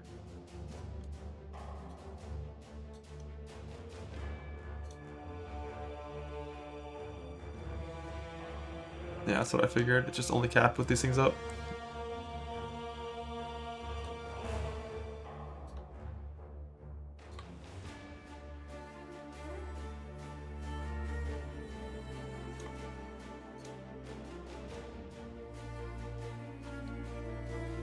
Oh, is this tincture wrong?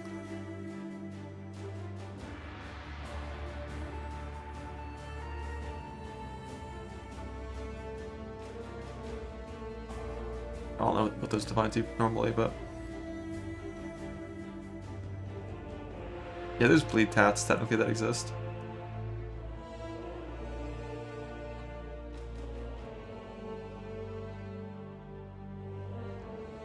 I think bloodletting is really good, even if the points leading up to it aren't that insane. But I also think bleed duration is really important for your actual damage.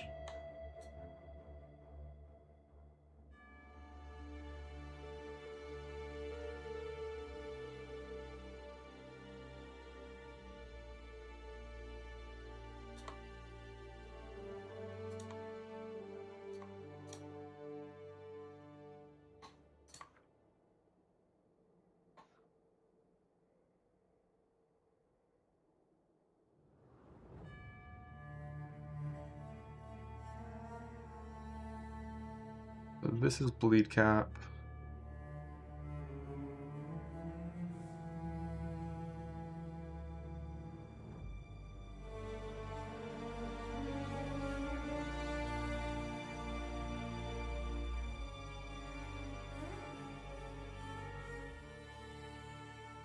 No, this is no Molten Shell on, I'm pretty sure. I don't even know if you played Molten Shell.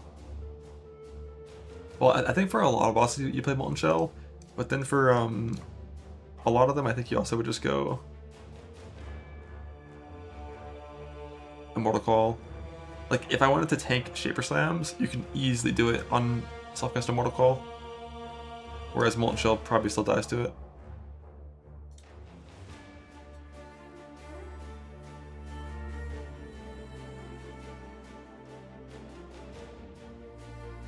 think these 3 points are probably bad.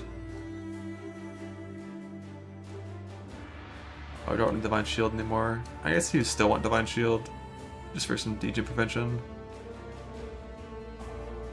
Even with low ES numbers.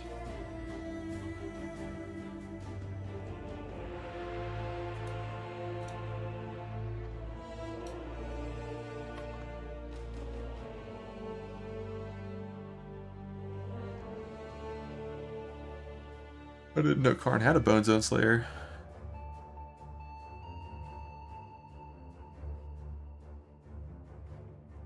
Yeah, I just feel like, yeah, unflinching.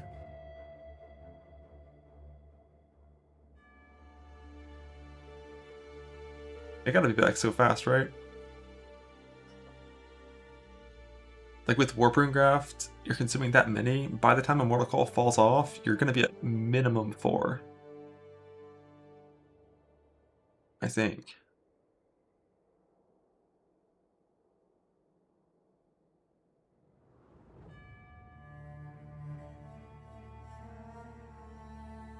You could, in theory, use Fortify Gem. I still gotta post-nerf, take this down a little bit. Lost this one as well, gotta use base melee fizz.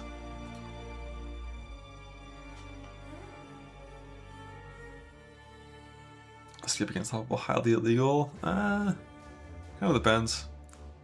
The way I see it, like, if you were comfortable considering playing a Slayer bleed build to boss on, then surely you could also just play Jug without Unstoppable.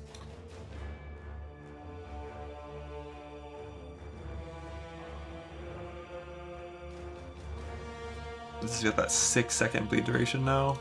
Log in.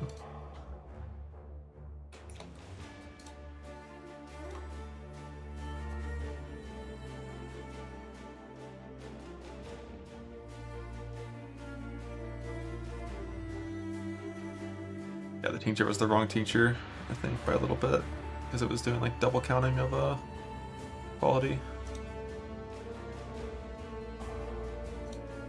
Yeah, I think when Soul played this recently, he was playing with like 3.9 on like one of the pubs I was looking at.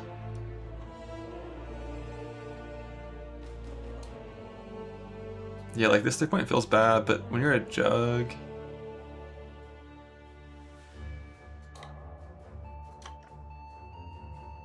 just schizo issues.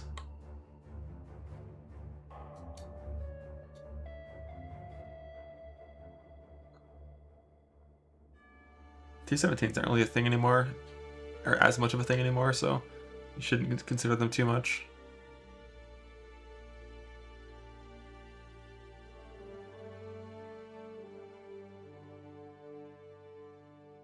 But yeah, 20 mil DPS should be enough to do most content in this league, I think. Valdo viable.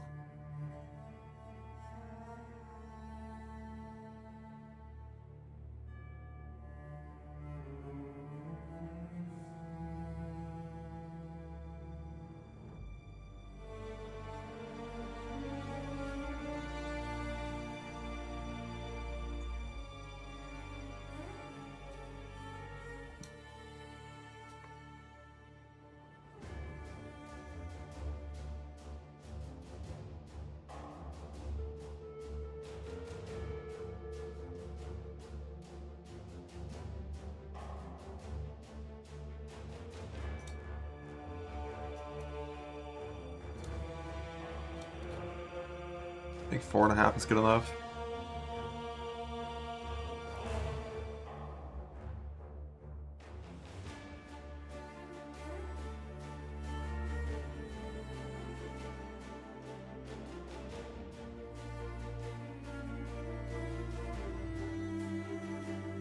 Pedal.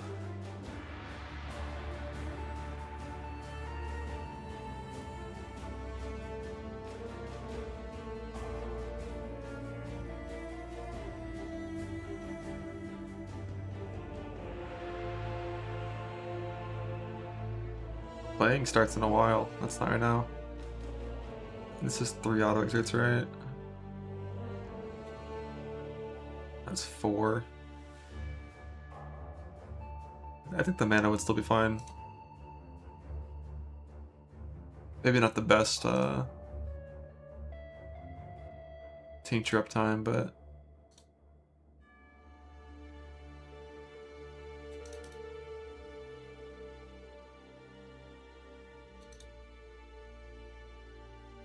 damn, there's no Flesh and Stone on this POB. That's why the pad max hit isn't as high. I think I would for sure try to find Flesh and Stone.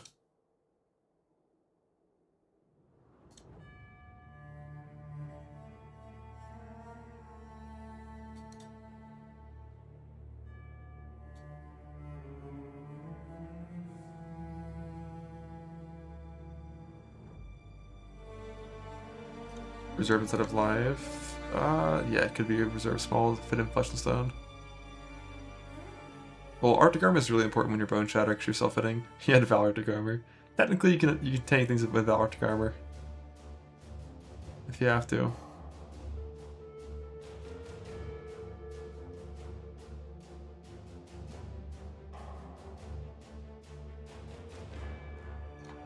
Alk Bones and Keeper.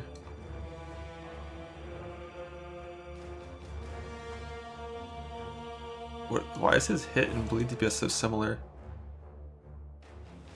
Old Mage Blood Bob.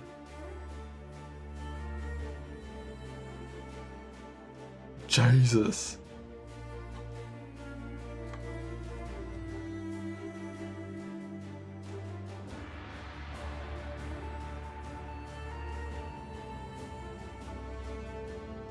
He's looking to easily get skits out of Wood and Sims with that ones are hard as hell.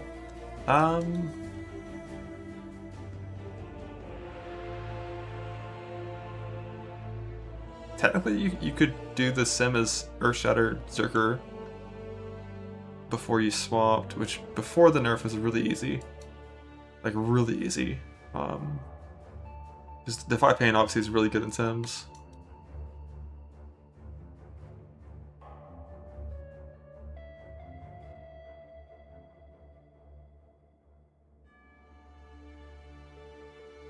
One thing you also could do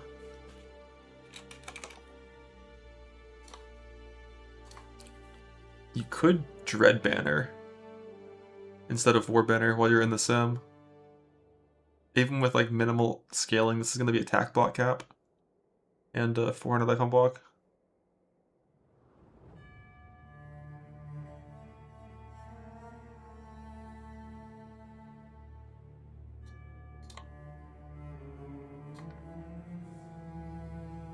Yeah, you just like press that whenever things are sketchy and then attack. Kill some shit, hide in a corner, and then get it back again.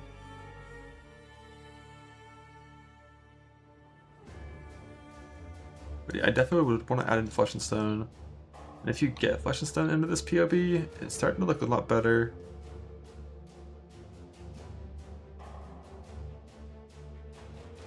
Than Slayer stuff.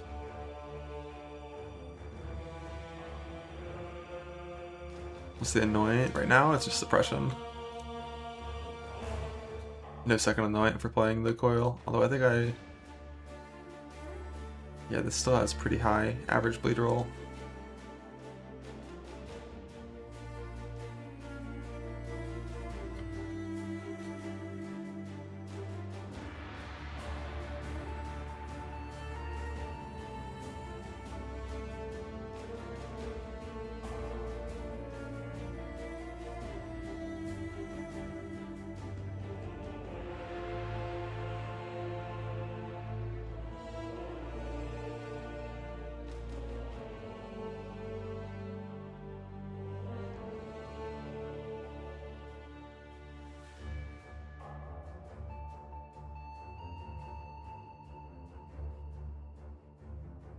You can get a little more res by changing these to like conflicted res things. Oh, damn, it's reserve helmet mod instead of like fizz conversion, which actually is fine. Like technically, fizz conversion is not good on Jug if you don't need it. Like, it's good for your fizz max hit, but if you ever need a fizz max hit, you press a Mortal Call and then you're fine. When it comes to regeneration from Untiring Divine Shield, Conversion's the only thing you're not allowed to use. But obviously on Blue Side Eater, there's kind of nothing that's good. But here, there's a reserve that's good, so it kind of makes sense.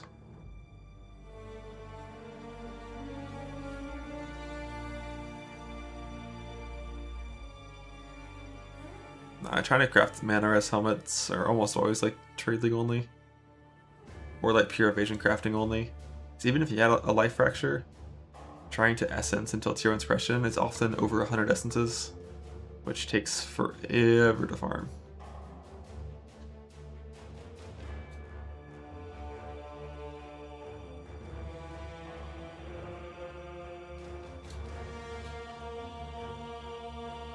Schizo's still pretty insane. Doo-doo-doo-doo.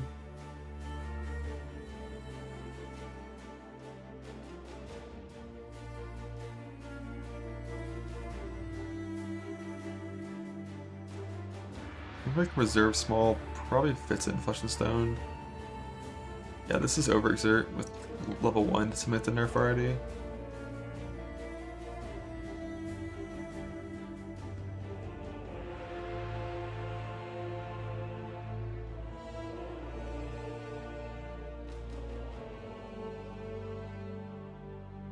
Alright, let's see suffixes. Pretty good, not insane. Perfect. Pretty good.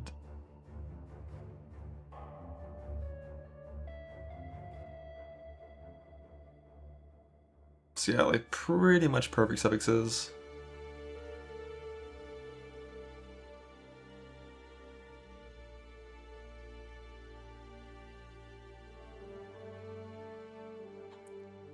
But he has like way over res cap.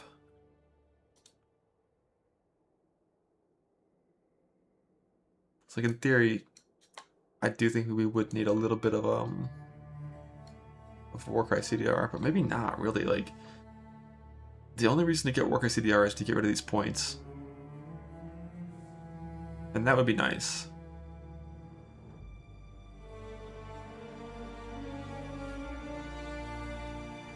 But if you just keep them, then you're chilling.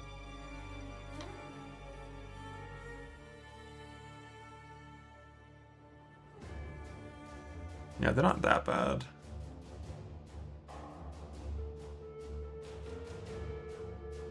Like when mapping, they're quite good for extra like radius and area for bone shatter stuff, but yeah, 430 is probably the fastest 2-stone.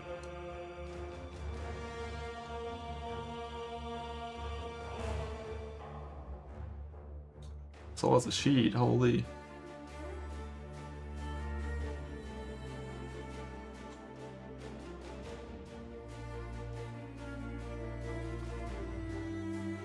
Yeah, if he's been playing this shit for since they were 25.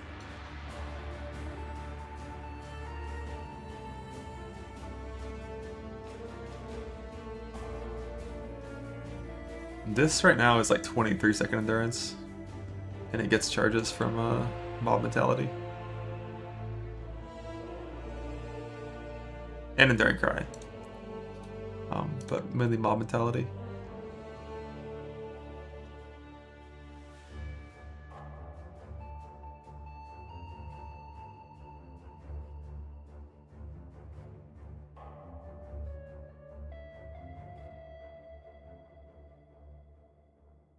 So every gem is pretty good.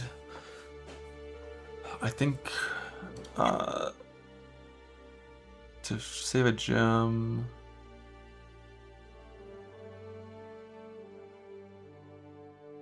we would 6-link this, put Battle Mage over here.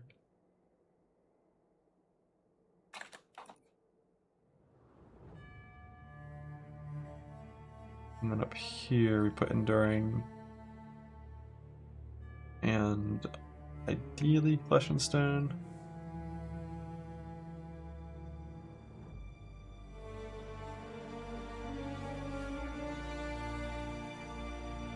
And then we gotta fix the reserve, which would be something like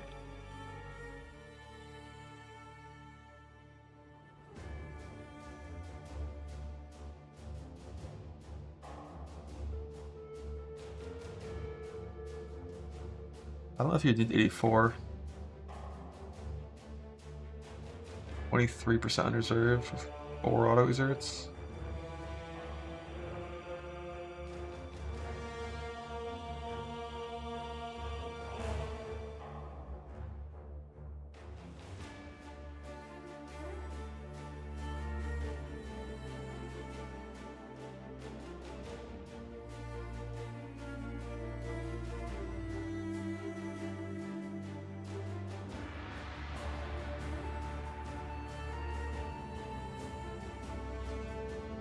If that will work. What's the total percent here? So we got 80, 130. And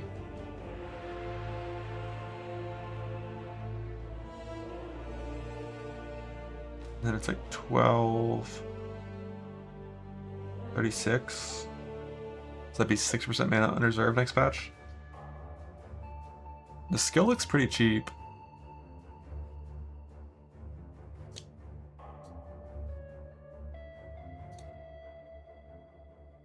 But Vuln costs fucking infinite mana. I hate to cast an Edge Taken still as a stupid multiplier. Like 250% is ridiculous.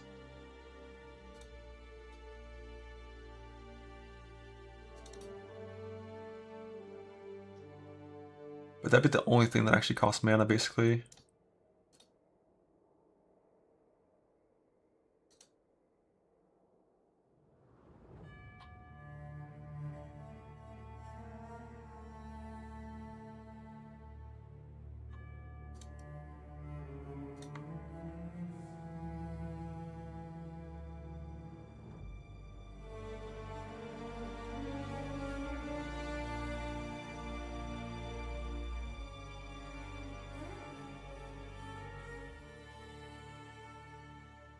I'm not sure why the dex is off. This is an imported character, it should be. Probably was an old jewel I got rid of that had dex on it. Like one of these things where we had it. Just coin life tap? Yeah, sure. for the Vuln. Hit life tap on Vuln like you're 1 in 30. Easy. I wonder how many supports work on vulnerability.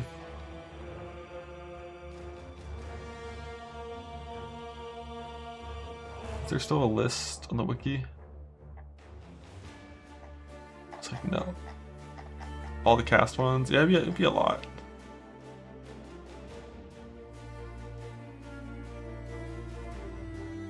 It'd be a lot.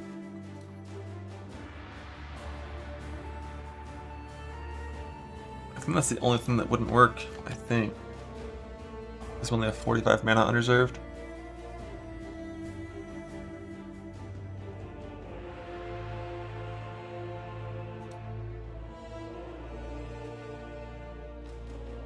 Oh, it is there.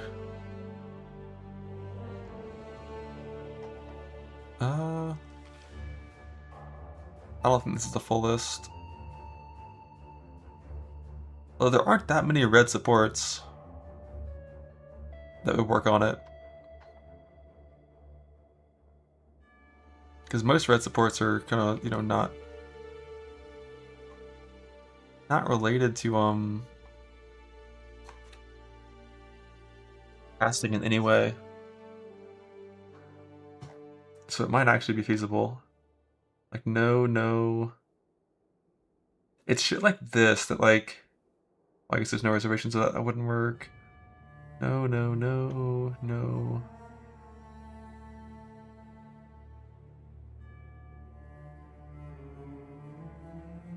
So, like, these could be there. The 2.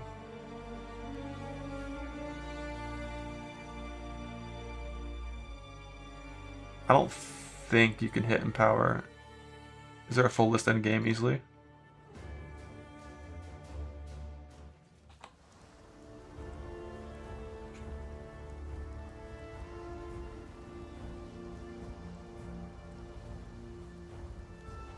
Oh, I see what you mean.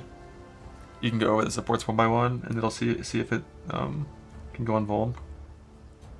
That might still be better than here.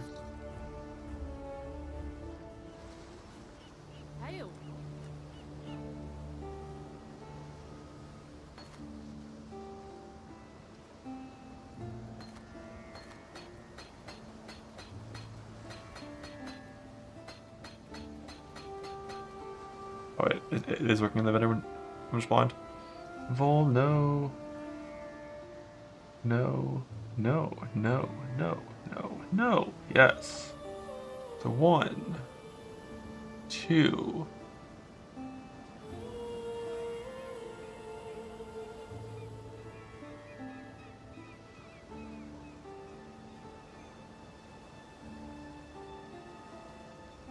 Three. It looks very doable for red gems. It's nice. 4, 5, 6. Why did it say cast the damage taken? Can't support it. Probably because it's too high level. That's my guess. 7. Oh, 1 and 7. So hit life tap on that.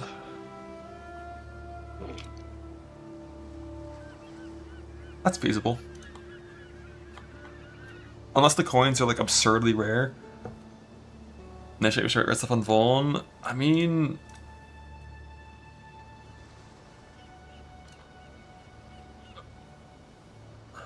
I guess level 1 cruelty is kind of insane on complex trauma, but like, how many things work on bone chatter? Almost every single support here would work on bone chatter.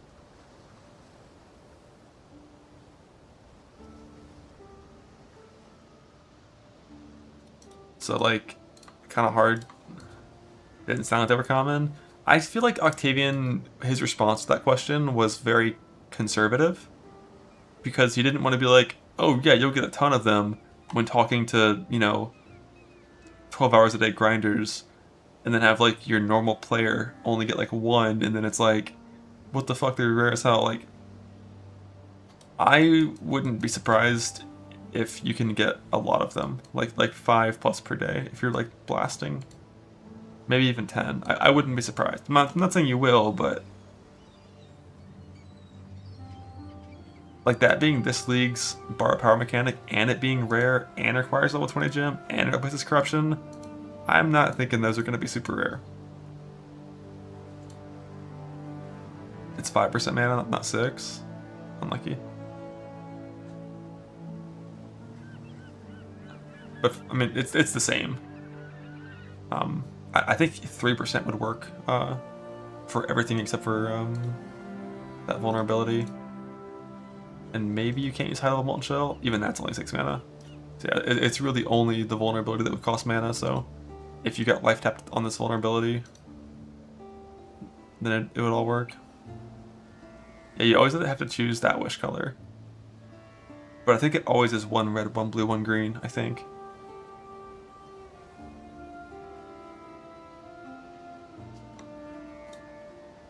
Is it not? You can't always pick the one you want.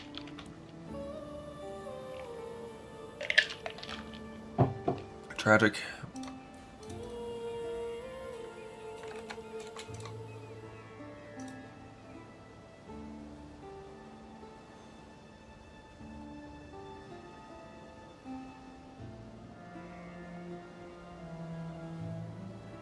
Still Slayer pop up to 180, 180, 170. So this one's no Arctic armor. It's still Flesh and Stone. This one has a lot of problems I have to fix still.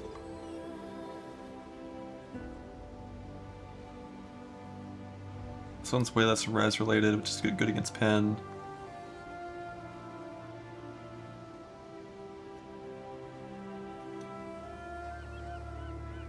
I just don't know how much recovery you're really going to have with this. I need to do some math, I guess. So, let's say we attack an average of, like, once per second.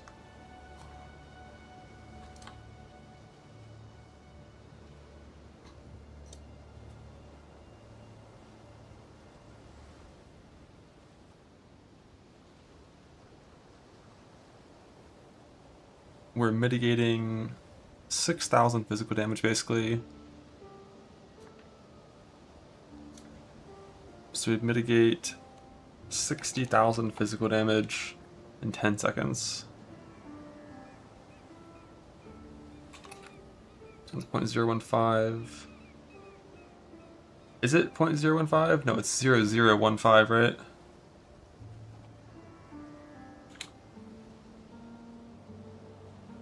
And then times life regeneration rate.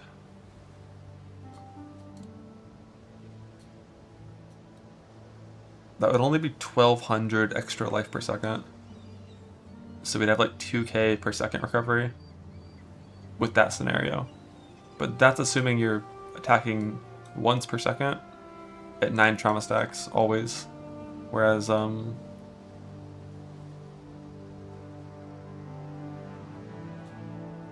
reality, I think if you attack that fast, you actually would lose your trauma. You go up too fast with Warp and Grafton.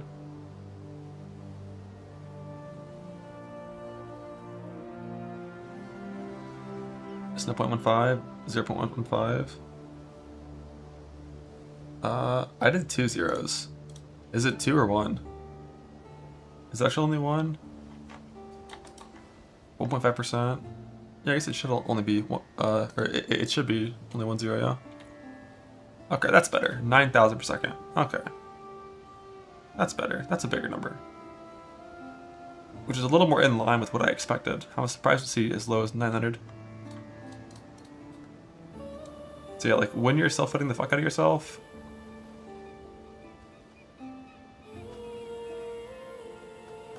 way more recovery than Slayer. When you're not self-hitting the fuck out of yourself, you're sad. I wish there was some kind of good tech to make it so you're always self-hitting yourself. Oh, also this POB is like must be like some kind of, like this needs to be plus one strike, not because it's not multi. I think maybe this is like because he was AC or something.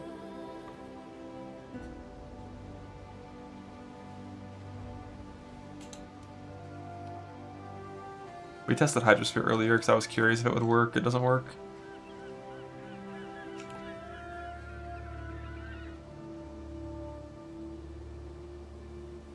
Echoes for self-hit? Yeah, I mean if you drop an echoes and make your POB work for it, that's how you get even more self-hit.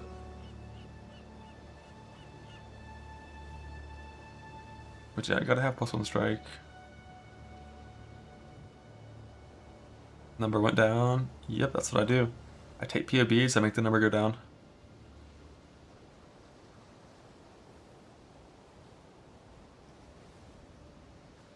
Forbidden Right is a Chaos self-hit, SB Fizz.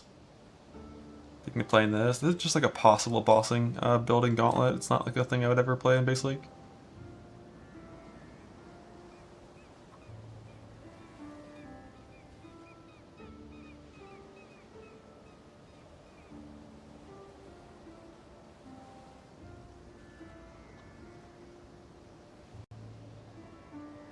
Are we bleed capped? I think I'm not anymore because I changed my tree. Yeah, so it's gonna stay right side.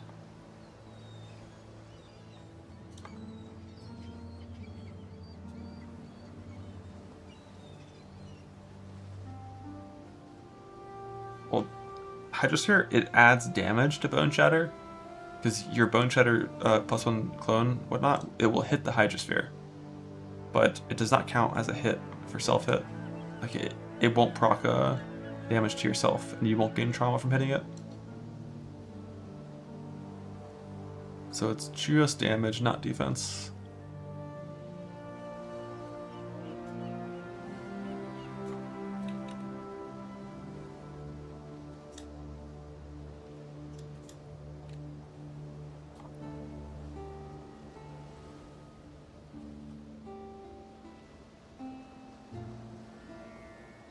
Oh, right.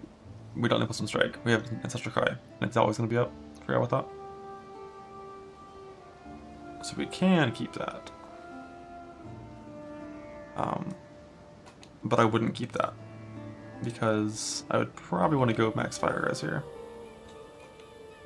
Or cold res here. Then again, max cold res is the least important max res of all of them.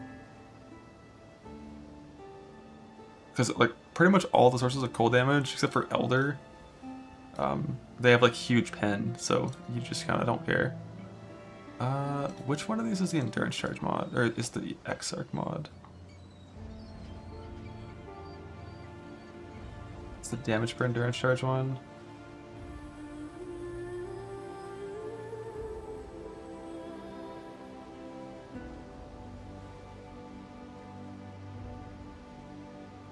Pretty sure I'd want to do this. And I'm pretty sure you would want life regenerate here, not the regen per endurance charge. On either side. Oops. Wrong thing.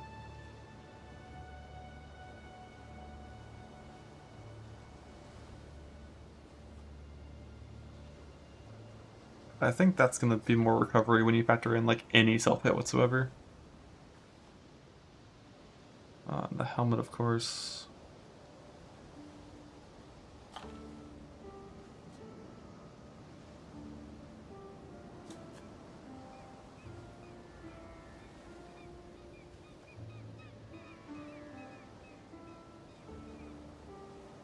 $85, $83, $84. Why does the Slayer have a little bit more max res than this?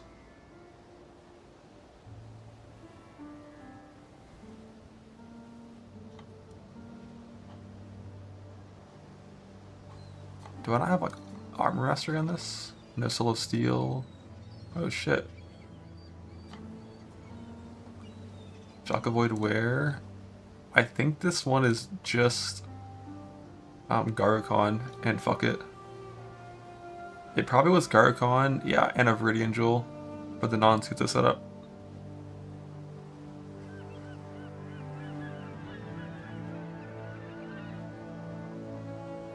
So options for reduced shock on Schizo setups.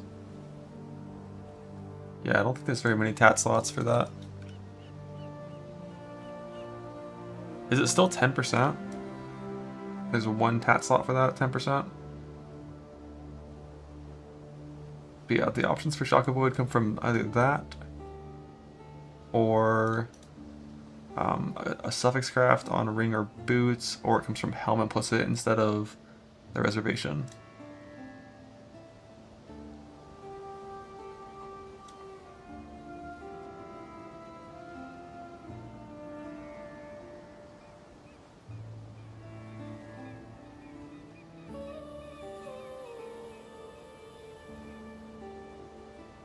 You also technically could just drop Battle Mage Cry. Because this is 20% mana reserve for 10% more damage with new Overexert. So assuming 3 War Cries are good enough to maintain frenzies, which they should be with the duration clicked. We probably could just drop Battle Mage Cry, gain 20% reserve back, and then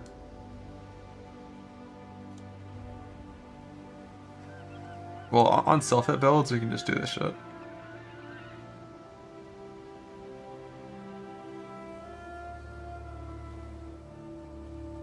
But yeah, it does cause the problem.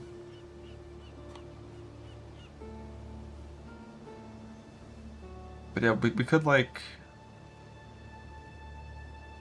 We could just press Battle Mage Cry as well, in theory.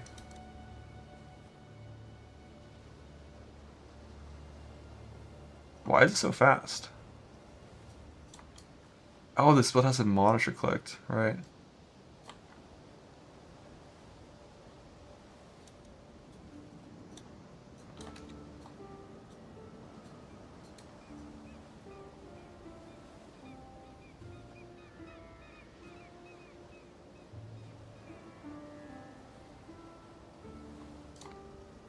So yeah, I think we would just do that. We would move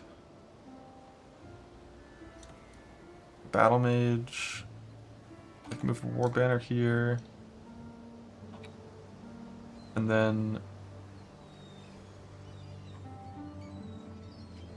self-cast 1 War Cry with Vuln.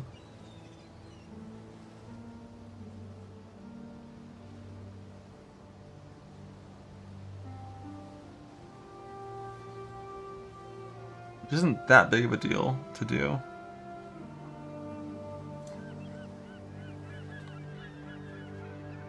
And then helmet, reserve, change to shock reduction.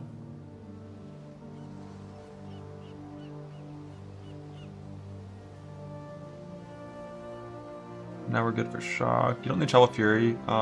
When bossing, you have +1 strike from Ancestral Cry.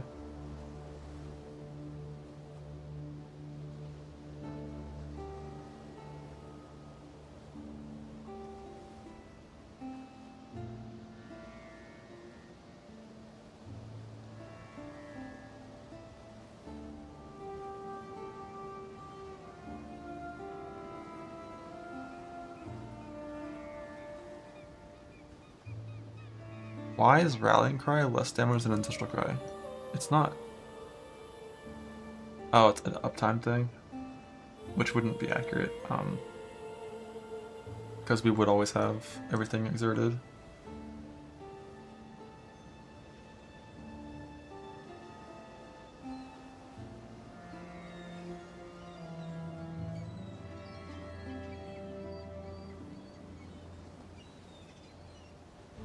We're gonna go 5 here, which should lower my damage. This like stack potential thing just like doesn't work.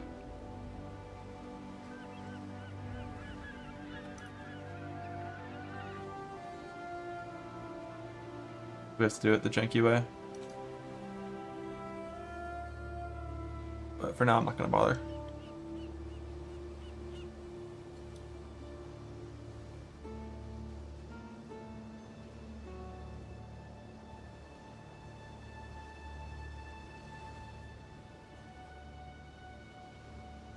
I wonder how much damage this is worth.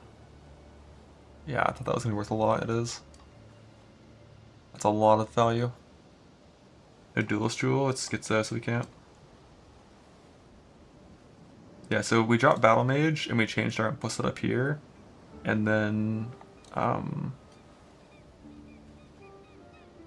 thing we were going to be able to change is the small cluster doesn't need to be eye level 85 or 84.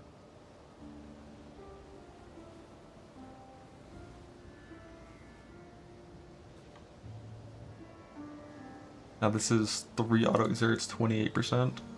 So probably a pretty good amount of reserve here. Don't need it at all. I think we still need it because we dropped the helmet implicit.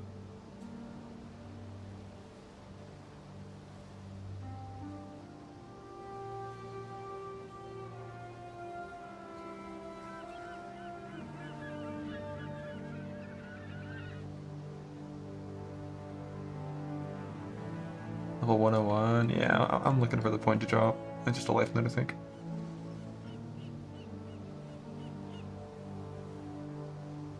For your auto reserve plus stunner requirement, which is 3% mana.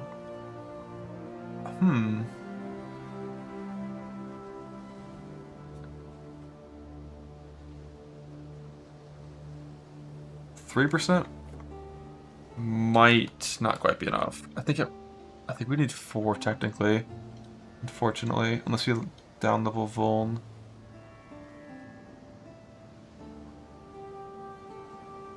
Yeah, if we get the life tap on Vuln, of course, we'd be chilling. Actually, when it's in Battle Mage, yeah. If we hit life tap on the Vuln, then it'd be fine. Kind of. Not really.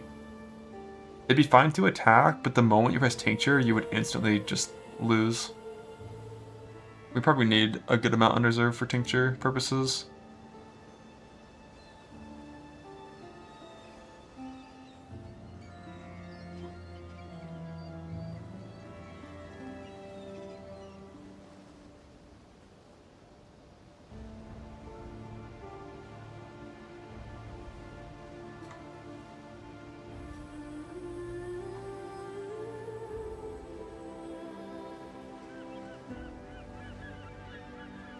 Yeah, 85 tri-res, and then you could play some flasks.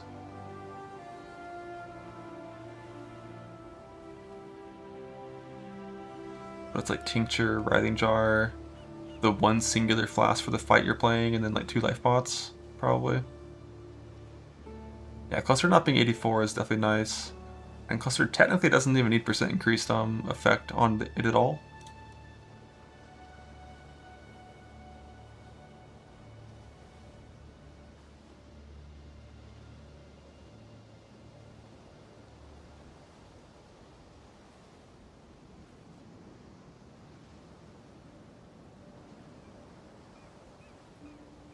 But yeah, I think ideally I wonder how bad the mana cost on this gets as soon as you put in Cruelty. It's fucking so yeah, 7 link, just double my mana cost, just double it. But it's fine.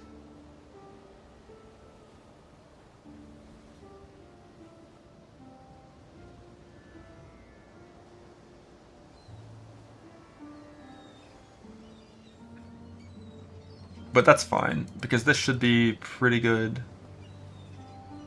Just from 20 transbone zones. Yeah, hitting Cruelty as your 7 link, good luck.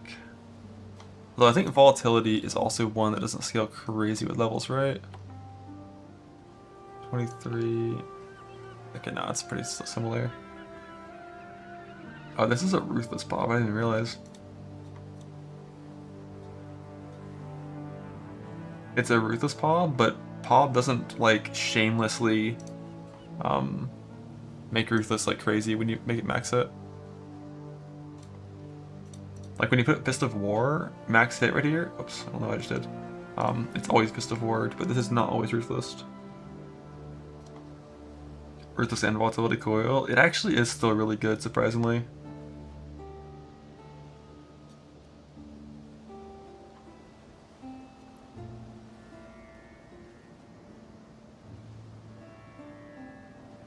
But yeah, getting Endurance on melee stun or Cruelty or level 1 Fortify. There's like quite a few that you'd be really happy to get.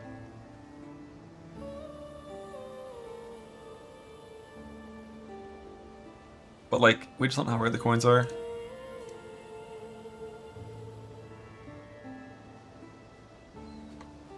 But if you get like level 1 Brutality, for example, it becomes half as good almost.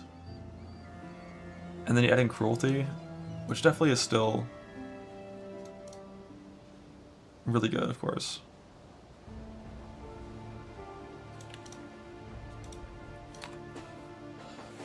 Mana-wise, it's fine with this setup to double it to 27 because we have enough unreserved, I think.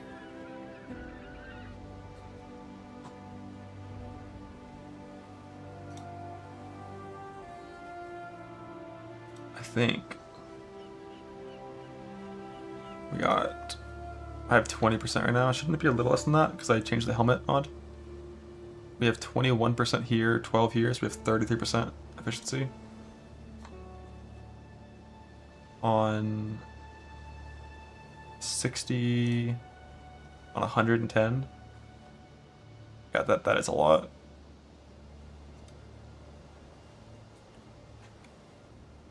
Yeah, 20% is a big ass number.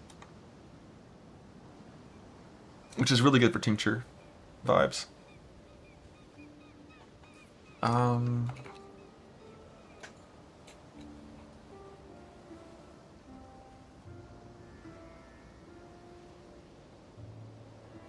think it'd be like 17 or 18% unreserved mana currently with level 83 cluster, which is good.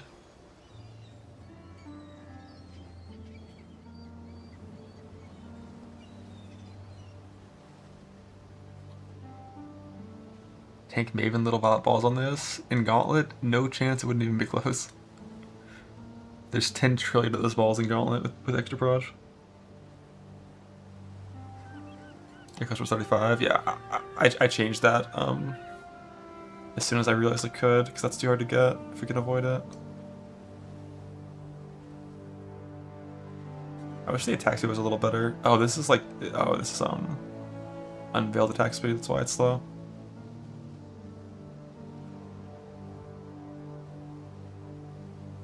CB Smite dead? No, this is a Gauntlet possible bossing POV. Nothing to do with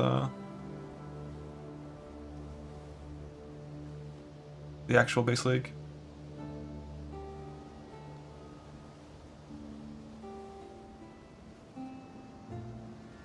Yeah, so the way we would make this weapon next patch would be we're gonna basically probably settle for Veiled Fizz instead of T1 Fizz. So it would be more like this. It'd be like, where's this thing? We would like recombine tier 2 hybrid, tier 1 Fizz, and then rip the Unveil. It's not the chance to bleed. And just win on the Unveil because we're not bad at the game. And then Reforge speed for at least tier 2 speed, just a 1 in 4. And probably just send a Warlord Exalt. Although, then making it a Nulls and Exalts way more common really increases the odds of trying to go for the double dot multi-weapon, depending on how much more common those are. Because if you go non-attack... Okay, it's still pretty bad.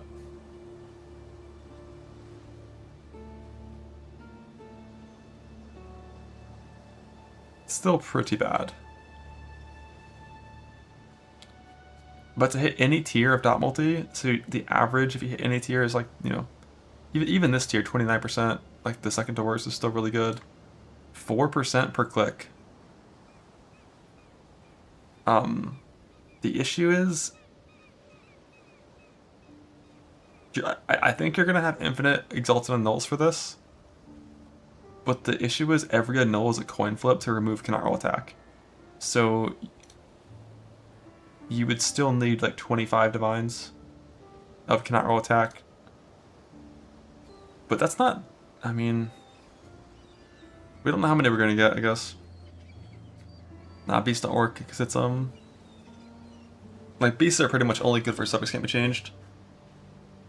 Because there's 4 Metacraft suffixes. It's like 3 votes. Yeah, unsure. But like 25 divines for your weapon isn't the worst thing in the world. If it was a 10-day gauntlet, I would say it's totally fine. In a 7-day, not sure. 7 days is so short, man.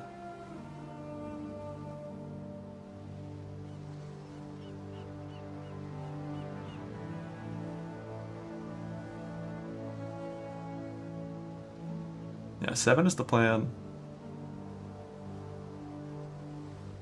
Which for the past couple gauntlets, 7 was never a problem. It typically took about 5 or 6 to get full geared. I just died and then made a new character for day 10.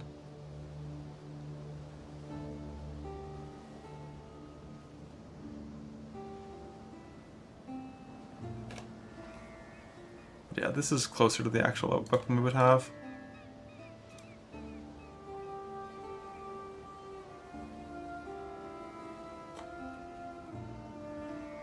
Which is going to, unfortunately, make the decks in the end really suck.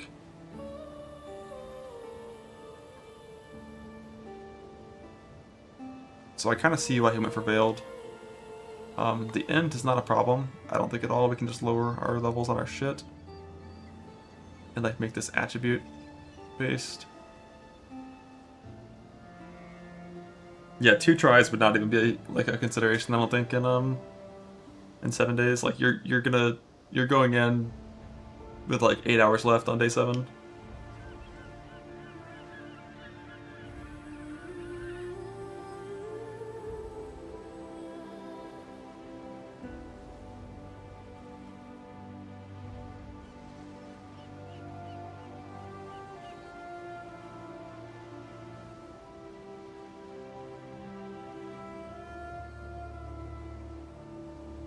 I know he made this from an armor evasion fracture,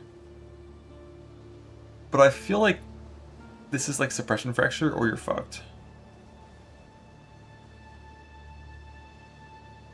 You would need so much. I mean, I guess it's just like prefix fracture into Reforged Fizz until you get 8%, 22%, and then multi-mod subjects can't be changed. Farm Bristle Matrons, Reforged Defense, and Exalted Orbs a bunch. And you're gonna settle for like a little bit lower armor evasion, I guess. That's fine. Yeah, that's fine. And that's nice, because previous fractures are way easier to get than suppression, so that's fine.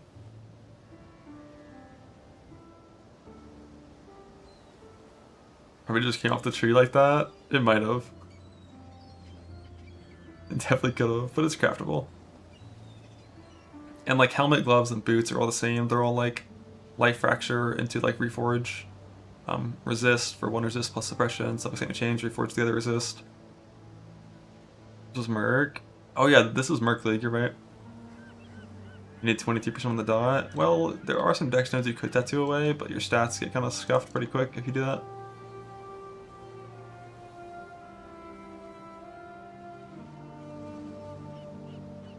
Yeah, the stats are really annoying with this build. This small cluster could, you know, could definitely help with that.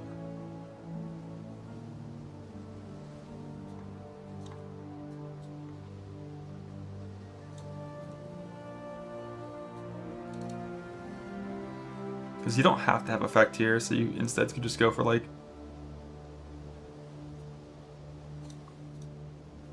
something more like that. But it is going to be a pain, for sure.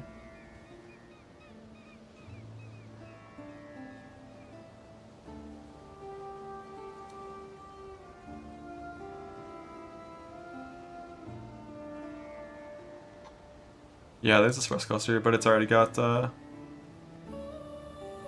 like one dex roll on there.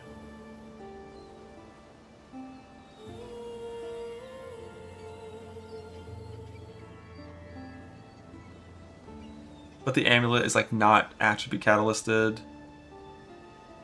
The res is super fucking overcap. And you know.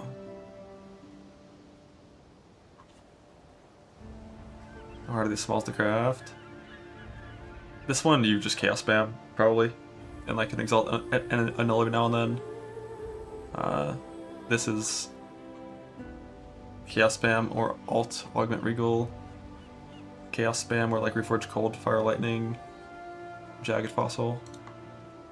None of these are too egregious to get.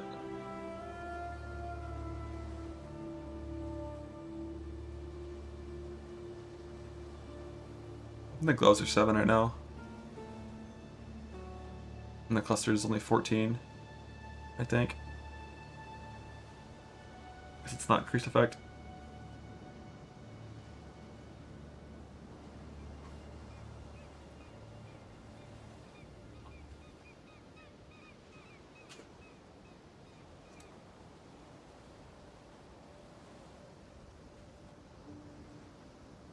Where does this pod live? This is for fighting Ubers and Gauntlet and nothing else, basically. Like, I would never want to map on anything like this.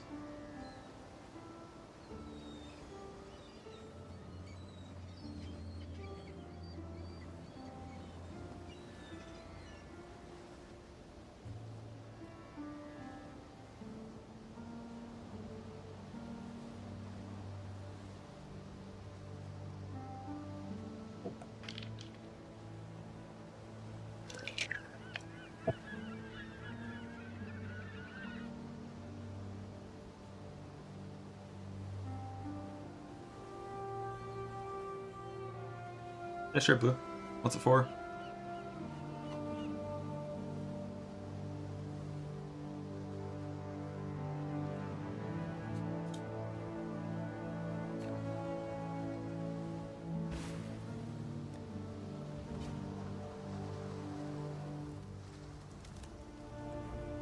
Still alive.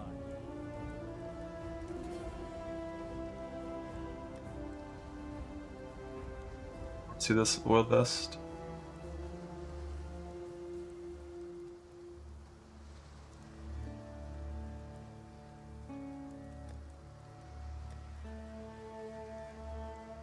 No, not blue-green, only blue-red.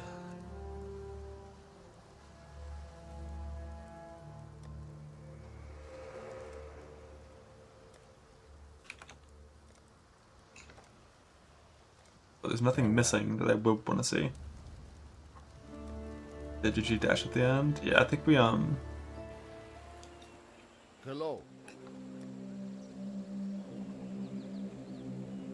we basically would only ever want 2 green on the same item if it was like linked for Leap Slam.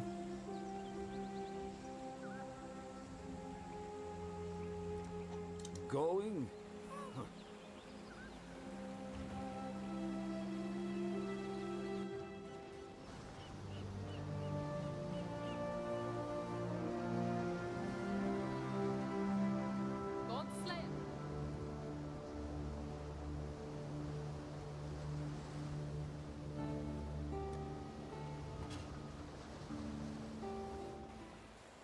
What trouble?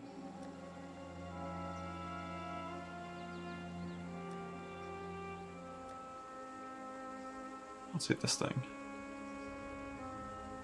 Which I technically seeing this is not a problem.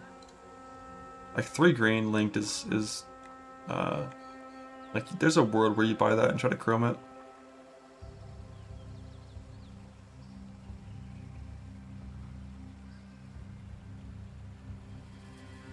I don't see the thing mentioning 3 green though. It could be like the magic mods on it that make it show up.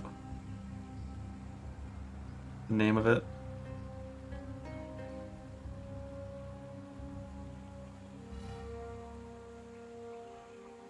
I think it's Herald of Purity, Hood of Plunder, DFP.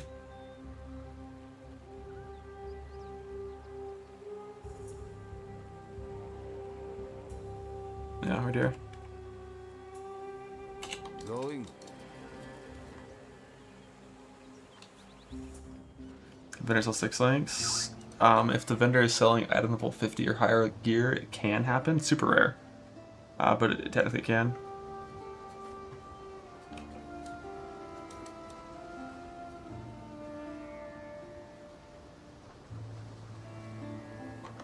Like, I think for every body armor on the vendor, it's like close to like 1 in 180,000 chance to be 6 linked.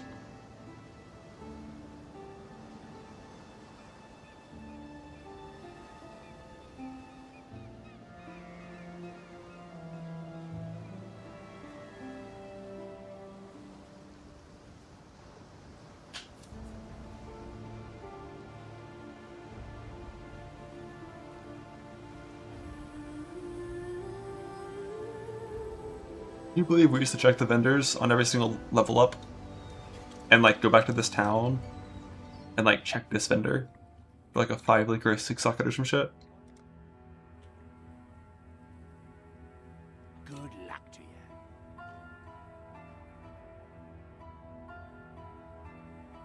And chromes, of course. Of course. How could I forget the chromes?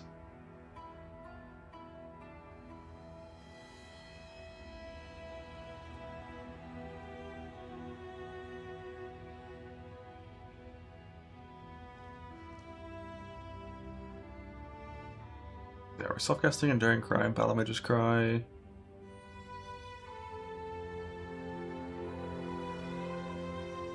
I like it. It's getting better.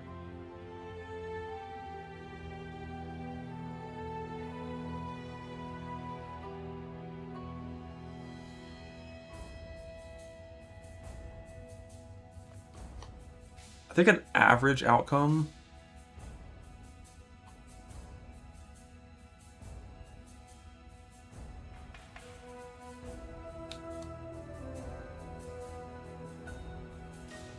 metaphysical water doesn't even work right.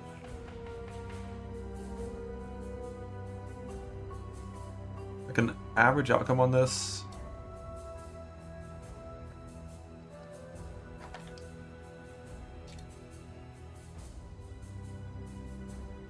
For a nice little 7 link meme is like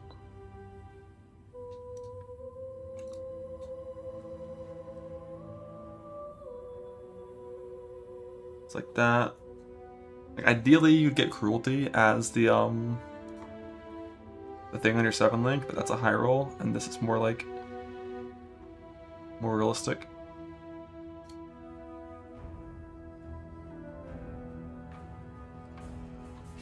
like one of your good gems as your 7 link, and then that.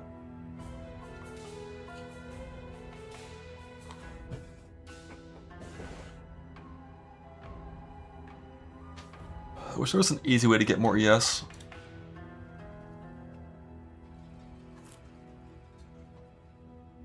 Alright, so 24,000 self-damage in 4 seconds.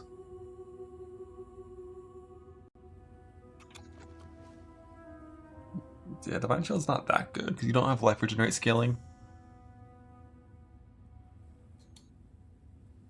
But it's still something for DJ mitigation. Like for 1 point, you might as well.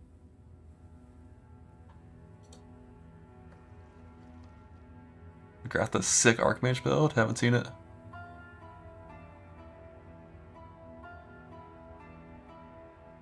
But yeah, probably in an ideal world, one of these suffixes would actually be Dex instead of resist, but there's no way to like force that to reliably craft that.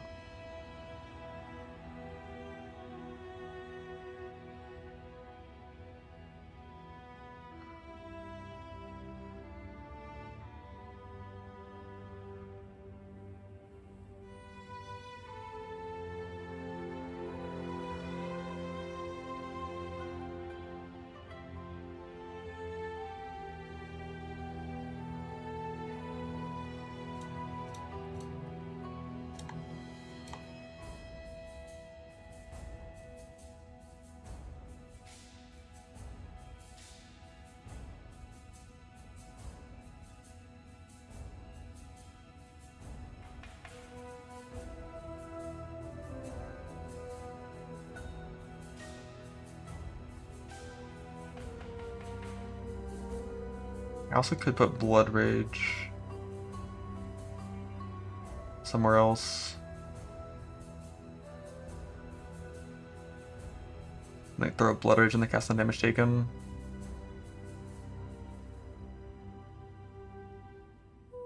So you don't have to press it yourself.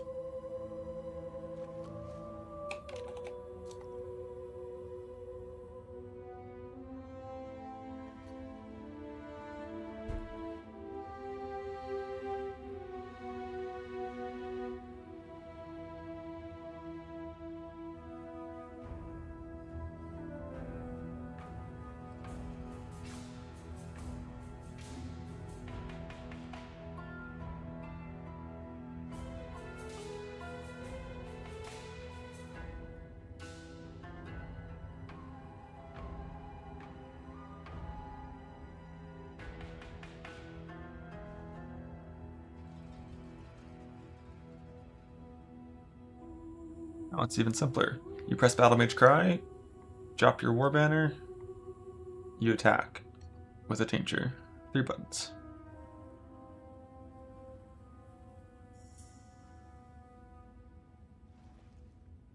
Oh, that should be level 1, I guess, technically, with no quality. Or no. I forgot. This is Brutality level 1.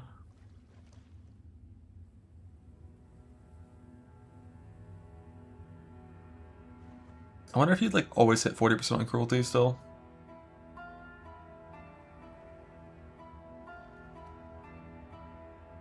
Like the build hits pretty hard when you're hitting for like 1,000,000. But then you throw in Gauntlet DR and Uber DR. I think 7 link, an average 7 link is like almost guaranteed.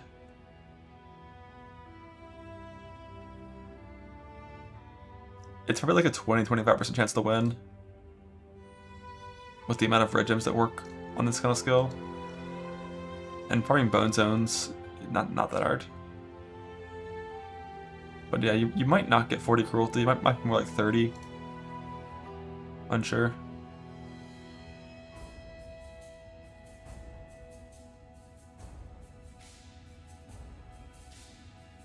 Getting 6 more device tags? Yeah. I wonder what the formula cruelty uses. We can check if it's the wiki. I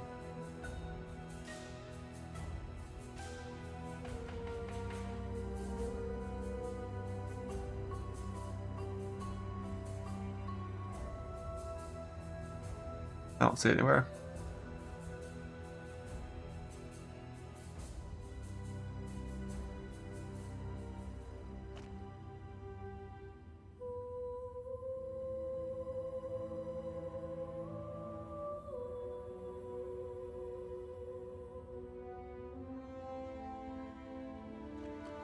Low?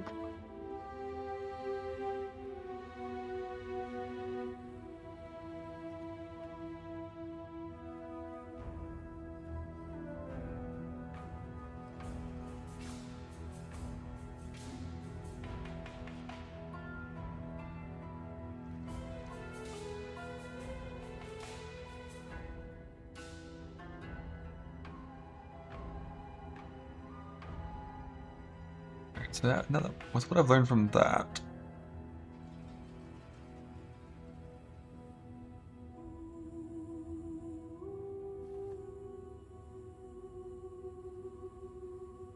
I'm trying to run Pride in this one, that's why it's so different.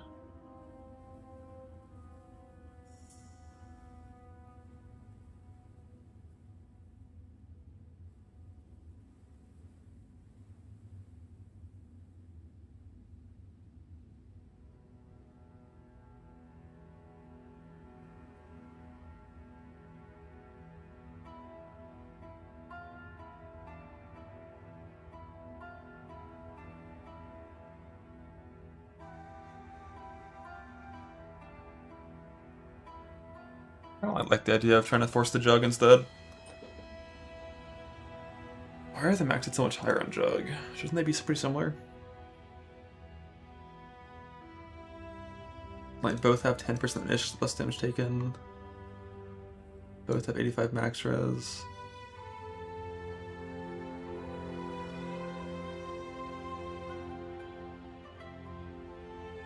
Yeah, if you have Treachery, Warbanners help enemies, which is one of the things I hate about the Slayer PoE that I haven't fixed yet. But there's no fix that is, like, easy for this one. That doesn't come at the cost of, like, a lot of life or something.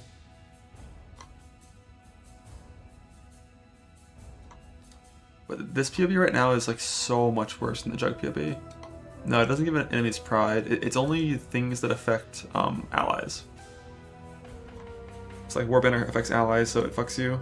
Pride affects enemies only, so you're safe. But this has like a little bit clunkier gameplay.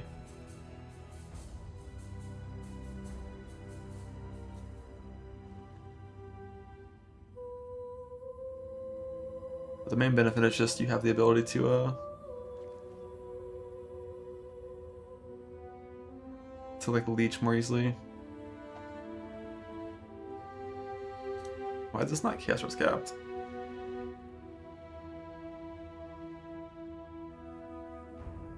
I guess I just didn't finish the gear.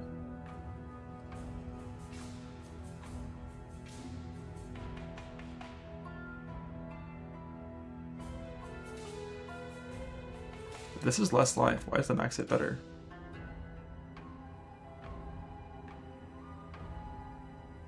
I guess it's like 1 extra endurance charge. But like Unrelenting should be worse than Slayer. Right? I guess it's pretty similar, 10%.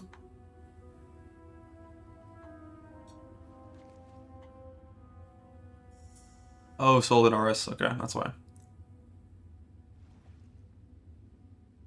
Which technically I couldn't actually play right now on this Jug setup. I can fix it so I can though.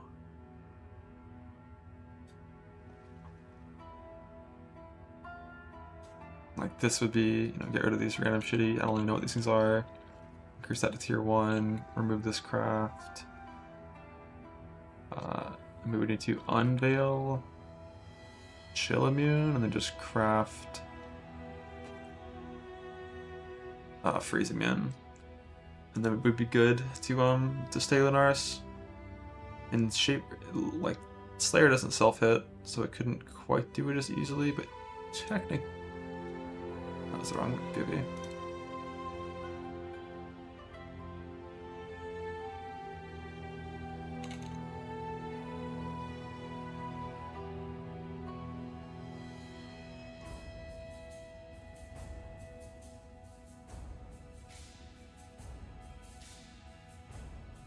Why not Unstoppable? Because we want to go Schizo to not die.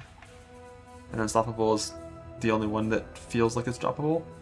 And then on certain fights where like action speed immune, like real speed immune is like mandatory, then you could get rid of Unrelenting and be a little squishier to have this immunity. But that's only if you have to.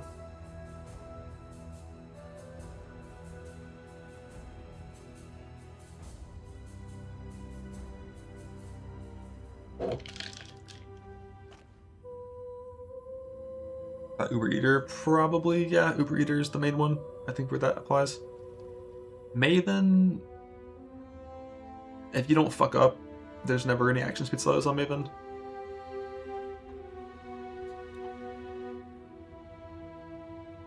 You can stay Unrelenting forever in softcore for sure, and in hardcore base game. This is only talking about Gauntlet in particular.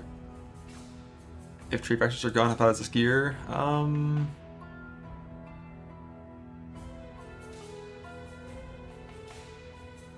Depends how common fracturing orbs are. I think the main items that get kind of messed up if tree fracture is gone is only boots and chest. Nothing else is like that bad. Because like the rings, for example, you just reforge life instead of fracture life. The neck is the same. You just reforge life instead of fracture life. Same for the gloves. But it's basically just like a lot of defines you have to spend if tree fractures are gone. But the chest, you couldn't really get this chest if tree fracture's gone. You would have to just settle for a chest that has like probably 700 less armor and evasion without tree fractures.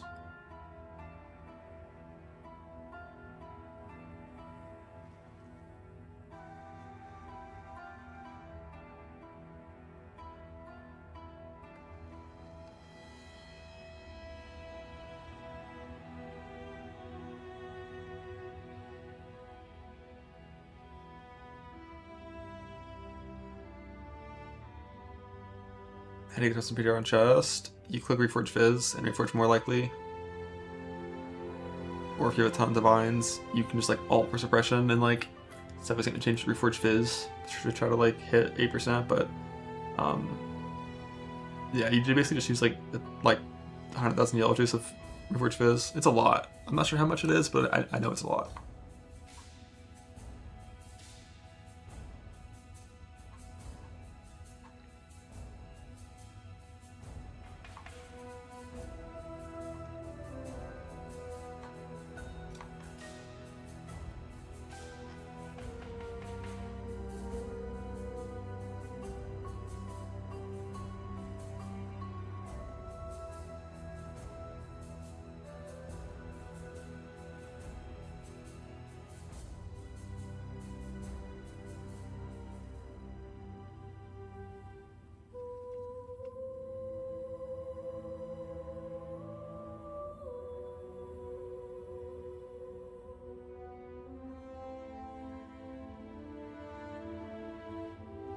We had like this thing and it was rare. And we harvest, reforge. Is until PDR and suppression both tier 1. And we just send it infinitely.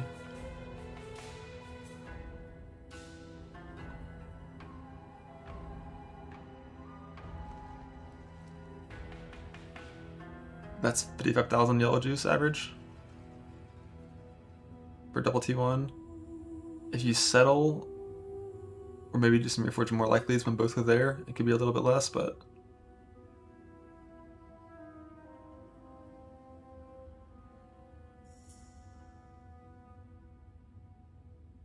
because like, let's see, I'm not gonna bother setting up the whole thing. I don't care that much. I just know it's a lot of harvest, reforge fizz, and reforge more likely stuff too, but it's a lot. But as long as you can get chest fracture, it's fine.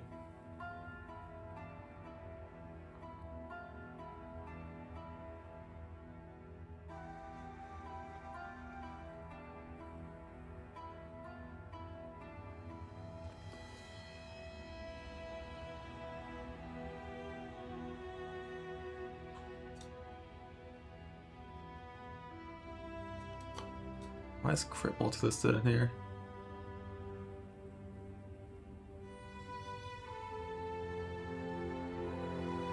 It's not applying. I'm just curious. It's weird.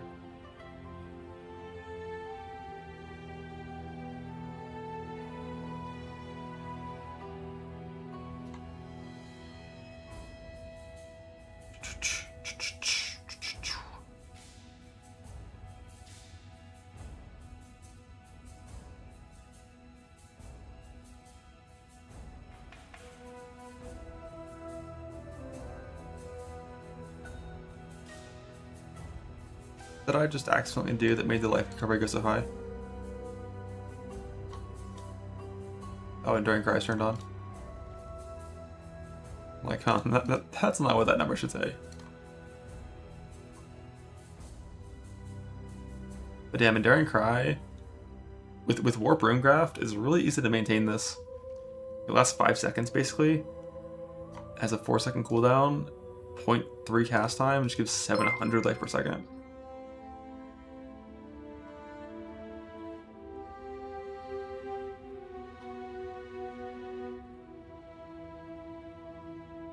Kinda like it. Kinda like it. Could be good. Cooldown support? Ah, we don't need that. I mean, you might want that on like your Molten Shell or your Immortal Call, but not on our Warcries. We're chilling on those for the most part.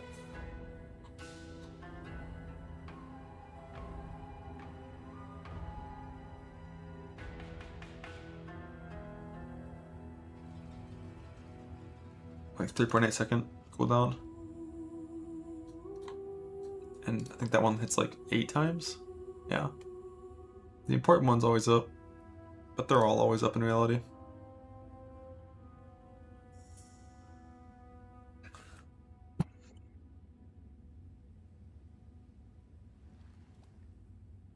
Yeah, currently there's no space. Every single gem that I have on here I think is important.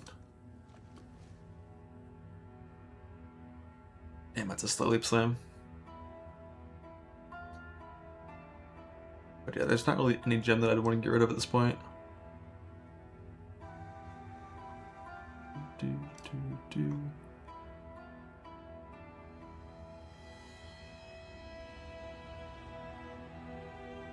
So we get 5 Valor per Warcry. Yeah, that's gonna feel fine.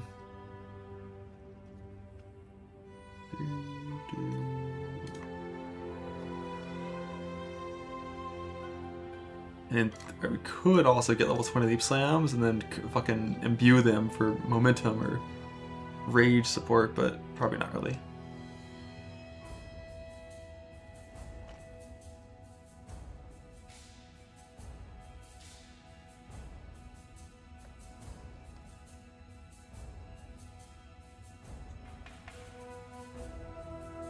More sockets? Not really. Not really.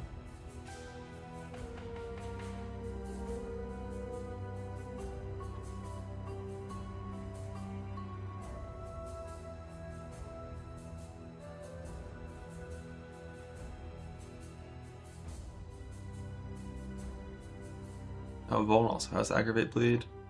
This is actually 45 chance to Aggravate Bleed. It's pretty quick.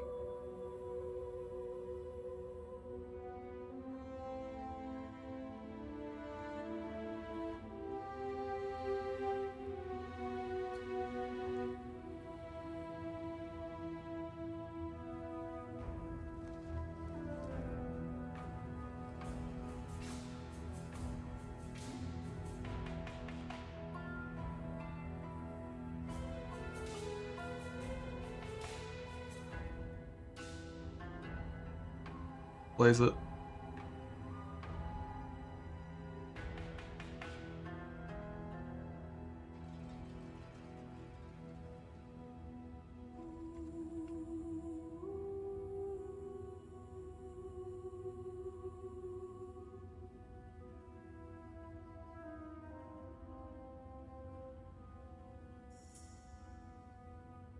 There's also a world for bossing where you get rid of like 1 life node or like this frenzy node or something. And change Savage Wounds to Master of Wounds. Get like big bleed duration. Instead of faster. Like 7-second bleeds. Probably be good. I'm pretty sure it's good. Wouldn't be quite bleeding capped unless they're, but the thing is they're always vulned. Like everyone we're ever hitting is vulned. So that's like fine.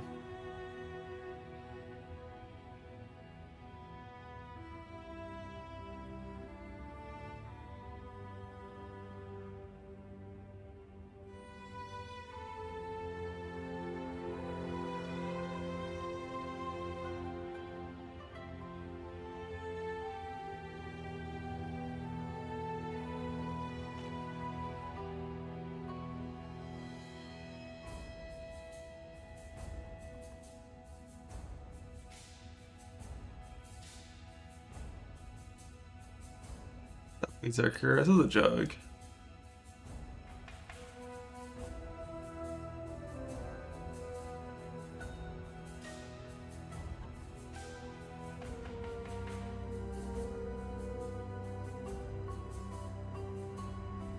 Let's be clear.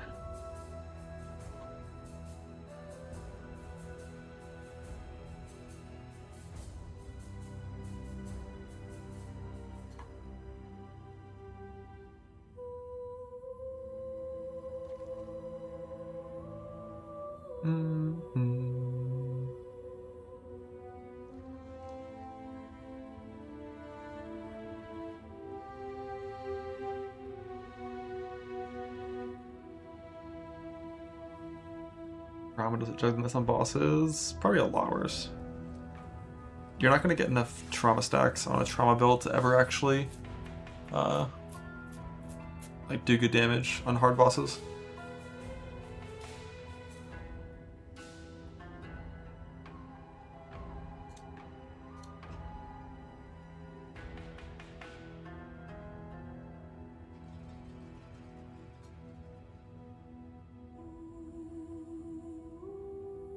Yeah, this is Delirious Bloodline.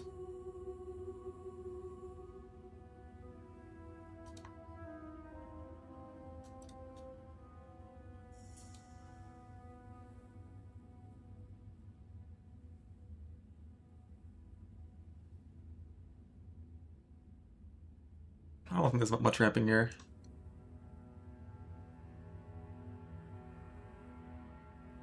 It's like once you've been attacking for a little bit, you have to intentionally attack slower because of Warp Rune Graft. Like you're gonna only even be allowed to attack once every like 0.7 seconds or some shit, or 1.3. 1.3.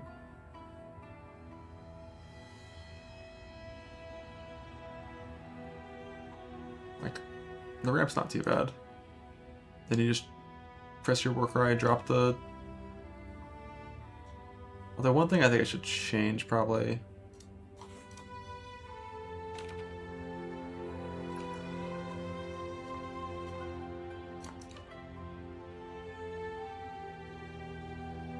Should self-cast Infernal Cry instead of Battle Mage, so the curse is more reliable. But yeah, you just kind of attack a little bit.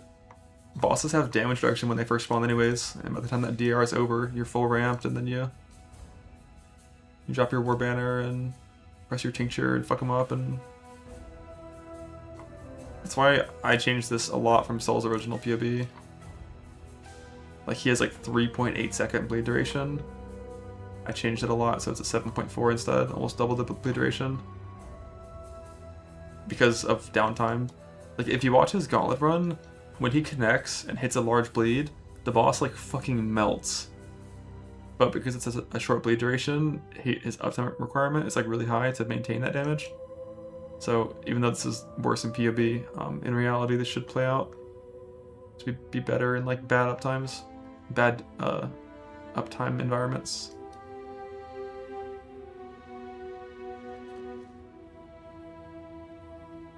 Yeah, you can use cluster jewels with Delirious Node. You just can't use normal jewels. Like, you can use clusters, and you can use Impossible Escape, Thread of Hope, Intuitive Leap. White Divine Shield. It's basically like, when you're attacking consistently, this is just like 500 to 700 ES per second, which is just there to mitigate degens mainly. Like if you get Shaper Beamed, this means you regen more than if you didn't have it. So it's like for one point, it's a lot of degen mitigation. Endurance charge duration, I think it's 22 seconds currently. Or more, because doesn't Jug have some as well? Yeah, wait, it's 25 seconds.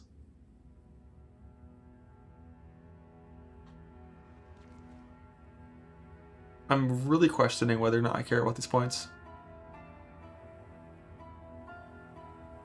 Because even without these points, it's still 15-second endurance charges. This is really only for like frenzy uptime.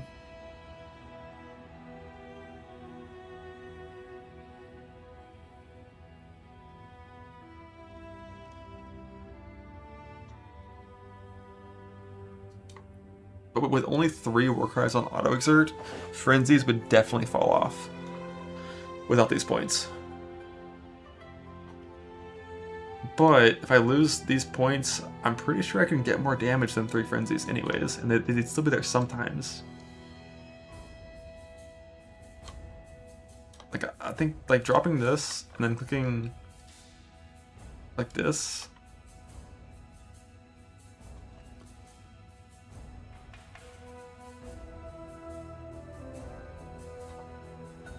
It's kind of a lot of damage. Like 10% more max is so good.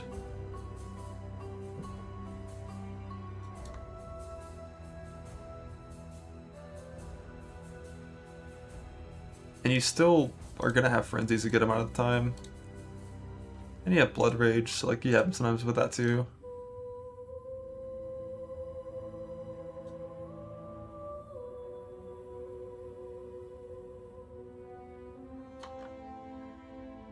But in reality, it's like, if there's a boss nearby, we generate about 7 random charges per 10 seconds. So like, it should still sustain frenzies.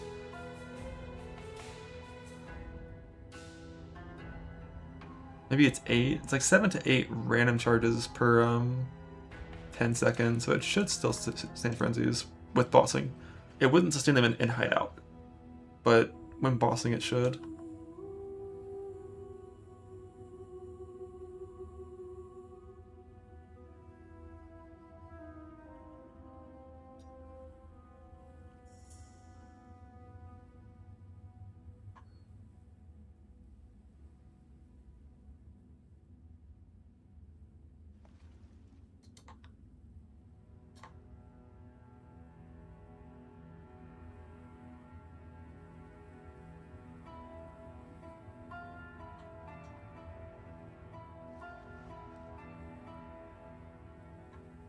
And this also technically should be fire.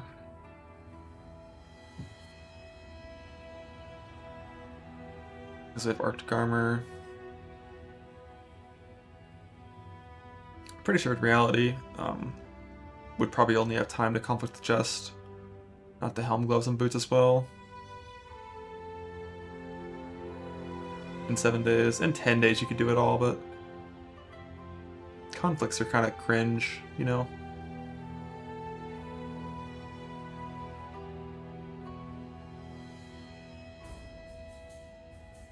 I think that's not even divided perfectly on the max. No, this is a 5.12 trillion damage bleed. I think when I do the math.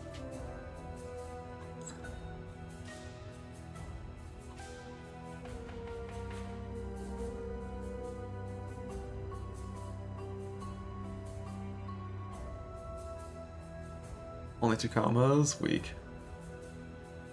Only 2 commas, poor.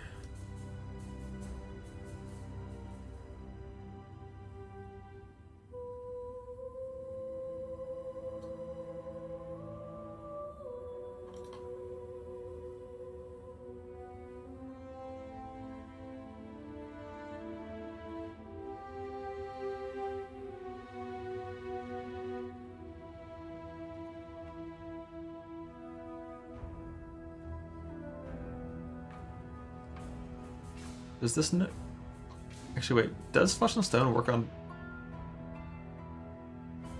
No, it's Flesh and Stone. It says enemies, so that one doesn't work on Bone Shatter. Arctic Armor does though. I'm gonna make this base Arctic Armor because I ain't pressing no Val Arctic Armor. I'll be real.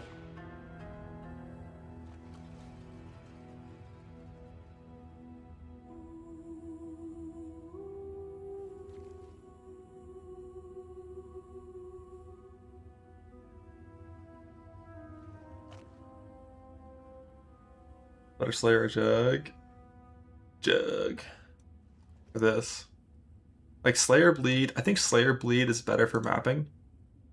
Because I think the whole, like, Slayer Bleed can scale way more attack speed with, like, Wild Leeching clusters. And Ground Slam, I'm pretty sure is going to map better than Bone Shatter will. But if I was playing this, I'm mapping on Earth Shadow Berserker. And then I'm respecting for bosses.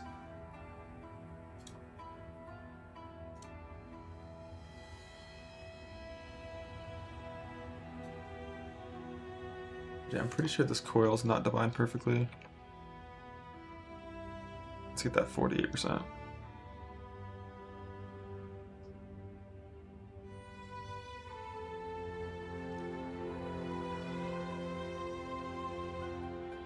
Why is this worse? What does this have?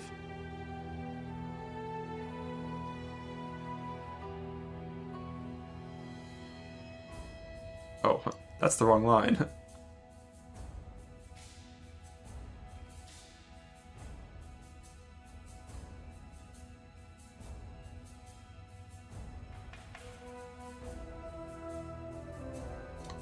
Big uppy.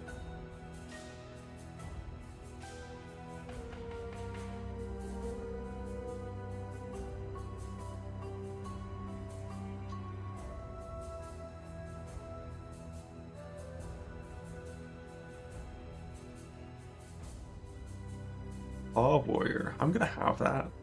I'm gonna divine it perfectly. By far, like, the worst part about this is you just don't have good life lasts anymore.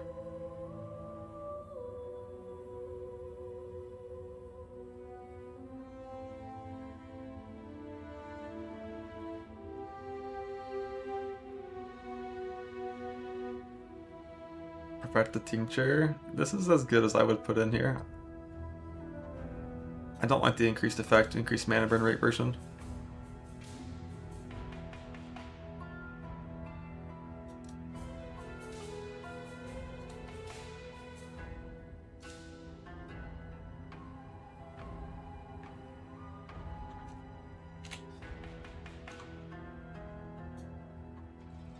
No, this build's not piano at all. And this build, as it stands right now, only presses Leap Slam, Frostblink, War Banner, Infernal Cry. It's like 2 move skills, 2 utility skills that do more damage, and then your default attack.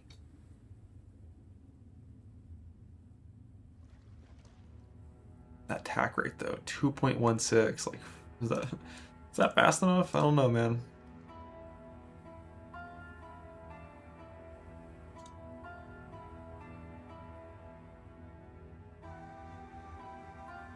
It's probably fine.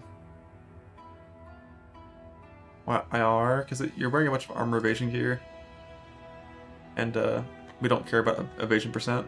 Like if I was mapping on this, I probably wouldn't click IR, because this evasion is better than the armor would be. But when fighting any boss, I think you're gonna want this for slightly better face mitigation versus non-evadable attacks and a bigger molten shell. Although I really don't know about Molten Shell in general. Versus just, I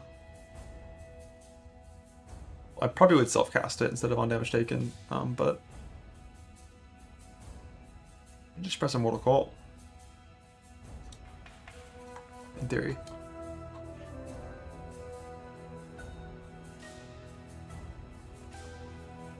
Love that button. But when it comes to LE mitigation, I think Molten Shell actually provides more than Immortal Call does. It's only Fizz where Immortal Call's better.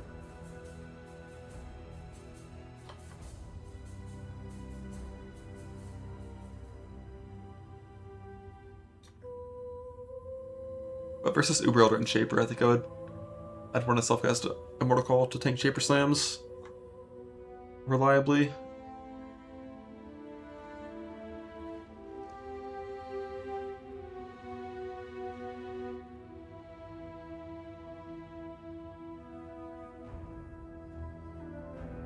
What 1/6 look like? Good question. Why is this guy so much faster in the attack speed? I don't even remember dropping attack speed from this tree. Just jewels, I guess. Yeah, just jewels. 6, 7, 8. Yeah.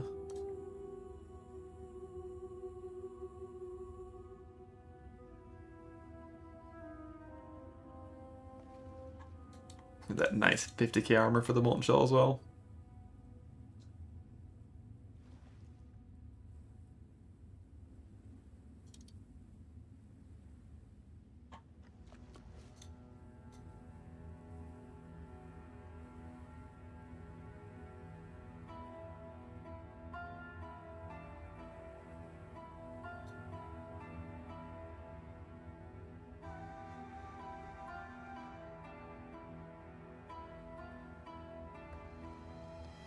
Kind of like it, where it ended up.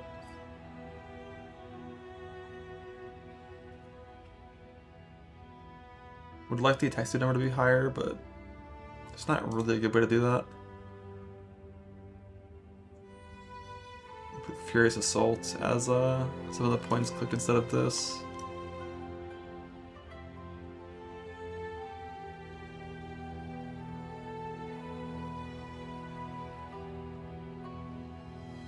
I guess that could be something you do. It's like instead of this, we click Furious Assault and then Life Nodes. Look at that defense.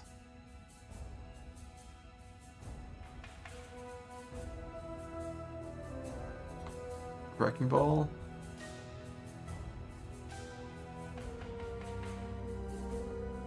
If only the mastery worked, like 4% or 40% increase in potential of hits against rare enemies. It's just not ailments too.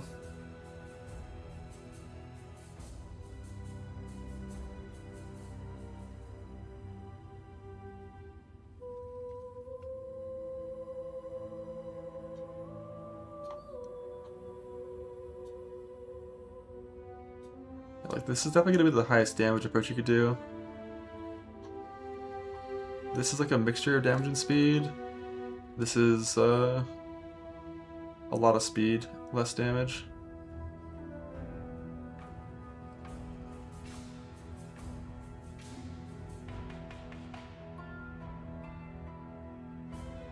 We do have a 6 red weapon, so you also could do the shit. That 5,000 armor.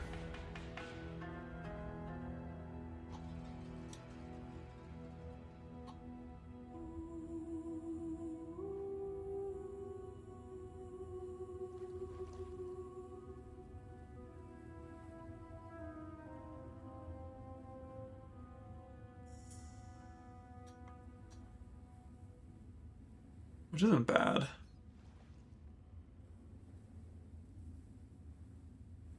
Actually, attacks it better. Overall damage is a little lower. Few different choices there. Worried about attacks per second. Yeah, when you're fighting 40% hasted bosses, you're always worried about your speed.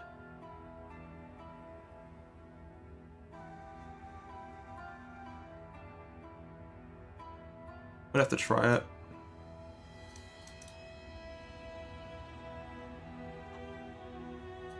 It's like 2.16 isn't like slow.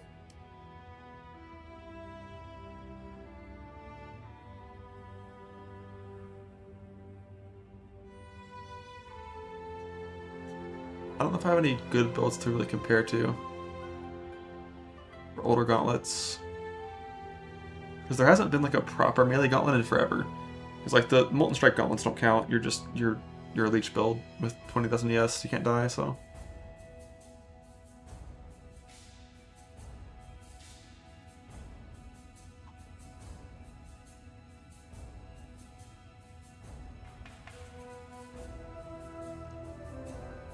could soul speed with him.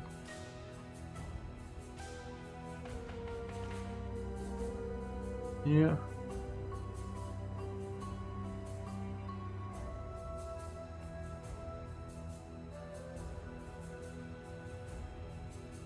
It's so accurate. Should still be accurate.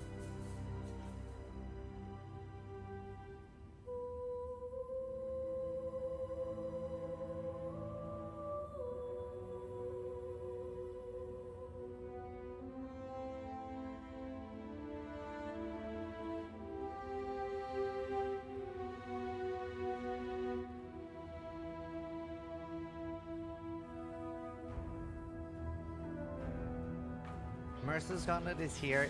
Some girl's mirror. Oh my god! Wow, those explode so fast. The 6th gauntlet. There it is, dodging them. Oh my.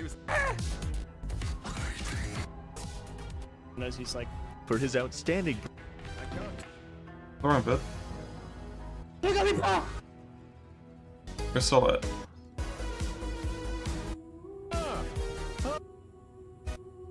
Yeah, it's not it.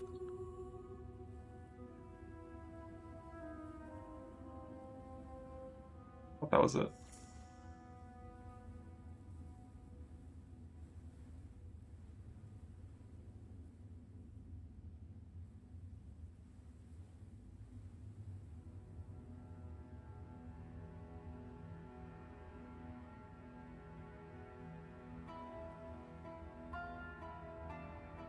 I thought I had this, is this not on Zizran's channel? I thought it was him casting it. Is there like a Gauntlet channel or something that it was on?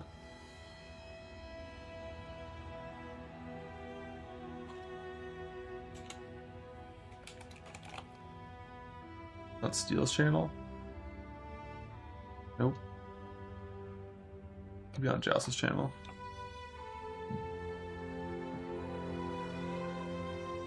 Nope. Fuck. Let's type in Gauntlet instead. I'll find it for sure. I found it. I don't know why I didn't see this one. That's weird.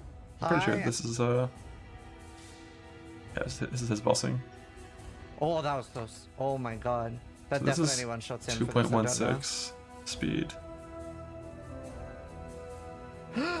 Like this kind of shit, so it's gonna hurt so fucking bad. Oh my god. Like you just press Endure and Cry and dodge. So scary. Are they 10% chilled? He doesn't Must have have the worst left over ball them. placement. If he gets a few big Ball blades. placement is fine.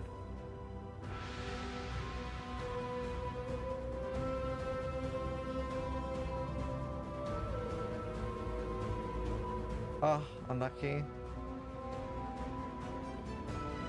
How is he? Oh my god. This is free shit, right? Why does he have a 30% chill but move full speed? Oh my god. Bro, you have to play so He's- well. he's to AC. Kill the bosses. It's insane.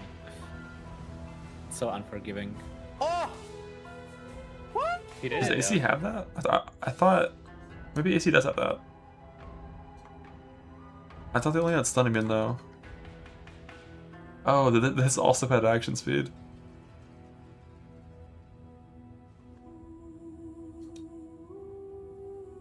This is so much better than Jug's version. GG's.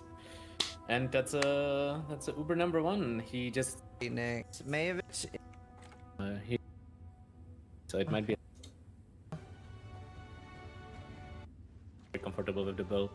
So this is I'm gonna throw up. 2.48 speed. It's so scary because it's hard to tell which Shaper Balls are the ones that do low damage and which ones do the high damage. Wow. It's very hard to I track. think while casting it's pretty easy to tell. Yeah, but For you him, are it's way fun. more, way more stressed if you are actually doing it yourself. Yeah, I'm not too worried about the At frenzy least of he can time after tank that. doing Spinning math. circle, yeah, that's good. If he couldn't, it would be so bad. A lot of people actually are too scared to tank them, and it makes their fight a lot harder. I died once because of it. My god. Because you didn't want to think them. Yeah.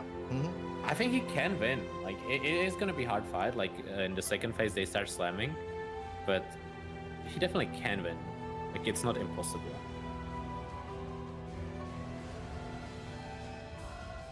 This is so cinema. Oh no.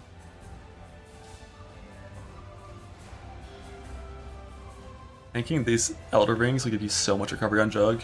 Like, it gives him a lot on AC. On Jug, it's going to give you so much recovery. Oh.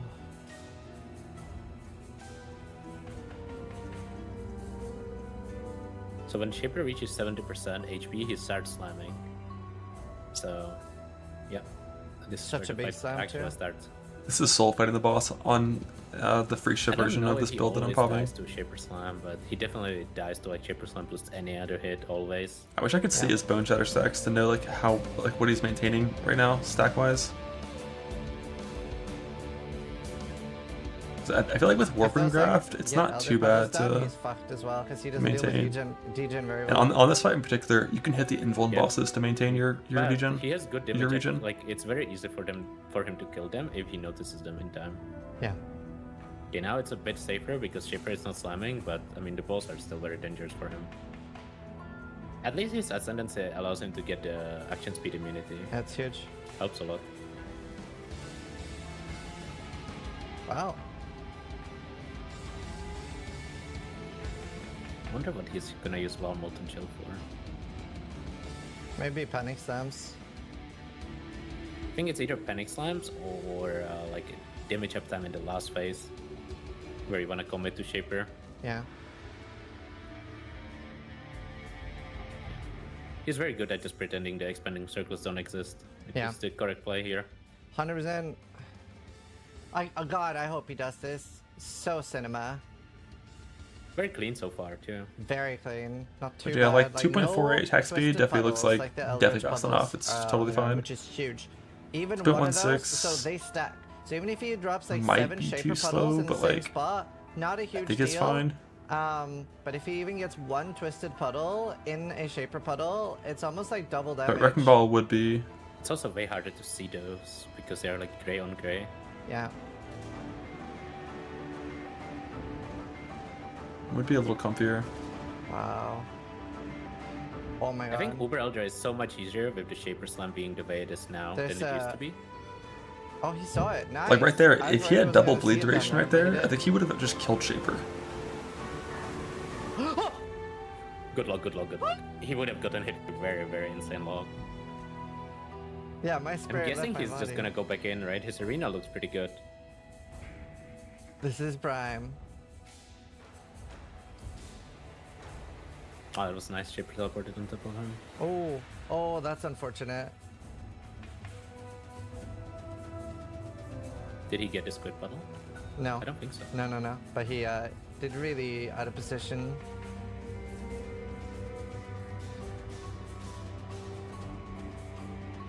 I mean, the fight is like almost 3/4 down. Like the arena is like very playable. Oh! Oh my god. Oh no! He should not have lost. You don't find to want to log up. Third changes. Is this the fight where Frostblink is better than Spanish for bossing personally? He But I know doesn't some have to people use reset. Frostblink. Yeah.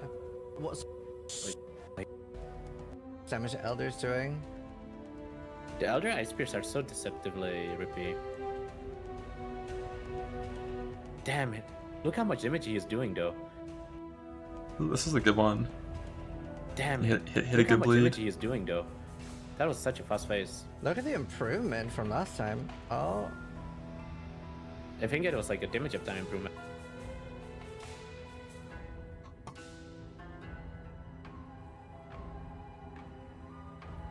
This is calcing spell suppression at current numbers, right?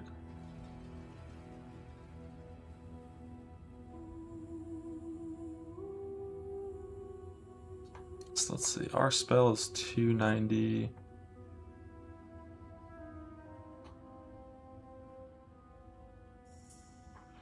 What do we have to do for this? 20% less spell damage taken, roughly?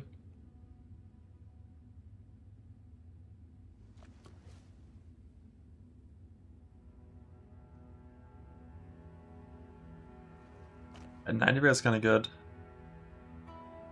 Like, whenever we have our flask up, we'd be higher. But that spell special nerf is huge.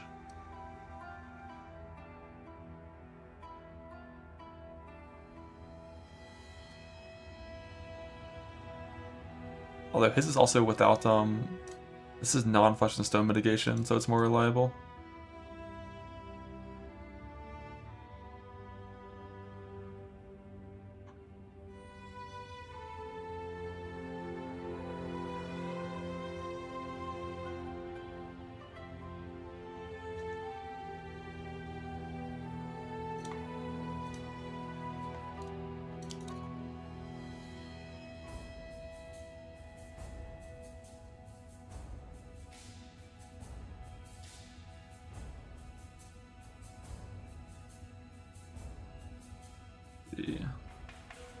So yeah, when Flask is up, we're tankier. Because Schizo is in the game. And he was AC, no Schizo, of course, that wasn't in the game yet. But no Flask, no Pen, it's rough. Versus anything with big Pen though? Let's see. It's like Spell, 40% Cold Pen. He was 63,000. Oh wait, no, that didn't have right max res.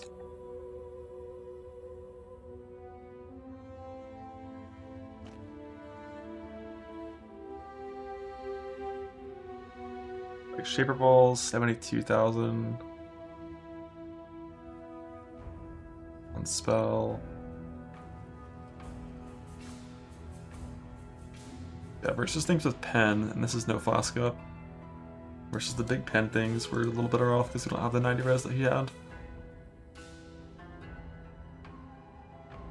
It's gonna be a pretty similar character, like pretty similar odds of winning, which means probably not clearing that gauntlet.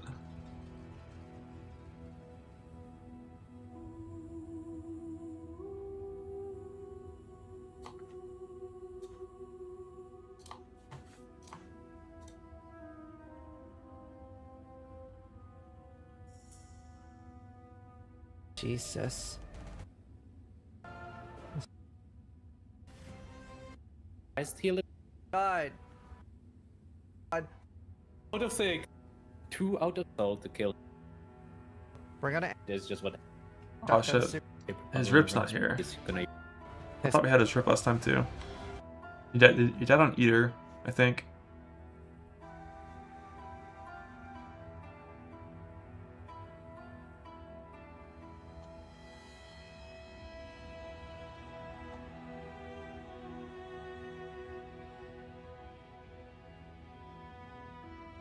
This. Maybe he just knew that there wasn't anything on the pool. I'm not sure. It's really hard to like keep attention, like keeping. Yeah, still playing all 5 Earth Shatter still. Yeah, for the I get so stressed out by the pool. for Feared. It's probably. He just got beamed and blew up, right? What was that? So they removed. Very. Yes. Because like we for 20 minutes in one patch we had a third bar that we could have, a ES bar.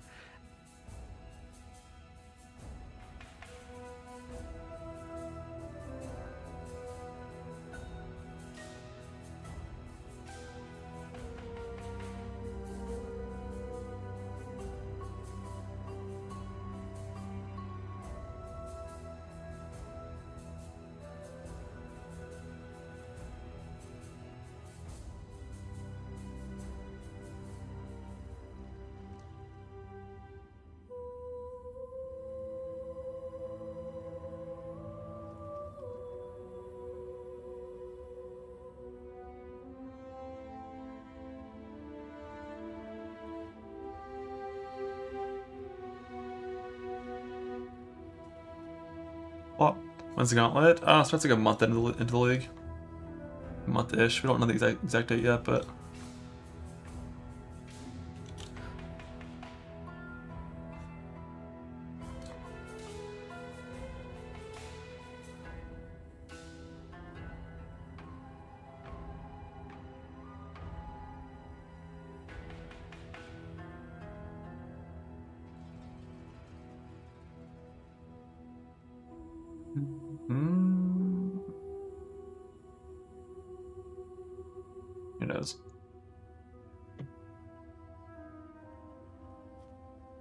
Server's ended now. Yeah, I think it's going.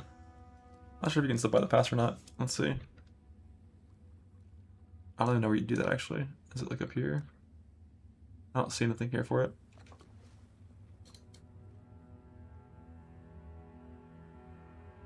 Alright, I'm gonna get some food. Tomorrow might be another 2-stone run with like actual Atlas progression. Like a betrayal run. And then figure out what I'm doing for league start.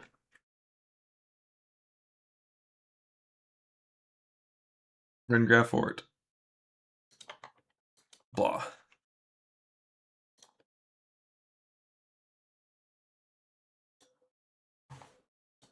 Confirmed point save start? Yeah, probably. That sounds good to me.